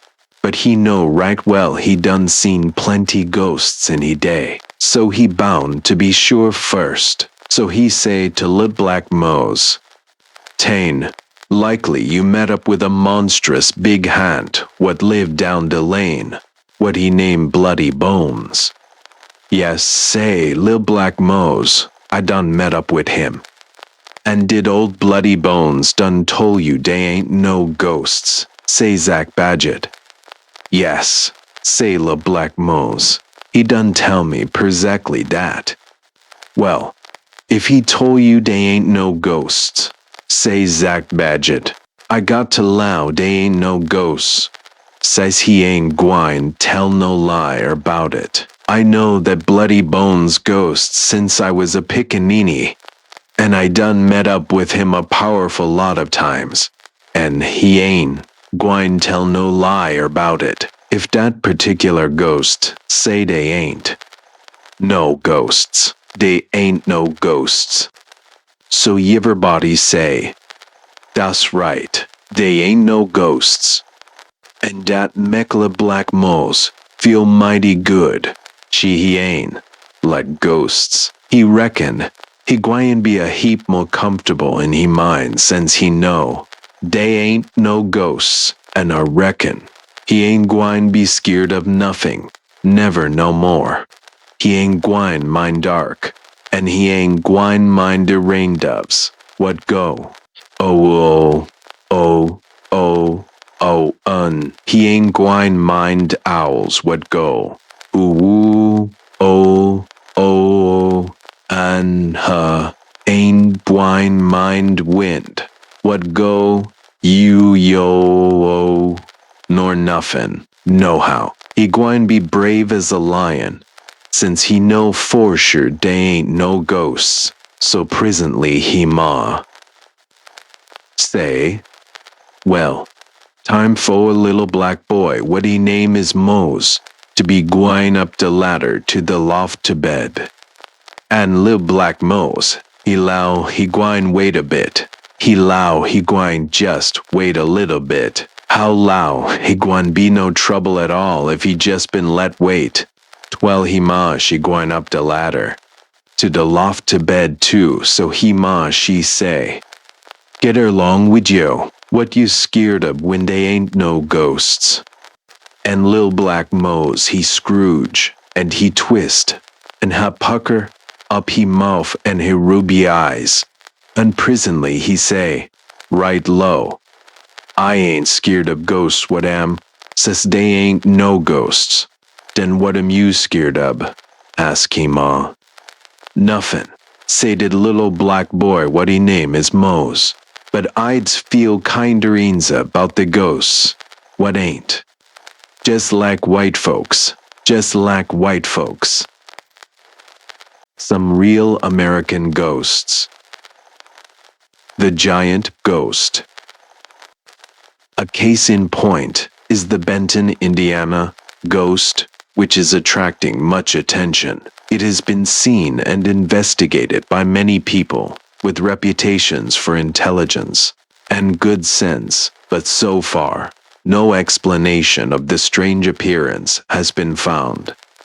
A farmer named John W. French and his wife were the first to see this apparition. They live in the country near Benton and were driving home one night from a neighbor's. The road passed an old church, moss-covered and surrounded by a graveyard, overgrown with shrubbery, and filled with the bones of hundreds who once tilled the soil in the locality. 10 years ago, an aged man who lived alone not far from the old church and visited the graveyard almost daily to pray over the resting place of some relative was foully murdered for the store of gold he was supposed to have hidden about his hermit abode. The robbers and murderers escaped justice, and the luckless graybeard was buried in the graveyard, where he spent so much time, just as French and his wife drew within sight of the white headstones. In the churchyard, the horses reared back on their haunches and snorted in terror.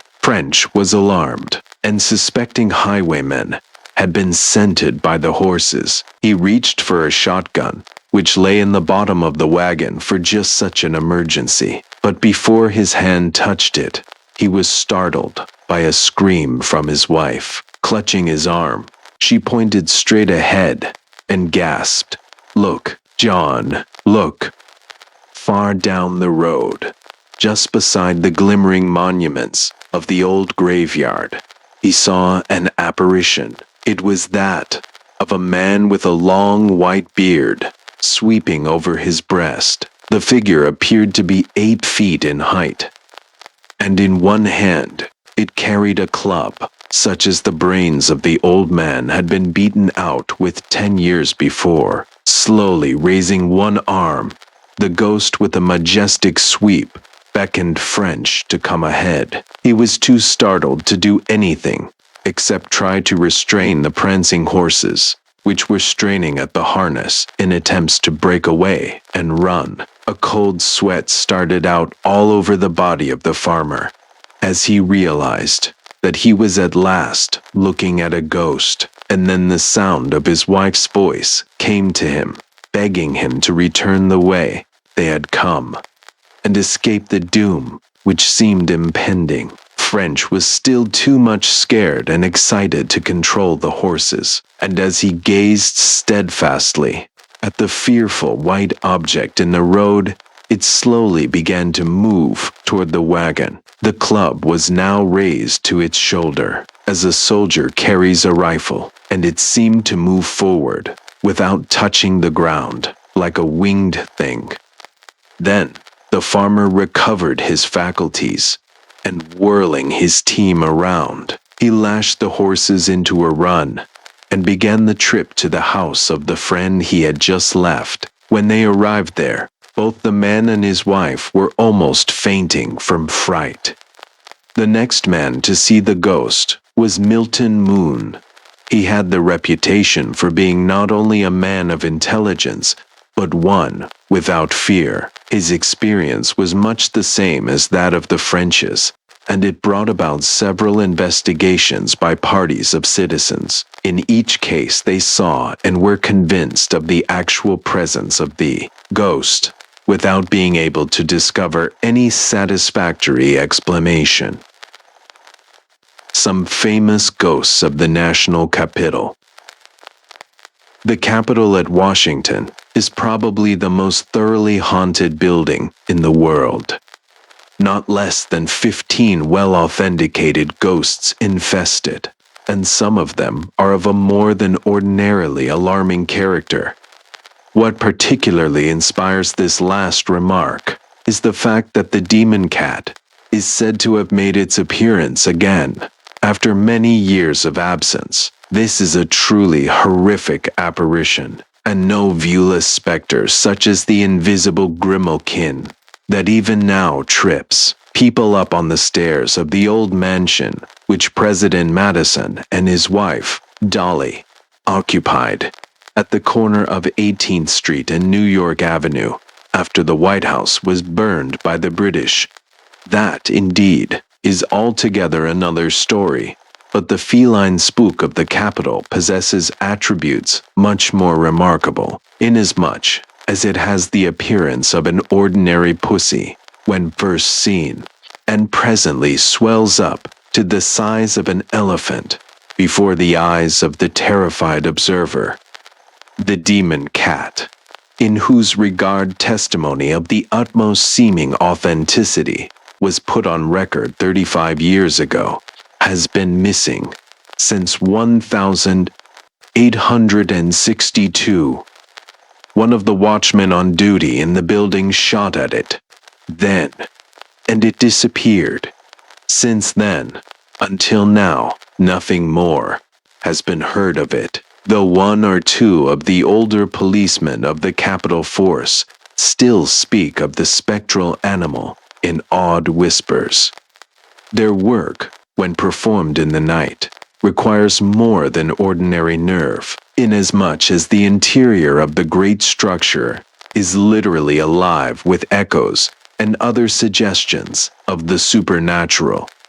In the daytime, when the place is full of people and the noises of busy life, the professional guides make a point of showing persons how a whisper uttered when standing on a certain marble block is distinctly audible at another point quite a distance away, though unheard in the space between. A good many phenomena of this kind are observable in various parts of the capital, and the extent to which they become augmented in strangeness during the silence of the night may well be conceived. The silence of any ordinary house is oppressive sometimes to the least superstitious individual. There are unaccountable noises, and a weird and eerie sort of feeling comes over him, distracting him perhaps from the perusal of his book. He finds himself indulging in a vague sense of alarm, though he cannot imagine any cause for it.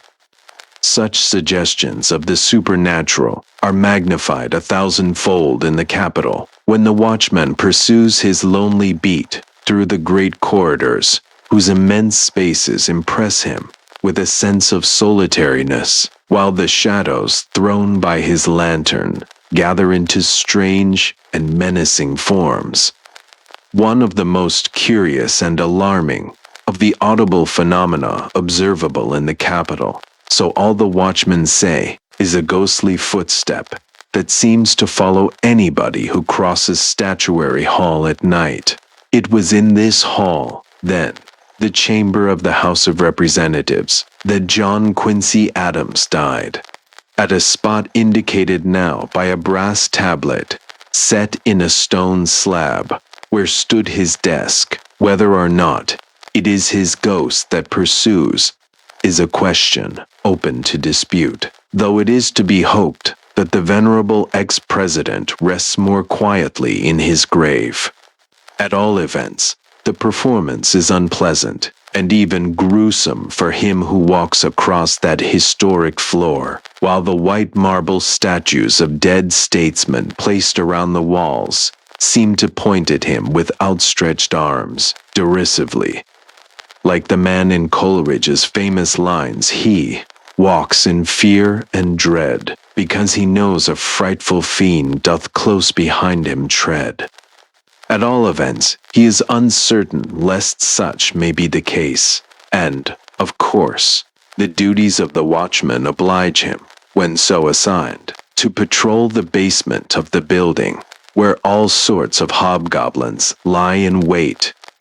One of the Capitol policemen was almost frightened out of his wits one night when a pair of flaming eyes looked out at him from the vaults under the chamber of the House of Representatives, where the wood is stored for the fires. It was subsequently ascertained that the eyes in question were those of a fox, which, being chevied through the town, had sought refuge in the cellar of the edifice occupied by the national legislature. The animal was killed for the reason which obliges a white man to slay any innocent beast that comes under his power. But, speaking of the steps which follow a person at night across the floor of Statuary Hall, a bold watchman attempted not long ago to investigate them on scientific principles. He suspected a trick, and so bought a pair of rubber shoes with the aid of which he proceeded to examine into the question. In the stillness of the night, he made a business of patrolling that portion of the principal government edifice. And sure enough, the footsteps followed along behind him. He cornered them. It was surely some trickster. There was no possibility for the Joker to get away. But, a moment later, the steps were heard in another part of the hall. They had evaded him successfully. Similar experiments were tried on other nights, but they all ended in the same way. 4 years ago, there died in Washington an old gentleman who had been employed for 35 years in the Library of Congress. The quarters of that great book collection, while housed in the Capitol, were distressingly restricted, and much of the cataloging was done by the veteran mentioned in a sort of vault in the subcellar. This vault was crammed with musty tomes from floor to ceiling, and practically no air was admitted. It was a wonder that he lived so long. But when he came to die, he did it rather suddenly. Anyhow, he became paralyzed and unable to speak, though up to the time of his actual demise, he was able to indicate his wants by gestures.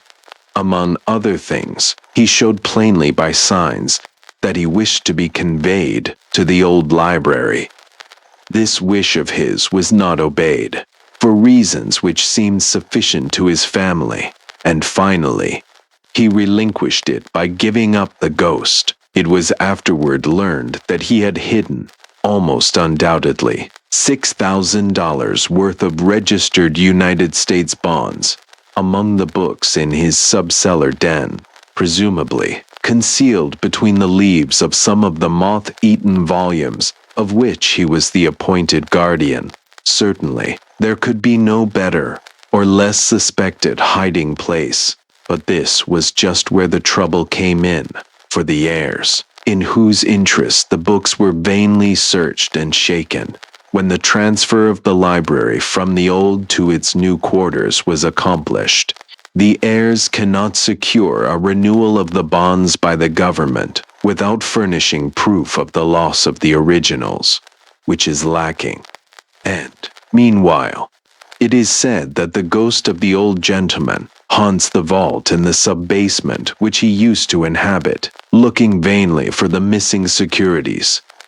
The old gentleman referred to had some curious traits, though he was by no means a miser, such as the keeping of every burnt match that he came across. He would put them away in the drawer of his private desk, together with expired streetcar transfers, the latter done up in neat bundles with India rubber bands.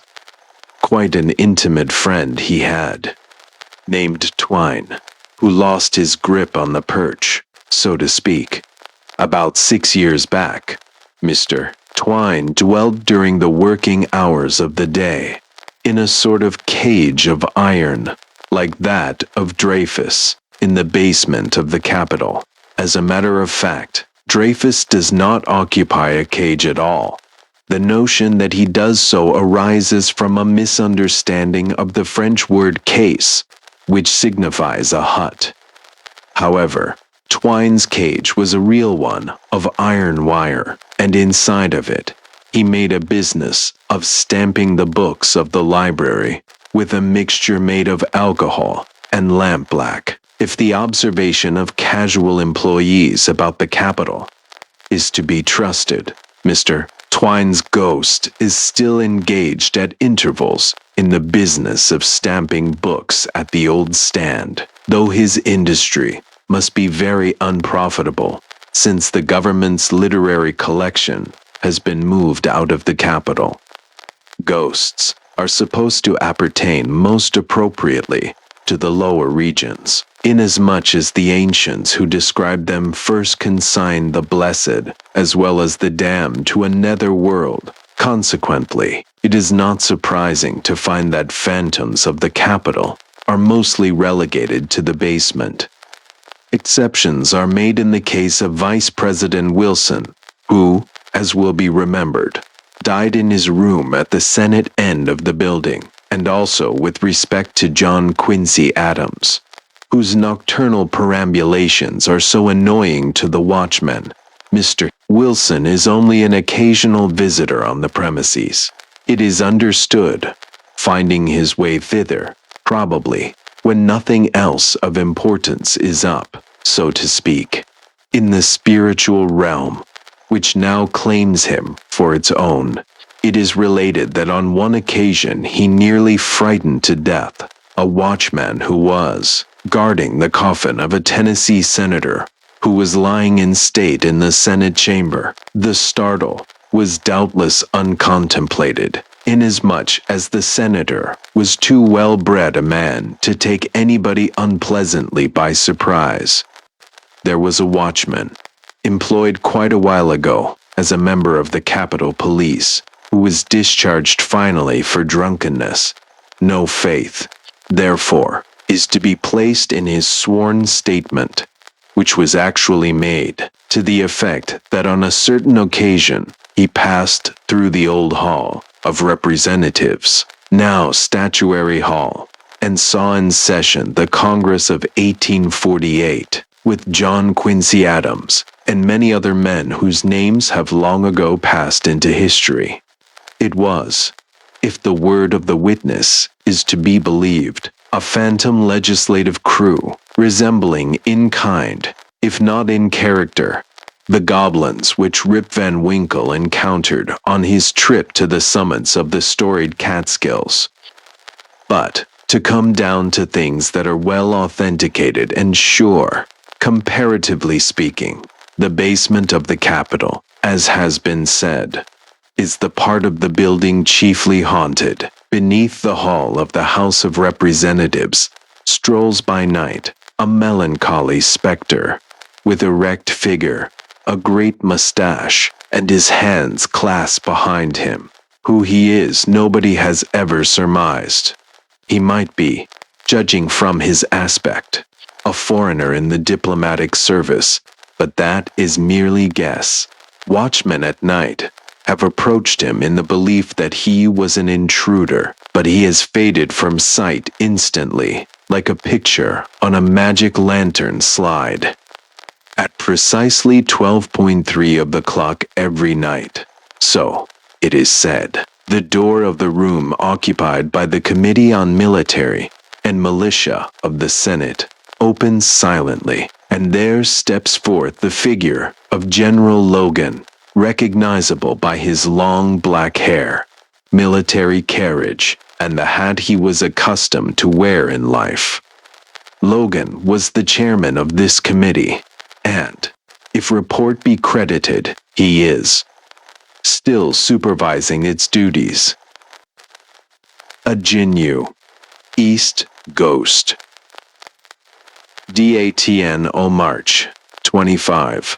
1,000 people surround the graveyard in Miamisburg, a town near here, every night, to witness the antics of what appears to be a genuine ghost.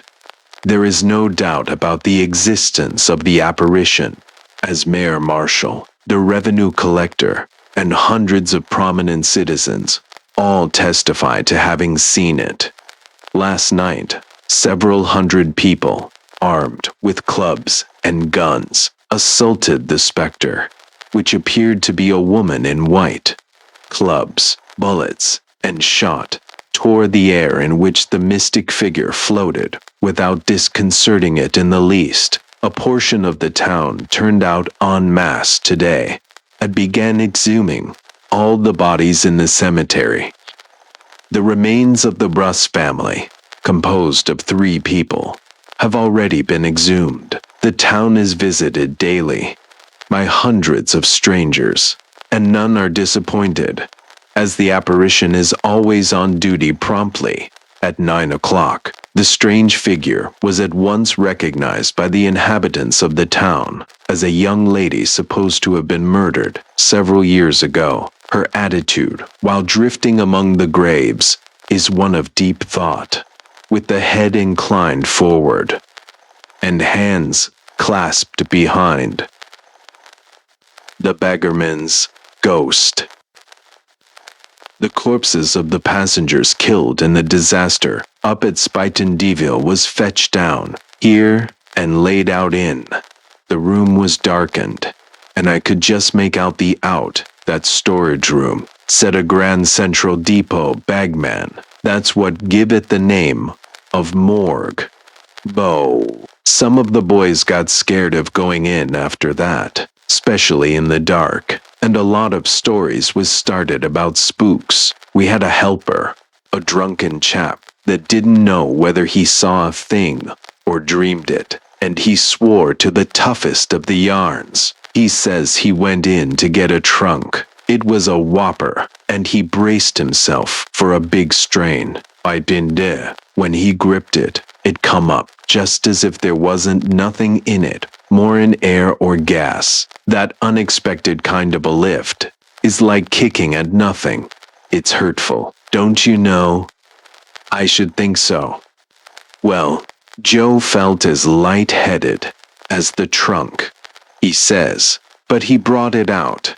When he was putting it down, he was stunned to see a ghost sitting straddle of it. What did the ghost look like? Joe was so scared that he can't tell, except that it had grave clothes on, and it went out of sight as soon as he got out into the daylight. Floated off, and at the same instant, the trunk became as heavy as such a trunk generally is. Some of us believe Joe's story, and some don't, and he's one of them that does. He throwed up his job rather than go into the morgue again. Drummers see a Specourt Jackson, M.O., October 6th, at a place on the Turnpike Road between Cape Girardeau and Jackson, is what is familiarly known as Spook's Hollow. The place is situated 4 miles from the Cape and is awfully dismal looking, where the road curves gracefully around a high bluff. 2 drummers, representing a single leading wholesale house of St. Louis, were recently making the drive from Jackson to the Cape when their attention was suddenly attracted at the Spook's Hollow by a white and airy object, which arose in its peculiar form so as to be plainly visible and then maneuvered in every imaginable manner, finally taking a zigzag wayward journey through the low, dismal-looking surroundings, disappearing suddenly into the mysterious region from whence it came. More than one incident of dreadful experience has been related of this gloomy abode, and the place is looked upon by the midnight tourist and the lonesome citizen on his nocturnal travels as an unpleasant spot, isolated from the beautiful country which surrounds it. Dr. Unhugh sees the spirit of Beecher. While he will not admit that he is a believer in spiritualism, the Reverend Dr. Isaac Funk, head of the publishing house of Funk and Wagnalls, is so impressed with manifestations he has received from the spirit of Henry Ward Beecher that he has laid the entire matter before the Boston Society for Psychical Research and is anxiously awaiting a solution or explanation of what appears to him, after 25 years' study of the subject, the most remarkable test of the merit of the claims of spiritualists that has ever come within his observation. Although he has resorted to every means within his power to discover any fraud that may have been practiced upon him, he has been unable to explain away not only messages to him from the great minister, but the actual appearance to him of Mr. Beecher in the flesh. Dr. Funk and Mr. Beecher were intimate friends, and it would be difficult to practice deception as to Mr. Beecher's appearance. When the apparition appeared to Dr. Funk at a séance, a short time ago Dr. Funk was less than 3 feet distant from it, and had plenty of opportunity to detect a fraud, if it was being perpetrated. He believes Every feature stood out distinctly, Dr. Funk said yesterday, in describing his experience, even to the hair and eyes, the color of the skin, and the expression of the mouth, 2 lines of the body. But it was still light enough to make the face plainly visible. I had a short conversation with the embodied spirit, and then it appeared to sink to the floor and fade away. Mystery of the Inns. Dr. Funk was especially anxious to have an opportunity to see and talk with Mr. Beecher, in the hope that light would be thrown on the mystery which surrounds a previous manifestation through the spirit of one Jack Rakestraw, who says he used to lead the choir in one of Mr. Beecher's churches, but frankly admits that he cannot remember exactly where the church was located. Even spirits have a way of forgetting things. Spiritualists declare Dr. Funk was informed that Mr. Beecher was troubled because the publisher had failed to return a coin known as the widow's mite, which he had borrowed some years ago from the late Professor Charles E. West, a well-known numismatist. To make a cut to illustrate a dictionary, Dr. Funk supposed the coin had been returned a long time ago, but upon looking the matter up, found it in a drawer of a safe, among some old papers, exactly as Mr. Rakestraw maintained. When Mr.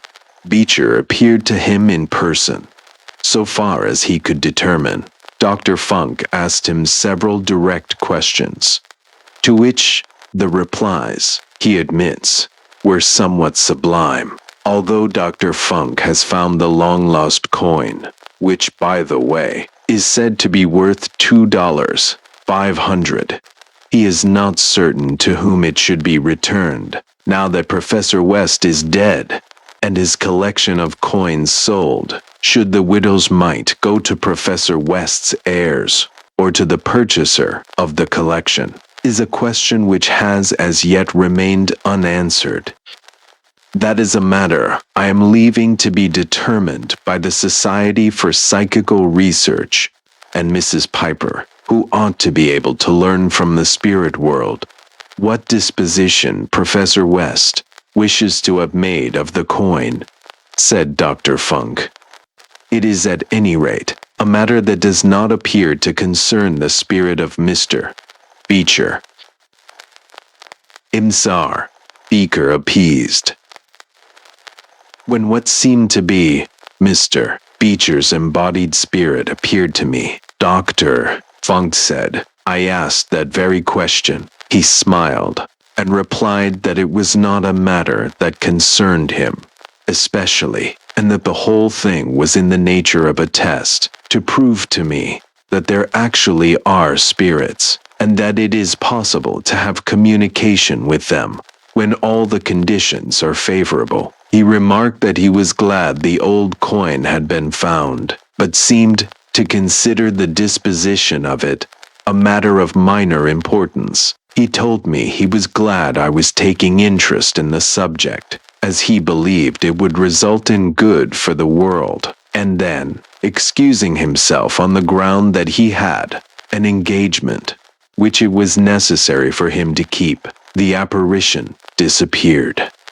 Dr. Funk borrowed the coin from Professor West's collection, as a lighter-colored one he already had was of doubtful authenticity. Both coins were sent to the government expert in Philadelphia, and the lighter one was declared to be the genuine one by the spirits. It is now declared, however, that a mistake was made and that the darker one belonging to Professor West has the greater value. I found both the light and the dark one in the drawer, said Dr. Funk, and remembered distinctly that it was the darker of the two, which I had borrowed from Professor West. I went to the next seance, and when Rakestraw's spirit arrived, I asked him to find out which one was to be returned. After a brief interval, his voice came to me.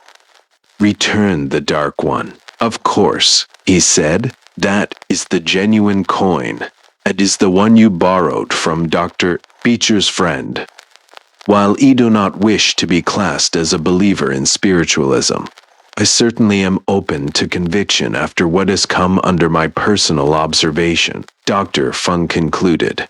I am confident that no fraud was practiced on me at the seance at which I was told about the old coin. The medium is an elderly woman living in Brooklyn who never appears in public, and the only persons present were members of her family and known to me, but none of them knew any more about the coin being in my safe than I did. Maryland Ghosts. For 40 years, the Reverend Dr. B. has been the rector of a prominent parish on the Eastern Shore.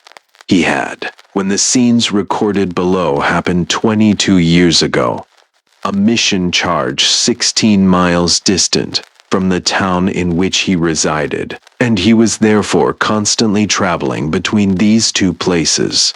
About 6 miles distant was the country residence of Judge S., a well-known and venerable parishioner of the worthy doctor.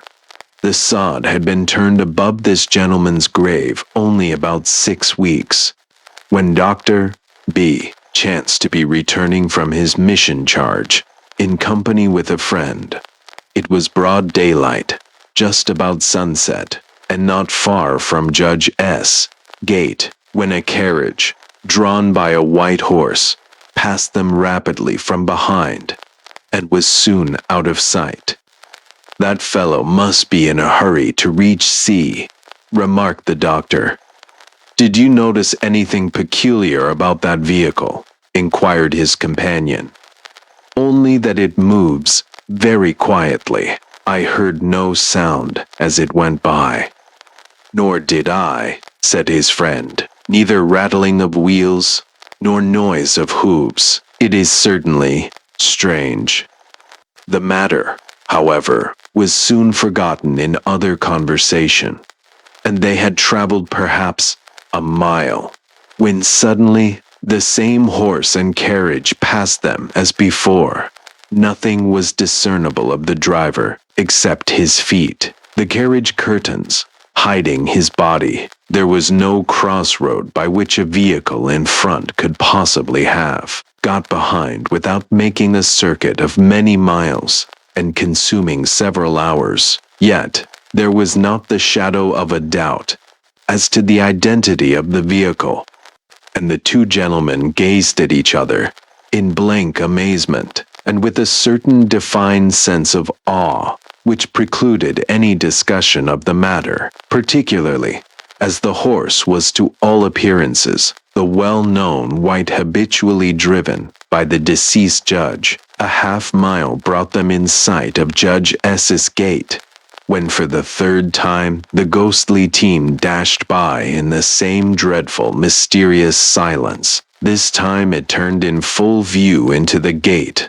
Without a word of comment, the doctor quickened his horse's speed and reached the gate only a few yards behind the silent driver. Both gentlemen peered eagerly up the long, open lane leading to the house, but neither carriage nor wheel track was visible, though it was still clear daylight, and there was no outlet from the lane, nor could any vehicle in the time occupied accomplish half the distance. The peculiar features of this strange incident are that it was equally and simultaneously evident to two witnesses, both entirely unprepared for any such manifestation, and differing widely in temperament, habits of life, mental capacity, and educational attainments, and by mere accident making this journey together, and that to this day both of them, witnesses, be it noted, of unimpeachable credibility, attest it, and fully corroborate each other, but without being able to suggest the slightest explanation. The Ghost of Peg Alley's Point. Peg Peg Alley's Point is a long and narrow strip of wooded land situated between the main stream of Miles River and one of the navigable creeks which flow into it.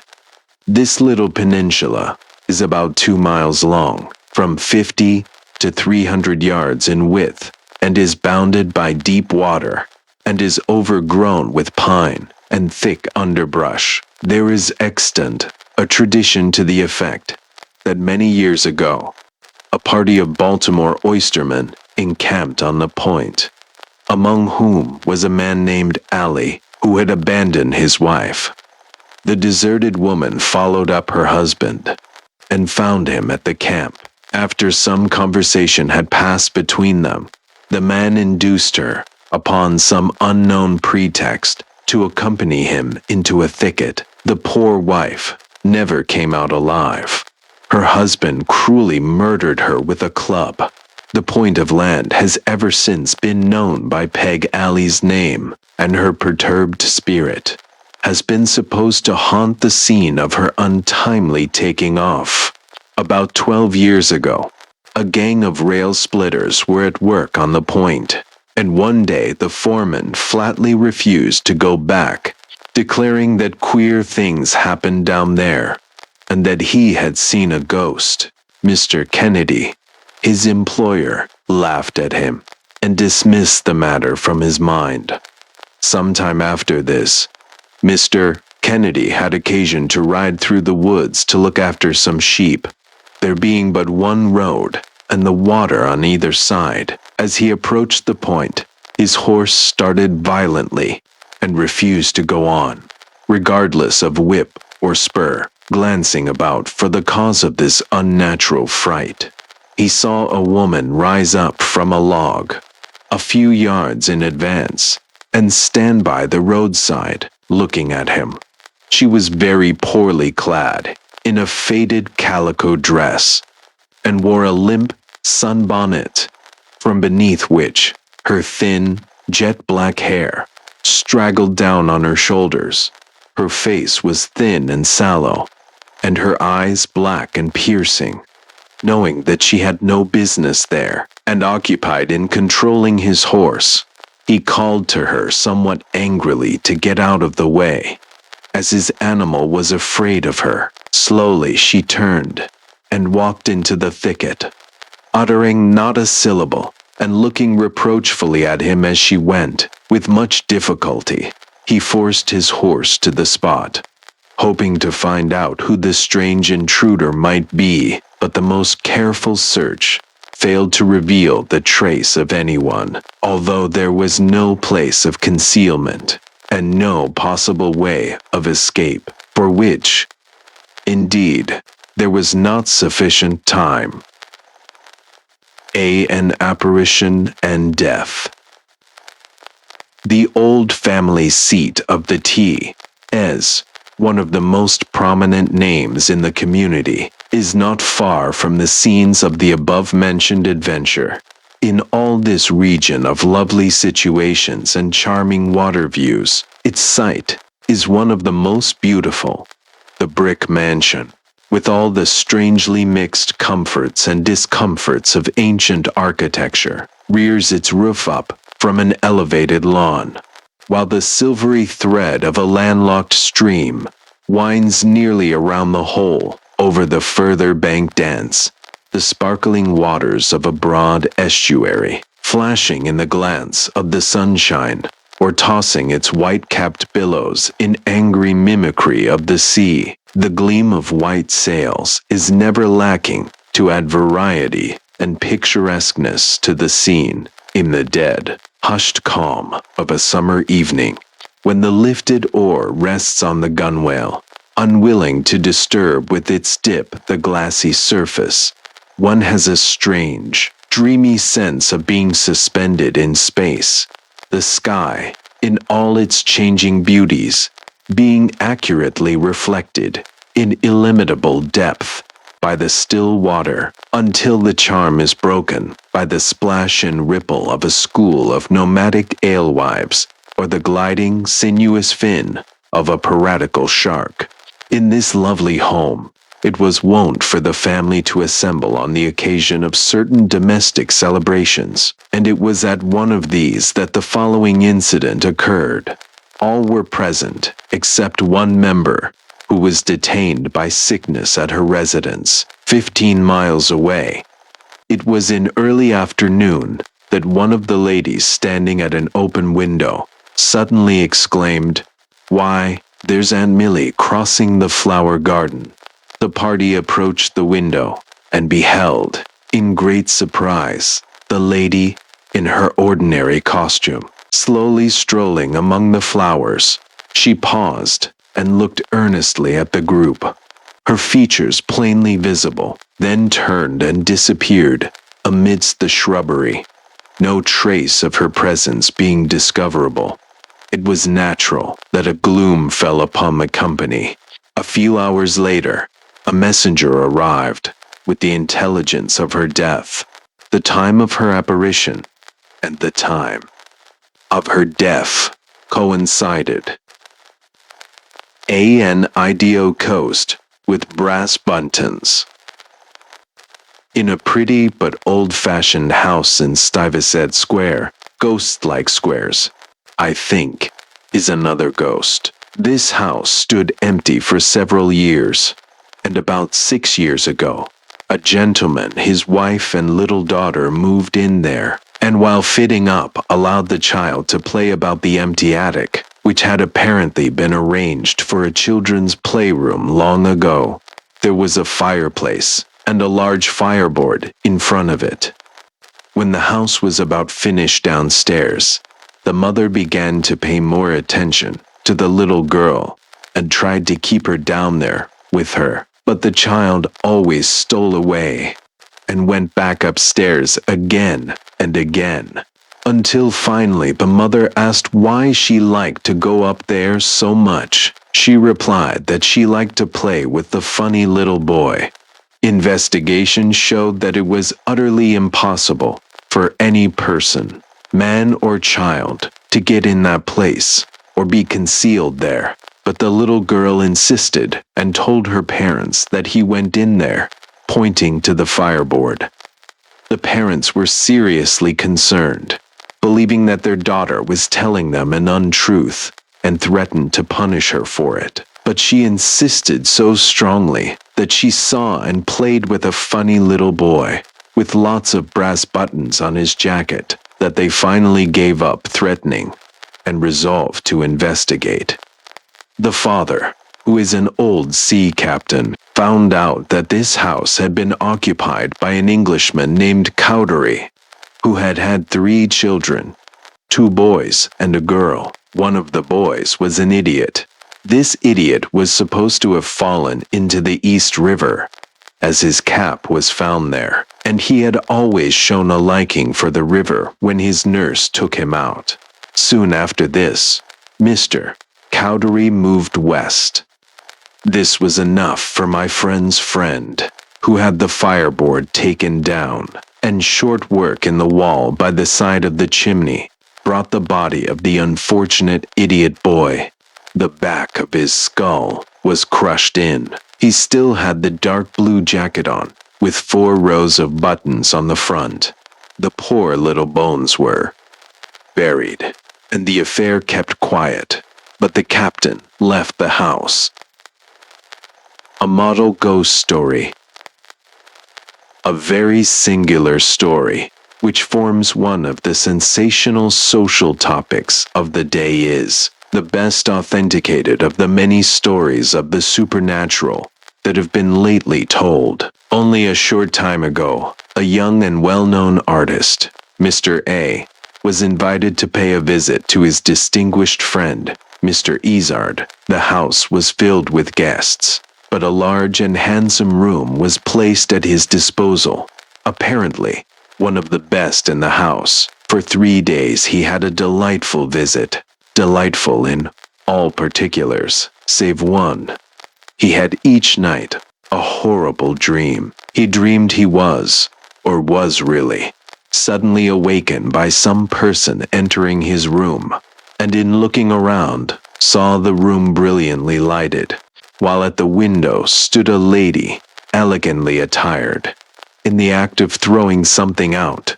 This accomplished, she turned her face toward the only spectator, showing a countenance so distorted by evil passions that he was thrilled with horror. Soon the light and the figure with the dreadful face disappeared, leaving the artist suffering from a frightful nightmare. On returning to his city home, he was so haunted by the fearful countenance which had for 3 consecutive nights troubled him that he made a sketch of it, and so real that the evil expression seemed to horrify everyone who saw it. Not a great while after, the artist went to make an evening visit on Mr. Izzard. That gentleman invited him to his picture gallery, as he wished to show him some remarkable old family portraits. What was Mr. A.'s surprise to recognize among them, in the likeness of a stately, well-dressed lady, the one who had so troubled his slumbers on his previous visit, lacking, however, the revolting, wicked expression. Soon as he saw it, he involuntarily exclaimed, "Why, I have seen that lady." "Indeed," said Mr. I, smiling, "that is hardly possible, as she died more than 100 years ago. She was the second wife of my great-grandfather, and reflected anything but credit on the family. She was strongly suspected of having murdered her husband's son by a former marriage in order to make her own child heir to the property. The unfortunate boy broke his neck in a fall from a window, and there was every reason to believe that he was precipitated from the window by his stepmother." The artist then told his host the circumstances of his thrice-repeated experience, or dream, and sent for his sketch, which, so far as the features were concerned, was identical with the portrait in Mr. Izzard's gallery. The sketch has since been photographed, but from its hideous expression is not very pleasant to look upon. A Coast That Will Not Down. Grants, SBL, WVA, September 30th. The ghost of Betts' farm will not lay. Something over a year ago, the Inquirer contained an account or an occult influence or manifestation at the farmhouse of Mr. Collins Betts, about 3 miles below this town, in which story were delineated a number of weird, strange instances of ghostly manifestations, all of which were verified by the testimony of honest, brave, and reliable citizens, the names of many of whom were mentioned. That story went the rounds of newspapers all over the country and resulted in the proprietor of the place receiving hundreds of letters from all over the country. Since then, the old house has been torn down, the family of Mr. Betts rebuilding a home place on a different portion of the farm. This act, it was believed, would lay or forever quiet the ramblings and queer doings of the inexplicable mystery. But such has not been the case. Since the building has been razed, the mysterious manifestation has made itself visible at places sometimes quite a distance from the scene of its former domicile. At a distance of several hundred yards from the old Betts place, a neighboring farmer had erected a house in which he intended to reside, and in fact did reside a short time. But the Cale Betts ghost, as the manifestation is commonly called for a distance of many miles, was no respecter of persons, and oblivious of distance, and it so annoyed and frightened the farmer and his family at untoward times that he has removed his house to the opposite end of the farm, leaving his garden, orchard, and all the improvements usually made about a farmhouse to take care of themselves. This in itself was considered strange enough, but the ghostly visitant did not stop there. The high road, running some distance away, has been the theater of almost numberless scenes of frights and frightful appearances. Among those who have lately seen the ghost is a young man named Van Devener, whose father had once been frightened nearly to death. As related in a former letter, young Van Devener had frequently made sport of the old man's fright, but he does so no more. In fact, the young man is willing to make affidavit that the old man's story was mildly drawn. The young man was driving along quietly one night about half a mile from the Betts place, when he saw a strange being, which, in the pale light of the moon, he took to be a man walking at the head of his horses.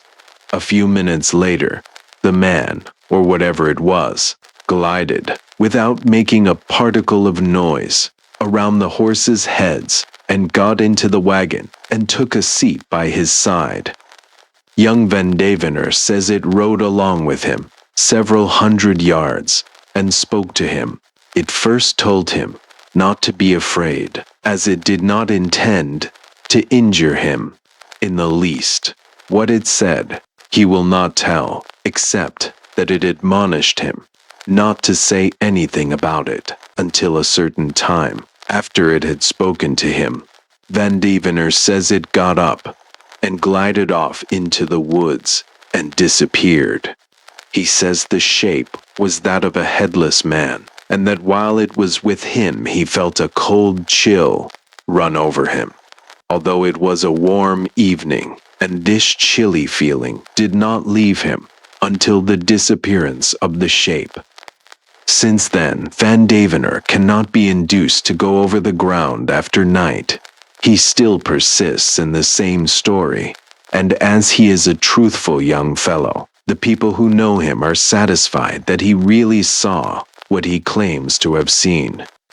Only one day last week, another young man, Henry Stevens, I believe, on his way past the same place, saw a peculiar shape rise out of the brush by the side of the road and glide along by the side of the wagon. Stevens got out of his wagon and gathered together a handful of rocks, which he threw at the object. Some of the stones appeared to go through it, but did not seem to affect it in the least. It still continued to float along at a short distance away until Stevens became frightened and whipped up his horses until they flew at a 2-minute gait down the road, the object following at some distance until quite away from the scene of its first appearance, when it disappeared like a cloud of vapor. There are thousands of authentic stories of the ghostly peculiarities of the Betts ghost, which are new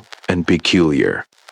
It appears, since the destruction of the Betts homestead, to have taken up its quarters near the highway, and here it appears to people who have generally scoffed and laughed at the former stories. That it is bulletproof does not need testimony. Located, as it is, in a section of country which has for years been noted for its fearless men, such as the Duskies, Downs and others, of national fame as sharpshooters, scouts, and so on. During the late war, none of these men have succeeded in laying or putting a quietus to it. There is a story that a couple of men had been murdered or disappeared in this vicinity, and that the ghost is the uneasy spirit of one of these men, but there is no real evidence that anybody was ever killed there. There is no doubt that Calhoun County has a mystery which neither time, bullets, courage, nor philosophy can either drive away or explain. It has come to stay. If you meet a Caloner, just mention it, and he will tell you that the Betts ghost is a county possession, which it will gladly dispose of at any price. Tom C. Wyfer's Phantom, Engie Northeast. Locomotive engineers are as a class said to be superstitious, but J. M. Pinckney, an engineer known to almost every Brotherhood man, is an exception to the rule. He has never been able to believe the different stories told of apparitions suddenly appearing on the track. But he had an experience last Sunday night on the Northern Pacific, eastbound overland, that made his hair stand on end. By the courtesy of the engineer, also a Brotherhood man, Mr. Pinckney was riding on the engine. They were recounting experiences, and the fireman, who was a green hand, was getting very nervous as he listened to the tales of wrecks and disasters, the horrors of which were graphically described by the veteran engineers. The night was clear, and the rays from the headlight flashed along the track, and although they were interested in spinning yarns, a sharp lookout was kept, for they were rapidly nearing Eagle Gorge, in the Cascades, the scene of so many disasters, and the place which is said to be the most dangerous on the 2,500 miles of road. The engineer was relating a story and was just coming to the climax when he suddenly grasped a throttle and in a moment had thrown her over. That is, reversed the engine. The air brakes were applied, and the train brought to a standstill within a few feet of the place where Engineer Cypher met his death 2 years ago. By this time, the passengers had become curious as to what was the matter, and all sorts of questions were asked the trainmen. The engineer made an excuse that some of the machinery was loose, and in a few moments the train was speeding on to her destination. "What made you stop back there?" asked Pinckney. "I heard your excuse, but I have run too long on the road not to know that your excuse is not the truth."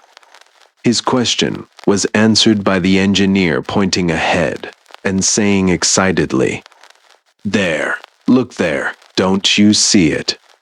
"Looking out of the cab window," said Mr. Pinckney, "I saw, about 300 yards ahead of us, the headlight of a locomotive." "Stop the train, man," I cried, reaching for the lever.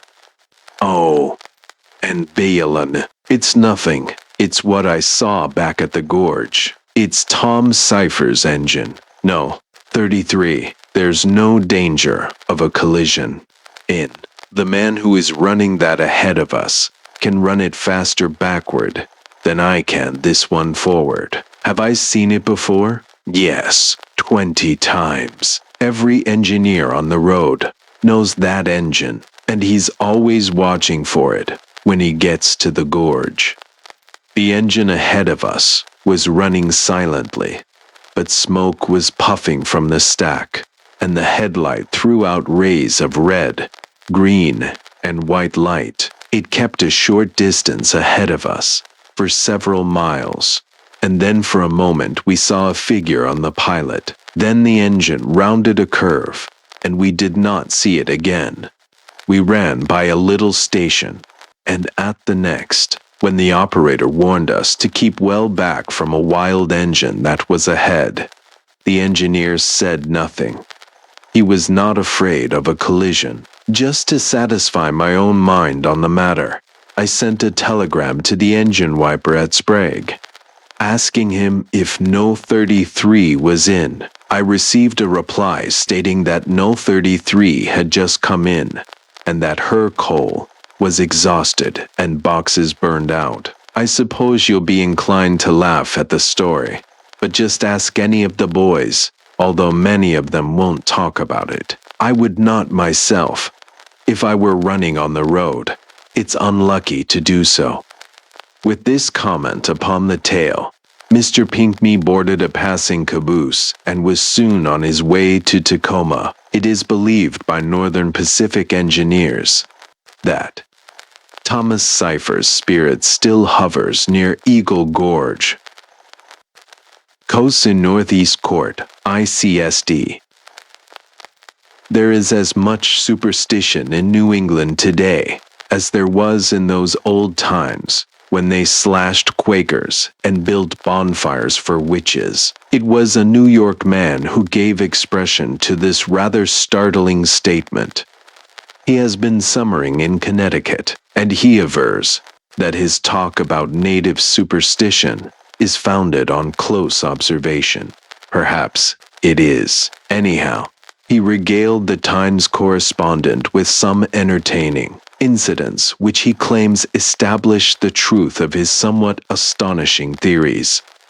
Old Stratford, the whitewashed town between this place and Bridgeport, made famous by mysterious rappings many years ago, and more recently celebrated as the scene of poor Rose Clark Ambler's strange murder, is much concerned over a house which the almost universal verdict pronounces haunted. The family of Elihu Osborne lives in this house, and ghosts have been clambering through it lately. In a wonderfully promiscuous fashion, 2 or 3 families were compelled to vacate the premises before the Osbornes, proud and skeptical, took possession of them. Now, the Osbornes are hunting for a new home. Children of the family have been awakened at midnight by visitors, which persisted in shaking them out of bed. Mrs. Osborne has been confronted with ghostly spectacles, and through the halls and vacant rooms, strange footsteps are frequently heard when all the family are trying to sleep. Sounds loud enough to arouse every member of the household. Then the manifestations sometimes change to moanings and groanings sufficiently vehement and pitiful to distract all who hear them. Once upon a time, perhaps a dozen years ago, Jonathan Riggs lived in this house, and as the local gossips assert, Riggs caused the death of his wife by his brutal conduct and then swallowed poison to end his own life. The anniversary of the murderous month in the Riggs family has arrived, and the manifestations are so frequent and so lively that the like has never been seen before, as is affirmed by a veteran Stratford citizen. There is no shadow of doubt in Stratford that the spirits of the Riggses are spryly cavorting around their former abode. Over at the Thimble Islands, off Stony Creek, is an acre or 2 of soil piled high on a lot of rocks. The natives call it Frisbee Island. Not more than 100 yards offshore, it contains a big, bleak-looking house, which was built about 20 years ago to serve as a summer hotel when Connecticut capitalists were deep in schemes to tempt New Yorkers to this part of the Sound Shore to spend their summers. New Yorkers declined to be tempted, and the old house is rapidly approaching decay. It has recently assumed a peculiar interest for the residents of Stony Creek. Midnight lights have suddenly appeared in all its windows at frequent intervals, fitfully flashing up and down like the blaze in the Long Island lighthouses. Ghosts. This is the universal verdict. Nobody disputes it. Once or twice, a hardy crew of local sailors have volunteered to go out and investigate the mystery.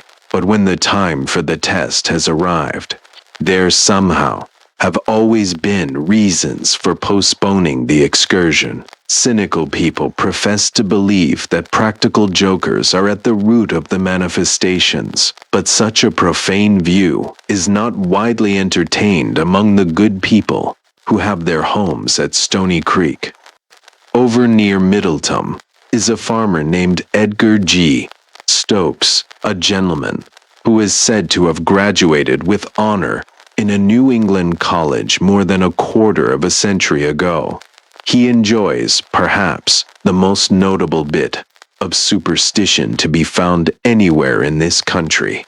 In or out of Connecticut, he owns the farm on which he lives, and it is valuable. Not quite so valuable, though, as it once was, for Mr. Stokes' eccentric disposition has somewhat changed the usual tactics that farmers pursue when they own fertile acres. The average man clears his soil of stones. Mr. Stokes has been piling rocks all over his land. Little by little, the weakness or philosophy has grown upon him.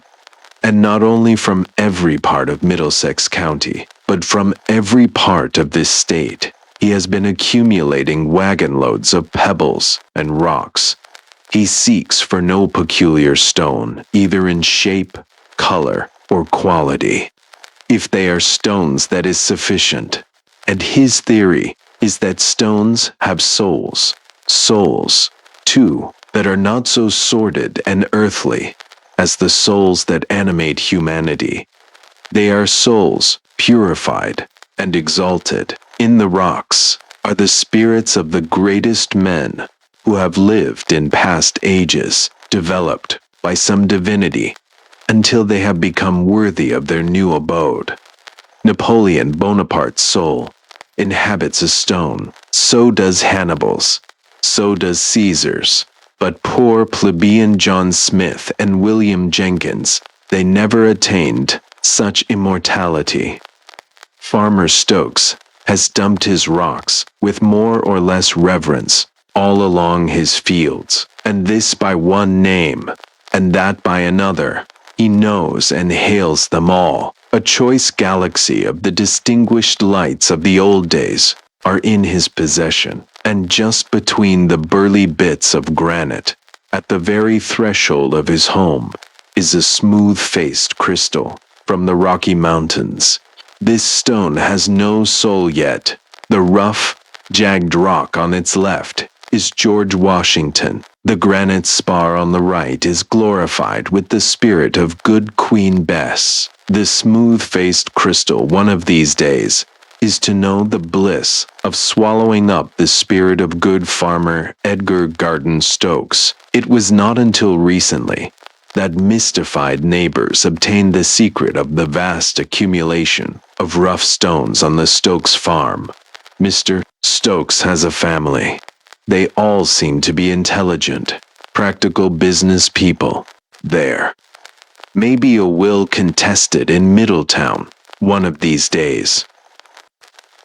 The Spook of Diamond Island. Hardin All, September 18. For some time past, rumors have been circulated in Harding to the effect that Diamond Island, in the river about 2 miles from this place, was the home of a ghost. The stories concerning the movements of the alleged spook were, of course, not given any credence at first. But later, when several reputable citizens of Hardin announced that they had positively seen an uncanny-looking object moving about on the island at night, the rumors were more seriously considered. Now, after investigation, the mysterious something is no longer considered a myth. Along toward midnight, a peculiar light is seen at the foot of the island. It has the appearance of a huge ball of fire and is about the size and shape of an ordinary barrel. A few nights ago, a party of young men from this place determined to visit the island and fathom the mystery if possible. Equipped with revolvers, knives, shotguns, and clubs, the party secured a boat and were soon cutting through the water at a good speed for a point on the island, near where the specter usually made its appearance. Arriving at the landing place, the skiff was hauled up on the shore, and the young men took up a position in a clump of trees close at hand to watch and wait. Suddenly, the whole point of the island was illumined as a bright red object rose apparently from the water and glided up into the air, ascending, probably to a height of 40 yards. The watchers saw the lurid ball fade away. The investigating party had seen all they wanted. They made a mad rush for the boat, but just as they reached the place where it had been left, they were horrified to see the little craft moving out on the water from the island. At first, its only occupant seemed to be the red ball of fire, but the next moment the watchers saw the crimson object gradually take the form of a man, and they saw him, too, dip the oars at regular intervals and pull a long, steady stroke. The man's features were fully concealed by a wide-rimmed slouch hat, which was drawn over his face. A peculiar light illuminated the boat and the waters around it, making the craft and its mysterious occupant perfectly discernible to the party on the shore, who stood paralyzed with fear, unable to speak or move, their eyes riveted by some mysterious influence they could not resist on the spectral object before them. The boat was now about in midstream, and suddenly the group of watchers saw the skiff's occupant change again into the crimson ball. Then it slowly began to move upward, and when it was about parallel with the tops of the trees on the island, it disappeared. Next instant, the watchers looking across the river saw nothing but the flickering lights in Hardin. The cries of the crowd on the island awakened a sleeping fisherman on the opposite side of the river, and he kindly pulled across and rescued the ghost-seeking youths. The fiery spook, it is said, still makes its nightly trips to Diamond Island, but no more investigating parties have ventured across to solve the mystery. It is said that some years ago, a foul murder was committed on this island, and by the superstitious, the crimson object is believed to be the restless spirit of the slain man.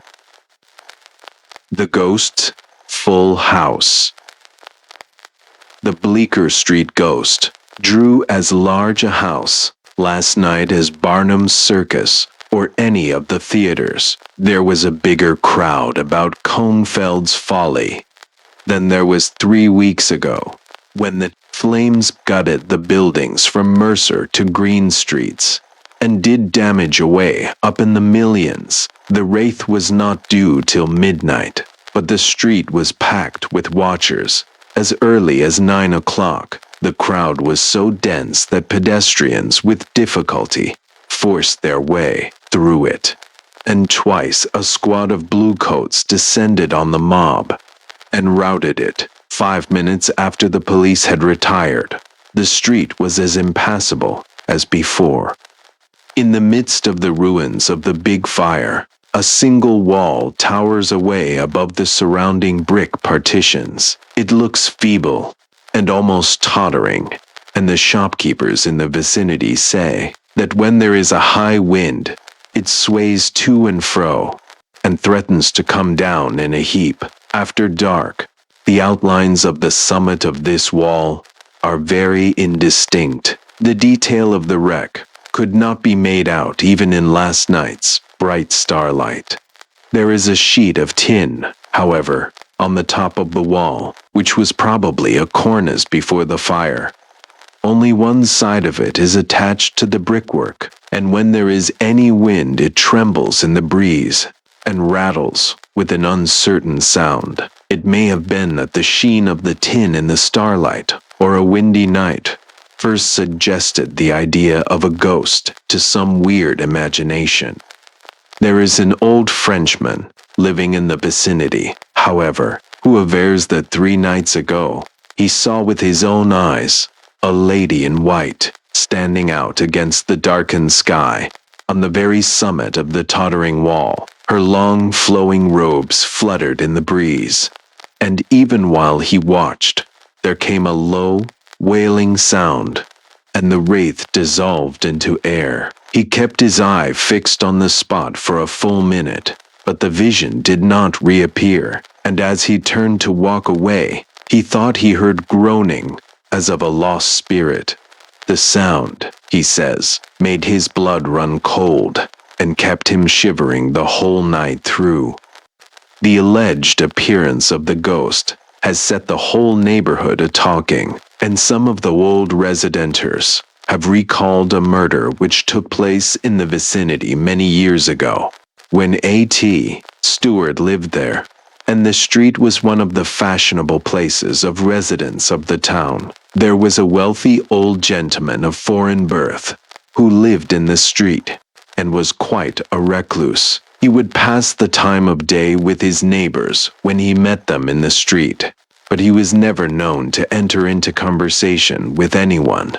The blinds were always drawn in his front windows, and at night there was not a ray of light to be seen about the house. His only servants were a couple somewhat advanced in years, who were as foreign and uncommunicative as himself. The master of the house would be away for months at a time, and the neighbors had all sorts of theories as to his disappearances. Some thought he was engaged in unlawful business. Others suggested that his absence might be attributed to the supernatural, but those who were less flighty concluded that he simply went off on periodical visits to his native land. On his return from one of these visits, however, the old gentleman brought with him a beautiful young girl. She was little more than a child in appearance, and had the soft eyes, olive complexion, and lithe, graceful figure of a Spaniard. She was never seen alive after she passed the shadow of the old man's doorway. A few weeks later, the old gentleman disappeared, as mysteriously as if he had been snatched up into the clouds. The old couple who kept his home walked away one day and never returned. There was an investigation, and in a hole dug in the cellar was found the body of the beautiful young girl. There were no marks on her body, and it was supposed she had been smothered. The exact date of this tragedy is not fixed. Inspector Burns says that if it ever occurred, it was before his time. The ghost, if ghost there is undoubtedly the spirit of this unfortunate and nameless young woman. A world reporter watched the Bleecker Street ruins with the crowd last night, and was there at the midnight hour, but never a sign of a ghost did he see. There were those in the crowd, nevertheless, who thought, or pretended to think, that they did. Once there was a rattling sound in the ruins, which caused a commotion among the lookers-on, but it was only because a small boy had shied a brick at the old wall. The living spirits boomed the liquor business. In the saloons of the vicinity, a skull and crossbones over one of these bars was surmounted with the somewhat appropriate legend, freshly painted: "In the midst of life we are in debt,